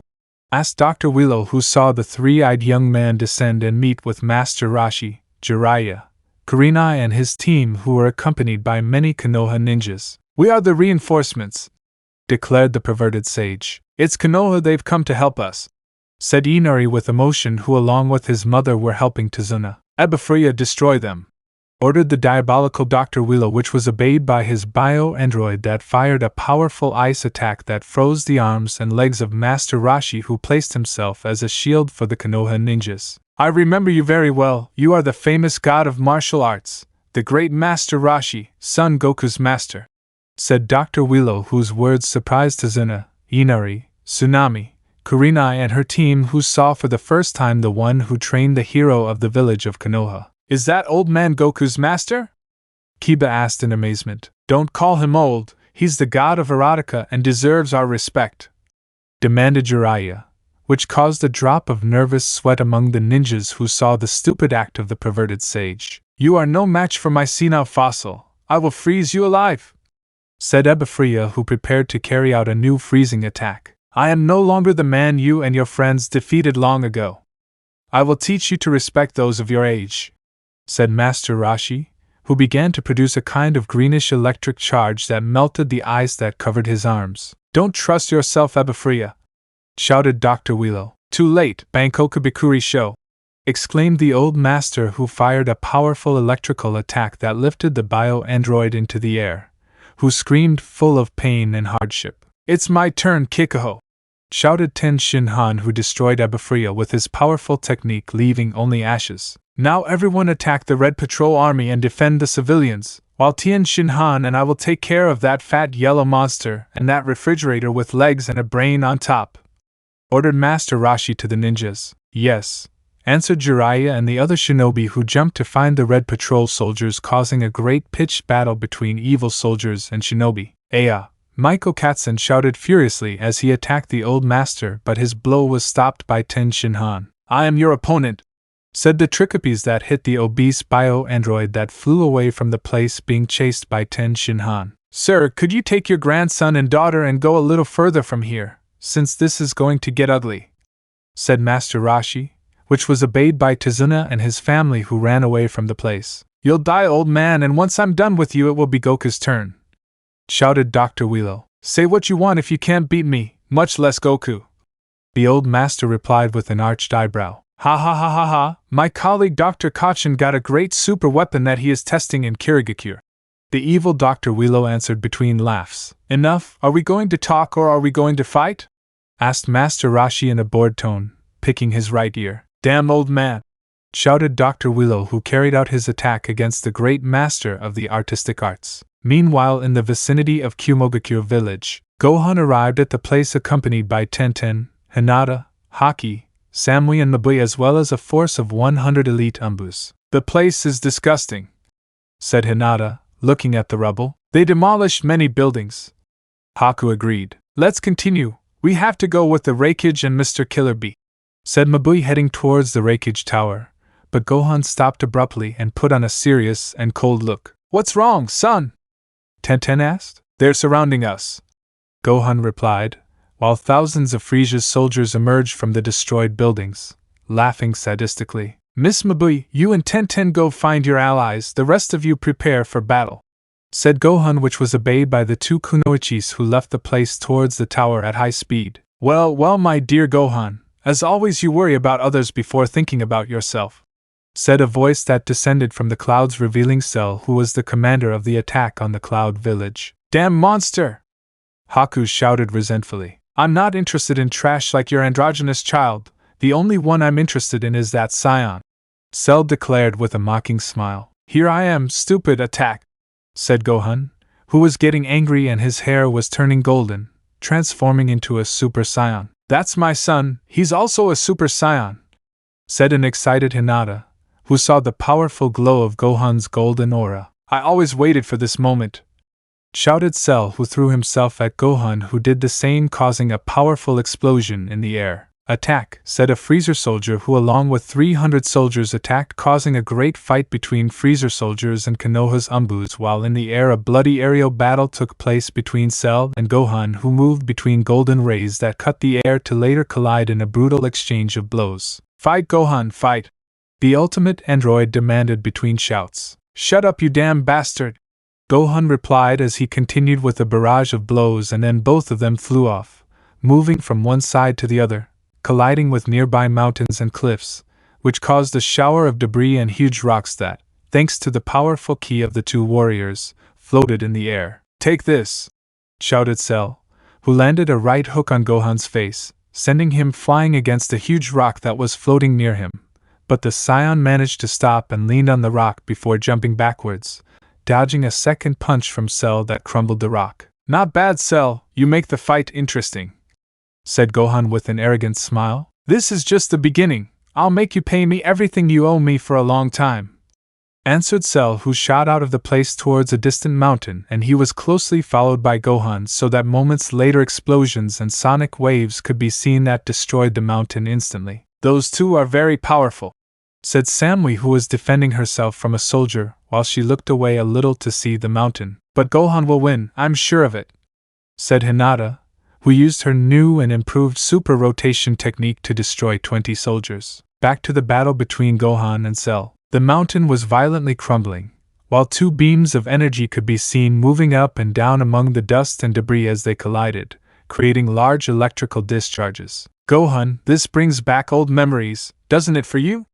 Cell said mockingly. And like that time I'm also going to disintegrate you, answered the Scion, who began an exchange of blows with the android while the two were surrounded by a golden aura that finished disintegrating the mountain and the ground of the place that became a kind of arid desert where the two warriors rested, holding each other's hands and squeezing tightly in a fight of physical strength. Aya! Cell shouted furiously. Aya! Gohan answered the war cry while around him 5 large sand tornadoes formed that surrounded the two fighters and rose to the skies at the same time that the clouds opened and formed a ring that surrounded the two warriors, and the lightning fell to the ground, counting the rocks that floated throughout the sinister battlefield that began to shake violently. Back to Momoshiki village. This is monstrous, they are causing an earthquake, said Samui. That's right, miss, you are one of the first privileged people who can witness a battle between elite warriors from Universe 7, replied the Freezer soldier she was fighting with. Ha, elite warriors or not, this is our world and we will not let some stinking aliens, demons or whatever, mess with the ninja planet, declared a voice that belonged to the Reikage, who, along with his brother and a huge army of ninjas from the Cloud Village, had left to carry out their counterattack. Kill them all, shouted the Reikage, which unleashed all the shinobi of the village in a tidal wave that threw themselves against Freezer's soldiers, who could barely stop the onslaught of the ninjas. Tell me the situation, ordered the Reikage to Samui. Sir, if we can block these guys' attacks we can win. The problem is their commander, who is very powerful. He is as strong as a Kage or even stronger, Samui answered. No problem, we brought Gohan, A scion who is very powerful and can beat that guy, said Hinata, who took the floor. Scion, I've heard stories about legends of a powerful warrior clan that could destroy heaven and earth. Is that them? Questioned the Reikuge, who had heard the stories invented by Hiruzen, who had planted monuments and legends to justify the existence of Goku and his race. Yes, that's right, sir, said Mabui, who had arrived at the place and was taking the floor. We'll have to pay this favor to Konoha someday, said between laughs and a rap killer bee, who along with the others could contemplate the explosions and discharges of electrical plasma that dyed the surroundings of the lands of the cloud, whose skies were blackening and showed a sinister and terrifying glimpse of lightning and giant rocks that floated everywhere. Meanwhile in Tsunade, a giant sand raccoon, protecting the village from the key blasts of the Ginyu Space Forces. His defense is very good, we have to accept that, said Raikum. Yes, he really deserves that title of the ninja with the best defense in the world, but he'll give in, said Butter mockingly, who watched with his companions as the sand shields slowly fell apart. It's already fallen, said Jis, who suddenly saw an object coming towards him as if it were a ball, which he caught only to see that it was Gerdo's head. Oh no, not again, why do they always rip your head off? Said Butter to his partner Gerdo's head. It's very easy, do you want me to take yours too? Said Trunks, who was approaching with the rest of Gerdo's body. Oh, it seems we have another scion here, said Captain Ginyu, who had his arms crossed, admiring Runks, who glared at them. Who are you? Asked Butter. You don't need to know, you just need to know that I've come to kill all of you, said Trunks, who kept his sword in its sheath and whose hair stood on end and turned golden, followed by a powerful bang that released a golden aura that covered Trunks' body, and then threw himself against Freezer's 4 elite soldiers. Meanwhile, in the Kazekage Tower, Kakashi and Temari made their way through the evil Emperor's soldiers using electric attacks and wind blades that left the tower's halls completely bathed in blood. Gaara, Kankuro, are you okay? Asked Temari, who was meeting with her brothers who were injured and very tired. Temari, sister, it's good that you're here, Kankuro said happily. Yes, we came to help you, Temari said with a big smile. And Goku? Asked Gaara, who sat on the floor while he recovered some oxygen. He couldn't come, but we brought a person with a power that is capable of rivaling his, said Kakashi, who approached the 3 Sand brothers. Is that true? Asked Kankuro with doubt and astonishment. See for yourself, said Temari, pointing to the sky where Trunks could be seen fighting against the Ginyu Special Forces alone. He is very powerful, said Butter in pain as he received a beating that destroyed his armor. I don't know who he is, but if he keeps this up, he'll crush us, said Jis, whose nose was broken and deviated after receiving a powerful punch from Trunks. He is very strong, ha ha ha, he has a good body full of immense power, it is very interesting, thought Captain Ginyu, who was possibly the only one who could resist the powerful attacks of Trunks, who was riddling the 4 soldiers who, despite their numerical advantage, were contained and clearly outmatched by the son of Vegeta. Same time at the Konoha village limits, a regiment of Frisia's army was traveling with Slug, who was flying nearby with his followers Angela, Wings, Metamacha, Gyoshu, Kakuja, Zeon, ready to attack, but were stopped by Piccolo, who was accompanied by Krillin, Ino,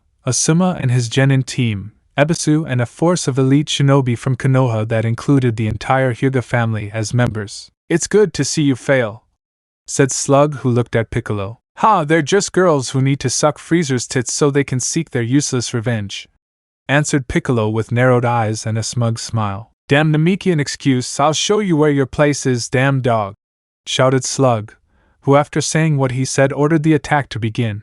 But he didn't count on his subordinate Angela making a surprise move and from behind killing his own companions Wings and Metamacha, who were falling like flies. But what are you doing? Questioned Zeon, who saw her partner smile. My job, that's why I borrowed this idiot's skin, answered Angela, who was possessed by Ino Yamanaka, who used her mind possession jutsu. Damn, shouted Zeon, who fired a ki blast at Angela, who burned slowly and painfully. Aya, Angela screamed, but it was too late. Ino had returned to her body before she was attacked. Well done, girl. Piccolo congratulated Ino. Thank you very much, Mr. Piccolo, Ino answered happily. Damn bitch, Zeon shouted as she launched herself at Ino, but was met with a kick from Krillin, who started an exchange of blows with the invader. I will fight you, Krillin said fiercely. These bastards are very powerful, Lord Slug, said Gyoshu and Kakuja at the same time. Get out of the way, microbes, said Piccolo, who launched a double punch combination to the invaders' abdomens, splitting them in half and then exploding in the air as the Super Namekian floated up to be face to face with Slug. Wow, Mr. Piccolo is impressive. He perfectly calculates each of the enemy's movements and plans a strategy to counteract and exterminate them in seconds. Ino thought with admiration towards the Namekian. Your strategies are very impressive. I'm sure that in the future you will be able to do the same, Shikamaru. Asuma said with encouragement to his disciple who had a fighting style similar to Piccolo's. But it's so boring. Having to think all the time is very tiring. Shikamaru complained. Don't stand there, attack. Slug ordered to Freezer's soldiers who attacked the ninjas who defended themselves with great skill and easily dominated the combat thanks to Piccolo's great combat strategies that planned all the movements of his enemies and allies. Ha, you turned out to be Frieza's weakest slave. Piccolo mocked Slug, who furiously threw himself at the Super Namekian, who shot off towards a distant sidewalk where they could fight at ease while he was followed very closely by Slug. Path near the village of Konoha. Piccolo and Slug were in a fierce exchange of blows that was dominated by Slug, who knocked Piccolo down and pinned him to the ground. I'm faster and stronger than you, Slug mocked. Don't make me laugh. I'll always be faster than your trash, declared Piccolo, taking off his turban and cape, which were very heavy, and then assaulting Slug, who couldn't follow Piccolo's movements. Bad damn, complained Slug, who was receiving a beating from the Super Namekian. That's enough, I'm fine, shouted Slug, who began to grow enormously until he became a giant who fought with some simple birds. Oh my god, it's huge, Ino said fearfully. Don't worry, Piccolo will beat him, I'm sure of that. Slug is no match for him, said Krillin, who continued his fight with Xian with a slight advantage for the bald boy. Ha ha ha ha ha, now how will you beat me? Asked Slug laughing, who after saying what he said shot a ki beam from his mouth towards a mountain that exploded violently, surprising and scaring all the shinobi, but Piccolo still remained calm. I've got you, shouted Slug, who caught Piccolo and began to squeeze him tightly with both hands as if he were a child trying to break a rag doll. I'll get him, Shikamaru exclaimed fearfully as he stopped the movements of several of Frieza's soldiers with his shadow possession jutsu. Hey, where is Asuma-sensei? Asked Choji, who was near his teammate. I don't know, Shikamaru answered, feeling that something was going to happen. Back at the fight between the giant Slug and Piccolo, the evil Namekian continued to squeeze Piccolo's body violently and mercilessly. You're a worm and I'll crush you, said Slug. You're stupid, I'm not like Goku or Vegeta.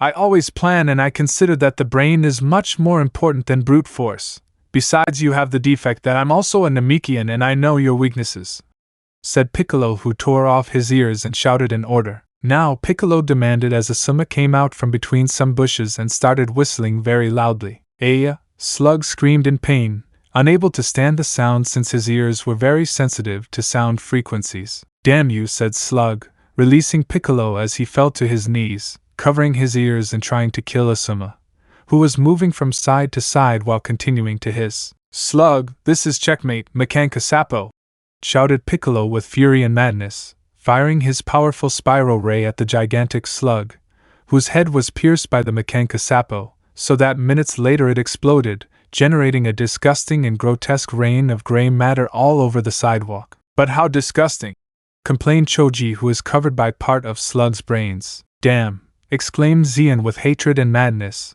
cornering Krillin, who fell to the ground defenseless. I won't allow it, Teoken, said Ino, who quickly ran to Krillin's aid and performed the glow technique on Xian. No, I can't see anything, my eyes hurt, Xian screamed. It's my turn, Kienzan, exclaimed Krillin, who quickly launched his ki discs against Slug's henchman, splitting him in half and killing him instantly, which caused panic among Frieza's soldiers who, upon seeing their commanders dead, decided to flee. They're escaping, Ebisu said in surprise at the cowardice of his rivals. I won't let you escape, cockroaches, infernal grenade, said Piccolo, who fired 1,000 ki spheres against the cowardly soldiers of the evil emperor, who exploded one by one, and when all the explosions came together they generated an explosion of great magnitude that varies with a large part of the path. We won, yes, we won, shouted Choji happily, whose shout was accompanied by the shouts and cheers of the ninjas. Don't get too confident, we have to prepare ourselves if another squad of invaders comes, declared Asuma seriously while smoking a cigarette. Yes, Asuma-sensei is right. He could feel many powerful kiss that are fighting at this moment, said Ino. You've heard the celebration is over. We're going back to the village, ordered Piccolo, who descended to be in front of Krillin and the Konoha ninjas, who obeyed the order without saying anything since they felt great respect and faith in Piccolo's leadership. We have finally finished off several elite soldiers from Frisia's forces.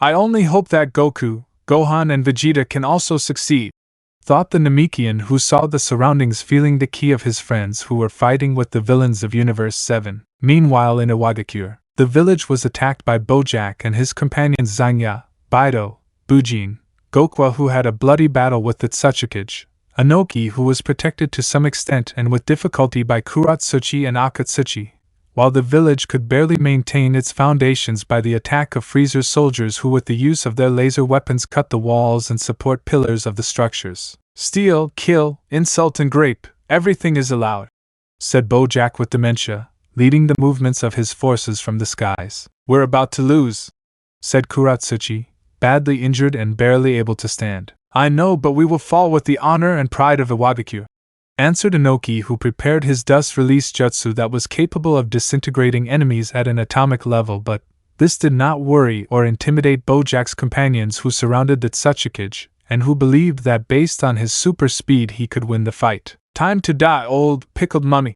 mocked Gokwa, who unsheathed his sword and prepared to attack the Tsuchikage. They really are ugly, said a voice behind them all. When they turned around, they saw Anko Mitarashi dragging two corpses of Frisia's soldiers. Who are you? Asked Gokwa, to which the Kunoichi with a sadistic smile just looked up at the sky, warning the warrior that when making the same movement he could see something falling at super speed, denying him time to react when an individual fell on his head, which completely sank his skull, spine, viscera and internal organs that scattered on the ground as if it had been stepped on like an insect, while a gigantic smoking crater was formed which alerted the more Bojack soldiers, who stepped aside. What happened? Anoki asked in astonishment. Damn, I think I stepped in excrement when I got there, said Vegeta as he came out of the crater while he cleaned his boots. Mr. Vegeta, Mrs. Bulma said that you shouldn't just kill like that, Sakura exclaimed lightly, having arrived at the place with a collection of 6 heads of Frisia's soldiers that she herself had previously decapitated. Yes, no killing, I think I heard when he said that, the Scion Prince answered indifferently. Who are you and what are you doing here, Konoha ninjas? Kuratsuchi exclaimed in astonishment and disbelief. We are reinforcements from the Konoha village, and we have come to your aid, Anko answered dryly. So if you understand, you better go home and drink some warm milk or something like that and let the adults work, Vegeta said sarcastically and scathingly as he took the sword from Goku's corpse and then placed it on his shoulders. Damn dwarf with the spiky hair, exclaimed Kuratsuchi angrily, but she was ignored by the Scion Prince, who challenged Bojack with his gaze. You unfortunate Scions, you're always getting in our way, Bojack shouted. Ha, you're just trash, Bojack, come down and fight me, because once I'm done with you your boss will follow you, Freezer, Vegeta declared mockingly, which infuriated Bojack even more, who didn't feel like Freezer's slave. Attack him, Bojack ordered Baido and Bujin, who launched ki cables to try to stop the movements of the anti-heroic Scion. You are in the way of me, Vegeta shouted as he transformed into a Super Saiyan,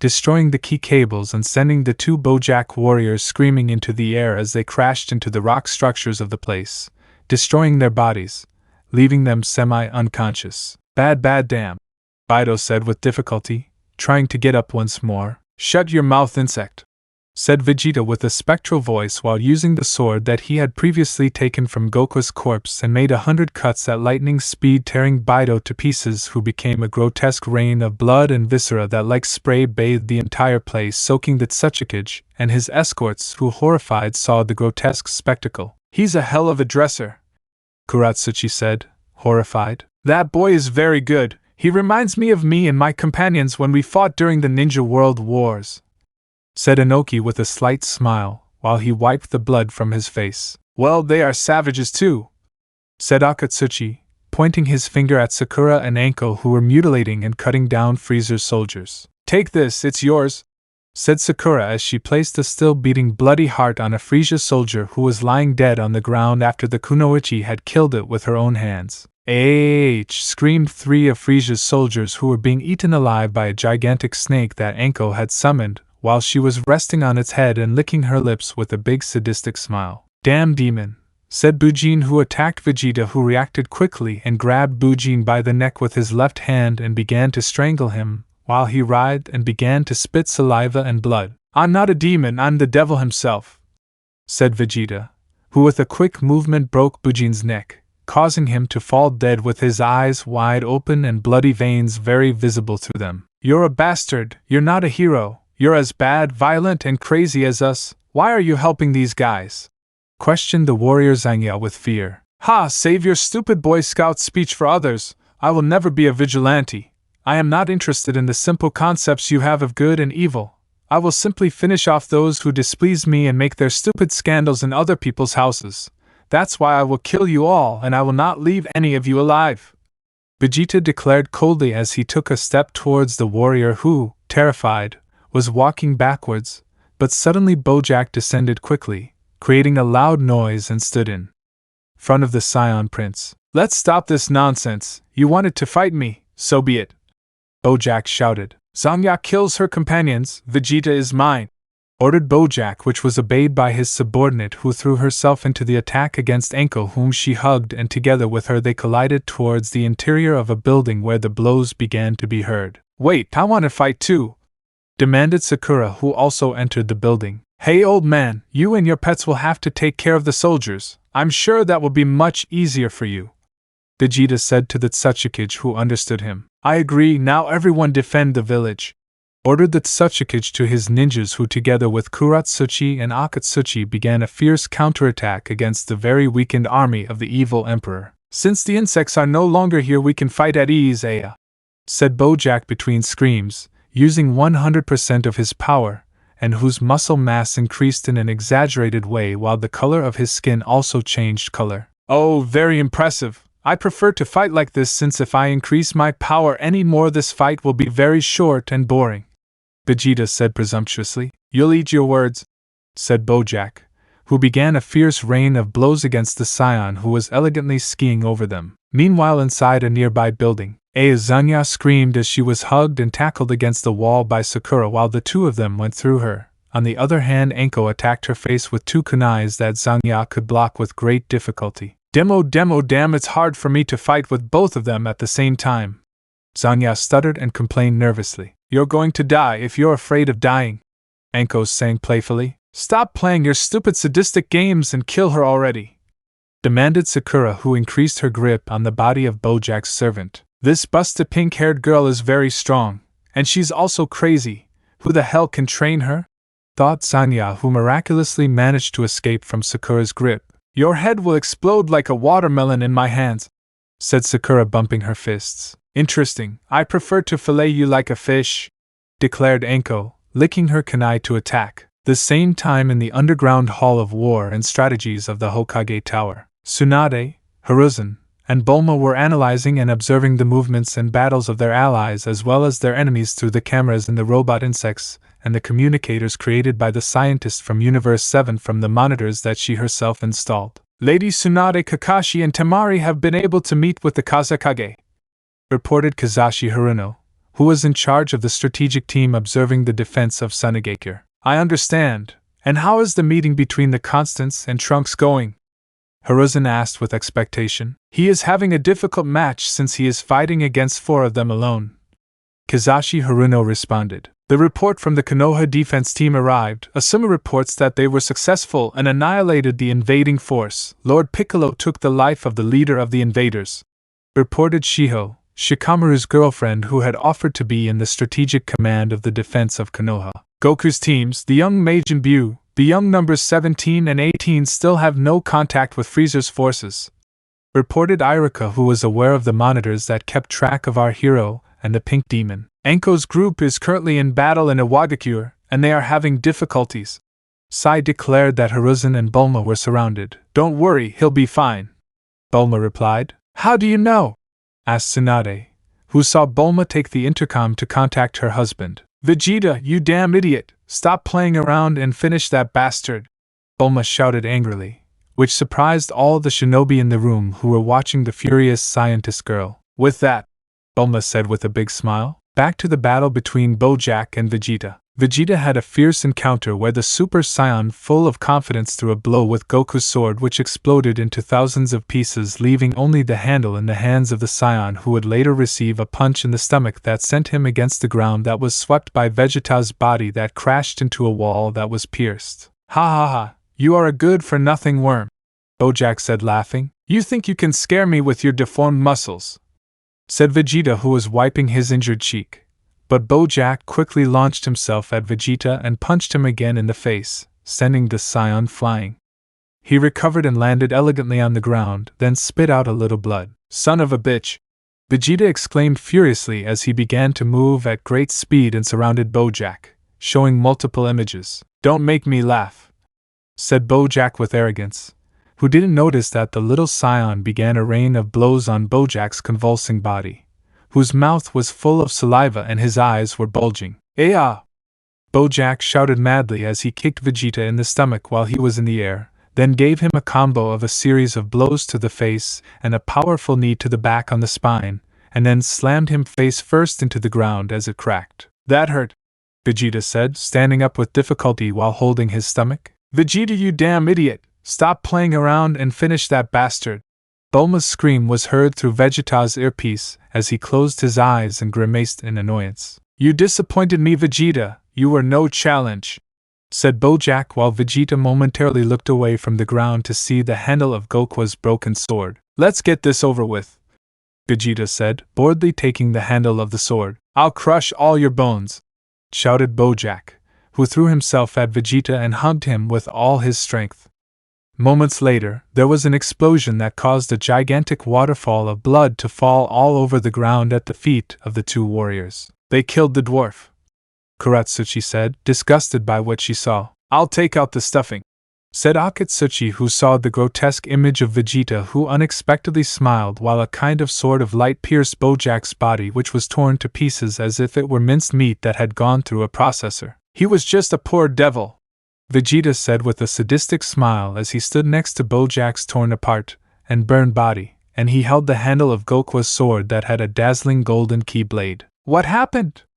Kuratsuchi asked. "That boy is impressive," said Inoki, who remembered the moment when Bojack attacked Vegeta and he at super speed created the key sword with which in a series of quick movements he cut him into pieces until the two were in contact. "That Bojack guy was already dead long before he ever touched that kid," Inoki said in amazement. "He is a fighting machine," said Akatsuki. "Well, with this I think I'll avoid Bulma's scolding," thought Vegeta as he took the path to observe Sakura and Anko's performance. "I hope there are better rivals than this parasite," thought Vegeta, who knew that Freezer still had some tricks up his sleeve. Meanwhile in Otogekure, Freezer was receiving reports of what was happening in the villages and their defenses by powerful unknown warriors. "This is very bad, Lord Freezer. Our forces are suffering many losses," said Dr. Me alarmed. "Don't worry, my dear doctor, we still have our star player and I'm sure he'll win this for us. Ha ha ha ha ha," said the evil emperor laughing as he ran his hand over the large block of ice that was slowly melting. "Long live Lord Freezer!" Tayuya shouted. "Long live Lord Freezer!"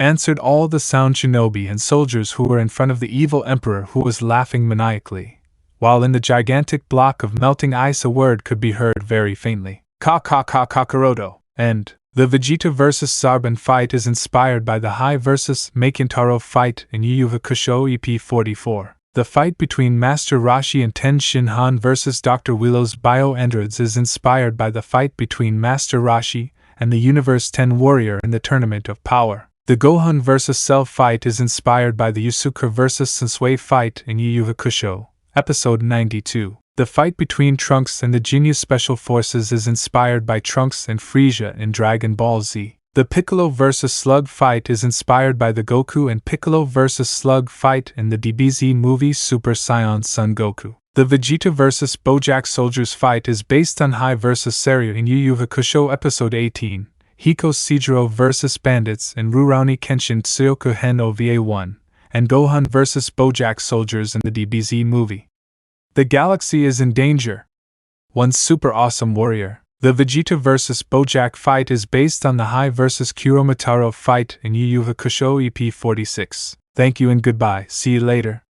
Take care. Chapter 33 The Fury of the Golden Dragon, the Hope of an Entire Planet. In the village of Iwagakure, a large number of violent explosions could be heard as shinobi and soldiers of the evil emperor dueled in the streets of the village to decide control over these lands. We are dominated, all thanks to the death of your leader, do not surrender, said Inoki, who was followed by an army of shinobi from Iwagakure who were pressuring Frieza's army that was retreating more and more. Outside a demolished building, Sakura and Anko were in a fierce battle with Zanya, who was breathing heavily and keeping a cautious distance from the two kunoichis. Damn you!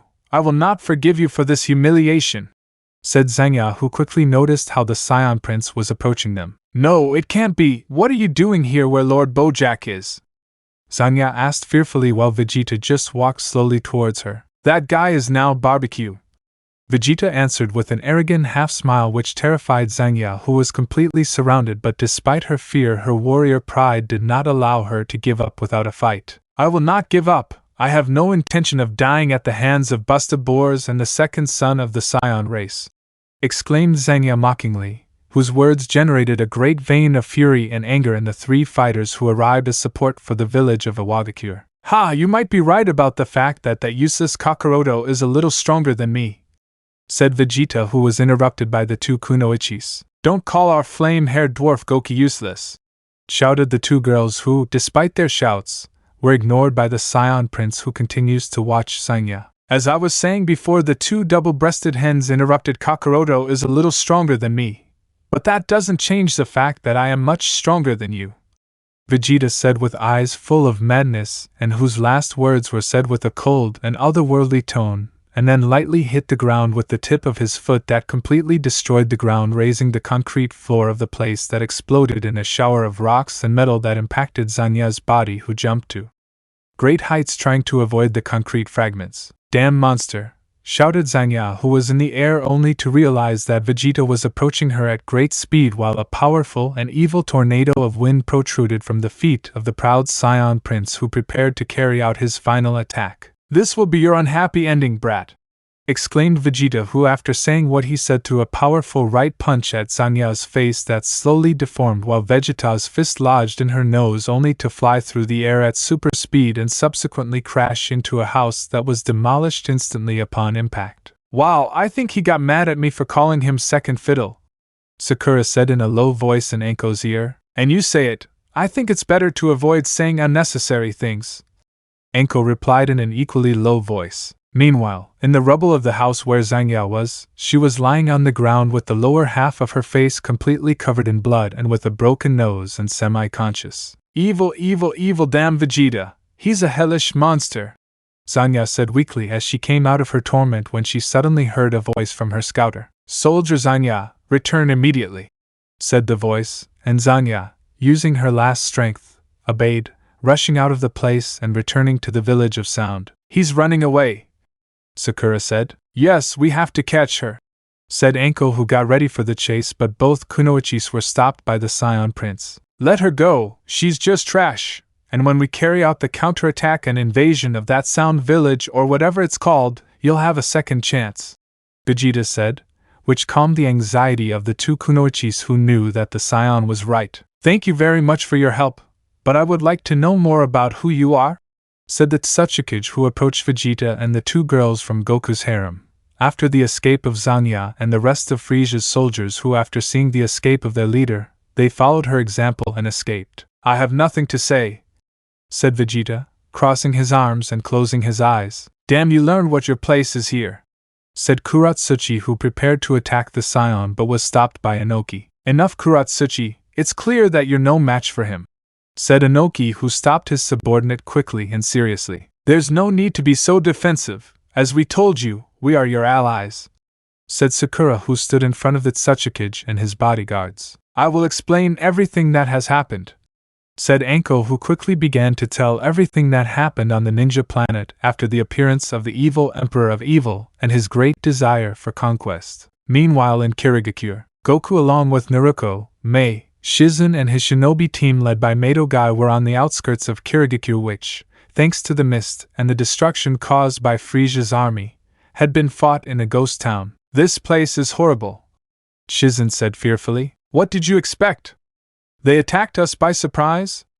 Mei said angrily. Calm down, the important thing is that we're here and it's time to demonstrate the power of youth, said Guy, who was trying to maintain order in the team's ranks. Okay, let's begin, said Goku, who, along with the others, entered the mist village stealthily and silently, but they were surprised by the voice of the evil Dr. Kacchin. Welcome to my experimentation area, especially you, son Goku, said Dr. Kacchin, who was standing on the crest of a nearby roof. Who are you?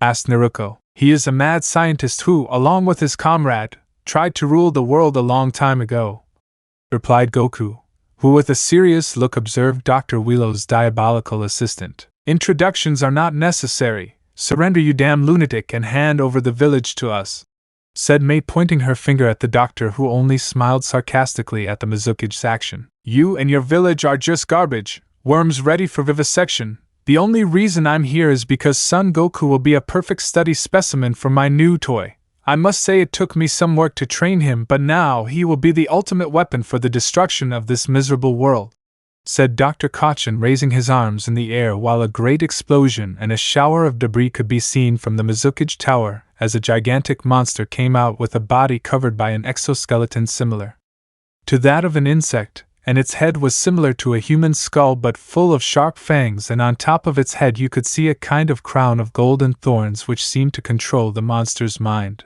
Ladies and gentlemen, I present Hildegard, said Dr. Kacchin. It's gigantic, Inoichi said fearfully. This is very dangerous. We have to plan how to counterattack him, Shikaka said. I won't give them time. Attack!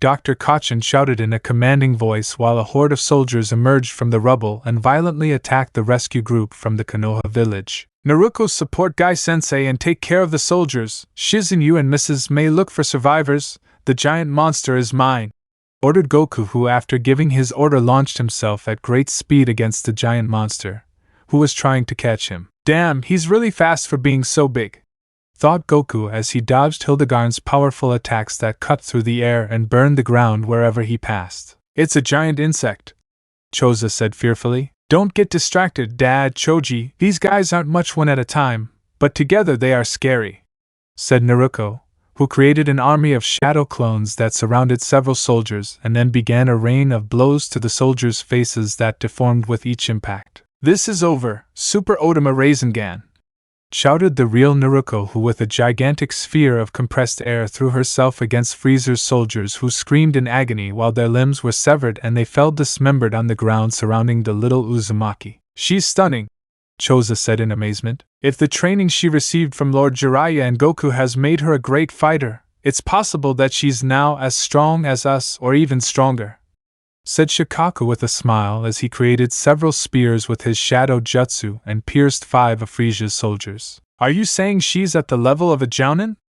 Inoichi questioned. It's very interesting. I'm sure that she and the other Goku girls will become the most powerful kunoichis in the world, said Guy happily as he gave a powerful punch to the ground which cracked and sent greedy enemies flying. Meanwhile, in the underground tunnels of Kirigakure, Shizun and Mei Terumi walked through the underground corridors in search of the population of the Mist Village, hoping that there were still survivors and in the worst-case scenario preparing for the worst. Please, someone is still there, said Mei, trying to cheer herself up that her people were okay. Don't worry, I'm sure everything will be fine, said Shizun, trying to cheer up the Mizuki. Moments later, the 2 kunoichis found a steel door that they pushed, revealing a large chamber where they could see the people of Kirigakure, who were very fearful of what awaited them, but when they noticed that it was Mei Terumi, their Mizuki, they were happy. It's the Mizuki, a villager said happily. Yes, it's Lady Mai, we're saved, said a badly wounded shinobi who lowered his guard. Give me a report of the situation,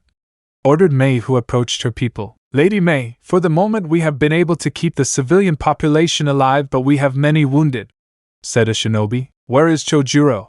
Asked Mei, shaking her head in search of her disciple. He is missing. He said he had to help 2 injured people and he hasn't returned yet, answered the same shinobi. I understand, people of Kirigakure, do not fear, we are not alone in the face of adversity. I have brought with me reinforcements from the village of Konoha who are gladly supporting us in this bloody battle, At this moment, I present to you Miss Shizen. She will explain the situation to you, said Mei, trying to put order among her people. I'm glad everyone is okay. I'm Shizen, the 5th Hokage's right hand.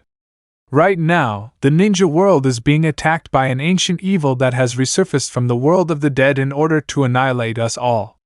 Therefore, I ask you to join us and defend not only the shinobi villages but our world and our way of life, said Shizen eloquently, whose words awakened the desire to fight of the ninjas of the Mist village, who slowly got up and took up their weapons. Please everyone take a seed from this big sack I brought and eat it. It will help you recover your energy, and also heal everyone's wounds, said Mei as she lowered a sack with the hermit seeds from her shoulder, while the shinobi as well as the civilians each took a seed and ate it to quickly recover. Very well, let's all show those damn invaders the power of the hungry Mist village, shouted Mei, who placed herself at the head of her ninjas, who quickly armed themselves and showed a violent smile on their faces. Yes! Shouted the shinobi who were running through the tunnels ready for the fight. Back to the battlefield. Goku was completely cornered by Hildegard's attacks, who covered himself in smoke and was able to dodge the Scion's attacks. Damn, it moves a lot, Goku said with frustration that came out of his thoughts after receiving a powerful punch that sent them against the ground, creating a large crater. No, Goku! Shouted Naruto, who became enraged and threw herself against the large monster, who received her with a tail blow that crashed her against the wall of a ruined building. That hurt, Naruto said, rubbing her chest where she received the blow. Yes, Hildegard, destroy everything, shouted Dr. Kacchan madly while Goku came out of the crater, and very angry he ignited his ki, getting ready to carry out his attack. Damn monster, I will not forgive you, nobody touches me, Naruto, shouted Goku, who transformed into Super Saiyan 2. Well, finally you're going to take this seriously, said Dr. Kacchan mockingly, posing threateningly in front of Hildegard, who was roaring furiously. Hildegard, now show your true power, exclaimed Dr. Kacchan as Hildegard threw himself against the Scion. You want power? I will show you power, Goku shouted, lighting up a golden aura with fury while the ground of the Mist village shook and lightning flashed in the sky. What's going on? Asked Inoichi. Finally Goku will show us his true power, said Guy happily, who excitedly watched with the other shinobi of the Konoha village as Goku's hair grew little by little and reached his waist, while his face aged a little and he lost his eyebrows. Aya!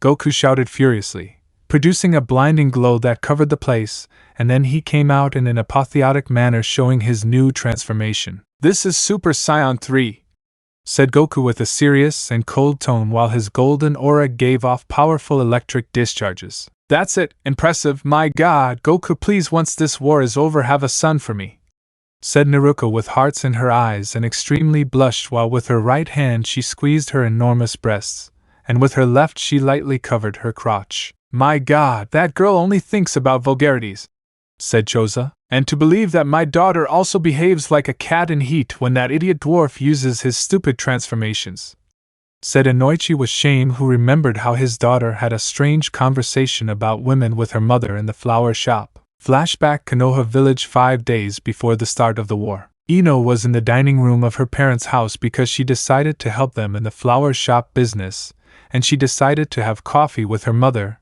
and have a girly conversation. Oh my god, Mom, do you think I was wrong to give my first time to Goku at our age? Asked Ino with great doubt. Well, daughter, I'm not really anyone to give you that advice since your father and I did it when we were 14 years old. I was really promiscuous in my youth and I think you inherited that from me, Ino's mother answered in a sympathetic manner, taking a sip of her coffee. To be honest, I was very nervous at first, but Goku was so affectionate that I couldn't resist. Plus, it was really cool when he started using his Kekkai Genkai, Ino said with a look that slowly turned lustful in her words. His Kekkai Genkai? Ino's mother asked curiously, as Ino began to tell her about Goku's ability to transform, what each of Goku's transformations were like, and that he even used them when they were in the middle of sexual intercourse, which was very pleasing to her and the other girls in the harem. All this was heard by poor Inoichi, who was hiding near the kitchen entrance while he had his jaw on the floor and his mouth full of toothpaste, since he heard everything by accident, and could not stand listening to the vulgar language and the strange giggles of his daughter and wife, who were talking about their nocturnal habits. End of flashback. Just remembering those moments makes me want to cry, Inoichi complained with comical tears in his eyes. Back to the battle between Goku and the demon Hildegard. The two rivals challenged each other with their eyes and studied each other, trying to find any weak points. "Hildegard, kill him!"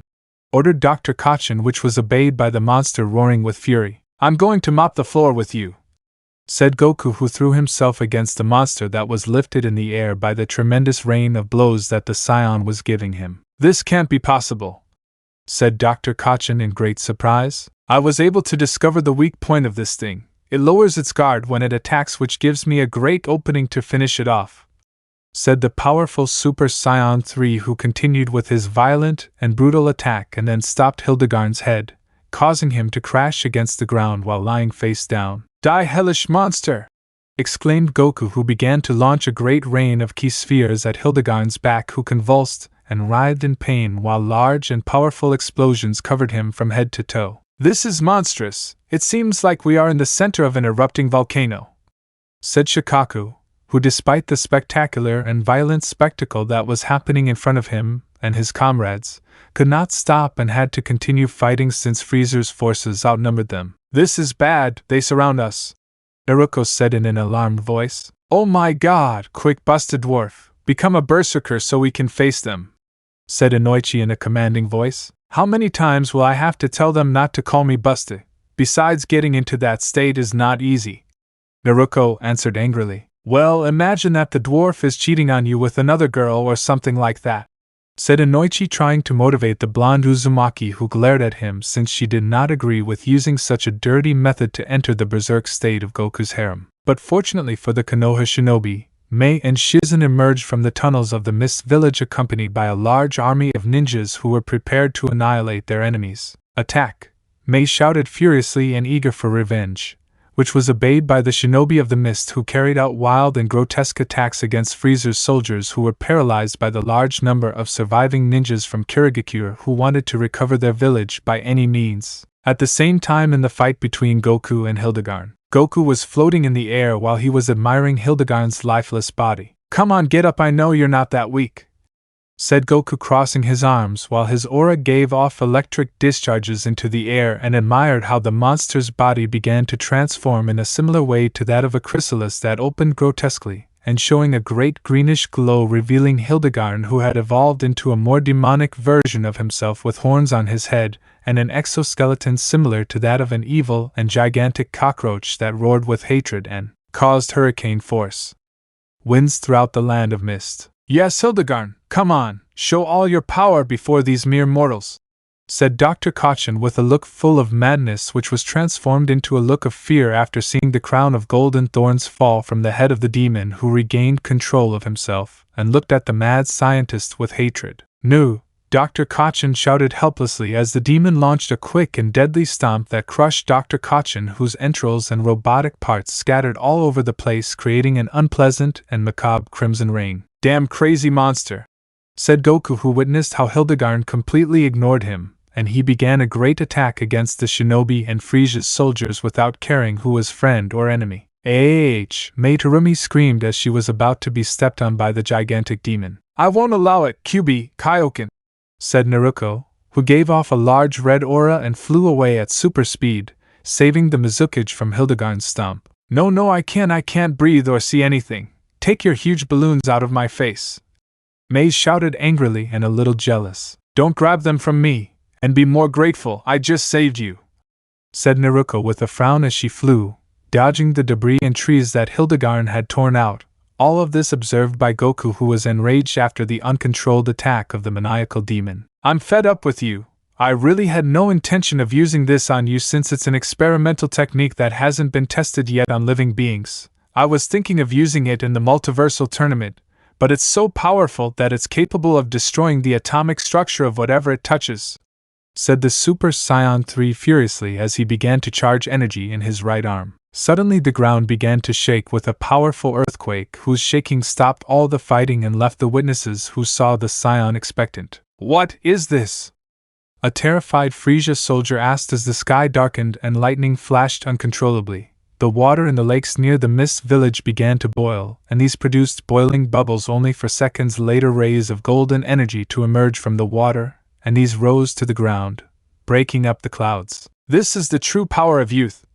Guy exclaimed with a bright light in his eyes. "Inoichi, control your son-in-law," said an Anbu who was near the Yamanaka. "Go to hell if you're so desperate to calm him down, do it yourself," answered Inoichi, who along with the original Ino Shikacho were witnesses of how Goku was covered by a powerful golden aura that moved in a wave-like manner through the place, while at the tips of this one could see how the energy took the form of heads of 7 malformed dragons that ran through the village of Kirigakure in a furtive and terrifying manner, and destroyed the glass of the few buildings still standing as well as melting the ground where they passed. "That's my man, tear that giant cockroach to pieces!" shouted Naruto, who had Mei on her back and couldn't blink at what she saw. "He alone is as powerful as an entire shinobi village," Mei said in surprise. "Ha, my Goku is the strongest man in this world, don't forget it," said Naruto with a presumptuous and proud voice, while she and the Mizukage saw the Super Saiyan 3 who continued to charge ki in his right arm, which vibrated and gave off electricity from between his fingers. "I'm sorry for you, but I'm no longer able to stop. Now you will be the first victim of my most powerful technique," said Goku as the 7 dragon-shaped auras gathered and concentrated on our hero's body.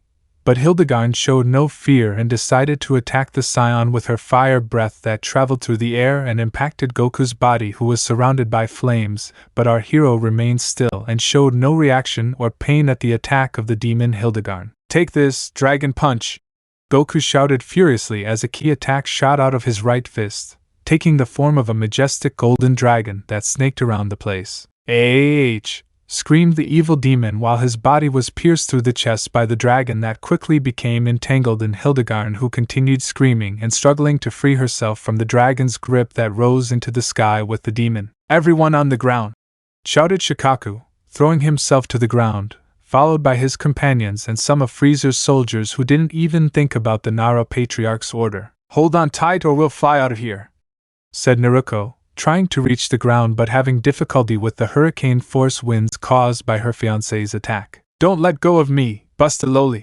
Mei shouted, almost flying through the air, but grabbed Naruto's breasts. "Ouch, hey, they're not handles, don't squeeze them, it's not my fault that I have bigger and better shaped ones than yours," said Naruto angrily and with pain in her breasts that were squeezed tightly by the Mizukage while the Uzumaki landed on the ground. Meanwhile, in the sky above the village, Hildegard began to shake and convulse as her exoskeleton cracked and huge blisters popped out, releasing blood and burnt flesh. "Aowa!"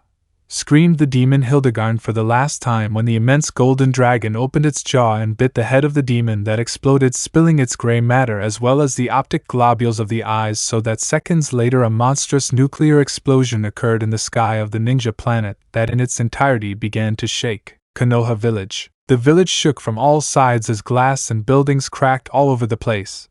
But this damage was quickly attended to by the Robo-Bulmas. "What's going on?"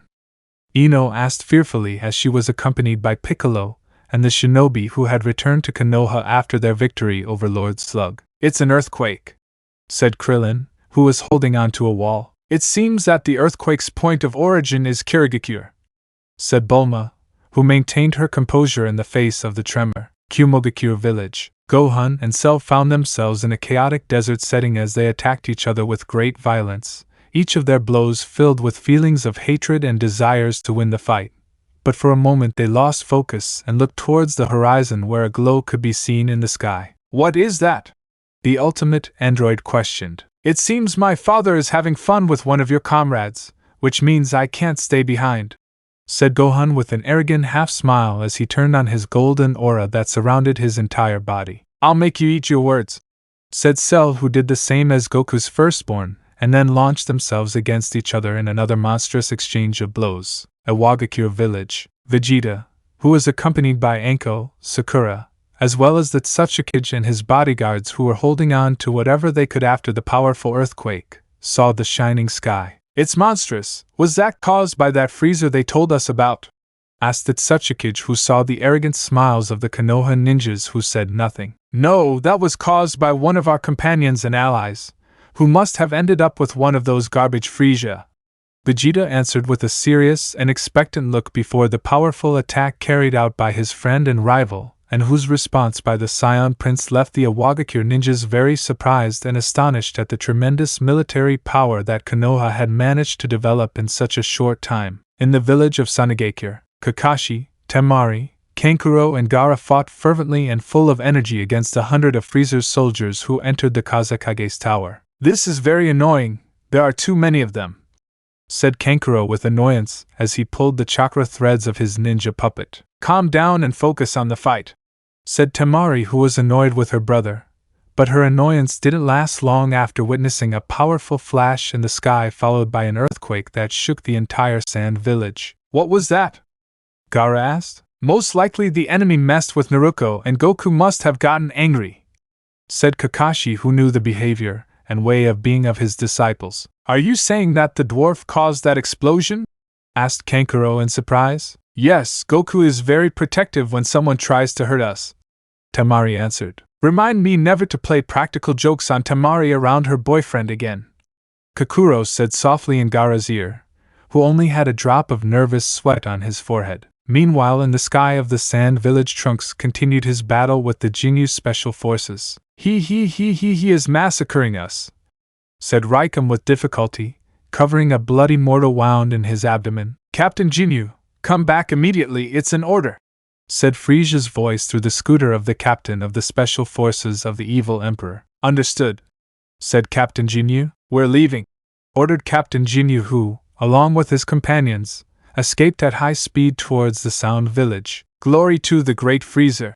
shouted Raikum, concentrating all his ki trying to self-destruct along with Trunks. "Let me go," Trunks said with annoyance. "I told you to let go of me," Trunks shouted, freeing himself from Raikum's grip and then giving the Jinyu soldier a powerful right punch to the jaw, sending her soaring into the sky that she then exploded violently. The very unfortunate man self-destructed so his comrades could escape, thought Trunks, who was waiting expectantly for the two events that occurred during his fight, the first being the great glow in the sky of Kirigakure, and the second being the unhealthy loyalty of Frieza's soldiers who are capable of anything for their emperor. In the village of Otogekure, the powerful tremor alerted the shinobi of the sound who felt fear at what was happening in their world, but Frieza showed no emotion or reaction on his face, which calmed his followers who had somehow developed a kind of admiration for the powerful emperor of evil. "Soldier Chui, I think it is very necessary to teach those rabble and those scion apes some manners,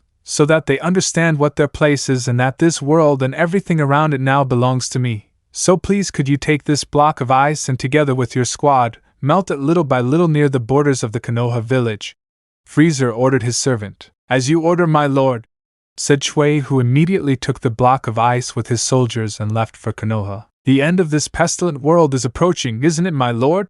asked Tayuya. "Let's go, Miss Tayuya, but you have nothing to fear as long as you're with me. Nothing will happen to you, I assure you," declared Frieza seriously and mentally preparing for the end of the war. "No matter what happens, I will follow him forever. That is the decision I have made, my lord," said Tayuya, who was sitting on the floor next to Frieza's throne and gently resting her head on the hand of the evil emperor, who did not show any sign of displeasure at the action taken by the Sound Kunoichi. "It seems I'll have to start moving my pieces, ha ha ha ha ha," thought Orochimaru between laughs as he stood near the throne of the evil emperor along with Rildo and Dr. Mew, who thought the same as the evil Sannin and believed that he should pass his report to Baby, who was on the other side of the Arcus Imperatoris. Back in Kirigakure village, the shock wave from the explosion caused extensive damage to the already battered Kirigakure hillside, which shook from side to side until suddenly it stopped and fell silent as dust and earth mixed with the mist, leaving little visibility.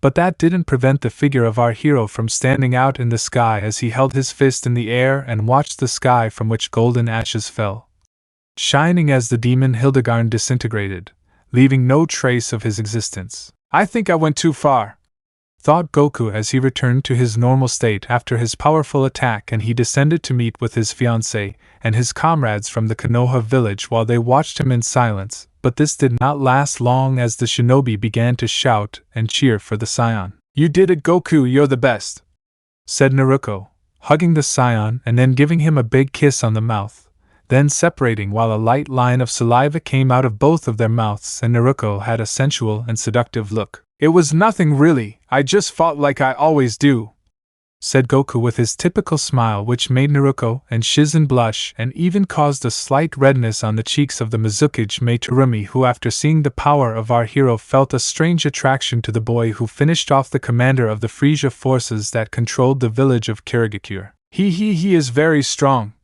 stuttered one of the few remaining Freezer soldiers, since those who didn't throw themselves to the ground were disintegrated by the power of Goku's Dragon Punch. This invasion has failed, retreat, said another soldier who took command of the invading forces and who, along with the 100 surviving soldiers, escaped at full speed while they were observed by the Konoha and Kirigakure ninjas, who celebrated their victory and the recovery of the territory of the Mist Village that was one of the first victims of the evil emperor. Meanwhile, in the T-lands, number 17 and number 18 along with their army of Konoha ninjas were in a fierce battle near the castle of the feudal lord of the area, where number 17 was in a fierce exchange of blows with android number 13. What's going on?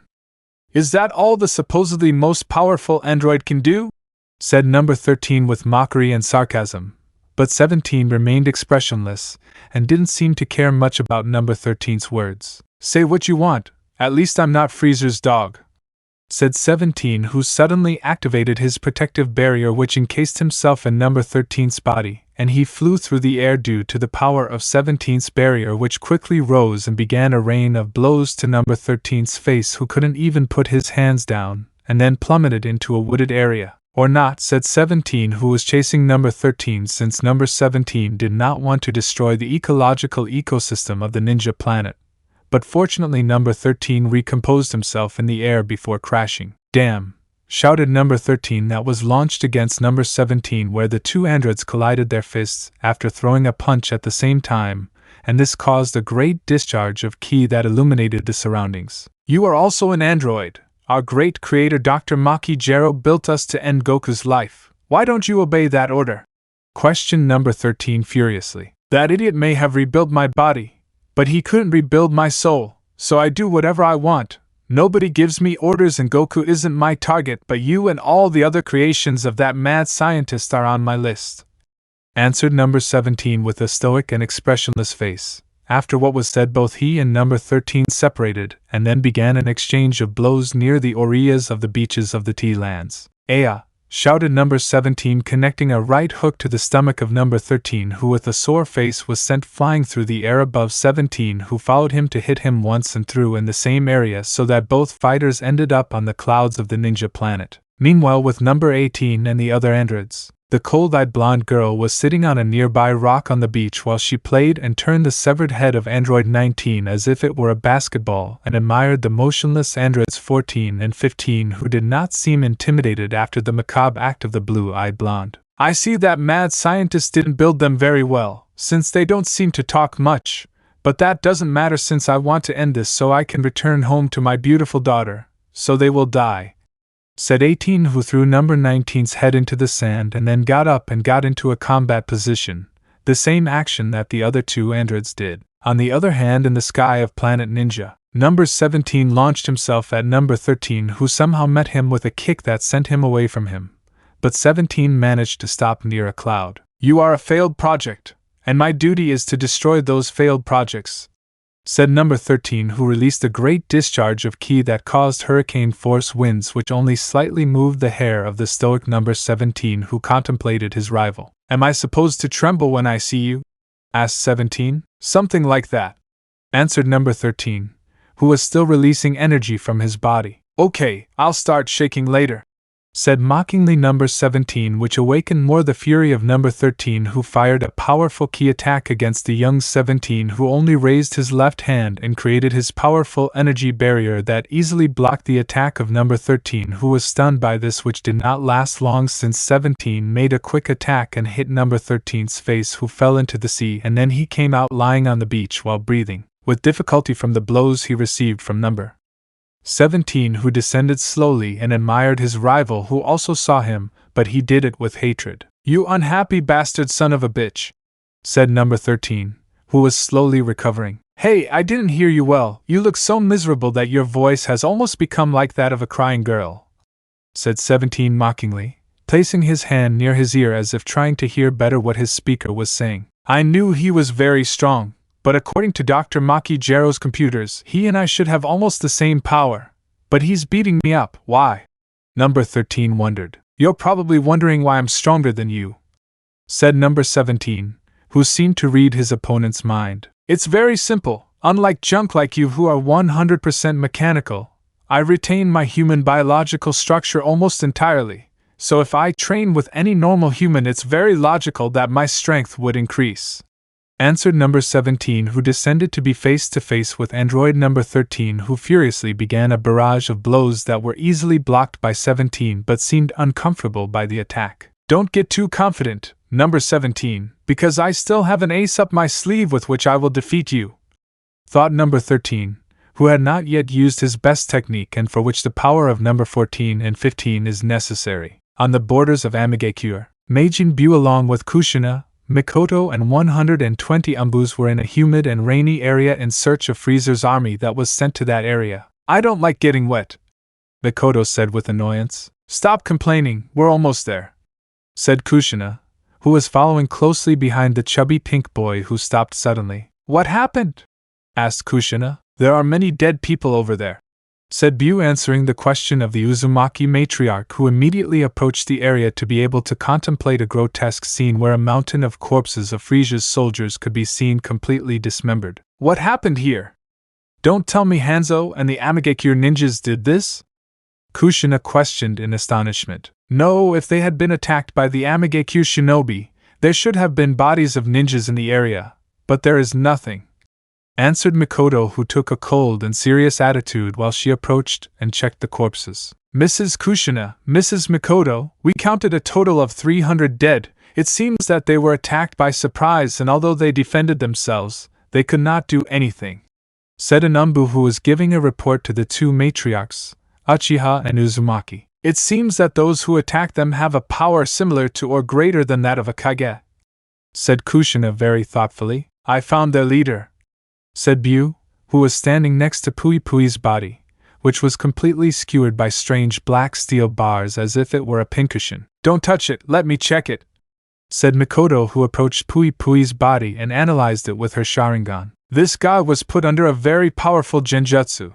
I would say it was the Tsukuyami which left him totally defenseless so that they would attack him later when he could no longer defend himself, said Mikoto, who was examining the eyes of Pui Pui's corpse. Suddenly, one of the few survivors of the evil emperor's army emerged from among the rocks, revealing to Yakan that he was badly wounded, and without thinking, he attacked Mikoto and Kushina, who miraculously managed to avoid the monster's attack. He's a monster, said Mikoto, who quickly performed a series of hand positions and then fired her fireball jutsu, but this attack was absorbed by Yakan, who devoured the light energy of the Uchiha's fireball jutsu. Damn! Exclaimed Kushina, who put her hands together and managed to fire a key attack, but Yakan opened his mouth to devour the energy of Kushina's attack, who was very surprised by the monster's action. Come on, keep feeding me with your luminous energies, said Yakan, who despite his wounds was not willing to give up. I don't like you, said Meijin Bu, who attacked Yakan at super speed and with a brutal kick split him in half from the waist down, leaving the monster dying as he exhaled his last breath. Wait, you can't die yet,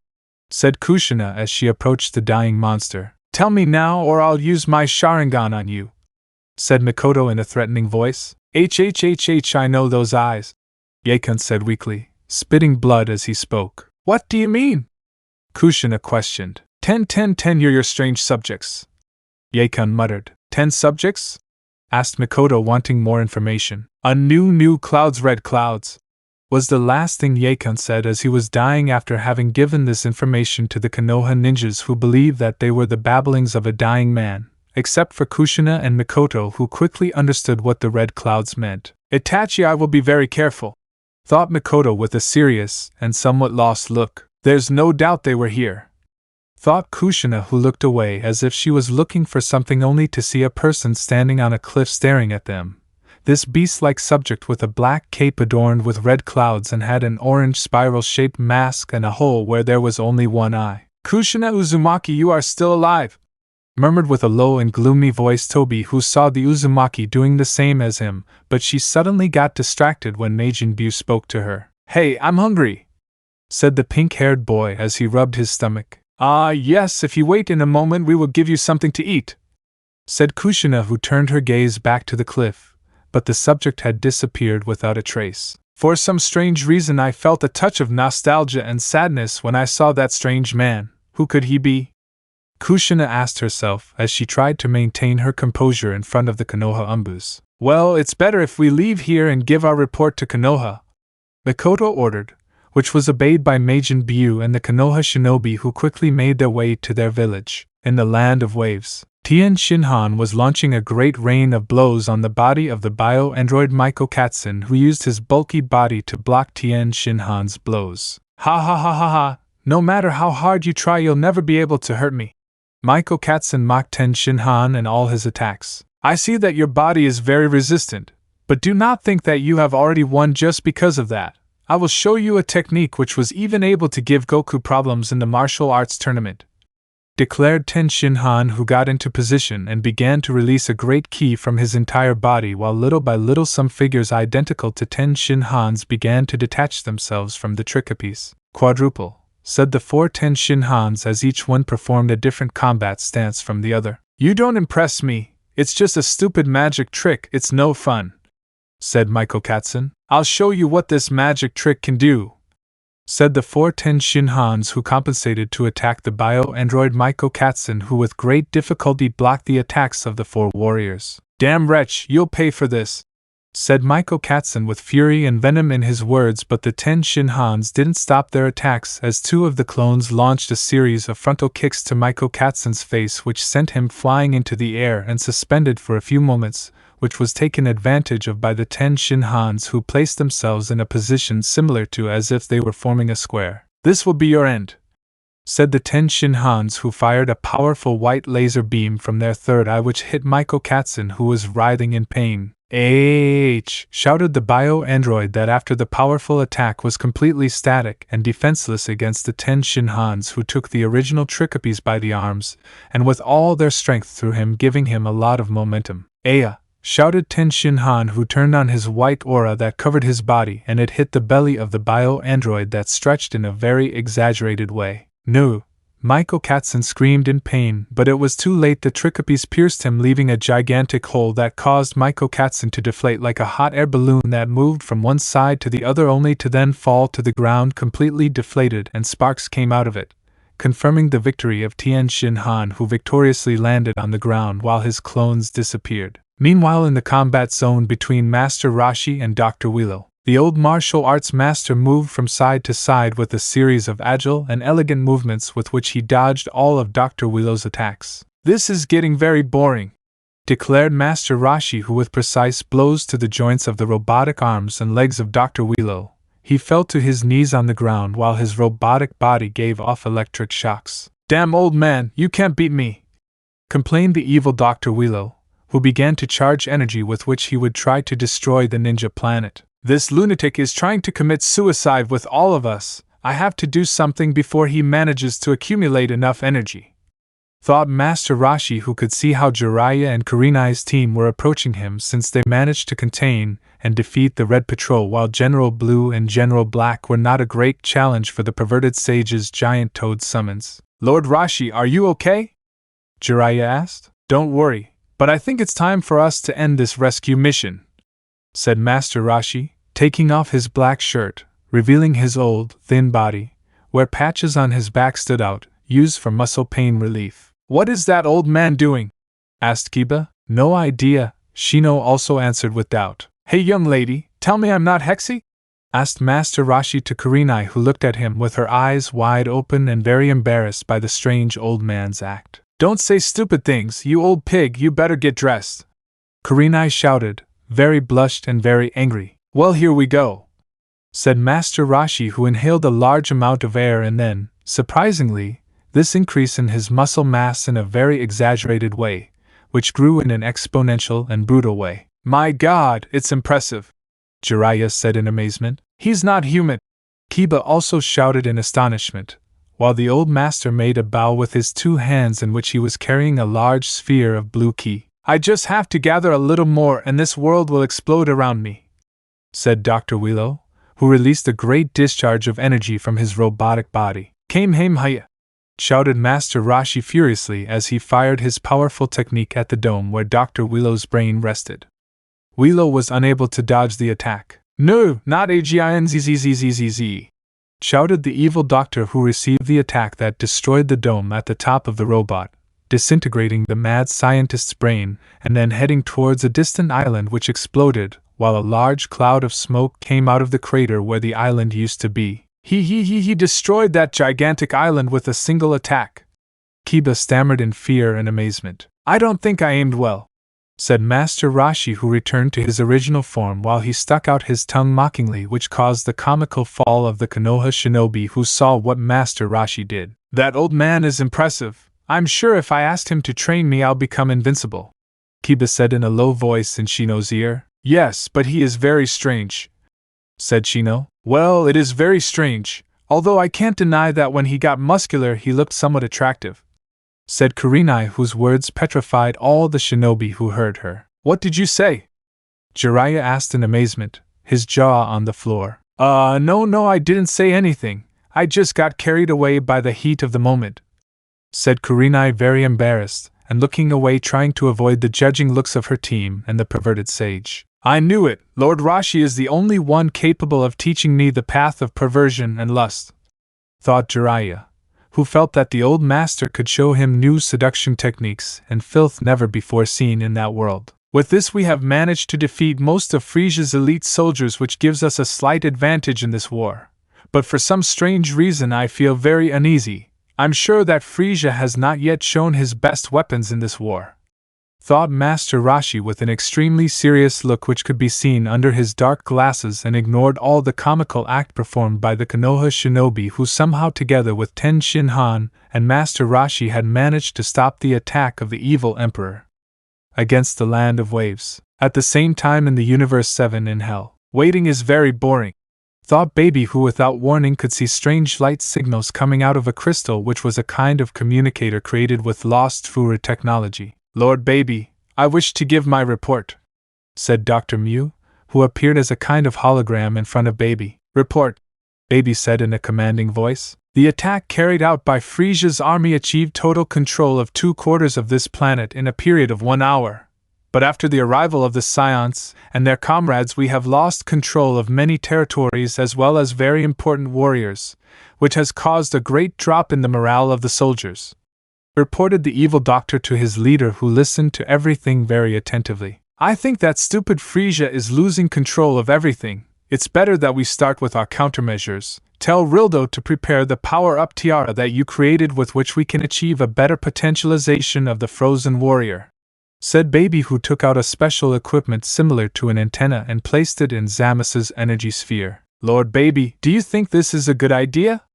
That guy is a monster, and if his power increases any further it will be uncontrollable, said Dr. Mew with concern. Doctor, the fact that he is uncontrollable is the best news for us. Besides, a planet that we cannot govern does not deserve to exist, so do what I tell you, Baby answered with an order which scared Dr. Mew, who quickly cut the message signal, implying that he would obey the order without hesitation. We have to hurry. From what one of the spy soldiers who are in the vicinity of Purgatory has been reporting, it seems that Bills is approaching the other world and will soon be with Enma, which means that he will attack us, and although he is weak from using all his immense power to create a vortex in space-time without damaging Universe 7, I highly doubt that Janemba will be able to stop him for long, so it's now or never to exterminate the damned Scion apes, thought Baby, showing a gesture of discomfort and concern after learning that the destructive god of Universe 7 was approaching and that no matter how many obstacles he put in his way,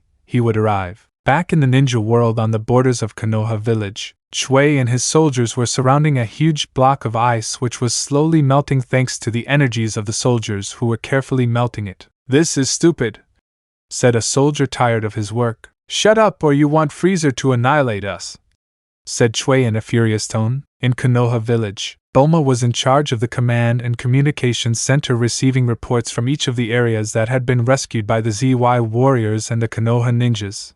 Likewise, Tsunade along with Hiruzen was organizing a strategic meeting as she planned to gather the 5 Kages to be able to combine an attack by all the villages against the Sound village, while Piccolo Krillin and Ino watched the monitors where they could witness all the fights captured by Bulma's incest robots. Not counting the strange event that Mrs. Mikoto and Kushina witnessed at the borders of Maguekio, it seems that Trunks and Kakashi's team managed to stop the attack on Tsunade and are returning with the Kazekage. Vegeta's team also managed to control the attack on Maguekio and are returning with the Tsuchikage. We also have Goku's and Master Roshi's teams who also emerged victorious.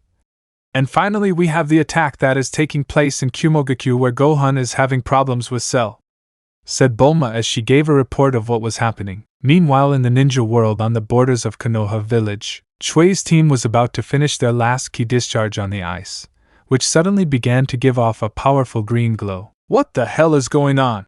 asked one of the soldiers scared. "I don't know," answered Chui, who from one moment to the next was grabbed by the head by a creepy hand that squeezed it very tightly. Chui screamed in despair and pain while he was in the air while the figure of a muscular scion emerged from the ice, whose eyes lacked a pupil and he acted like a wild animal. "Kakarotu," said the scion with a gloomy voice. Let go of me," Chui said in pain while the monstrous scion began to squeeze very hard and spread terror and panic in Freezer's soldiers who were paralyzed by fear. "Kakarotu," the muscular scion shouted madly, unleashing all his power that released a gigantic and brutal discharge of energy that generated a monstrous pandemonium in the land of fire that witnessed how heaven and earth were demolished after the awakening of this being. Was the last thing the miserable Chui could say when his head exploded and spilled his brains all over the floor of the place. "Ha ha ha ha ha ha," laughed the scion madly as he quickly and only using his hands began to dismember the bodies of Frisia's soldiers who were writhing in agony, while the powerful scion somehow began to move his head from side to side as if he was looking for something. "No, I will let anyone survive," said the scion who took off at high speed towards the Konoha village. "That must be my goal," General Rildo said in a low voice as he was hiding behind a large tree while he had a strange tiara in his hands. In Konoha village, everyone continued with their activities when suddenly the Z warriors who were there were able to notice what was approaching where they were. "No, it can't be," said Krillin, his face blue and full of fear. "What's going on?" asked Tsunade, turning to see the bald boy. This is a key, a horrible and creepy key is approaching," Ino stuttered, hugging herself while trembling with fear. "What do you mean?"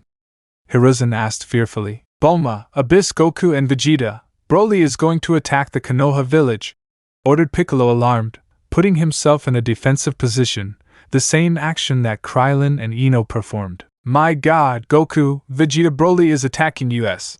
Bulma shouted in alarm through the transmitter, but it was already too late. The ceiling of the control room exploded, while the legendary scion descended to be in front of the warriors and ninjas. "Kakaroto," said the monster. "What is Kakaroto?" Irika asked fearfully. "It's my husband's other name," replied Ino, who was in a fighting stance. "He's looking for Goku," said Hiruzen. "Yes, but that thing doesn't only think about Goku, it also thinks about killing everything that gets in its way," said Piccolo. "Kakaroto," shouted Broly, who launched himself at Piccolo, who began a rain of blows to Broly's abdomen, who showed no reaction on his smiling and lunatic face. "Aya!" Ino and Krillin shouted furiously, also condensing a shower of blows on Broly's face, who showed no sign of pain in his body. "Damn," said Tsunade and Hiruzen at the same time, launching a low and high aerial kick to Broly's chin and top of his head, which had no effect against the legendary Super Saiyan. "Ha ha ha ha ha ha ha!" Broly laughed maniacally as he threw a series of punches that sent his rivals flying, looking like rag dolls in his hands. "Kakaroto," said Broly, who grabbed Ino by the head and slammed her against the ground, knocking out the Yamanaka. "Damn!" shouted Piccolo, who along with Krillin began to be strangled by Broly, who began to run, and he went through the wall of the control room along with the bodies of Krillin and Piccolo, who tried to get out of the grip of the monstrous scion. He's going to kill, they killed," stammered Krillin in pain, who, along with the Super Namekian, was buried in the ground of the hillside by the powerful Broly, who buried them with great force. "Everyone will die," said Broly, pushing Krillin and Piccolo's bodies into the ground, sinking them deeper and deeper as they were covered by dirt and rocks. Suddenly a laser attack hit Broly's back, who angrily looked away to see Bulma, who was holding a weapon from one of Frisia's soldiers that they had captured, and she had improved it to turn it into a kind of laser machine gun. "Damn woman," said Broly, taking his hands out of the holes he created with the bodies of the two ZY warriors, and he began to take K9 towards the blue-haired girl who watched with fear as the legendary Super Saiyan approached. "God, someone help me!"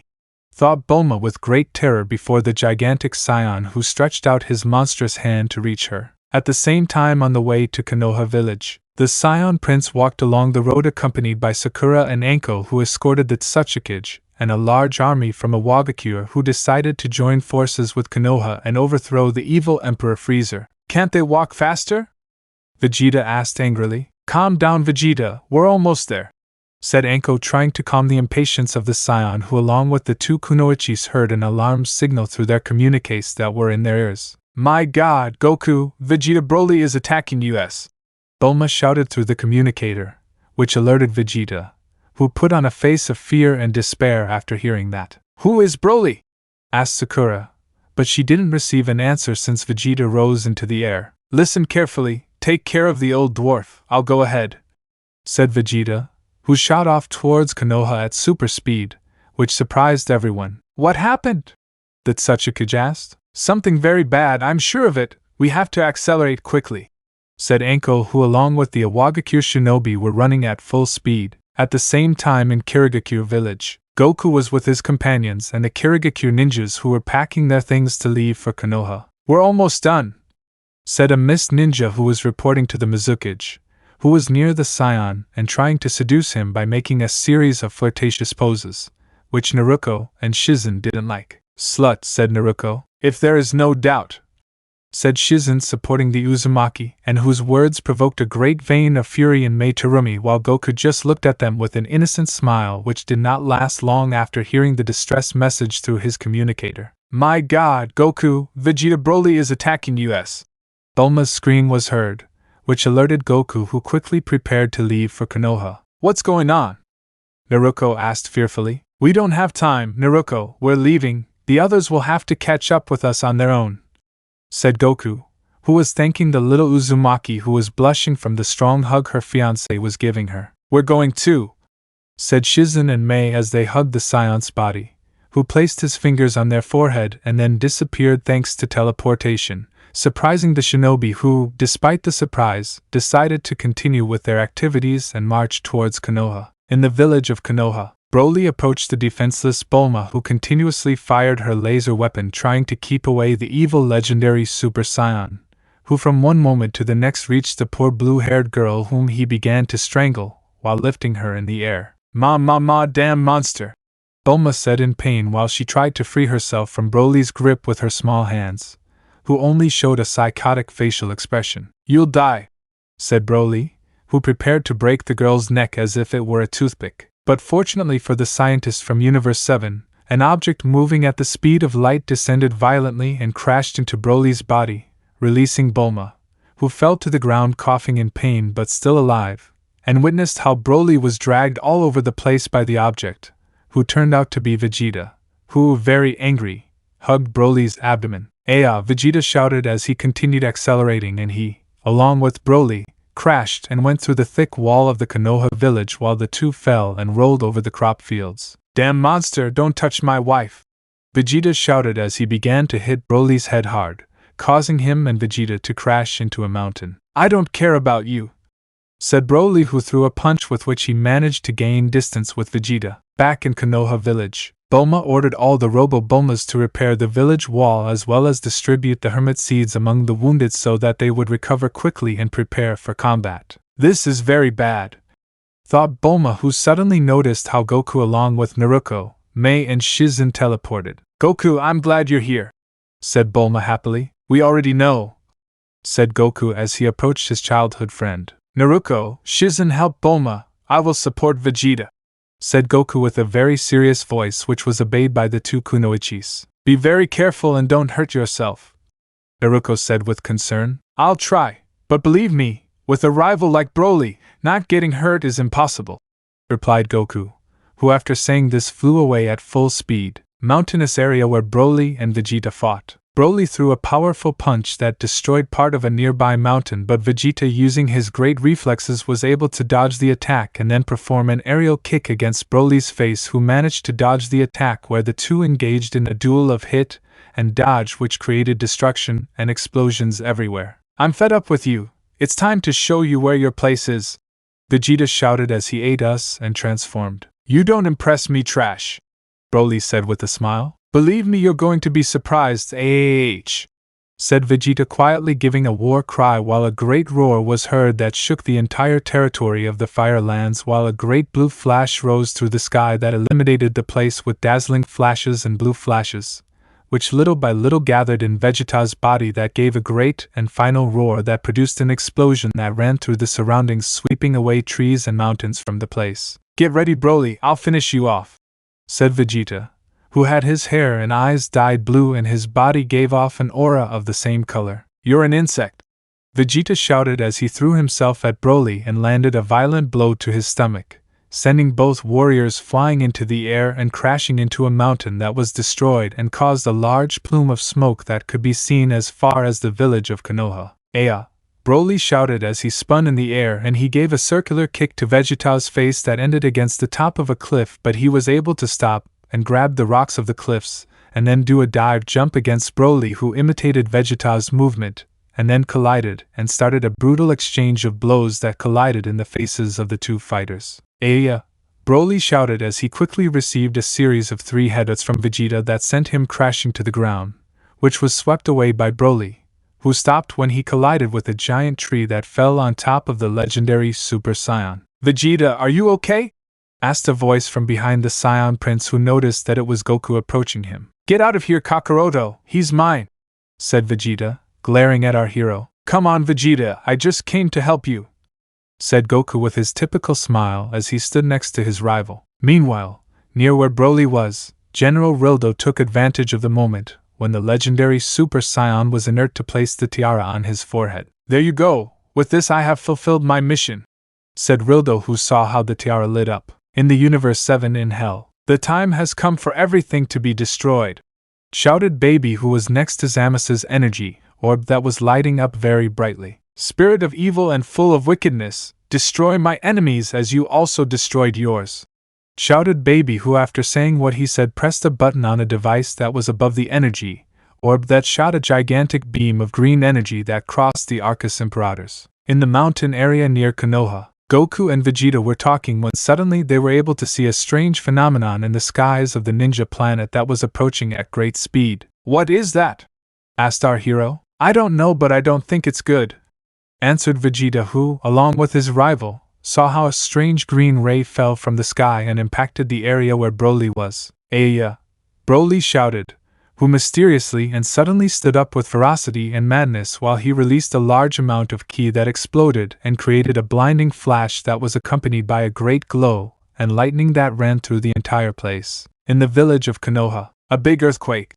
shouted Sakura, who arrived at her village with Anko. "This is very, very bad," Anko said with fear and expectation. "This ki is Broly's and it's increasing more and more," said Krylin, who was sitting on the ground in a lot of pain while he ate a seed from the hermit. "He has an enormous ki, so big that it could cover the entire universe," said Piccolo with fear while he was attended to by Ino, who had recovered from her injuries, and gave him a seed of the recluse to the Super Namekian. "If necessary, we will have no choice but to use this," Bulma thought fearfully as she took a small metal box out of her pocket and turned her gaze towards Naruto, who was healing Hiruzen's wounds. In outer space, the remaining ships of the evil Emperor witnessed the ninja planet being covered by massive energy waves that rippled across the Earth's sphere. "What the hell is going on that damn planet?" one of the crew members of the ships asked, scared at the sight of the ninja planet. In the mountain area near Konoha, Goku and Vegeta were trying to regain their sight, which was blinded by the glare caused by Broly a few moments ago. "Vegeta, look at that," said Goku, who had regained his sight and was seeing the monstrous event. What is that?" Vegeta questioned with fear, who, together with his rival, saw Broly, who had increased his muscle mass even more while his hair had a light pink tone. "It's Super Saiyan Rose," said Goku with amazement and fear. "It's the legendary pink-colored Super Saiyan," said Vegeta, who quickly came out of his surprise and shouted at our hero. Quick Kakaroto, transform quickly!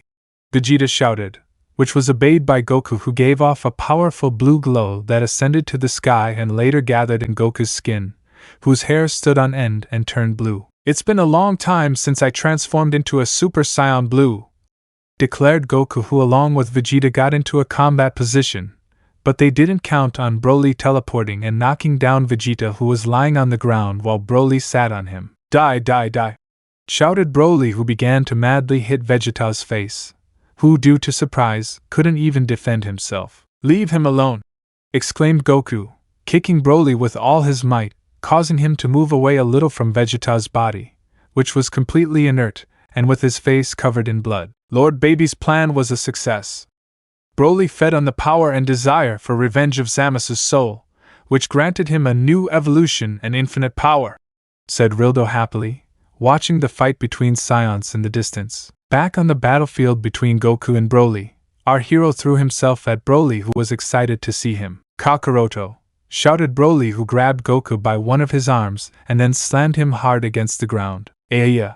Goku shouted and quickly received a powerful kick to the body that sent him against a large rock that exploded with Goku's body. Damn, said Vegeta, who had regained consciousness. He punched Broly in the face, who was dragged a little, but he didn't seem affected. Ha ha ha ha ha ha ha. Broly laughed madly as he began to release a powerful dark pink ki that made the whole place tremble. Don't laugh! Shouted Goku and Vegeta, who ignited their powerful blue auras that covered their bodies and threw themselves at Broly, causing a bloody exchange of blows between the Scions. This will be the end of you, Kakaroto! Said mockingly Broly, who was somehow able to completely control the fight and even beat up the two blue Super Scions. What will we do, Vegeta? He is very powerful, said Goku with doubt. I have no idea. Just attack, because if we lose, this monster will not only destroy this planet but will cover this dimension in ashes. Vegeta answered, wiping the blood from his eyes and forehead with his glove. Kakaroto, for some reason, and I don't know why, but in my head only one word resonates, and it is, Human Plan Zero, said Broly, who shouted the last part, and then threw himself against the two super blue Scions whom he held by the face and crashed them against a large mountain that exploded in a monstrous way and causing a large cloud of smoke in the shape of a mushroom that covered the place, reaching the expanse of India to the wall of Konoha that contorted while Bulma stole it with great difficulty. They remained standing and did not fall to the ground. In the village of Otogekure, Frieza was sitting on his throne listening to the soft music of Taiya's flute when suddenly he stood up without saying anything. Is something wrong, my lord? Questioned the sound Kunoichi. Miss Taiya, I think it's time for me to take charge of the situation personally, so I'll head to Konoha with the rest of the army and the sound ninjas, so I'll leave you in charge of the tower, said Frieza, who began to walk away from his throne towards the door. Ha ha ha ha ha, it's time for fun, said Orochimaru, laughing as he watched what happened from the shadows of a nearby pillar. Meanwhile, in Konoha village, all the shinobi forces of Konoha, Kirigakure and Iwagakure were making forced marches preparations to reinforce the Leaf Village since they witnessed the monstrous explosion and disappearance of 3 nearby mountains. All this under the command of the 3 Kages who led the tense situation. I'm very worried about Goku, said Naruto as she approached Enko, Sakura and Ino, who also felt the same as the Uzumaki. Don't worry, Goku is invincible, he will win, said Enko, trying to cheer up the Uzumaki. Yes, I'm sure Goku will finish off the idiot who dared to touch my pretty face, said Ino, also trying to lift the spirits of her friend and harem partner, while Sakura just hugged Naruto and comforted her, but they were interrupted when Bulma approached them to ask the little blonde a favor. Naruto, I need to ask you a big favor that could decide the fate of this war, said Bulma. Please? Naruto questioned doubtfully. Believe me, if you don't help me, Goku and Vegeta will die at the hands of that beast, said Bulma, which scared the Kunoichis, who feared for the life of their beloved. What do you want me to do? Asked Naruto. Take this box and give it to Goku, he will know what to do with it, said Bulma as she handed the small box to Naruto, who opened it. What is this? The Uzumaki questioned. They're earrings, said Sakura, who looked at the contents of the box with the other Kunoichis. These are the Patera clays and they are our last hope, said Bulma, who saw Naruto, who put on a serious look and turned to observe the place where the fight between Goku and Vegeta against the legendary Super Saiyan who managed to reach the Rose State and who would not rest until he killed his opponents was taking place. "Leave it to me," said Naruto, who flew out at full speed to help her beloved. "Goku, hang on, I'm going to help you," thought Naruto as she clutched the small box with the earrings that held the hope of an entire planet. Chapter 34 Between Life and Death, the most powerful warrior in the universe. In a mountainous area near Konoha, Goku and Vegeta were being massacred by the brutal attacks of Broly who, thanks to a tiara created by Baby and his subordinates, absorbed the evil energy of Zama's energy orb, which turned him into the legendary Super Saiyan level Rose. "Aya!" Broly screamed madly, sending the two blue Super Saiyans flying, who somehow managed to recover and land on their feet. "Damn Kamehameha!" exclaimed our hero, who quickly charged his attack and fired it at the monstrous legendary Super Saiyan, who without moving from his place received the attack in full force, which opened up on all sides, while Broly, who drew a maniacal smile on his face, began to walk slowly towards where Goku was, who increased the force of his attack. "This can't be happening," Goku said in amazement, as he watched Broly go through the Kamehameha and grab him by the face, lifting him into the air. "Kakaroto!" shouted Broly, who began to squeeze the face of our hero, who was kicking the legendary Super Saiyan's arm, but without getting any result. "I'm going to smash your head like it was a nut," said Broly, reveling in his madness. "Damn insect, don't underestimate us!" Vegeta shouted as he kicked Broly's hand, releasing Goku's face, who quickly moved away along with Vegeta and put themselves in a defensive position against the legendary Super Saiyan, who just looked at them without showing any expression on his face. "He strengthened himself in a very exaggerated way," said Vegeta with an angry and helpless face. "Vegeta, at this rate is going to kill us," said Goku with concern that suddenly and without warning he could notice how Broly at the speed of light teleported behind him and lifted them by their feet and left them suspended in the air. "Let us go," Vegeta shouted. "Big bully," Goku demanded. "Let us go." Jajajajajaja. Broly laughed madly as he began to whip the two blue Super Saiyans on the ground from one side to the other, while large craters were created and huge rocks rose up and flew through the air amid a large curtain of smoke and earth that was created by the rebounds of Goku and Vegeta's bodies. The only thing he could do was cover the backs of their necks with his hands to avoid serious damage from the impacts. "Die, die, die!"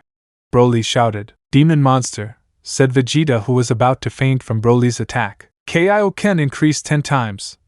Goku shouted, igniting his blue aura, which was surrounded by another red aura and whose power was great enough to force the legendary Super Saiyan to release it. "Take this, Broly!" shouted our hero, who launched himself at great speed against Broly's face and landed a punch in the cheek which sent Broly flying, who at the same time released the Saiyan Prince, who sat on the ground trying to catch his breath while Broly's body flew towards a nearby lake, where this impact caused a gigantic explosion that raised earth, smoke and water that spread everywhere, while what was once a lake became a rocky and arid area. "I have to think of something quickly. I don't think that hit was enough to stop him," thought Goku, who with a penetrating gaze observed the spot where Broly had fallen. Meanwhile, in an area near the combat, Naruto was slowly approaching the place where the fight between Saiyans was taking place, and was able to see the huge explosion. "A little more, just a little more and I'll be there. Please hold on, Goku," thought Naruto as she held in her small hands the Patera earrings that Bulma had given her and that were the only hope to defeat the evil Broly. On the other hand, in Konoha, Mikoto, Kushina and Majin Buu arrived at the village and witnessed the destruction caused by Broly's attack. "But what happened here?" Kushina asked with fear as she noticed the other girls in the Science Harem preparing for the future fight. "Kushina, Mikoto, it's good that you're here," said Sakura as she saw her friends arrive at the place. "What happened here?" asked Mikoto, who suddenly received an answer from Hiruzen, who told them about the attack of an evil and lunatic Super Saiyan who attacked the village and the command center, and that at that moment both Goku and Vegeta were in a fight against him, and the worst thing was that they were losing. "No, this can't be," said Mikoto with surprise as she and Kushina prepared to leave to help her beloved, but they were stopped by Bulma, who was carrying a monitor and was witnessing everything thanks to a robot insect. "Calm down, first we have to analyze everything that is happening and then develop a plan," said Bulma, turning on the monitor that was observed by the shinobi and the Z warriors who were watching the fight. Back in the mountain area near Konoha, Broly threw himself at Vegeta, whom he held by the face, and crashed him against a huge mountain where a large crater was quickly created in the middle where Vegeta's body was being embedded by Broly, who smiled maniacally, enjoying the suffering of the Scion Prince, who only saw him with anger and helplessness. AAH! Goku shouted furiously as he fired a shower of ki spheres which were dodged by Broly, who released Vegeta, who descended in pain towards where his friend and rival was. "Are you okay?" asked Goku. "Yes, although my head hurts a lot," Vegeta answered, shaking his head from side to side trying to compose himself. "I'll kill them!"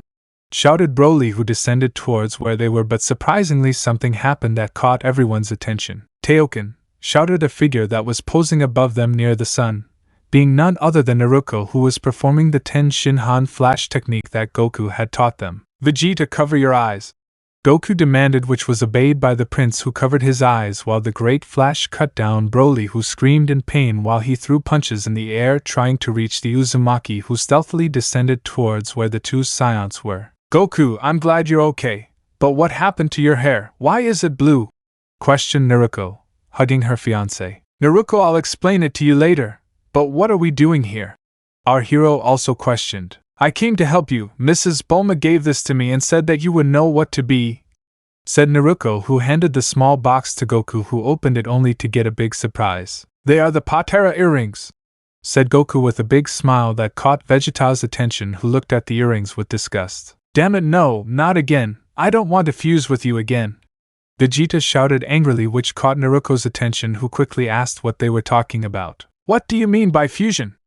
Naruto asked. "Well, if Vegeta and I put on those earrings, he and I will unite into a single being that will have unimaginable powers, although it will only be for an hour," Goku answered with a big smile, which encouraged Naruto, who happily accepted her fiancé's explanation. "That's great, then put clay on them and crush that thing," said Naruto with a big smile. "And no way," Vegeta shouted angrily. "Stop complaining, Vegeta. If we don't fuse, we won't beat him, and you know it.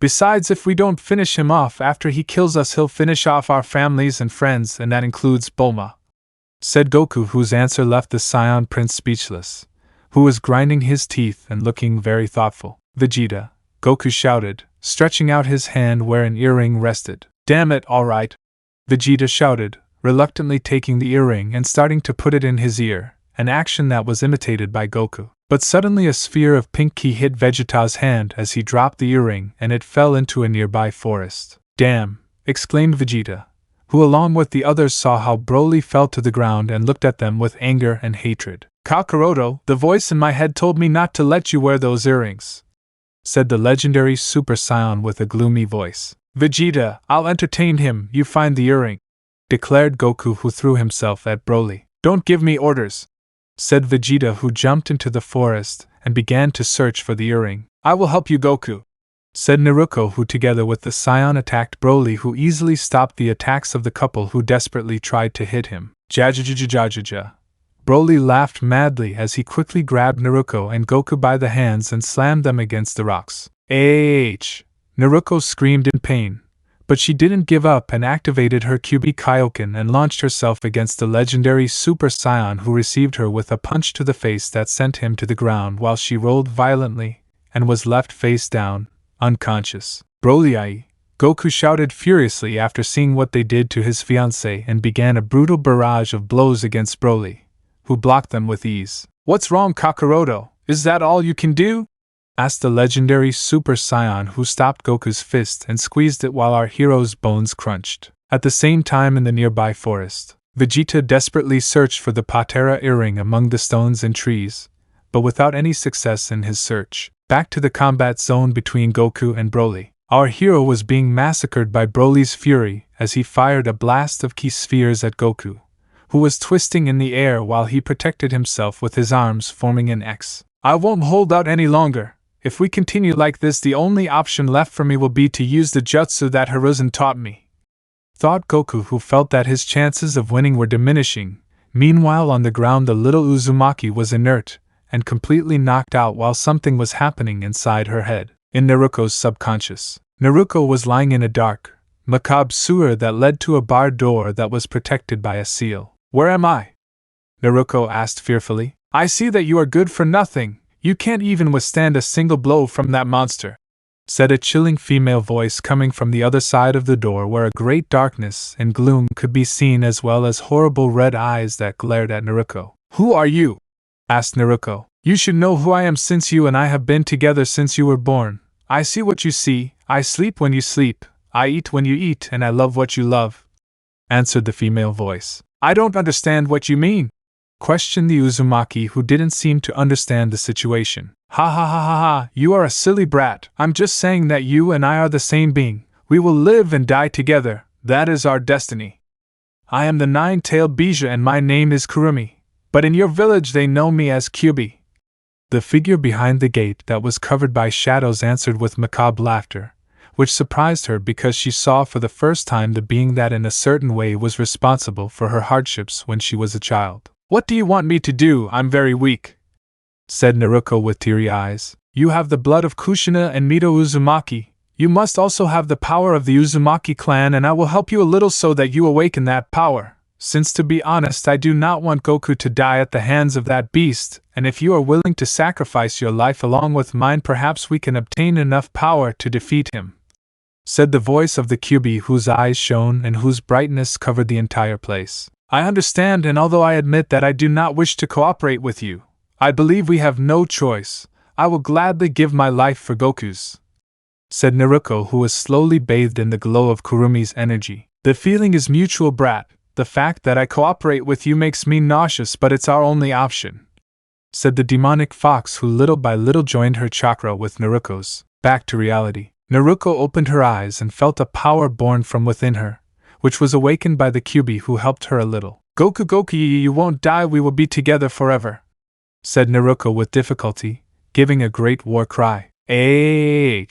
Naruto screamed furiously while some chakra chains came out of her back, which at lightning speed wrapped around Broly, who was held by the chains. "Naruto!" Goku shouted as he saw his fiancée using a jutsu unknown to him. "Goku, no matter what happens, I will be with you until the end," said Naruto with a gentle and loving smile for our hero, who understood to a certain extent the Uzumaki's intentions after seeing how Broly played and broke the chains little by little. "Naruto," Goku said with a sad voice. "Goku, right now I'm using all my life force and that of the Kyubi to create these super chains that are very resistant but won't last long against this monster," said Naruto, showing a face of pain and tiredness since her life energy was being drained quickly. "These threads won't last long and I will kill you both as soon as I let go," shouted the legendary Super Saiyan, who ignited his powerful pink aura that gave off lightning and hurricane force winds. "Naruto, thank you, but I won't allow you to sacrifice yourself.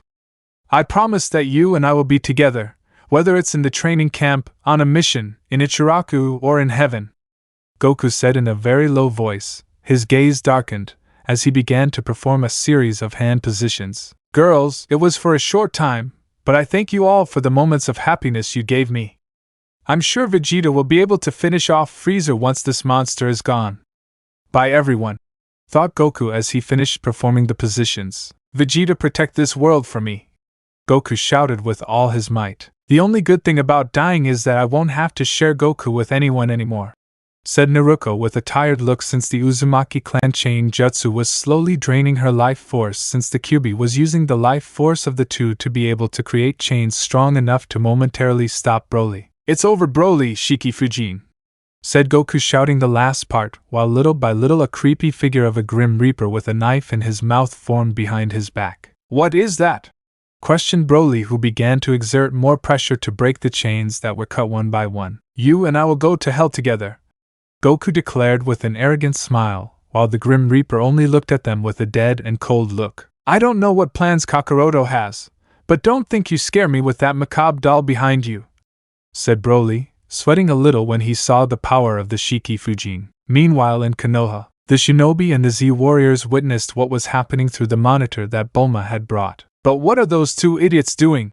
said Anko desperately. "Naruto, Goku, don't do it," Sakura and Ino said with despair and tears in their eyes. "No, this can't be happening again," said Hiruzen, who felt a horrible déjà vu at what he saw on the monitor, only to look away at Kushina, who with a dead look and in shock knew what was happening, since she and Minato did the same thing to stop the Kyubi many years ago. "I can't believe it, my daughter is doing the same thing I did on that terrible night," thought Kushina, coming out of her thoughts when Mikoto called her. Hey, get out of your thoughts! Goku and Naruto are struggling between life and death right now. Are you going to stay there or are you going to come with me to make them salivate?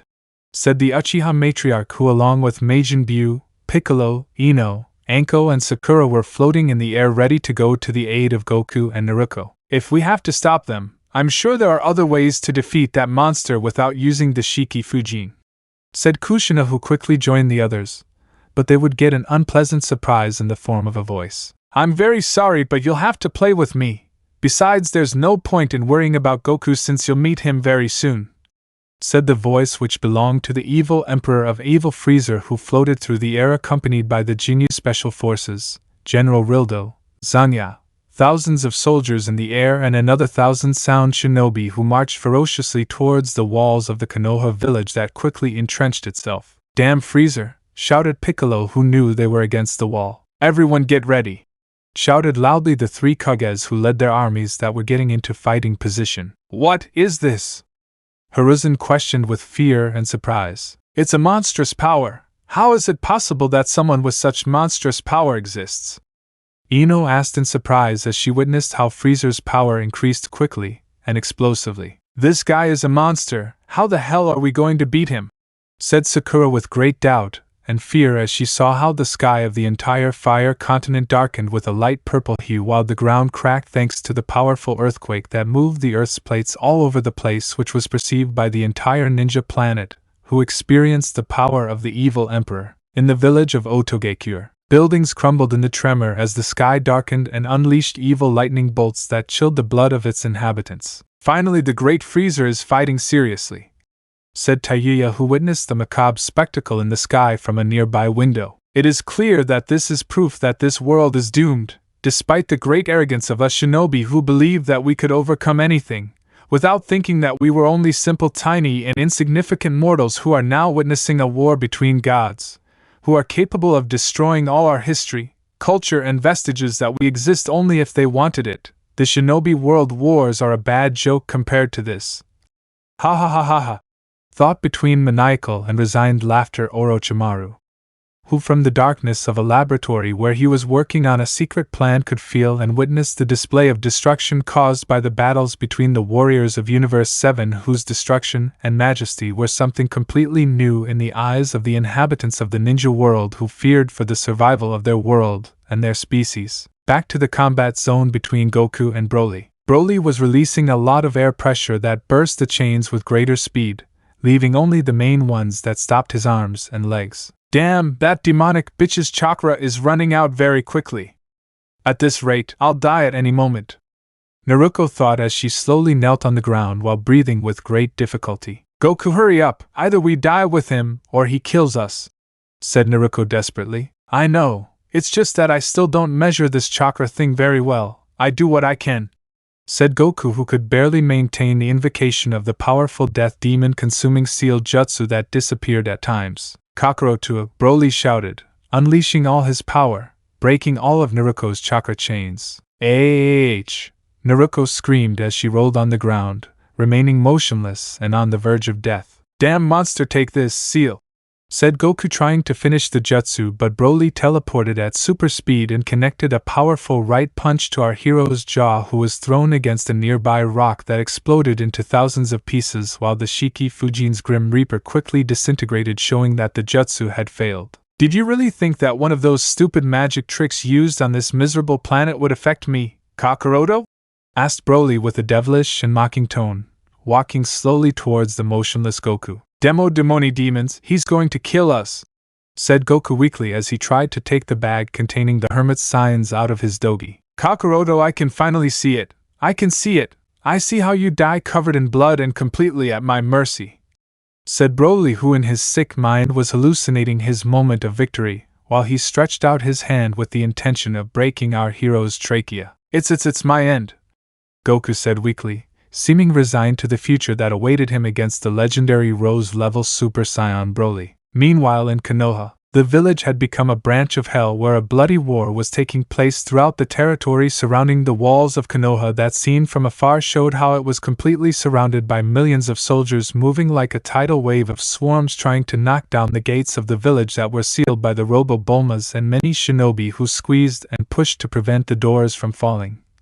While in the sky that darkened by the large number of Frisia's soldiers who plummeted against the ninjas of Konoha, Kirigakure and Iwagakure who received them in the air or as soon as they touched the ground, as well as ninjas from the village of sound could be seen riding summons of monstrous birds that were used as a means of transport. Damn cockroaches, Sakura shouted, firing a large beam of ki that destroyed a rock staircase that many sound shinobi were trying to use to climb the village wall. I won't let them pass, said Ino as she flew through the air and elegantly threw a shuriken of demonic wind, killing a large bird that was ridden by many sound ninjas who were falling to their doom. We don't have time to deal with you damn trash, shouted Anko, who summoned a huge snake that devoured both freezer soldiers and sound shinobi alike. Kamehameha!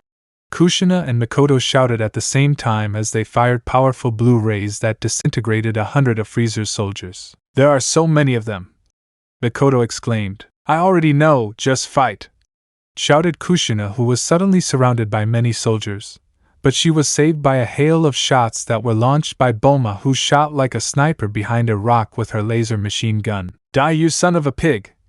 Shouted Bulma, shooting non-stop. Have you gone crazy?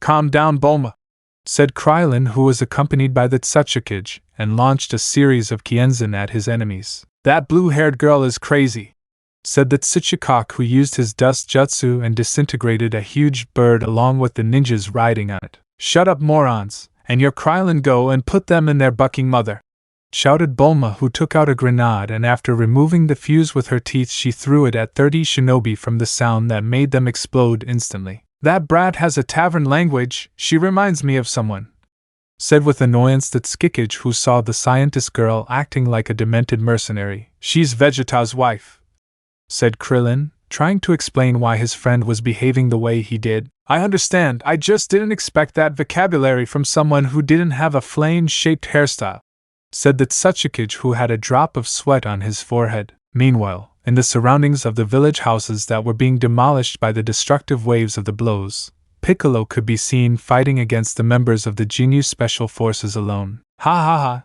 you're going to fall very soon, said Captain Ginyu laughing, along with Berta and Geese, carrying out a wave of blows that were blocked by Piccolo, who looked away to observe Tsunade, Shizen, Hiruzen and Mei, who were fighting against Rildo, who didn't seem to have many difficulties with them. Do not underestimate the power of the ninja world, shouted the Mizukage, who used a jutsu where she shot a jet of magma from her mouth, but it was turned into metal by the general, who shot a ray from his mouth. Is that all? Rildo asked mockingly as he prepared to attack the ninjas, but was suddenly interrupted by a key attack that belonged to Majin Buu. I won't let you hurt them, said Buu, who descended near Rildo, who, annoyed, got into a fighting position. Damn deformed brat, exclaimed Rildo, who suddenly drew a smile on his face when he noticed something approaching Majin Buu. I am your opponent, shouted Freezer, who was the subject, who descended and connected a powerful save on Buu's face, who was thrown against a building that collapsed instantly, causing a huge explosion in the village. Ha ha ha ha ha, this village will fall and my power will be confirmed before this disgusting planet, said mockingly Freezer, who floated presumptuously in the air and saw how his army of soldiers and shinobi step by step were defeating Konoha and its allies from Kirigakure and Iwagakure, who were retreating little by little. Back to the combat zone between Goku and Broly. Broly was strangling Goku, who was in the air, and holding Broly's hands, which were squeezing Goku's neck very tightly. It won't be that easy for us, Kakaroto. I won't let you die quickly. I'll take my time and kill you slowly and painfully, said Broly with a bloodthirsty voice. Bad born, said with difficulty and pain our hero, who could not fight anymore. But a miracle suddenly occurred as a large and powerful electric shock hit Broly's face, and whose eyes were affected as he was forced to release Goku while the legendary Super Saiyan rubbed his eyes in slight pain. I won't let you mess with the dwarf, that loser is mine, said a voice behind the two fighters, and which was happily recognized by Goku, who quickly recognized Sasuke, who had returned to Konoha and was accompanied by Karen, Juju and Suigetsu. Sasuke, Goku said with a broken voice and happy to see his former teammate. I thought you were going to take us to a safe place, and you decide to bring us to ground zero of the war, Sujutsu said with a tone of complaint and fear. Shut up, Sasuke knows what he's doing, Karen answered angrily. Outrageous, Yugo said in a calm, serene voice. Shut up and better take care of the busted dwarf, or she will die very soon, exclaimed Sasuke angrily, which scared his comrades, who without hesitation ran and took care of the Uzumaki who was dying. He's dying, Yugo said in a serious, cold voice. I know, let's see your milk cow bite my arm quickly, said Karen, who with a commanding voice ordered Naruto to bite her, which was obeyed by the Uzumaki, who was slowly recovering her strength and regaining consciousness. Who are you? Naruto asked with tiredness and weakness in her voice. Actually, we came with him, said Sujutsu, pointing his finger at the Uchiha, who kept a cold and calculating expression. Sasuke, Naruto said happily. Don't worry, loser, rest, I'll take care of this monster, said Sasuke confidently. Sasuke, don't be offended, but this monster belongs to another dimension. It's impossible for you to defeat it, said Goku with surprise and concern. It's clear that I can't beat him, but at least I can buy you some time so you can think of a way to kill him, said Sasuke, who turned on his Sharingan and saw Broly, who was recovering, and looked at the Uchiha with hatred. I don't know who you are, but he's dead, shorty, said Broly, who was heading towards where Sasuke was. I hope this guy doesn't have a mental block like Goku, or the pain I'll experience will be in vain, thought Sasuke as he ignited the power of his Sharingan with all his might. Take this bastard, this is the most powerful genjutsu of my Sharigan, shouted Sasuke, whose eyes began to cry tears of blood while he launched a genjutsu at Broly's brain, who received it with a slash. Broly screamed, holding his head, and he began to crash against the rocks in the place, trying to get out of Sasuke's genjutsu. I did it, said Sasuke weakly as he fell to his knees and covered his eyes, which continued to weep blood. Sasuke, are you okay? His three companions asked with concern as they approached to help him. Yes, I'm fine, Sasuke answered, still with a lot of pain in his eyes that wouldn't stop bleeding. You take Sasuke and Naruto and hide in a safe place, while my partner and I will take care of this monster, said Goku in a commanding voice towards the Uchiha's comrades. But he's under a genjutsu, Karen said fearfully. No, I'm sure he'll escape at any moment. Sasuke could only buy a little time, Goku answered. Goku, are you sure Vegeta will find the earring in time? Asked Naruto, who was resting on Karen's back as she carried her. I don't know, but it's our last hope, replied our hero, who saw his fiancée and gave her 2 of the 3 hermit seeds he had left. Give one to Sasuke when you're in a safe place, said Goku, saying goodbye to Naruto. Don't even think about wasting the time I bought for you. Win the fight, loser. Also, I want to meet that Vegeta, said Sasuke, saying goodbye to our hero while he was supported by Juice that carried him, and together with the others they jumped into the forest to take shelter. Broly shouted as he tried to get out of Sasuke's genjutsu and ignited his powerful Super Saiyan Rose aura, causing a gigantic tremor throughout the entire ninja planet. I just hope that fortune is on our side, thought Goku, who was deciding whether or not to eat the hermit's sign that was left. In the nearby forest, Vegeta continued desperately searching for the Patera earring that he lost due to Broly's attack. Damn, I'm done. Where are you damn pending?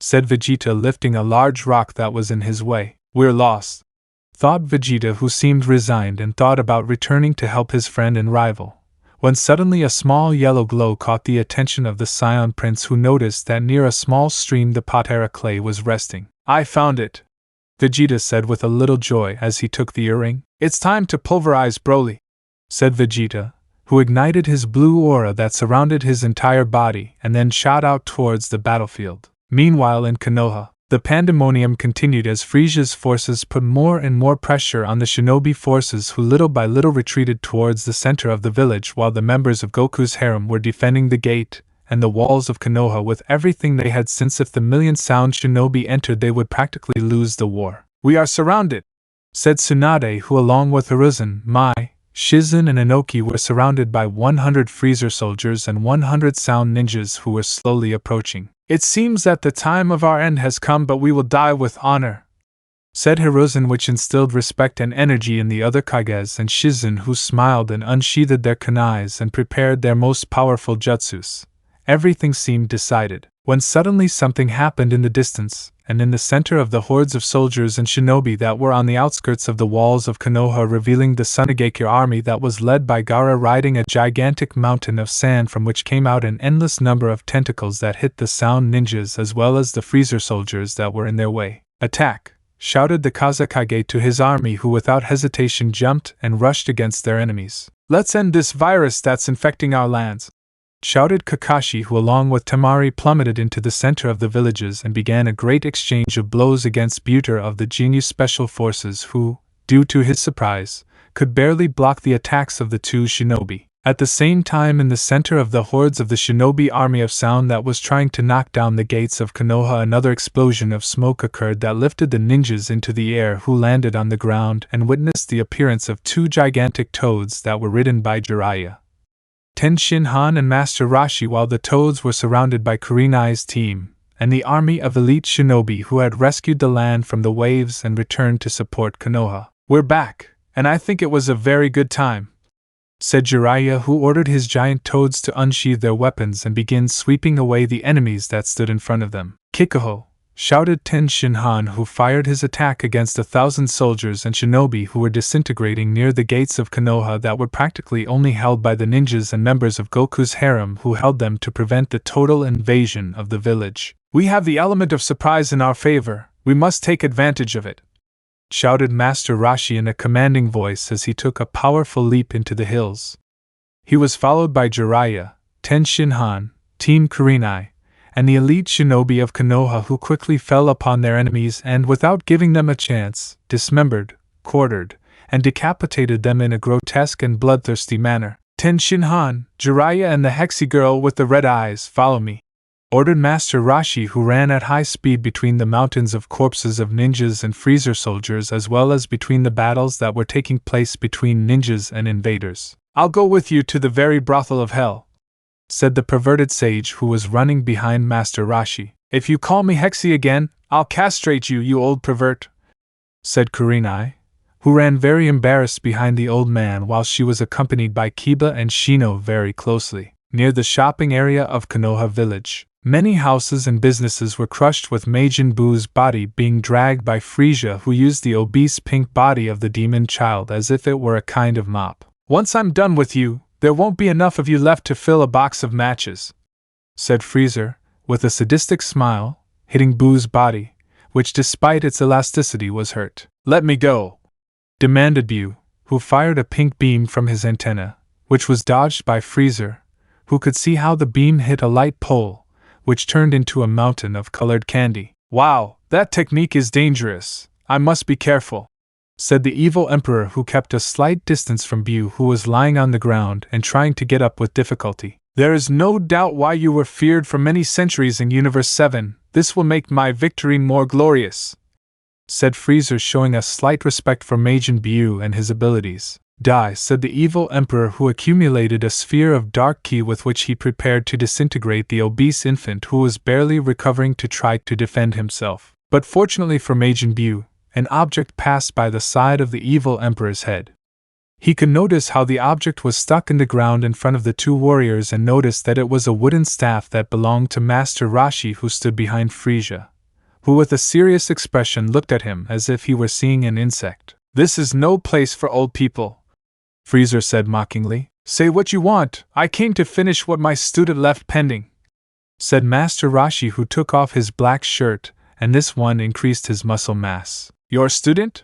questioned the evil emperor with a doubtful face. "My student is Goku," answered Master Roshi, which surprised and encouraged Freezer, who thought it was a great opportunity to cause great pain and suffering to our hero. "Then you will be the first to die," said Freezer, who elegantly moved his left hand, with which he generated a powerful current of cutting air that could be blocked by the old master, who used his arms as a shield, and these were cut with light cuts that caused small bleeding and pushed him back. "Here is a noble warrior facing another in a respectful combat," said Freezer, who despite his psychopathic behavior could demonstrate a sense of elegance and good manners even with his rivals. "I will not give up. Despite my age and my human condition, my spirit is strong, and it does not allow me to back down from a villain like you," declared Master Roshi, taking off his dark glasses which were broken. I will show you how much your proud spirit is worth to my old man, said Frieza, who began to shoot a shower of rays from his index finger that impacted Master Roshi's body as he writhed in pain in the air. Aya! Shouted the old master, who could not even defend himself against Frieza's attack, who laughed like a maniac at what he saw. Master Roshi, said in a low and worried voice Ten Shinhan, who was hiding in a strategic point and was witnessing Frieza's torture of Master Roshi. Ha ha ha ha ha ha ha! If she dances, she dances, she dances for my damn old man, said the evil emperor, who reveled in the madness of his actions, laughing, and he gradually lowered his guard. A little more if you keep trusting yourself, thought Master Roshi with pain as he tried to stay alive from the attacks of the evil emperor. But how boring. You're just trash, said Frieza as he stopped his attack and dropped Master Roshi's body, which he slammed violently against the ground. You don't deserve to die in my hands, said Frieza, who then called one of his soldiers to kill the old pervert. Soldier Zanya, please put that cockroach out of misery, said the evil emperor as the evil warrior landed on the ground and smiled evilly. As you command, Zanya said, cracking her knuckles as she walked toward Master Roshi's injured and inert body. Don't hold a grudge, old man, it's just work, said Zanya scathingly, carrying a key sphere. The same I mean, miss, don't hold a grudge against me, said the old Master Roshi with difficulty. On the ground, he looked to the side where Tien Shinhan could be seen in a corner, who threw Jiraiya with all his might, turning himself into a projectile traveling at super speed against the renegade warrior from Universe 7. Finish her off, said Ten Shinhan, saying these words with enthusiasm after releasing the old pervert, who immediately hit Zanya, who flew through the air along with Jiraiya. Gee, the time has finally come to have fun, said Jiraiya with lustful laughter, who had a twisted and perverted expression with a large nosebleed while he began to massage Zanya's breasts, hips and legs, who moved in the air desperately and with a scared and disgusted face. My God, let me go! Don't touch me, you old pigs! No, now I won't be able to get married! Zanya screamed in despair as she hit Jiraiya's face and tried to remove the old pervert's hands from her breasts as the two crashed into an abandoned brothel near the red light district of the village. It was worth it! Jiraiya's scream echoed through the hole in the wall that he and Zanya had created. There are very strange beings on this planet, thought Frieza, who quickly looked away to observe Master Roshi, who stood up and got into a combat position. I can't lose this fight. No matter what happens, I can't lose, said Master Roshi, who knew perfectly well that he had no chance against Frieza, but his pride didn't allow him to back down. With my next attack I will pierce your miserable heart, declared Frieza, who very confidently pointed with his index finger that he had charged with energy and pointed at the chest of the old Master Roshi. Ha! You let your guard down completely, and that will be your downfall, thought Master Roshi with a half-smile. He had prepared a plan, and it was going as he had planned. Now, Hexy Girl, demanded Master Roshi while Kurenai came out of a hiding place near a collapsed house, and at high speed she took an object from her clothes and threw it near where Roshi and Frieza were. I told you not to call me Hexy, damn old man! Kurenai shouted as she saw the old pervert, who only stuck his tongue out in a comical way at the kunoichi, who blushed a little in shame and embarrassment at the lecherous behavior of our hero's old master. I'm fed up with you damn insects, I'll kill you all, said the evil emperor angrily. Fed up with Roshi and Kurenai's behavior, he began to float in the air while he began to release his powerful and evil violet aura, which created a powerful air of violence and death around the battlefield and was perceptible by all those present. The game is over, said Master Roshi, who looked at the cold demon out of the corner of his eye and quickly and instantly looked away at the object that Kurenai threw, which was nothing more and nothing less than a small bottle with a seal that was carved into the bottle. The only thing that awaits you and that woman is perpetual pain and suffering, I promise you, said the evil emperor, who confidently prepared to end the old man's misery, but he did not expect what the old master had prepared for him. Take this, Frieza, Mafuba, shouted Master Roshi, who fired his powerful technique that created a tornado of green energy that little by little enveloped the evil emperor, who did not understand what was happening. What is this? What are you trying to do? Questioned Frieza, who seemed to be static before the old master's attack. You are much stronger than me. There is no comparison between your power and mine, but this technique was created especially to defeat the invincible, and if I defeat you this will end and the peace of this world will return, said Master Rashi, who increased the power of the green tornado that enveloped the unsuspecting and arrogant Frieza, who had completely lowered his guard due to his overconfidence. Damn old man! Shouts Frieza, who began to spin from one side to the other through the green whirlwind, whose roar echoed throughout the village and stopped all the fighting while the shinobi and soldiers were spectators of what was happening. I can't believe that old man caught that powerful monster, thought Kiba, who along with Shino were witnesses of the Mafuba's power, while the two hid in a nearby place. What is that? Hiruzen asked in surprise. The Mafuba is the most powerful sealing technique in our world, which is even capable of sealing a demon or a god, but the user uses his life force to perform it, which means he could die while performing it, answered Krillin, who worriedly watched his master risk his life to eliminate Frieza. It's an impressive technique. It's like a kind of Shiki Fujin of Ki. Kushina thought with surprise and with the desire to learn that sealing technique, since the Uzumaki clan was famous for its powerful seals. You can do it, Master Rashi, catch him!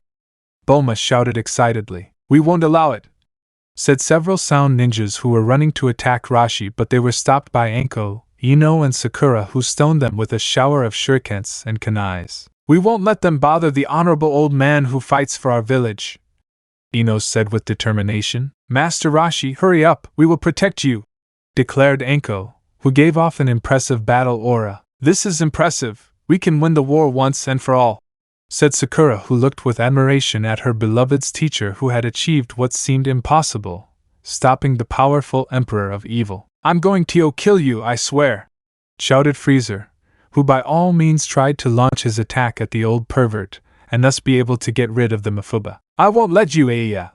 Master Rashi shouted fiercely as he used the maximum power of the Mafuba that increased its roar and its rotational force and blocked the movements of the evil emperor, who could not understand how the hell it was possible that a weak and insignificant human was about to seal him. It's over!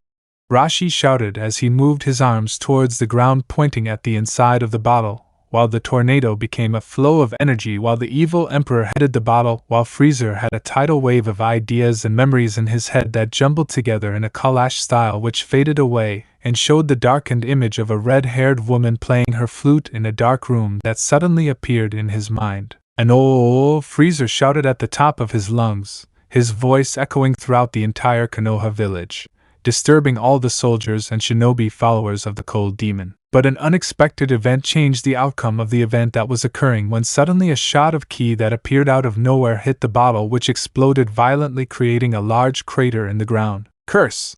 Exclaimed Master Rashi as he flew through the air while the Mafuba crashed to the ground, confirming its failure. I will not allow the glory of the great Frieza to be stopped by an insignificant being like you, said Captain Jinyu, who was approaching the place at great speed, being the one who fired the attack that destroyed the bottle. Are you okay, Great Frieza?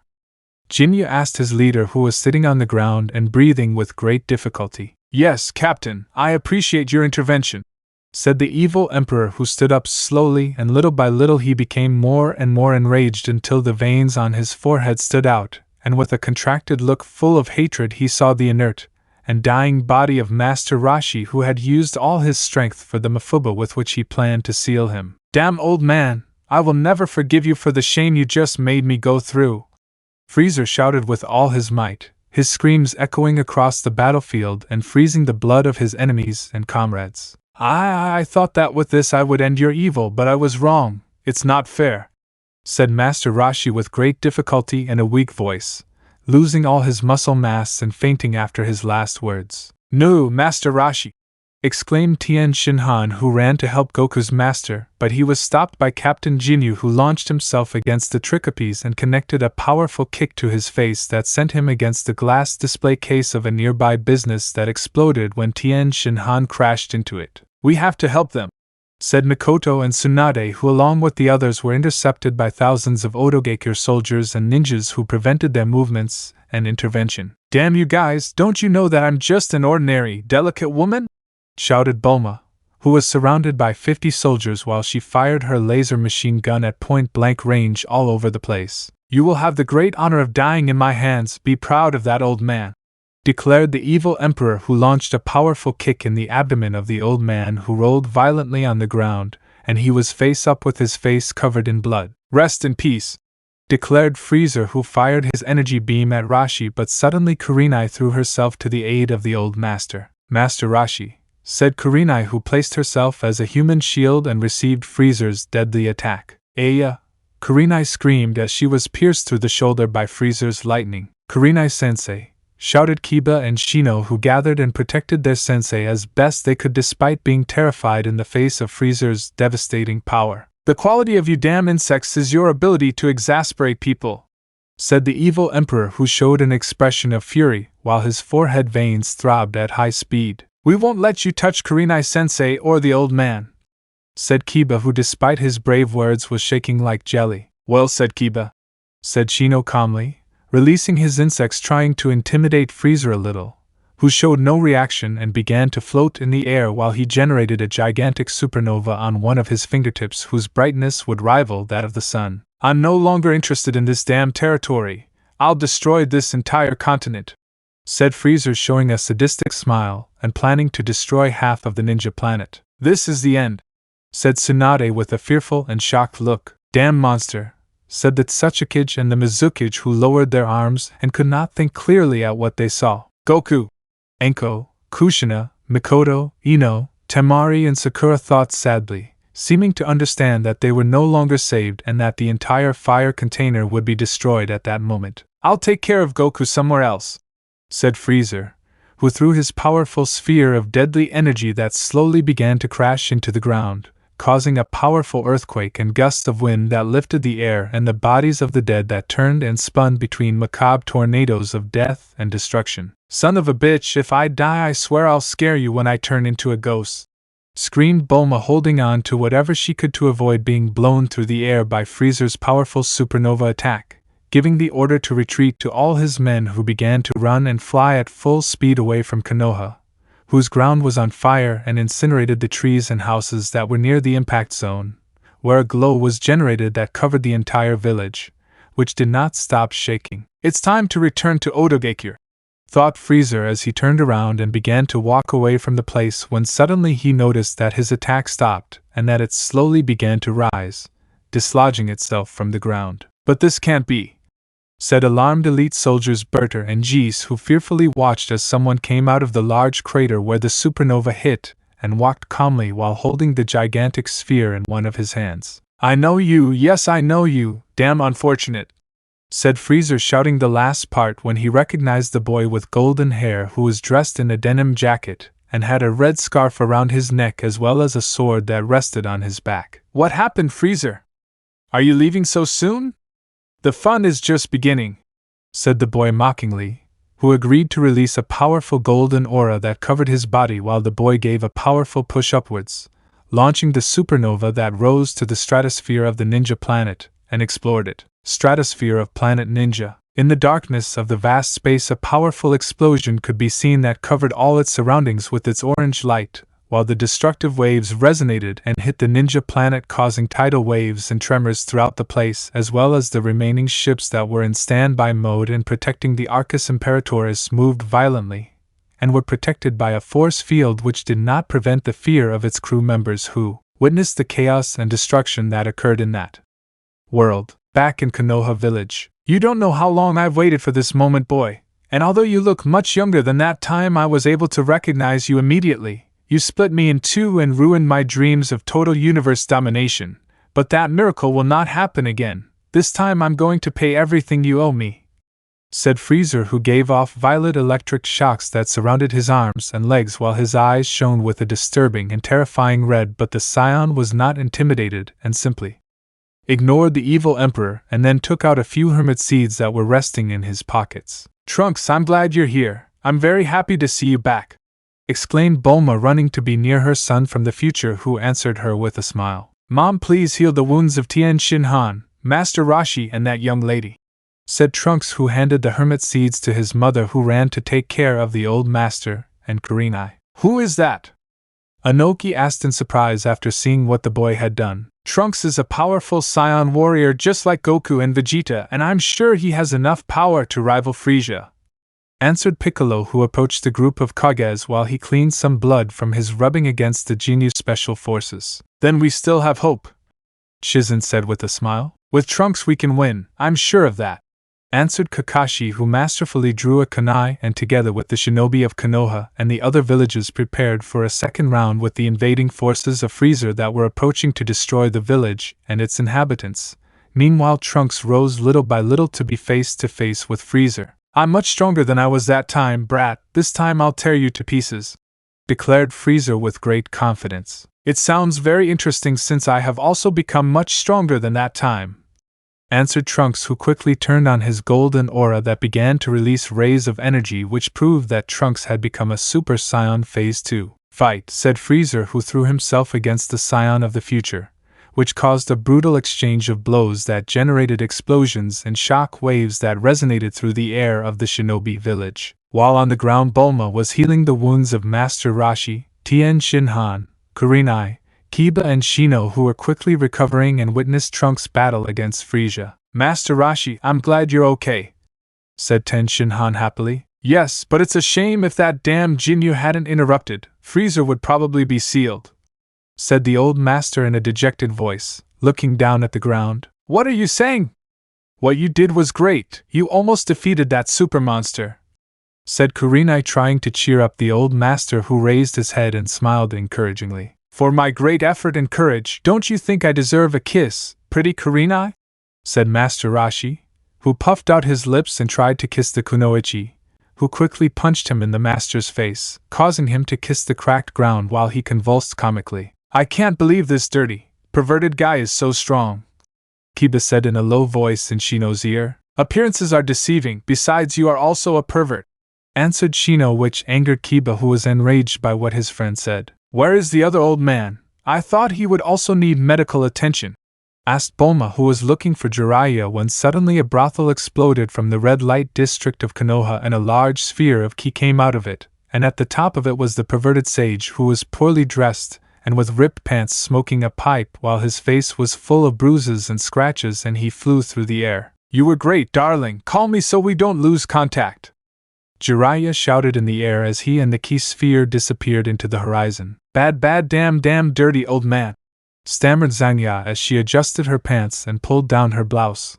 covering her breasts. Let's let that old man die, Bulma said, her gaze narrowed and angry. I agree, answered Kurenai, who had the same expression, and despite the fact that Zangya was an enemy, she felt some pity for her. While in the rest of the village the brutal battle between Frieza's soldiers and the Shinobi Alliance continued. Thanks to Goku's harem, they divided them and massacred them with ease, and thanks to Trunks' intervention the balance of the combat had been leveled and the result had not yet been decided. Back to the combat zone between Goku and Broly. Our hero rested and tried to recover his strength, as well as witnessed what was happening in the distance in the village, and at the same time witnessed how Broly, desperate to get out of Sasuke's genjutsu, gave a series of headbutts to a large rock that crumbled instantly.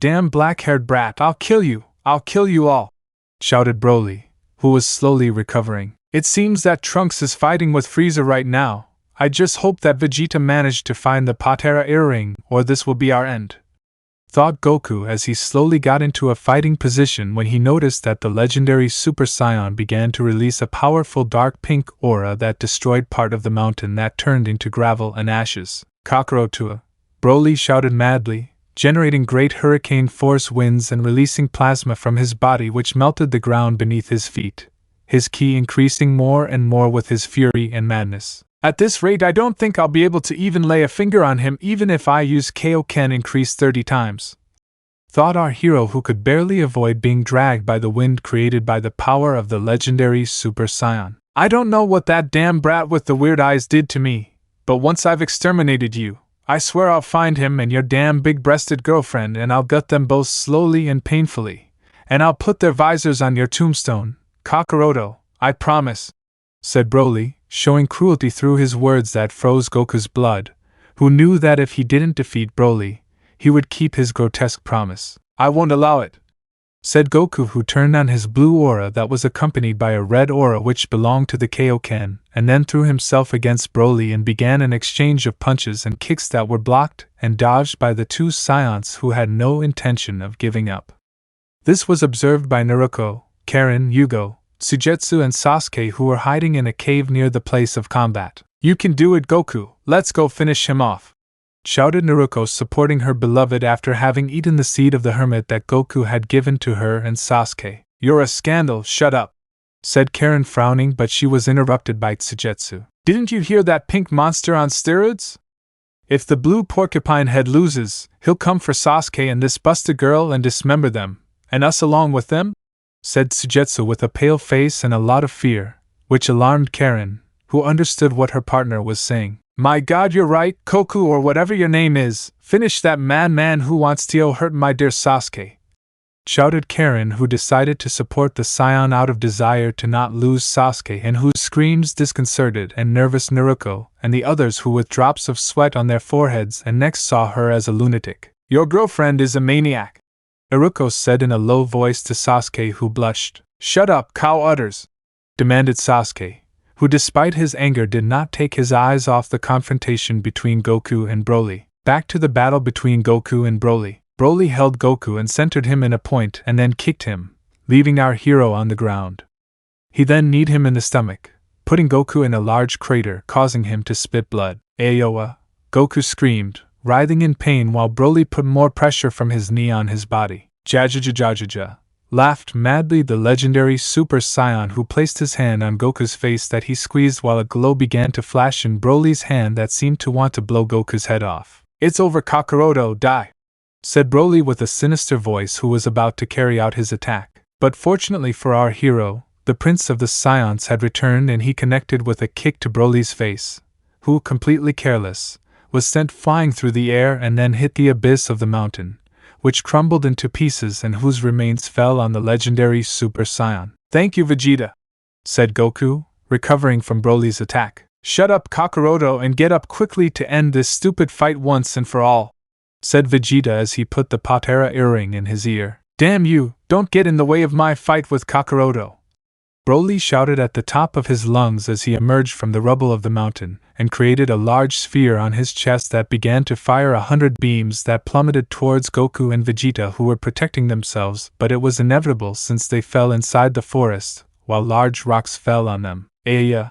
Goku and Vegeta shouted while the earrings began to shine with great intensity, and were covered by a huge rock. Kakaroto, I recommend you and the people of this miserable planet to wet your pants while praying to your impotent god, shouted Broly, who accumulated a small sphere of ki that despite its size had the power to destroy the entire ninja planet. But among the rock debris, an almost divine miracle occurred as an apotheotic shot of energy came out from among the rubble and hit Broly with a slash, causing him to lose control of his ki sphere, which escaped from his hands, and he quickly rose towards the sky. In outer space, from the surface of the ninja planet that was visible in the distance, one could see how a small, bright sphere was flying at great speed and making chaotic movements, only to then fall into a nearby reddish planet that instantly began to crack and release large waves of fire, and then it contracted and absorbed its moon, immediately exploding in an aberrant manner, taking some stars and celestial bodies along with that planet that had become only cosmic dust. Meanwhile, on planet Ninja, the legendary Super Saiyan crashed with force and madness against the ground that was swept away, with Broly's body that contorted and bounced against the trees, rocks, and a cliff that exploded in a mushroom cloud that covered the heavens and the earth. Broly screamed in pain as he felt his skin burning from the attack. What was that? Asked Sasuke, who, along with his team and Naruto, watched the spectacle with surprise. I don't know, but it was scary, answered Tsujetsu, who was hiding behind Juju's back. You did it! Naruto shouted with joy. Explain yourself, blonde? Karen questioned fearfully. Goku and Vegeta used some magical earrings that gave them the power to defeat that monster, Naruto explained in an ambiguous and incomprehensible way for Sasuke and his comrades, who continued watching the fight. Meanwhile, on the rocks in the forest, a figure of a boy between 13 and 14 years old appeared, who was wearing a dogi like Goku's, but this one was blue and an orange short-sleeved shirt, as well as white gloves and boots the same as Vegeta's. The young man had spiky hair, and it was reddish-black in color, and his 2 ears were adorned with Patera earrings. Now I feel much better. It was very dark under those rocks, said the young man, whose voice was a mix of Goku and Vegeta's voices, who saw how Broly destroyed the rocks that imprisoned him and flew out to be above the new warrior and look at him with hatred while the legendary Super Saiyan wiped the blood from his mouth and watched how his entire body had small injuries. "Who are you?" Broly asked with a demanding and furious tone, glaring at the boy in the blue dogi. "I am the result of the fusion of Kakaroto and Vegeta. I am Vegeto, and I am here with the sole mission of finishing you off," answered Vegeto, who presented himself in a presumptuous and proud manner before Broly. "Don't brag!" shouted Broly, who lunged at Vegeto, who smiled arrogantly as he began to unleash his extraordinary power. "Meet Vegeto Blue!" exclaimed the fused warrior, who transformed into Super Saiyan Blue, and he exploded in a powerful blue aura, and his hair was dyed blue that generated a monstrous wave of energy that resonated throughout the entire shinobi planet, that trembled in its entirety, while a large column of blue light cut and disintegrated the dark clouds and dyed the sky a beautiful blue color that purified the polluted atmosphere of the ninja planet. Back in outer space, the fighting power of the individual who unleashed those energies is incalculable. "It is an infinite power," said a terrified soldier who was analyzing what was happening before his eyes with a computer. In the village of Konoha, all the fighters witnessed the powerful glow that emanated great strength and purity comparable only to a divine essence before their eyes. "What is that?" asked Freezer, who was fighting with Trunks. "That is the power of the ultimate warrior that will bear your ambitions along with all your pets," answered Trunks, who understood what was happening. "They did it," Piccolo said happily as he knocked out 10 low-ranking soldiers without much effort. "Is that true?" asked Bulma as she changed the charger on her laser gun. "If there is no doubt, he has appeared," replied Master Roshi, who looked seriously at the column of light. "Who are you talking about?" asked Tsunade with doubt and annoyed for not being able to understand the conversation between the loving Z. "We are referring to the fusion of Goku and Vegeta, Vegeto, the most powerful warrior in the universe," Krillin answered happily. "Does that mean that the power of those earrings was the ability to fuse two people?" asked Ino in surprise. "Yes, although it will only be for an hour, but for Vegeto an hour is more than enough to end this ridiculous war," declared Bulma, which encouraged Goku's harem and the other shinobi who did not understand well but knew that this new warrior was the hope they needed in these violent times. At the same time in Kumogakure, the Cloud Village suffered from a great tremor that shattered the glass and houses, which hindered the confrontation between shinobi of Konoha and Kumogakure, who faced the army of the evil emperor, who retreated little by little since their forces were declining at great speed. While in the Reikage Tower inside the scientific area, Samui and Mabui were with the shinobi scientific team who were preparing the Reikage teleportation equipment that was used to transport machinery and supplies but was modified to teleport human beings. "Hurry up, we have to get to Konoha as soon as possible," ordered the Reikage, who, along with Killer Bee, Hinata and Tenten, were waiting to travel with reinforcements to the Konoha village that was under attack. "Look at that!" exclaimed Karui, Killer Bee's disciple, who saw through the window a huge columba of blue light coming from the Fire Continent. "What is that?" Killer Bee asked in surprise. "It's a key and it's enormous. Never in my entire life have I felt such enormous power like this," Tenten said with amazement and fear. "Don't worry, Tenten, that key gives off positive energy, which means it belongs to an ally and that person is very powerful," said Hinata with a smile, feeling a strange nostalgia and familiarity in the tremendous key she perceived at that moment, which was quickly understood by Tenten and the other shinobi, who felt a strange sensation when observing the column of light. "That doesn't matter now, Samui, Mabui, work faster, Konoha awaits our arrival," said the Reikage, which was obeyed by his subordinates, who accelerated their pace so that the teleporter was ready and they could participate in the final fight. In the combat zone between Cell and Gohan, Cell was being riddled by Gohan, who with his right hand fired a series of blows similar to those of a machine gun that did not stop until the ultimate android jumped to gain distance between him and the Scion, who was covered by his golden aura as well as electric shock rods. "Damn, he's been one step ahead of me the whole fight, plus that damn column of light that appeared a few moments ago is making me really nervous," thought Cell, clenching his fists angrily. "Don't get distracted or you might die," said Gohan, who smiled at his advantage. "Laugh all you want, Gohan. Very soon you will be surprised when you see my next evolution. Ha ha ha ha ha ha," thought Cell, who was laughing between thoughts, and who had an ace up his sleeve. At the same time in Otogekure, Tayuya watched from the window the explosions, hurricane force winds, the great glow of blue light that was lost in the sky and that cut through the dark clouds, when suddenly and surprisingly she felt Orochimaru approaching. My dear Taiya, I believe the time has come to put our plans into action, said the Sannin with an evil smile. Plans? The flute kunoichi asked with an arched eyebrow. Yes, and it's very simple. You have to inject Frieza with this solution of the white snake sage's venom, which was mixed with a sample of Cooler's blood that Kabuto brought from Konoha, when he has returned and his guard is down, said the Sannin, showing a dart containing a black substance. Ha ha ha ha ha ha ha. Taiya began to laugh uncontrollably, which baffled Orochimaru, who didn't understand the reason for her reaction. Did you really think I would obey you? Lord Frieza has given me honor, pride, and above all, love for myself and abilities, while you only see me as an object.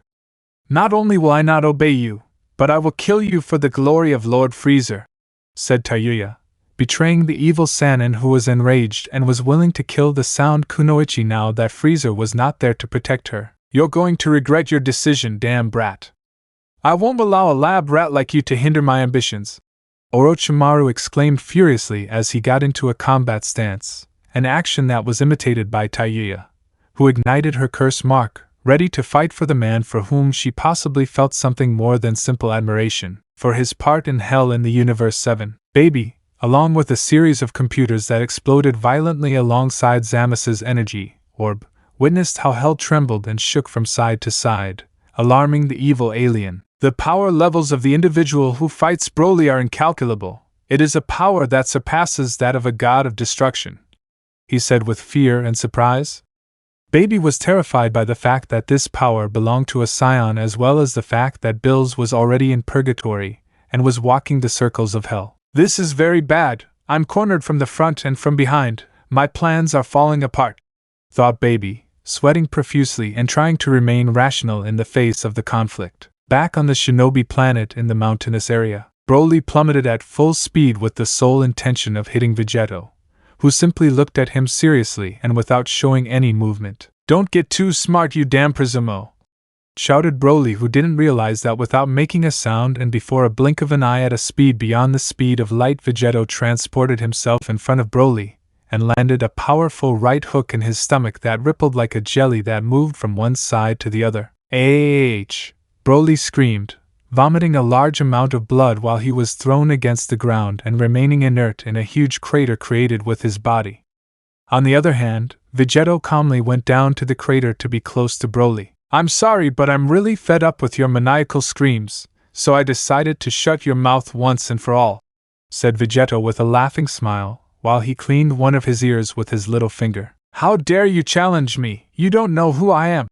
Broly shouted as he tried to get up, but Vegeto didn't give him time and gave him a powerful kick to the chin that lifted him slightly in the air. I don't give a damn who you are. I just know that you're the bad guy and I'm the good guy, so you'll have to die for us to fulfill our roles, said Vegeto with a confident smile and began a brutal and inhuman rain of blows to Broly's body, abdomen, and face that moved all over the place while his face deformed in slow motion with each impact received. You're the best sandbag I've ever hit in my life, I can assure you of that, declared Vegeto, who quickly performed an artistic and very aesthetic movement, and began a series of 125 supersonic kicks on the back of the legendary Super Saiyan, who tried to recover by any means, but it seemed impossible since Vegeto quickly performed an acrobatic spin and landed a screw kick with both legs on Broly's face, which sank only to then fly against a huge tree that split in two with Broly's body falling in a decomposed and strange way face down on the ground. Bad damn, said Broly, who was face down completely wounded and covered in mud, while the fused Saiyan teleported above the legendary Super Saiyan, and quickly with his left hand grabbed his left arm that he raised in the air above his back, while with the other hand he buried his head in the mud in a rude and humiliating way. Broly, I recommend that you wet your pants while you pray to your powerless god, declared Vegeto with a sadistic mocking tone while he increased his grip and the bones of the legendary Super Saiyan crunched, who became more and more enraged after the words of Vegeto, who seemed to treat him as if he were an infant. For her part, Naruto, who was with Sasuke and his team, watched the fight in the cave with great surprise and impression. This is how it is done, Goku. Vegeta kicked that damn son of a pig in the ass, Naruto shouted while throwing punches in the air inspired by the fight. I don't know what's going on here. First, that Goku guy was being beaten up by that monster, then a boy with flame-shaped hair appeared and helped him, and the two were buried in a cascade of rocks and rubble. And suddenly from the rubble another guy comes out who possesses monstrous power, and now he's mopping the floor with that pink creature," said Sujetsu, who seemed to be throwing steam out of his ears and whose brain was suffering cramps from not understanding the situation. "Shut up, blockhead! I can perceive thanks to my Sharingan how that kid is releasing two different energy signatures which are united, and these grew in an explosive and terrifying way," said Sasuke, who had his Sharingan on and with which he analyzed Vegeto. "I don't understand, what do you mean?"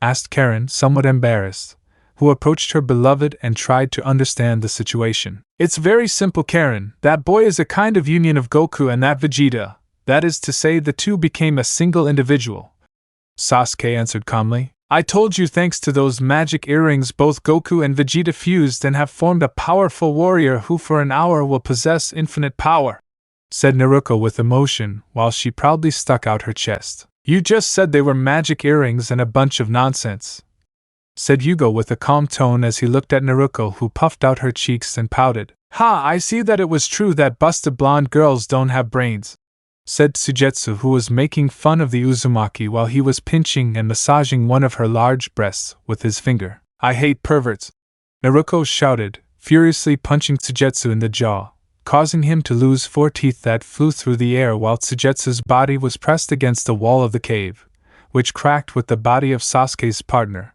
who slowly slid down and then comically lay down on the ground with his eyes like spirals. "Wow, how strong this girl is," Yugo thought in amazement. "I see that Naruto has grown much stronger since I saw her last time," thought Sasuke, who remained stoic. "You deserve that for being a pig. You must learn to respect women," said Karen angrily and understanding and supporting the reason for Naruto's reaction to what her partner did, who little by little recovered, and with his swollen face, he blushed a little. "I think I'm in love," whispered Sujetsu, who suddenly felt attracted to the beautiful Naruto, while he showed a strange pleasure in being beaten and mistreated. "That guy is disgusting," thought Naruto, who could perceive the intentions of Sasuke's partner to a certain extent, and simply decided to ignore him and continue watching the fight between scions. Back to the battle between Vegeto and Broly. Broly, who was furious at the humiliation, struggled and fought against each other, trying to free himself from Vegeto's grip,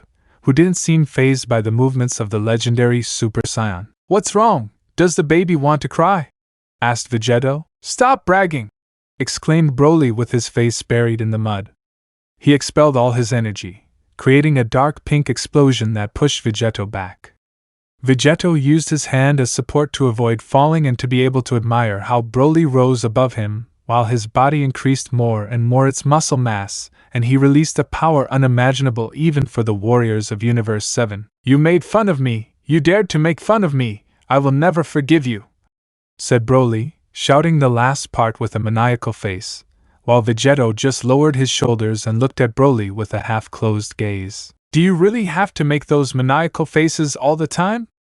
They're very unpleasant," said Vegeto, who seemed bored and fed up with Broly's behavior. "I only live to destroy," declared Broly, expelling his pink aura with ferocity and madness. "Ha, if that's how it must be, fight seriously and try to tear me to pieces, or this will be very boring," said Vegeto with an arrogant smile at the same time that he released his blue aura that surrounded his body, getting ready for the final battle to decide who of the two was worthy of the title of the most powerful warrior in the universe. Chapter 35 Reign of Blood, The Power of All. In the dry mountain area of Konoha Village, the surroundings of the terrain exploded from one side to the other, producing 4 explosions that besieged the air along with large quantities of earth and dust that blackened the environment in the battlefield, where the fused scion acrobatically emerged from the smoke to be able to position himself in a high area, and he could fix his target. "Take this, Big Bang Attack," said Vegeto as he fired his special attack at the face of the legendary Super Saiyan, who simply received it without moving from his spot,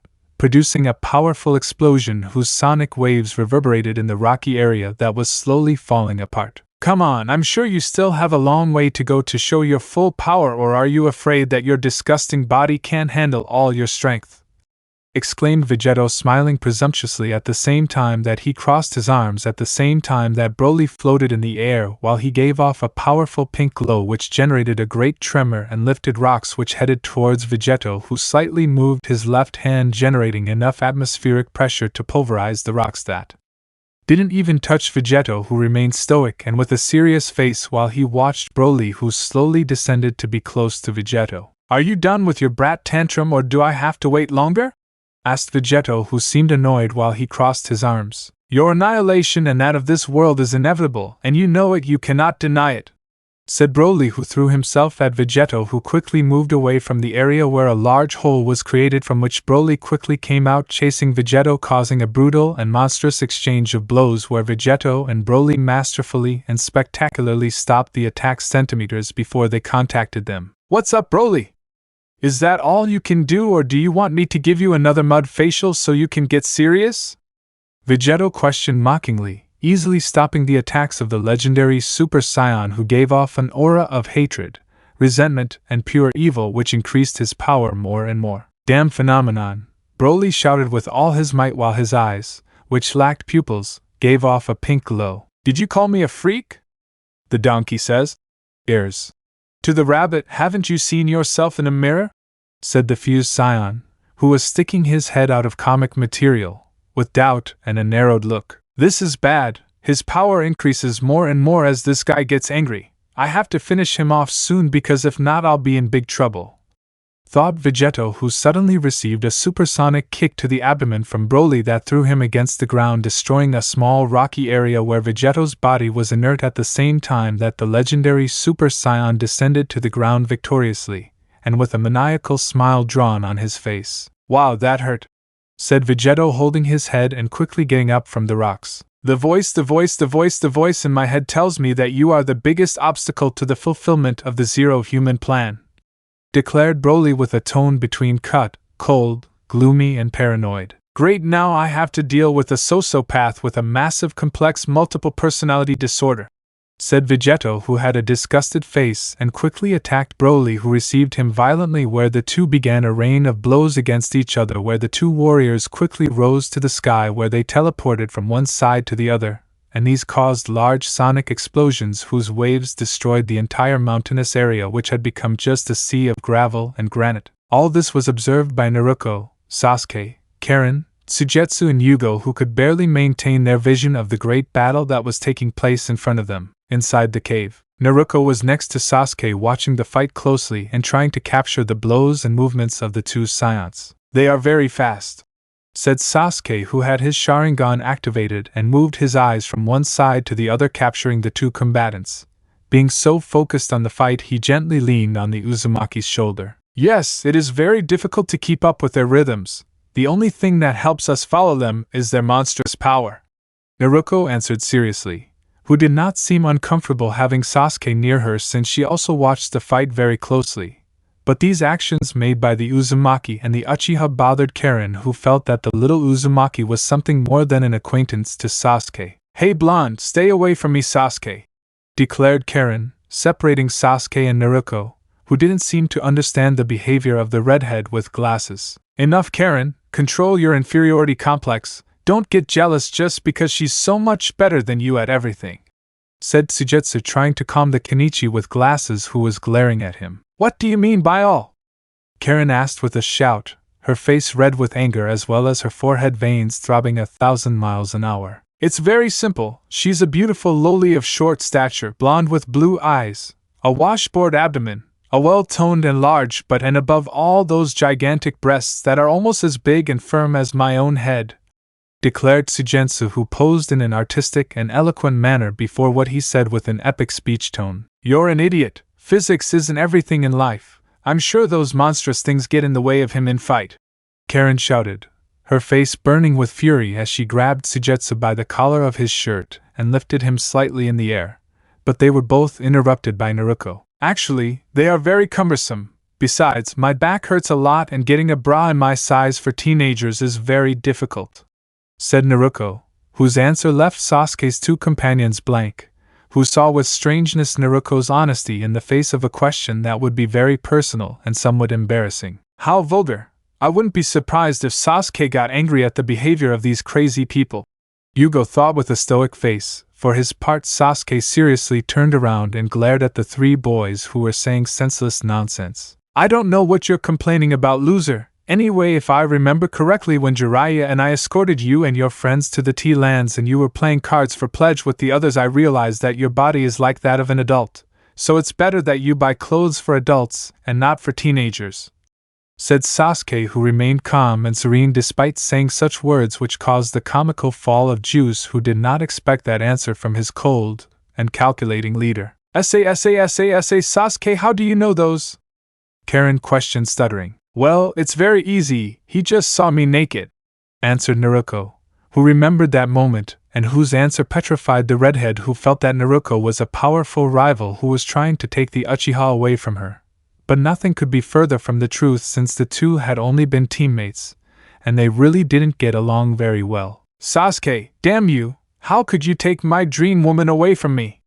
Sujutsu shouted, and despite her shout at Sasuke, he lay down on the ground while hugging Naruto's leg and licking the tips of her toes. Let go of me, you wretch! Naruto shouted, creating a Rasengan, and with it she buried Sujutsu's head, who looked like an ostrich hiding its head in a dusty hole. She is perfect, said with difficulty and a perverted tone Sujutsu, who in the hole imagined the Uzumaki with a black leather dominatrix outfit and a whip with spikes as if she were a sadomasochist. Naruto, how do you see the fight? Asked Sasuke, changing the topic of conversation. I would say that the fusion of Goku and Vegeta has a slight advantage, but that can change at any moment, Naruto answered seriously, who along with Sasuke watched the battle, completely ignoring how Karen and Yugo dug Sujutsu's head out of the ground. Back to the battle between Vegeta and Broly. The fight became increasingly violent as the attention and energy charged with death wishes were almost palpable at the same time that the fused scion furiously hit Broly's abdomen, who seemed unable to defend himself against the attack. What's wrong, Broly? Am I too fast for you? Asked Vegeta, continuing to hit the legendary Super Saiyan to later give him a stop in the face that slammed him against a large rock that crumbled with Broly's body, who had various hallucinations in his head that consisted of memories of him and his first encounter with Goku, as well as images of a white-haired guy who had half of his body malformed that was being massacred by an adult version of Vegeta in a kind of gloomy and dark city. Kill him, kill him, kill him!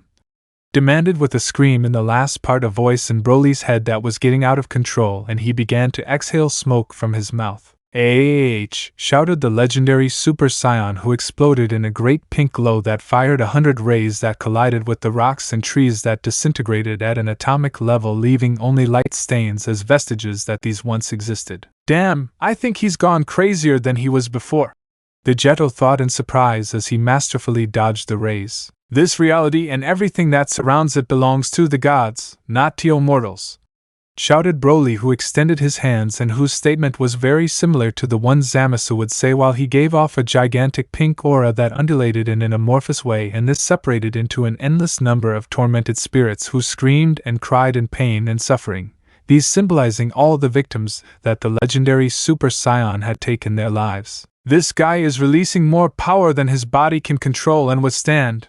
I wouldn't be surprised if he exploded at any moment, declared Vegeta, who attacked Broly, but he didn't count on the legendary Super Saiyan stopping his fist and beginning to squeeze it hard while the bones in Vegeta's hand could be heard creaking, and he put on an expression of discomfort. Damn, was the last thing the fused Saiyan could say as he quickly received a right blow with Broly's free hand that sent him crashing to the ground, sinking Vegeta, who was buried after that powerful blow that sank him deep into a dark hole that exploded violently. Ha ha ha ha ha ha ha. Broly laughed madly and with satisfaction as he slowly walked towards the hole, when suddenly a great and fierce war cry was heard. Shouted the fused Saiyan, who was thrown out of the hole, and he had a light pink cheek. That hit wasn't bad at all, Broly. You slightly numbed my cheek, declared Vegeta, wiping the dirt off his face. This is just the beginning, declared Broly, whose body was cracking, and from the crack steam and a pink power were coming out, as well as he had his eyes rolled back and exhaled a large mouthful of steam from between his teeth while his lips were covered in foam. But how disgusting! You look like you have rabies, said Vegeto, who finished cleaning his face, but he was attacked by surprise by Broly, who gave him another right hook in the face, but this time Vegeto didn't move an inch, showing that he was expecting that cowardly attack from Broly, who seemed a little surprised when Vegeto moved his face slightly and looked at him without blinking and fixedly with his pupils contracted. "The game is over," said Vegeto with a serious and otherworldly voice that quickly and without giving Broly a second, he connected a powerful left hook to the jaw, knocking out 6 teeth that consisted of molars and front teeth that were pulverized in the air, while the body of the legendary Super Saiyan was embedded against the last mountain in the place that exploded in a grotesque and macabre cloud of smoke that swept away all the vegetation that remained in that injured and dying area. "You're just like that damn man who dared to destroy Trunks' future. That's why I won't let you live. I'll kill you, Broly," said Vegeto as he quickly approached the mountain, an action that was imitated by Broly as he came out from between the rocks, and both warriors launched a powerful blow that collided with each other, generating a surge of energy that disintegrated everything, while Vegeto and Broly slowly sank into a crater that they created with the impact of that blow that resonated throughout the territory of the Fire Continent. At the same time, in the village of Konoha, everyone was a spectator of the explosions and sonic waves that cracked the battered walls of the village where the Shibobi of Konoha and their allies from the other villages were dueling with the soldiers of the evil emperor and shinobi of Otogekyur. "If we continue like this, it doesn't matter if we win, the destruction of the territory will leave these lands unavoidable," Hiruzen exclaimed in astonishment. "It's not time to worry about that," replied Tsunade, who with a great movement of her wrists and arms broke the necks of 2 of Frisia's soldiers that she had caught in the air. "I know, the good thing is that for the moment we have dominated the counterattack thanks to the intervention of Tsunade and the return of our elite ninjas who rescued the land of the waves," answered Hiruzen, who quickly performed an earth jutsu, and this sandwiched and crushed several sound ninjas. "If we also have Goku's harem, that is diminishing the enemies near the doors and the walls," said Irika, who was defending himself near where the 2 Hokages were. "I just hope these don't lose control and end up going crazy," said Hayashi, who quickly used his rotation technique, annihilating 50 enemies who dared to attack him. In a residential area near the walls of Konoha, all the members of Goku's harem were spread out around the area, stopping the attacks of the invaders who were attacking from the ground and air, trying to demolish the walls of the Konoha village. "They're in the way," said Mikoto, who had her Sharingan on at its maximum power while launching a gigantic ball of fire that charred many enemies who were writhing in their suffering and misfortune. Kushina screamed furiously, gloating, consumed in her own power, while she fired several spheres of ki that exploded the heads of several enemies who fell from the walls to the ground, leaving only bloody and amorphous masses. "You wretched bitches, shouted a soldier who melted under a shower of ki beams thrown by Anko and Ino, who laughed madly at their actions. "Ha ha ha ha ha ha, no matter what you all say, you're just cowards. Come on, fight and try to make us sweat a little," Ino and Anko said in unison while laughing, making sensual and highly suggestive poses before the enemies, who had mixed feelings as they felt excited and encouraged by the 2 girls, as well as expressing fear and dread with the presence of the 2 Amazon kunoichis, who had attractive but extremely deadly and threatening looks similar to those of evil and terrifying mermaids who await their prey. At the same time, Sakura was near the inner edge of the wall, which was far from the others, and she was taking care of several enemies. "Damn!" exclaimed Sakura, floating in the air while she threw several shurikens that knocked down several soldiers who were on the ground, attacked and exterminated by Choji and Shikamaru, who used their expansion jutsus and shadow possession to defend the area along with Sakura. "This is getting very tedious," complained Sakura, wiping the sweat from her forehead. "Don't complain, we're defending a very important area for the village," Shikamaru said with a tired look, fed up with the situation. "Careful, Sakura," Choji shouted loudly as he saw a monstrous and deformed summoning bird where 30 sound ninjas were resting, colliding with Sakura's body in a kamikaze action. Sakura screamed as she and the devilish bird plummeted and went through a building through the roof, which exploded and imploded, collapsing. "Sakura!" exclaimed Choji and Shikamaru, who ran to Sakura's aid, but both were stopped by the sudden appearance of a jounin from Otogekyur, who put himself in a combat potion. "You don't have to worry about your friend since you will meet her very soon," said cynically and mockingly the jounin who attacked Choji and Shikamaru, who could barely defend themselves. "What are we going to do, Shikamaru?" Choji asked fearfully. Don't rush, Choji, I'm sure we can win, declared Shikamaru, calculating all the possibilities of victory or defeat at the same time that he and Choji threw themselves against the evil shinobi of the sound that imitated the action of the two Konoha ninjas and started the fight. Meanwhile, inside the demolished building, between the smoke and the earth of the place, it was possible to observe how the head of the colossal dead bird moved from one side to the other, revealing to Sakura that she had several scratches on her face and arms, but she was still alive. Damn animal! Kuruno said angrily as she slowly stood up and kicked the dead bird's head. You're very tough, it seems. I wonder how long your tough skin will resist our attacks? Said a freezer soldier who, along with a squad of 50 soldiers and 50 sound ninjas, was preparing to attack her inside the building that had become a death trap. Damn cowards, they really are a pain, said Sakura, getting into a fighting stance. All fire! Shouted the squad leader, who along with his companions began to fire a shower of beams from their laser weapons, just as the Otogekyo shinobi constantly threw kunais and shurikens. I'll kill them all! Sakura screamed while the kunoichi promised to our hero only barricaded herself, and on her knees as well as cowering on her back on the ground while the attacks savagely tore at her clothing and slowly injured her skin. Ha ha ha ha ha ha, die, ha ha ha ha ha ha ha. The invading soldiers and ninjas said between maniacal laughter while a cloud of dark smoke formed around where they attacked, while between the cloud of smoke you could faintly see some eyes that shone full of bloodlust. In the outside area of the building, Shikamaru and Choji somehow managed to maintain control, and between the two of them they managed to push away the Jounin, who was keeping his distance from them thanks to the Naro boy's shadow possession jutsu. Ha, this stupid baby jutsu won't last long, and when I'm free I'll kill them, said the Jounin, struggling to free himself from Shikamaru's jutsu grip in a poisonous voice. What are we going to do with this guy? I'm sure he'll get free very soon, Choji said fearfully. I already know, shut up and let me think, said Shikamaru, who was trying to come up with a strategy when suddenly a huge explosion occurred from inside the building. 100 screams of desperation and fear could be heard, which fell silent in an instant. What happened in there? Asked the Jounin, who couldn't turn around properly to see what happened behind him. Don't worry, nothing happened, said a chilling and serene female voice that belonged to Sakura, who was behind the Jounin, while she lightly ran her small hand over the Jounin's abdomen, who couldn't move and was sweating buckets. Where is the squad leader? The Jounin asked fearfully. I don't know who that leader is, but I assure you that all your friends and companions are already dead, answered Sakura, while behind her a grotesque and gruesome image of disemboweled and dismembered soldiers and shinobi could be seen, while pieces of legs, arms and heads were scattered on the ground and the walls of the gloomy building were bathed in blood and entrails. Damn it! Was the last thing the Otogekyo Jounin could scream as Sakura pierced his back with her arm that came out through his chest while she took out a bloody and still beating heart, killing the Jounin, who fell to the ground leaving a pool of blood. What happened to Sakura?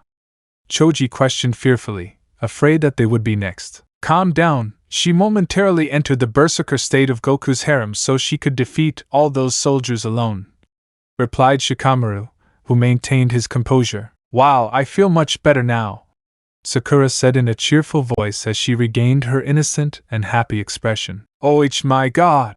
Choji shouted, expelling a large jet of blood from his nose when he saw that when the smoke dissipated, Sakura could be seen, almost completely naked and only wearing a bra and some brown panties with burnt and battered leopard spots, which did not cover her private parts very well as her enormous chest, and allowed a perfect view of her sexy, voluptuous, toned and muscular body, which would be the envy of any woman or man. What happened to you? You look like a jungle girl, Shikamaru questioned, slightly blushing. Well, they shot me and burned me, and my clothes didn't hold up and fell apart.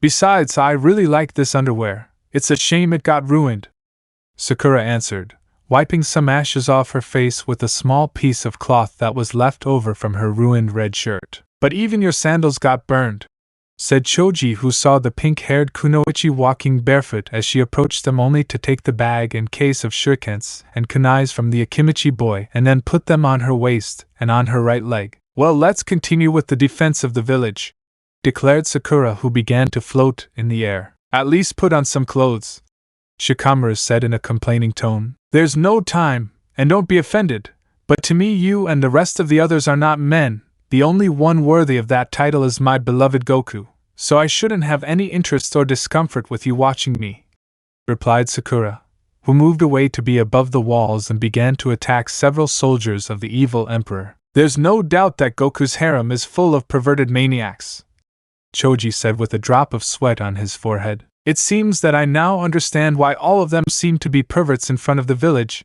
It seems that their lack of inhibition and exhibitionist behavior is due to the fact that for them the rest of the men are nothing more than animals or objects, and the women are only potential rivals who could approach their beloved Goku, since Goku is all they can observe in the world they created in their heads," thought Shikamaru, who analyzed the psychology of the girls in Goku's harem while he imagined the image of all the kunoichis in the Scion's harem who were covered by shadows at the same time that the only thing that was perceptible was their eyes that shone with a chilling white tone. Back to the battle between Vegeto and Broly. A great storm and destruction were produced by the blue and pink auras colliding against each other in a battle of pressure where they tried to drag each other against each other. "Ah!" screamed the legendary Super Saiyan, whose body was boiling and whose throbbing veins stood out all over his cracked and incandescent body. "It doesn't matter how much it costs me, but I will finish you," shouted Vegeto, who along with the legendary Super Saiyan rose slightly from the ground above the crater, while the hurricane force winds they produced with their ki swept and flattened the ground of the combat zone. "Take this, Broly!" exclaimed Vegeto, who with his free left hand created a golden ki light sword and launched it against Broly's carotid artery on his neck, who seemed not to react when there was a burst of blood that spurted out near the neck area of the legendary Super Saiyan. "Do you think you're so smart, aren't you damned?" questioned Vegeto with a complaining tone. He had a sharp look, and he gritted his teeth in fury when he realized what the legendary Super Saiyan had done. He also used his only free arm, and at great speed he covered his neck while the ki sword pierced the hemorrhaging palm of Broly's hand that he squeezed and destroyed the sword. "And no matter how hard you try, the outcome is already decided," shouted Broly, who little by little pushed Vegeto's fist as he saw how his eyes were contracted and had a gleam of despair. "I am the most powerful in the universe," shouted Broly, performing a supersonic kick upwards which fortunately, and thanks to his superhuman reflexes, Vegeto managed to dodge by raising his neck back, losing visibility, which was taken advantage of by the legendary Super Saiyan, who teleported behind Vegeto and performed an aerial Chilena kick to the head of the fused Saiyan, who was thrown against the remains of the last destroyed mountain that cracked and created a huge crater where Vegeto was bleeding from his forehead, and it ran down to his eyes, which were closed, and he was a little stunned, which was convenient for Broly, who moved at the speed of light and landed a monstrous right hook in Vegeto's stomach, who sank between rocks that flew through the air along with sediments of earth and smoke at the same time that Vegeto, with his eyes contracted and with great surprise, spat out a large mouthful of blood. "Ha ha ha ha ha ha ha!" Broly laughed in a crazy way at the same time that he licked Vegeto's blood that splashed the lower part of his cheek near his mouth. "Kakaroto!" Broly shouted, spilling a large amount of saliva and blood from his injured and lunatic face, while with his left foot he launched a kick with which he crushed Vegeto's hand against the rock where he was embedded, at the same time that with his right hand he took the injured face of the fused Saiyan and smashed his head violently. "I've always hated you, Kakaroto, and I always will," said Broly in a low voice and with a dark tone while squeezing Vegeto's head, whose eyes were covered by blood and Broly's large palm leaving only his mouth in sight. "And oh, Goku, Vegeta!" shouted Naruto, who was watching the grotesque spectacle with Sasuke and was about to rush to the rescue of her comrade. "My dream has come true!" shouted Broly, who threw a powerful left punch which was captured by Vegeto, whose eyes, despite the blood and shadows of the palm of the legendary Super Saiyan's hand, perceived his thirst for blood, and quickly with his left arm he managed to block and deflect Broly's attack that embedded itself against the large rock of the mountain next to the side of Vegeto's abdomen. "Damn son of a bitch!" Vegeto shouted, turning on his blue aura with all his strength that reached the sky, and with his right hand he imprisoned Broly's right arm to immediately launch a powerful knee upwards, causing a chilling explosion of blood where a macabre image of Broly was visible, whose arm was torn apart in a grotesque exposed fracture, leaving part of the bone exposed. "Ah!" The legendary Super Saiyan screamed in pain, and quickly received a double save from Vegeto that pushed him away so he could gain distance. "You've really made me angry like no one has ever done before," said Vegeto seriously, wiping the blood from his eyes and mouth as well as the dirt from his face. Kakaroto, said Broly with difficulty, holding his broken arm, and in a disgusting and somewhat repulsive way, he pushed the exposed bone inside, trying to regain mobility in that arm. He has really gotten much stronger even though his body is being destroyed in the process. If this continues, I will be the one who loses the fight, thought Vegeta with a face of slight pain and discomfort as he adjusted the middle finger of his right hand, which was dislocated in a very conspicuous way thanks to the pass that Broly had previously landed on him. This is extremely fun. This really is the fight of my dreams, the conflict I always waited for. We are going to kill each other, said Broly, who suddenly smiled and at super speed moved in front of the fused Scion and punched him, generating a rain of blood spray that came out of Vegeto's head that fell violently and dramatically to the ground face down, staining the rocks with various blood stains. Killing each other sounds like fun, let's do it, shouted with great emotion and adrenaline to the top Vegeta, who seemed to be totally possessed by his combat instincts coming from the Scion race, and who quickly caught Broly, who was still suspended in the air, and quickly got up, throwing a powerful uppercut to Broly's jaw, whose head rose upwards, and it vibrated from one side to the other at the same time that he expelled a tidal wave of blood and saliva along with a little vomit, which was unpleasant to the sight of the spectators. In the cave where Naruto and Sasuke's team watched the fight, everyone seemed to be somewhat scared and disturbed by the violent and savage way in which the fight between Scions was developing, who seemed to be letting themselves be carried away by their natural instinct to fight and conflict. I have never seen anything so creepy and grotesque in my life, and I have seen all of Orochimaru's disgusting facets. Those two are monsters from the depths of hell, said Sugensu, completely pale and trembling, hiding behind Yugo, who, despite trying to appear calm and at peace, his bewildered and trembling gaze betrayed him. Those two have caused a rain of blood, Yugo said in a low, whispering, and somewhat trembling voice. I'm so scared and nauseous, said Karen, who turned white with fear and felt like vomiting because of the great bloodshed from the massacre she saw before her eyes. I can't believe this is happening. So this is how a fight between Scions should look, thought Sasuke, who despite feeling fear and chills could not stop watching the fight, since it seemed very interesting and a great source of adrenaline. Goku, destroy him, kill that guy, shouted Naruto, who despite the fear and concern for her fiancé was also trembling, full of emotion and anger. What's wrong with you, girl? Asked Karen, surprised by Naruto's behavior. I just can't help but get excited and aroused by this fight. This feeling is truly addictive, said Naruto, who seemed possessed and ran her hands over her breasts and crotch at the same time that she released a seductive aura of violence and death which intimidated Karen, Yugo, and Sugetsu, who were hiding behind Sasuke, who was the only one capable of withstanding the tension in the air. Naruto, calm down. When did you start feeling this way?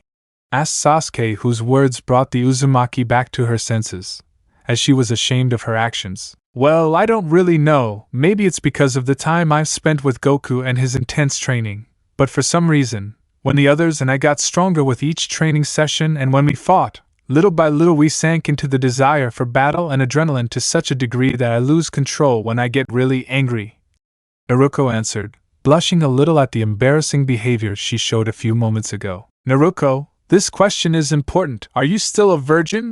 Questioned Sasuke, who remembered some of the experiments with Scion DNA in the Shikabane project, the super powerful monster that was the creation of the mixture of a Scion and a shinobi. No, I'm not anymore, and don't ask that, it's embarrassing, Naruto replied with a frown. God, now I understand. It seems that this could explain that strange mode they call the berserker state of Goku's harem, as well as the great change in their bodies that are more voluptuous and muscular than those of a normal kunoichi.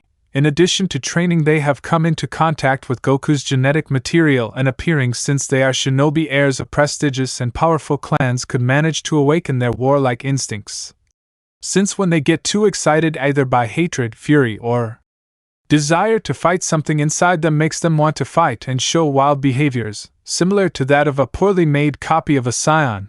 Goku's DNA is truly terrifying. It disturbs me to think what kind of children he and the others could have thanks to that blood and the Kekkai Genkai of the clans, thought Sasuke, who had been investigating for his mission with Orochimaru everything about Scion blood and its effects on chakra users. Meanwhile in Konoha, The explosions throughout the fire continent were reaching absurd levels to the point where it could be considered that the end of that planet was almost a fact. "I don't know if we're winning or losing anymore," said the Tsuchikage, who had Bulma sitting on his back, and he used a special jutsu, and it flew around the enemies whom it surrounded in a threatening and fast way. "I guess if we're still alive it means we're winning, since Frieza hasn't vaporized us yet," said Bulma, who seriously aimed and fired her laser weapon at Frieza's soldiers and Otogekyo ninjas, who fell in a lightning-fast manner with an incandescent shot to their foreheads and bulging eyes. "You are very good at this fighting thing even though you claim to be just an ordinary woman," the Tsuchikage said with a smile. "I am an ordinary woman,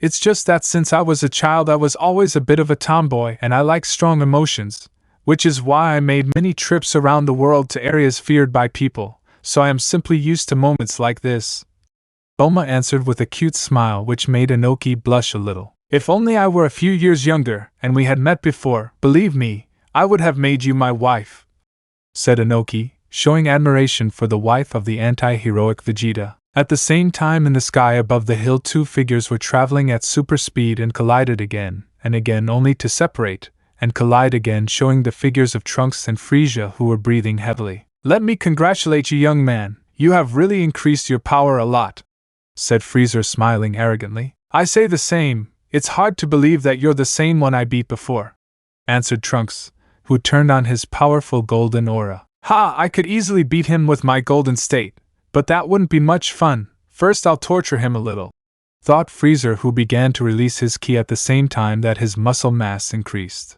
"Oh, I see you're finally going to use your true power," said Trunks, who remained still and waited for Frieza to release his maximum power. In outer space, it was perceptible how a kind of energy dome emerged from between the curvature of the terrestrial sphere of the ninja planet that resonated and shook before the release of energy from that dome that gradually disappeared. Back to Konoha, the sky returned to normal while the prodigious image of Frieza, who had great muscles and smiled with evil and madness, was perceptible. "What happened?"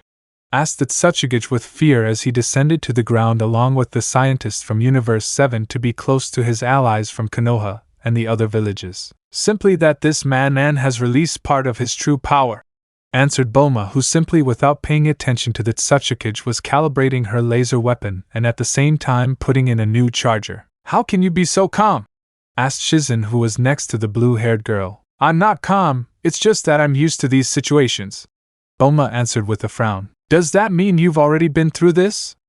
Mei Terumi asked in astonishment as she approached the group. "Yes, although on that occasion everything was destroyed and turned into dust," answered Bulma, who remembered when the planet Namek exploded, but she didn't tell them this since she didn't want to scare them more than they already were, which was no consolation since Shizen and the two Kages were pale and they looked away to see Frieza and Trunks, in whom they had placed all their hopes. Back to the battle between Trunks and Frieza. Trunks calmly floated to stand face to face with Frieza, who sighed as he was using his maximum power without reaching the golden state. "I'm ready, we can begin," declared Frieza. "It was about time, I was getting bored," answered Trunks, who put his hands on his side and prepared for battle. "You will regret those words," shouted Frieza, who teleported in front of Trunks and connected a hook to Trunks' stomach, who showed a face of pain while spitting out a little blood. "You're too slow," shouted Frieza, who began a rain of blows to the face and body of the Scion of the Future, who was twisting from one side to the other in the air and then fell against a building after a scissor kick from the evil Emperor, who seemed to be enjoying the fight. "This is just the beginning, young man.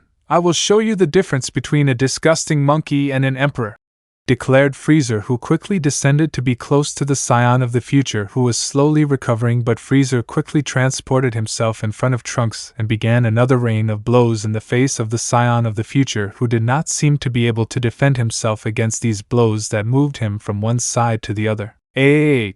Frieza shouted furiously as he launched a powerful kick, and with his toes grabbed Trunks' face and buried his head against the ground, burying him among the rocks. "This will be your end, brat," declared Frieza, who rose, leaving Trunks' body on the ground. "Damn bastard," said Trunks angrily. wiping his eyes as some dust had gotten into them which would have been a disadvantage, but thanks to his ability to detect ki he could perceive how the evil emperor was approaching quickly, and he began to throw a series of punches which were blocked with great difficulty by the scion of the future, who moved from one side to the other with his arms in a cross shape near his face, trying to avoid the fatal impact. "Don't be arrogant, Freezer," said Trunks, who stopped Freezer's two arms, which he was holding with his hands, and both of them began a confrontation of price and strength. "Ah!" shouted Freeze, cocking his two arms trying to bury Trunks, who seemed fed up with the situation and decided to use his last transformation. "But what are you doing?" questioned Freeze with surprise as he contemplated Trunks' new power, which rivaled even that of Super Saiyan Rose. "Freezer!"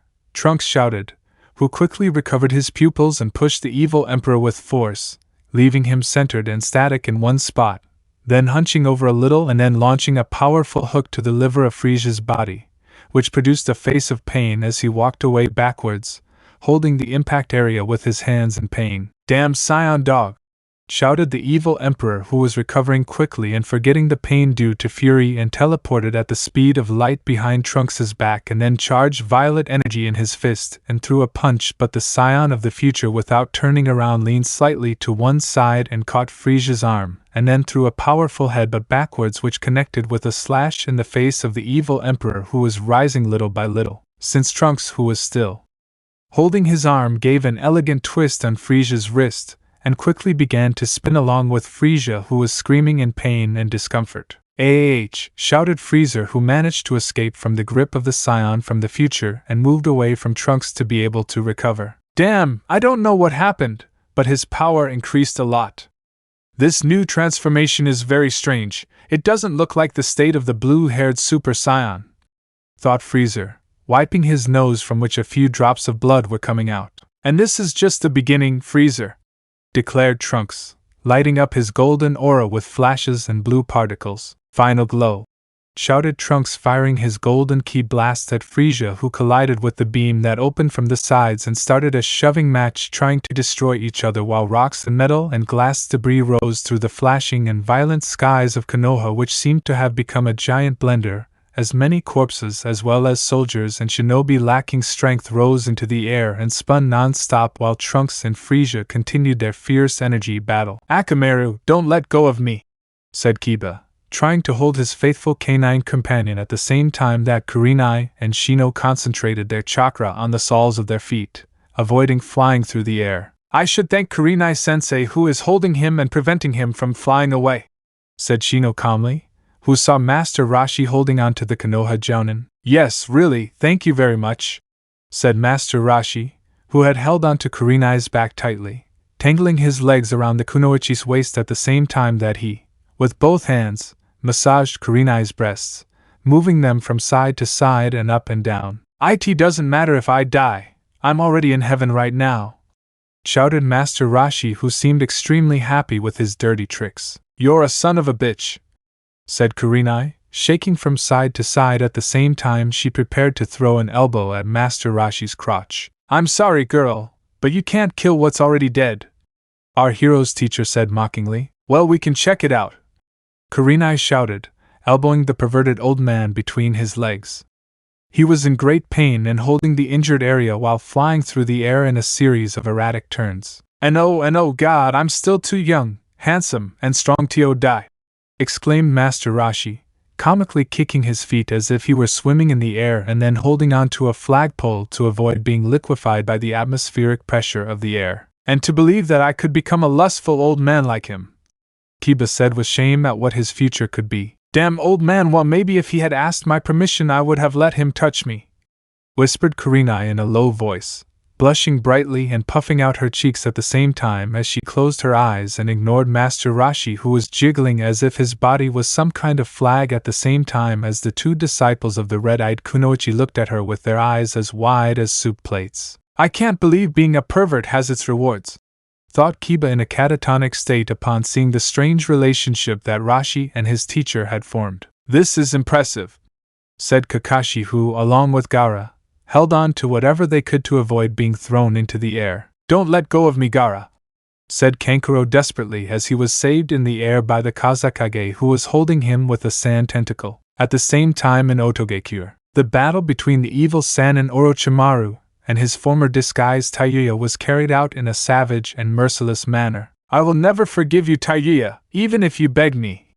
shouted Orochimaru as he took a powerful leap onto a rock pillar, and then expelled a wave of snakes from his arms that attacked the kunoichi with the sound, who performed an acrobatic act and was able to avoid the poisonous bites of the snakes. "I'm not interested in your damn forgiveness, you wretchable dog. What I wish for is your death." Taiyuya also answered with screams, being covered by her curse marks at the same time that she began to play the flute, which generated horrible sonic waves which bounced off the walls of the gloomy room that worked like an amplifier, damaging Orochimaru's eardrums. Shouted the evil Sannin, who covered his ears, but it was useless since he was left unbalanced and dizzy. "I've got you," said Taiyuya as she drew a kunai and pierced Orochimaru's chest, which slowly fell apart, revealing an earth clone that replaced the original evil Sannin, who emerged from the shadows and then fired a shower of shurikens. "You really were always very slow to learn, Taiyuya," said Orochimaru with a scathing voice, smiling evilly while the kunoichi of the flute jumped in a disorganized manner, avoiding the shurikens, but to her misfortune, two managed to reach one of her legs and an arm. "This is over, Taiyuya. This situation doesn't look good for you," said the evil Sannin, who stuck out his tongue and stretched his neck ready to perform a grotesque act. "Don't be too confident, Orochimaru. Remember that you were the one who trained me," said Taiyuya, who used the blood from one of her wounds to be able to perform a summoning jutsu. "Get ready, Orochimaru," Taiyuya shouted, summoning a cloud of smoke from which three enormous and ugly demonic figures began to emerge, which seemed to have come out of a horrible horror movie. "This is not good," said Orochimaru with a serious voice and a deep look. "Your opponents will be the three Doki. Get ready, Orochimaru will play the melody of death just for you. You better not underestimate me," said Taiyuya with a cruel smile, at the same time that his curse mark released its power to the maximum, transforming the kunoichi, whose skin darkened at the same time that a series of 6 horns emerged from her head that destroyed her hat made with bandages. "Die, Orochimaru," shouted Taiyuya, who began to play a gloomy tune with which she began to manipulate the three Doki, who at great speed attacked the evil Sannin, who jumped and dodged with difficulty the attacks of the three demons who, lacking any emotion, were determined to end the existence of the evil Sannin. "Maku no Ran," said Taiyuya, playing a tune with her flute. "Demons, I'm changing the rhythm," thought Orochimaru as he tried to come up with a strategy to confront the three demons who, upon hearing Taiyuya's music, mobilized and tried to hit the Sannin at the same time as they slowly opened their mouths with difficulty, releasing strange tongues similar to white worms with many mouths full of sharp, very sharp teeth that writhed and flew all over the place trying to catch the Sannin, who miraculously managed to dodge them, but to his bad luck, one of the worms managed to catch one of his hands, tearing off a piece of his chakra aura. "Curse!" Orochimaru shouted as he threw a kunai with an explosive paper which exploded in front of the worms, allowing Orochimaru to land on the ground at the same time as he checked his arm since his chakra network was injured. "The problem in this fight is not the three Doki but Taiyuya. If I somehow stop the sound of her flute, the Doki will disappear," thought Orochimaru as he got into a fighting stance. "This is for the glory of the great Emperor Freezer," said Taiyuya, giving an order with her flute to the Doki, who attacked Orochimaru in unison, who received the demons who began to tear the Sannin apart. "I did it," said Taiyuya with joy which didn't last long, since from the floor of the gloomy room and thanks to an underground jutsu, Orochimaru came out and had transformed his body into a kind of snake from the waist down. "This is over, my dear girl," said the evil Sannin, who activated the curse mark control ability, which produced a horrible and unbearable pain to Taiyuya, who fell to the ground dropping her flute. Taiyuya screamed as she watched her three Doki demons disappear in a cloud of smoke. "Well, Taiyuya, I hope you thought of a nice epitaph for your tombstone," said Orochimaru with a maniacal smile, licking a kunai with which he planned to take care of the kunoichi, who was motionless and in a state of suffering. Back to Konoha village. The entire area was destroyed and in total chaos as Trunks' final glow collided with Frieza, who, screaming in fury, exerted pressure, pushing himself down. Shouted the evil Emperor, who increased the pressure of his violet aura. "Damn Freezer, give up and die once and for all!" exclaimed Trunks furiously, increasing the power of the final glow that began to drag Frieza, who suddenly had a déjà vu as he remembered his first fight with Goku and decided to implement the same trick. "It can't be!" Trunks shouted in astonishment as he was tackled by Frieza, who dragged him through the air, doing pirouettes and spins, ending up nailed to the ground along with the Scion from the future. Trunks screamed in pain as he was buried deep in the rocks beneath the village. "Ha ha ha ha ha ha ha!" laughed madly Frieza, who accelerated and imprisoned Trunks, who would not allow him to be buried alive. "Nasenku!" Trunks shouted, firing the special attack he learned from his master Gohan, which embedded itself in Frieza's chin, sending him flying upwards. "Stinky brat," said Frieza, who had come out of the hole and was in the air rubbing his injured chin. "I was confident, but that won't happen again," said Trunks, who also came out of the hole and unsheathed his sword. "It's time to get serious, don't you think, boy?" said Frieza, who began to smile as he began to slowly release golden rays at the same time that his body darkened along with the sky of the land of fire at the same time that the ground began to shake violently. "Lord Frieza," said a female voice which was known to the evil emperor, who stopped his transformation and quickly looked away towards where the Otogeku village was located. Damn it, said Frieza, who shouted the last thing with fury and desperation as he ignored Trunks and the Konoha village to quickly shoot out towards Otogeku. "Great Frieza?"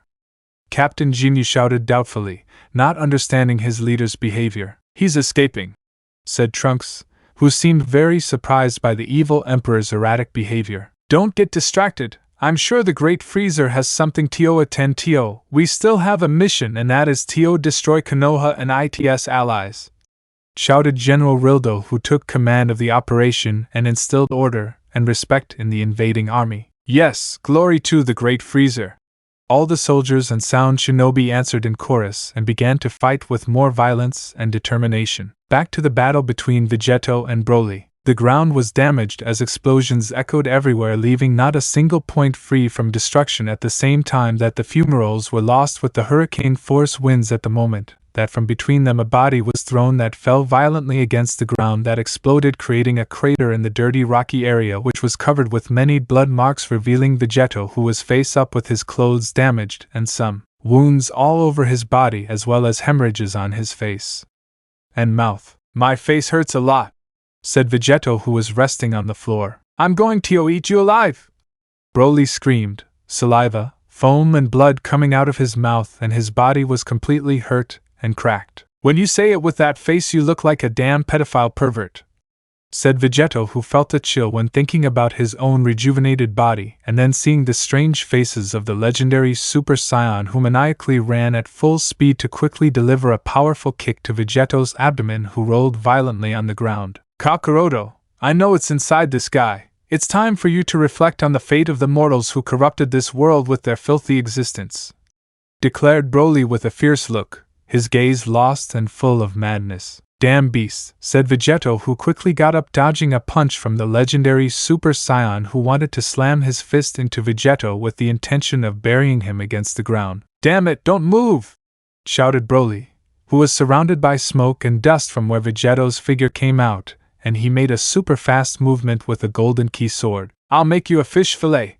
exclaimed the fused Saiyan, who performed a side saber blow that managed to graze Broly's throat, slightly wounding the skin near his Adam's apple, generating a hemorrhage that splashed the ground. Broly screamed as he fell to his knees on the ground while he held his neck and used ki to cauterize the wound and stop the bleeding. This fight is the best I've ever experienced in my spiteful life. You'll be the greatest trophy I've ever been able to achieve," said Broly with difficulty since his vocal cords were burned by the ki he used before. "I say the same, you are the first one who has forced me to use my true power," Vegeto answered with an honest smile and a challenging look. The two Scions shouted fiercely and violently as they threw a powerful punch that collided, creating a large discharge of white plasma that showed the omnipotent power of the two warrior gods, who slowly separated to begin an exchange of blows at close range. Fight! Shouted Broly, who threw a strong left punch against Vegeto's face, who stopped it in an impressive way, and it grazed his cheek. "It's hard to believe, but even though his body is in a mess, he can still keep increasing his power," thought Vegeto, gritting his teeth tightly and having a contracted and wobbly look at the same time he bent his knees to stay standing and not be thrown into the air. "Take it!" Vegetto shouted, launching a powerful and compact uppercut that fit into the lower part of Broly's jaw, which turned into a fountain of blood that flew and fell like crimson rain. "I will not lose this fight, you damn son of a bitch!" shouted Broly, who launched a side kick against Vegetto's head, causing an explosion of blood near the fused Scion's face. "I can also do the trick of defending myself from short distances," said Vegetto, who smiled sarcastically since with his left hand and with the tips of his fingers which he hardened with ki, he pierced Broly's shin which was bleeding non-stop. "In the name of everyone you killed, I swear I will exterminate you, Broly," said Vegetto with strength and determination, bombarding Broly with a deadly and devastating rain of blows that dug into vital points and areas of Broly's organs, while Broly writhed wildly at the same time that he seemed to be unconscious with his eyes open and his body was bleeding more and more. "This will be the end of you," said Vegetto, who hammered with both hands together a blow that connected on the top of Broly's head, who fell against the smoking ground. "Aya!" Vegetto shouted as he ran to deliver the finishing blow, but suddenly he tripped and fell to his knees. "It can't be! Could it be that the fusion is wearing off? No, I've been losing a lot of blood which is diminishing my motor skills," thought Vegetto as he analyzed what was happening to him. "Kakarot Tuku!" shouted Broly, who regained consciousness and tackled Vegetto, then shot out at super speed back to Konoha. "It can't be that they're going towards the village," Iruko said fearfully. "Then what are we waiting for?" "Let's go there," said Sasuke, who along with Naruto, Karen and Yugo left the cave to head to Konoha. "Or I'm not going to the center of the war, I'm staying," Sujetsu said fearfully. "It's your funeral, not mine," said Sasuke, who looked away and was able to see a man flying surrounded by a white aura, who was accelerating, burning the air. "Who is that?" asked Naruto. "Change your mind, let's go to Konoha," said Sujetsu, who ran away at high speed, leaving his companions with their eyes half closed and thinking how pathetic the Uchiha's companion was. Why would Freezer be retreating from the battlefield at a time when he and his followers are dominating? This doesn't make sense, thought Sasuke and Naruto, who couldn't understand the actions of the greatest enemy that has ever existed in the history of the ninja world. Back to Konoha village, the soldiers of the evil emperor and the Otogakuren ninjas fought fiercely despite the absence of their leader. But Konoha and the Shinobi Alliance began to diminish them thanks to the help of Trunks, who masterfully and effortlessly killed 1,000 enemies alone. "You are the one to blame for what is happening," declared General Rildo, who decided to be the opponent of the Scion of the future at the same time that the other Z warriors along with Majin Buu boxed in the Genius Special Forces, who practically deduced that the result of the fight was against them. "A little more and we'll win," said Tsunade, who was with the other Kages. "We can't lose, we are the most powerful soldiers in the universe," exclaimed Jinyu furiously when suddenly an explosion was heard along with an electric shock which revealed the Raikage, who was accompanied by his brother Killer Bee, Samui, Mabui, Karui, Darui, Tenten and Hinata, who used the teleportation of the Kumogaku village to reach the battlefield. "It's time for you to learn your place in the food chain," said the Raikage, who took off his coat showing his muscles at the same time that it gave off an electric aura. "More reinforcements have arrived," said Shizen with excitement, who along with the other shinobi smiled knowing that finally the 5 Kages were gathered. "It's good that you're back," said Ino, who was greeting her friends who returned to the Cloud Village. "Yes, we are ready," said Tenten and Hinata, who were meeting with the others. "Hello, how nice that you're here," greeted Sakura, who was getting off with the kunoichis of Goku's harem. "But what happened to you?" Tenten asked in surprise upon seeing the half-naked Sakura. "Nothing, consequences of a battle, but I'm fine," answered Sakura, who noticed the morbid looks of the men in the place. "Do you want a taste of me?" "Well, it's a shame since I'm married," said Haruno, who was modeling and showing off her figure in an erotic and very suggestive way, as well as her battered and burned leopard underwear, causing nosebleeds in the male shinobi who were around the place. "You are getting too confident. Do you really think this is all our power?" said a voice near the walls that caught the attention of the Konoha shinobi and their allies who saw the evil Dr. Mia. "There are still several ships in space with millions of soldiers, as well as the fact that we still have 3 elite soldiers waiting for their moment," said General Rildo, who took the floor and boasted. "More elite soldier?" questioned Piccolo, who would soon receive his answer. Very soon the spaceship where the Sigma forces come from will be on this planet, and many of you will never see the next sunrise again," said the evil doctor in a presumptuous tone as he awaited the arrival of the squadron of the most powerful mutant machines he had created. "I don't know who these Sigma forces are, but I'm sure they're very strong," thought Master Rashi, who didn't expect there to still be elite-class soldiers in Frisia's army. Suddenly 2 meteorites were approaching the village at high speed, something that caught everyone's attention. "What is that?" asked Hiruzen, trying to focus his gaze to see the object better. "You and the others better get down on the ground," said Krillin, who along with all the ZY shinobi warriors who heard him were throwing themselves down and covering themselves when suddenly the 2 meteors crossed the skies of the village and then crashed into the Konoha prison area, which exploded from majestic handling, leaving the environment blackened by smoke that did not allow good visibility. When from among the smoke came the figure of a boy between 13 or 14 years old who jumped all over the place. My butt hurts, it hurts," Vegetto shouted, rubbing his butt, full of pain. "Who are you?" asked Anko, who along with the kunoichi of Goku's harem and the other shinobi saw a fused scion for the first time. "Me? Well, I'm the fusion of Goku and Vegeta. My name is Vegetto," answered the fused scion, who had an innocent face very similar to that of his fiancée, which was recognized by the girls who were happy that their beloved was still alive. "Vegetto, how is the situation?" asked Piccolo, who approached the fused scion. Let's just say I'm having some problems, but don't worry, there's no one in the universe who can beat me," Vegetto answered in a boastful manner, which surprised Goku's acquaintances since Vegetto seemed to show hidden facets of our hero's personality that they didn't know about. "He's a braggart," said Tenten, who was near Ino. "Well, yes, but with such a monstrous ki I don't blame him. Besides, we can't deny that he's very handsome and in a certain way he's still Goku," answered Ino, who admired Vegetto, who showed certain gestures similar to those of her fiancé. "Oh, hello girls, I'm glad you're okay," said Vegetto with Goku's typical smile, which made the kunoichis blush. Despite the scion's different appearance, he was still partly Goku. "Goku, I mean Vegetto, is Naruto okay?"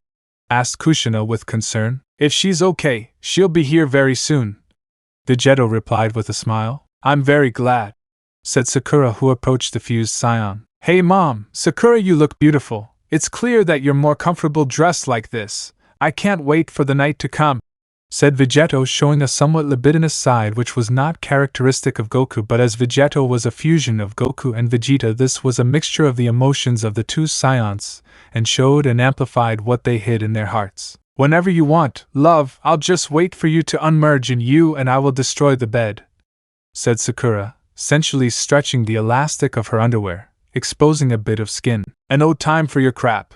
The other harem girls yelled at her angrily while Sakura flinched and stuck her tongue out mockingly. "Vegeta, you better than half of the one who said those vulgarities. It was Goku, because if not, when you are back I will mix you up," shouted Bulma furiously, cutting the cartridge and preparing to fire her laser weapon. I'm sorry," Vegetto stuttered, taking a chibi form while sweating buckets. But suddenly a great explosion was heard coming from the remains of the prison area, followed by a huge column of pink light which surprised the shinobi and the invading soldiers, who saw Broly in the air, who had a macabre and intimidating appearance, since his body was exaggeratedly muscular, covered with throbbing veins, had large bleeding fissures that gave off heat and energy, as well as he had blank eyes without pupils, and he exhaled steam through his mouth which was full of foam and blood. "Kakarotua," Broly shouted in a terrifying manner, while releasing columns of plasma that disintegrated everything they touched. "That guy is a mess. I'm sure he's not a big deal,"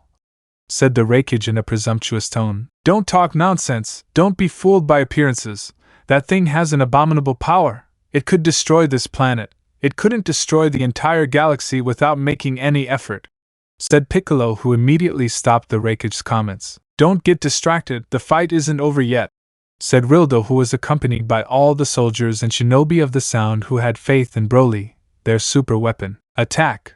ordered Tsunade, whose order restarted the fights. "I am the god of death and the time of judgment has come," shouted Broly, who shot towards Anko, who was the closest to him, extending his powerful fist against the kunoichi of the snakes, who was frozen and motionless. "Damn, thought Anko as she had Broly's fist stopped a centimeter from her face as Vegeto teleported away and connected with a right punch to Broly's nose, which exploded into a fountain of blood, as well as in slow motion he moved his neck in an amorphous and bizarre way and then was thrown against the ground and rolled in a decomposed manner until he crashed into a house which exploded and collapsed. "Your fight is with me, Broly. I won't let you hurt others," said Vegeto, who stood in front of Anko and the rest of the girls, who smiled since Vegeto behaved in the same heroic way that Goku did. But they were overcome with admiration when they noticed Broly emerging from the rubble of the house with a face that had a maniacal grin from ear to ear at the same time as he licked the blood from the wound on his broken arm that had part of the bone visible. "How disgusting! That guy is repulsive," said Hinata with a feeling of disgust that was supported by the other girls. "Well, I think it's time for me to show you my true power when I get serious," said Vegeto, who with his thumb wiped the blood from his mouth and saw Broly walking slowly to continue the fight, while he didn't seem to have reasoning and only moved and fought by instinct. "We're back!" shouted a voice, calling the attention of the Kunoichis, who recognized their partner Naruto, who was accompanied by Sasuke and her companions. "Naruto, thank you, bye, are you okay?" said Kushina happily, hugging her daughter, who seemed a little embarrassed. "Yes, Mom, I'm fine," answered Naruto, blushing and embarrassed. "Sasuke, it's good that you're back. What did you bring me?" said Mikoto, who with her typical carefree smile greeted her son, who had a large drop of nervous sweat on his forehead at the same time that Karen stood in front and greeted Mikoto elegantly and politely. "Good morning, great lady, it's a pleasure to meet you.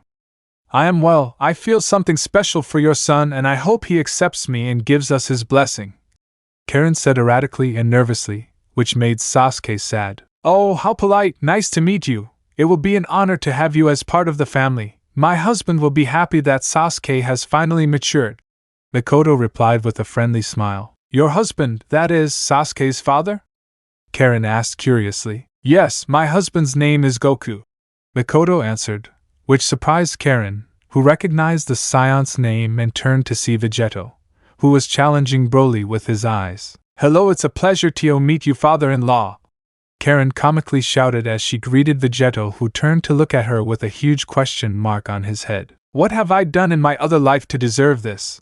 thought Sasuke sadly, unable to bear the embarrassment caused by Karen and his mother. "Oh, Sasuke, it's good to see you," said Sakura, greeting her former teammate, who opened his eyes wide at the same time that Yugo and Sujetsu fainted from the impression, along with a perverted nosebleed when they saw the pink-haired girl's daring outfit. "Marquee front, as degenerate as ever," said Sasuke, who slapped his forehead. "As rude as ever, although I can't deny how disturbingly comfortable it is to walk around dressed like this," said Sakura, checking herself out while running her hand over her toned abdomen. "Aren't you cold?" asked Naruto. "Achoo, to be honest, I think I have a cold," Sakura answered with a muffled voice and irritated eyes after sneezing. "Enough, now that the 9 of us are together, it's time to unleash our true power, the power of Goku's harem," declared Anko, who stood in front of the Kunoichis, who were forming up to the cut, and they smiled, ready to fight. "For victory!" the girls shouted as they began to emit a majestic, ghostly, and macabre white aura that took the shape of a demon's skull with sharp teeth, while the ground above them gave way and stones floated in the air. "They have an impressive ki," Krillin said in amazement. "If they really look like the army of an infernal cult," supported Piccolo, who saw them flying out like dazzling flashes against 10,000 freezer soldiers. The soldiers screamed in a disturbing manner, exploding in a shower of entrails and limbs that flew through the air, falling on their allies and enemies. "We won't let them get in our way," said Hinata, Temari, and Tenten at the same time as they entered a berserk state. He loves me not, he loves me, ha ha ha ha ha ha," said Ino between innocent but evil laughter, cutting off the heads of several enemies as if they were flower parts. "I feel more alive than ever," said Sakura, who was gutting 6 soldiers with her bare hands. "I'm sure you were a butcher in your other life," she said to Anko, who was near the pink-haired girl, at the same time that she cut a soldier into prunes with her kunai. Kushina and Mikoto screamed in a berserk state as they incinerated several speakers with ki attacks. "When we are together we are invincible," said Naruto, who used the QB Kaioken increased twice against 20 soldiers. "I'm scared, said Karen, screaming at the end when she accidentally caught a severed leg which she threw to the ground at the same time that she cleaned her hands, and she hid behind Sasuke. At the same time with Vegeto and Broly, Vegeto did some stretches and then cracked his neck getting ready for the final fight. "Let's begin," declared Vegeto, running at an inhuman speed and then delivering a powerful punch that Broly miraculously managed to block, but this did not prevent him from being dragged several meters while the two left a trail of fire and incandescent earth in their wake. "Good reflexes, let's see how long they last against my true speed," said Vegeto, smiling as he kicked Broly, who was rolling on the ground but quickly got up to receive Vegeto, who began an exchange of blows that didn't last long. "You won't need this other arm anymore," said Vegeto, who performed the key, and this broke Broly's other arm. "Ah!" screamed in pain the legendary Super Saiyan, who launched an aerial kick against Vegeto, who moved at super speed under Broly's feet and connected a low kick to Broly's chin, who was suspended in the air at great height at the same time that Vegeto jumped to be at Broly's height and began a series of acrobatic blows to Broly's bleeding abdomen, and whose movement was recognized by Sasuke, who was surprised to see him. "Lion burst!" exclaimed Vegeto, who finished the Uchiha's special move by hitting Broly's body, who was thrown against one of the few buildings that remained standing. "Kakaroto!" Broly shouted, helplessly noticing how Vegeto transported himself behind him and punched him in the face, sending him against the walls of the building that was rapidly collapsing, leaving trails of destruction and dark dust. I know it can be," Broly shouted with difficulty as he tried to defend himself with his right arm, which despite its exposed fracture was the one that worked best. "Welcome to reality, this is the difference between you and me," said Vegeto, who appeared above Broly, performing an acrobatic trick and a falling spinning kick that embedded itself in Broly's chest as he fell at super speed against the ground, destroying the already demolished building floor by floor at the same time until ending in a gigantic dark and very deep hole which seemed to have no bottom. "Ah!" Vegeto shouted fiercely and with bloodlust as he quickly descended in search of the legendary Super Saiyan. "What a way to fight! He has terrifying speed," said Krillin, who was watching the battle. "So that's Vegeto's true power. It's so great that it's destroying the legendary Super Saiyan Rose phase in the blink of an eye," thought Piccolo, who was defending himself from Captain Ginyu, who chose him as an opponent. At the same time, in the hole between the rubble, Broly fell and crashed against the rocks while he saw the fused Saiyan, who reached him at supersonic speed. "What's wrong, Broly? Is this all you can do?" asked Vegeto. "I told you not to brag," Broly shouted with hatred as he fired a huge sphere of pink ki with his right arm that hit Vegeto, who was protecting himself with his arms while he moved away and rose into the air. "Damn insect," said Vegeto, who freed himself from the sphere which was lost in the sky. "What's happening, Kakaroto?" shouted Broly, who teleported at super speed to one side of Vegeto, and the latter headbutted him, sending him against a building that he went through to end up in an alley in the middle of the building and another that was destroyed by the upper half. "Ouch, you have a head of stone," said Vegeto, who comically held his head and shed a tear. Die, die, die, die." Broly screamed psychotically as he fired a shower of ki spheres that exploded violently, destroying the buildings and the alley, causing a mushroom-shaped cloud of smoke that was lost among the clouds over the village and terrifying all the shinobi and soldiers of the evil emperor who contemplated Broly's strength. "Ah!" shouted the legendary Super Saiyan, who didn't wait for the smoke to dissipate and clapped his hands together, and using some kind of psychokinesis, he used two gigantic pieces of rubble which crushed the area of the alley where Vegeto was. "It can't be," Vegeto asked. Bulma said fearfully. "And oh!" shouted all the kunoichis of Goku's harem, who fearfully were quickly descending to help the fused Saiyan, but Berter and Jis of the Jinyu Special Forces stopped them. For his part, the legendary Super Saiyan fell like a missile into the zone of destruction only to crash and create a gigantic crater where in the center was Vegeto, who was lying motionless and in a semi-conscious state. "They will do whatever it takes to destroy you. Unlike you who only fight for that stupidity of peace, justice, and the benefit of others, I only fight for myself and only for myself. I am not interested in anything or anyone. I do not even care about my own self-preservation as long as I obtain victory. That is why I will be the winner of this fight," said Broly, who had sat on Vegeto at the same time that he carried out a brutal and savage beating in Vegeto's face that moved his neck and head from one side to the other with each impact that released large jets of blood that flew through the air covering the ground, rocks and pieces of metal from the demolished buildings, all this observed by the Z warriors, shinobi and soldiers who were amazed at the savagery and irrationality of Broly, whose blows resonated in an abominable sound that could freeze the blood of any individual. "Give me more, more, more! Make me bleed and prove my existence!" Broly shouted madly and unbalanced as he hit Vegeto's face faster.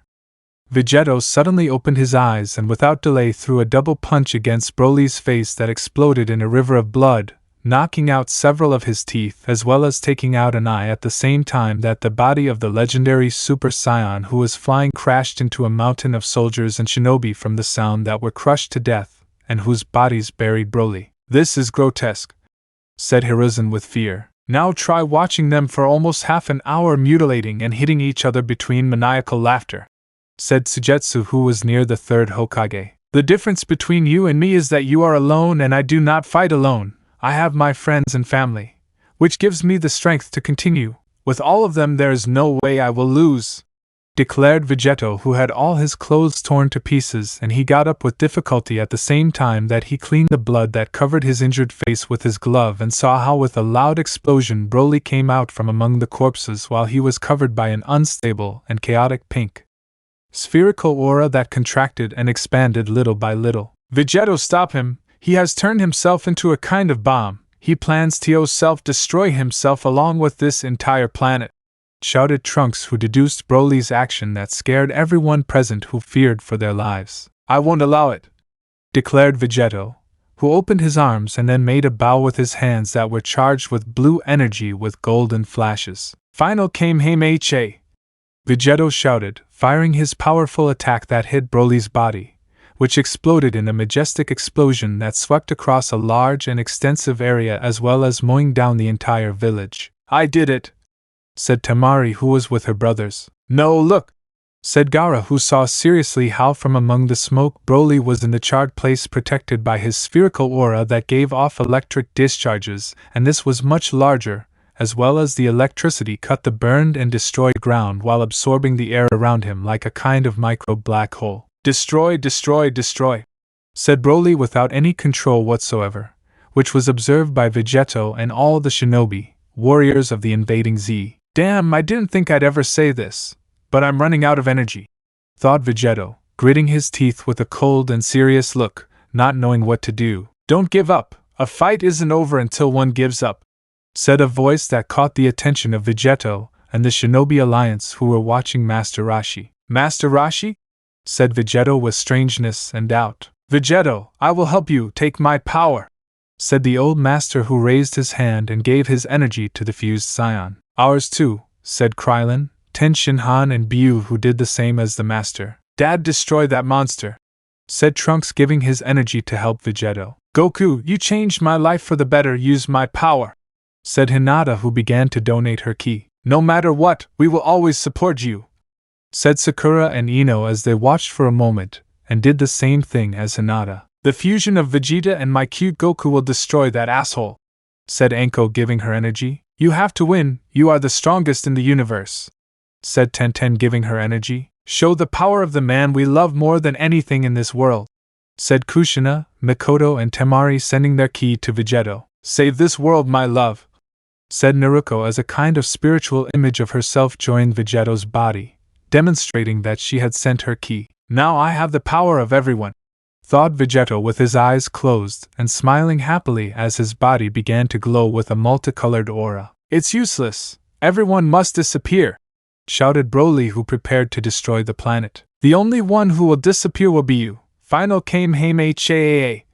Vegeto shouted as he fired his attack that had the most powerful ki ever seen by mortal or divine eyes. "I will not die in this place," shouted Broly, who jumped into the air dodging the attack. "You won't escape," said Ino, whose words made the final Kamehameha spin and chase Broly in the air as if he were under the Yamanaka's possession jutsu. "It looks like that thing has a mind of its own," Broly shouted. "Disappear," said Piccolo, Krillin, Trunks and Naruko at the same time that the final Kamehameha turned into a blue spiral like the Mekanka Sappo, and this released Kienzans, Raisengans and Masenkos that bombarded Broly, who desperately moved in the air skiing the attacks but could not avoid the final Kamehameha that collided with Broly's aura that used it as a force field being dragged through the skies. I hate them, I hate them, I hate them all! Broly screamed madly as he flew through the sky, pushed by Vegeto's attack. Broly, this fight is over, Dai! Vegeto shouted furiously as he made his last effort, raising the power of the final Kamehameha to the maximum, which pierced Broly's pink shield. Broly, terrified, watched as the final Kamehameha turned into a blue dragon with golden flashes that roared madly, demonstrating the power of Goku's dragon blow mixed with the energy of all his friends in this last attack that had a force of biblical proportions for Broly, who saw his shield being destroyed at the same time that the dragon caught him in its jaws. And oh! Screamed the legendary Super Saiyan for the last time, slowly disintegrating at the same time that baby's tiara broke as if it were made of glass. Goodbye, Broly, Vegeto said in a very low voice as the final Kamehameha rose into space. Outer space. The super final Kamehameha rose at the speed of light into the darkness of outer space until it saw its end when it impacted with the sun of the solar system of that dimension. Kakarot Toku were the last words of Broly, who completely disintegrated upon colliding with the sun that momentarily went out at the same time as large waves of expansion collided with some planets that exploded and disappeared into nothingness. Back to Konoha village. Everything was in darkness and gloom at the same time that the ground shook and the hurricane-force winds formed tornadoes that vary with everything that was not nailed to the ground. But moments later, little by little, the sunlight returned until it returned to normal, showing an image of the village where both Konoha shinobi and their allies as well as invaders were silent and motionless, contemplating Vegeto, who was still in the same position of his attack while he breathed with difficulty and tiredness, but showing that he had won the fight. I win, he won, said Krillin in a halting tone. He win. Bulma shouted with madness and happiness, which unleashed joy and confidence among the ZY warriors and the Shinobi Alliance, who cheered and were encouraged to know that the most powerful enemy in this war had been defeated, at the same time that the morale of Freezer's army and the Sound Ninjas was plummeting, and she didn't know what would happen to them from now on. At the same time in Kumogakure, Gohan and Cell momentarily stopped their confrontation and witnessed what had happened on the Fire Continent. It seems the fight is over, said Gohan with a smug smile. I guess we have to finish this too, Cell replied. Okay, Cell, let's finish this fight. I'll show you my true power, declared Gohan, who little by little began to release his golden aura that transformed into a white aura at the same time that his golden hair turned black, which meant that Gohan would enter the mystical state. The moment of truth has arrived, Gohan. This will be your end, thought Cell, who also began to give off intense golden flashes while his body slowly turned golden.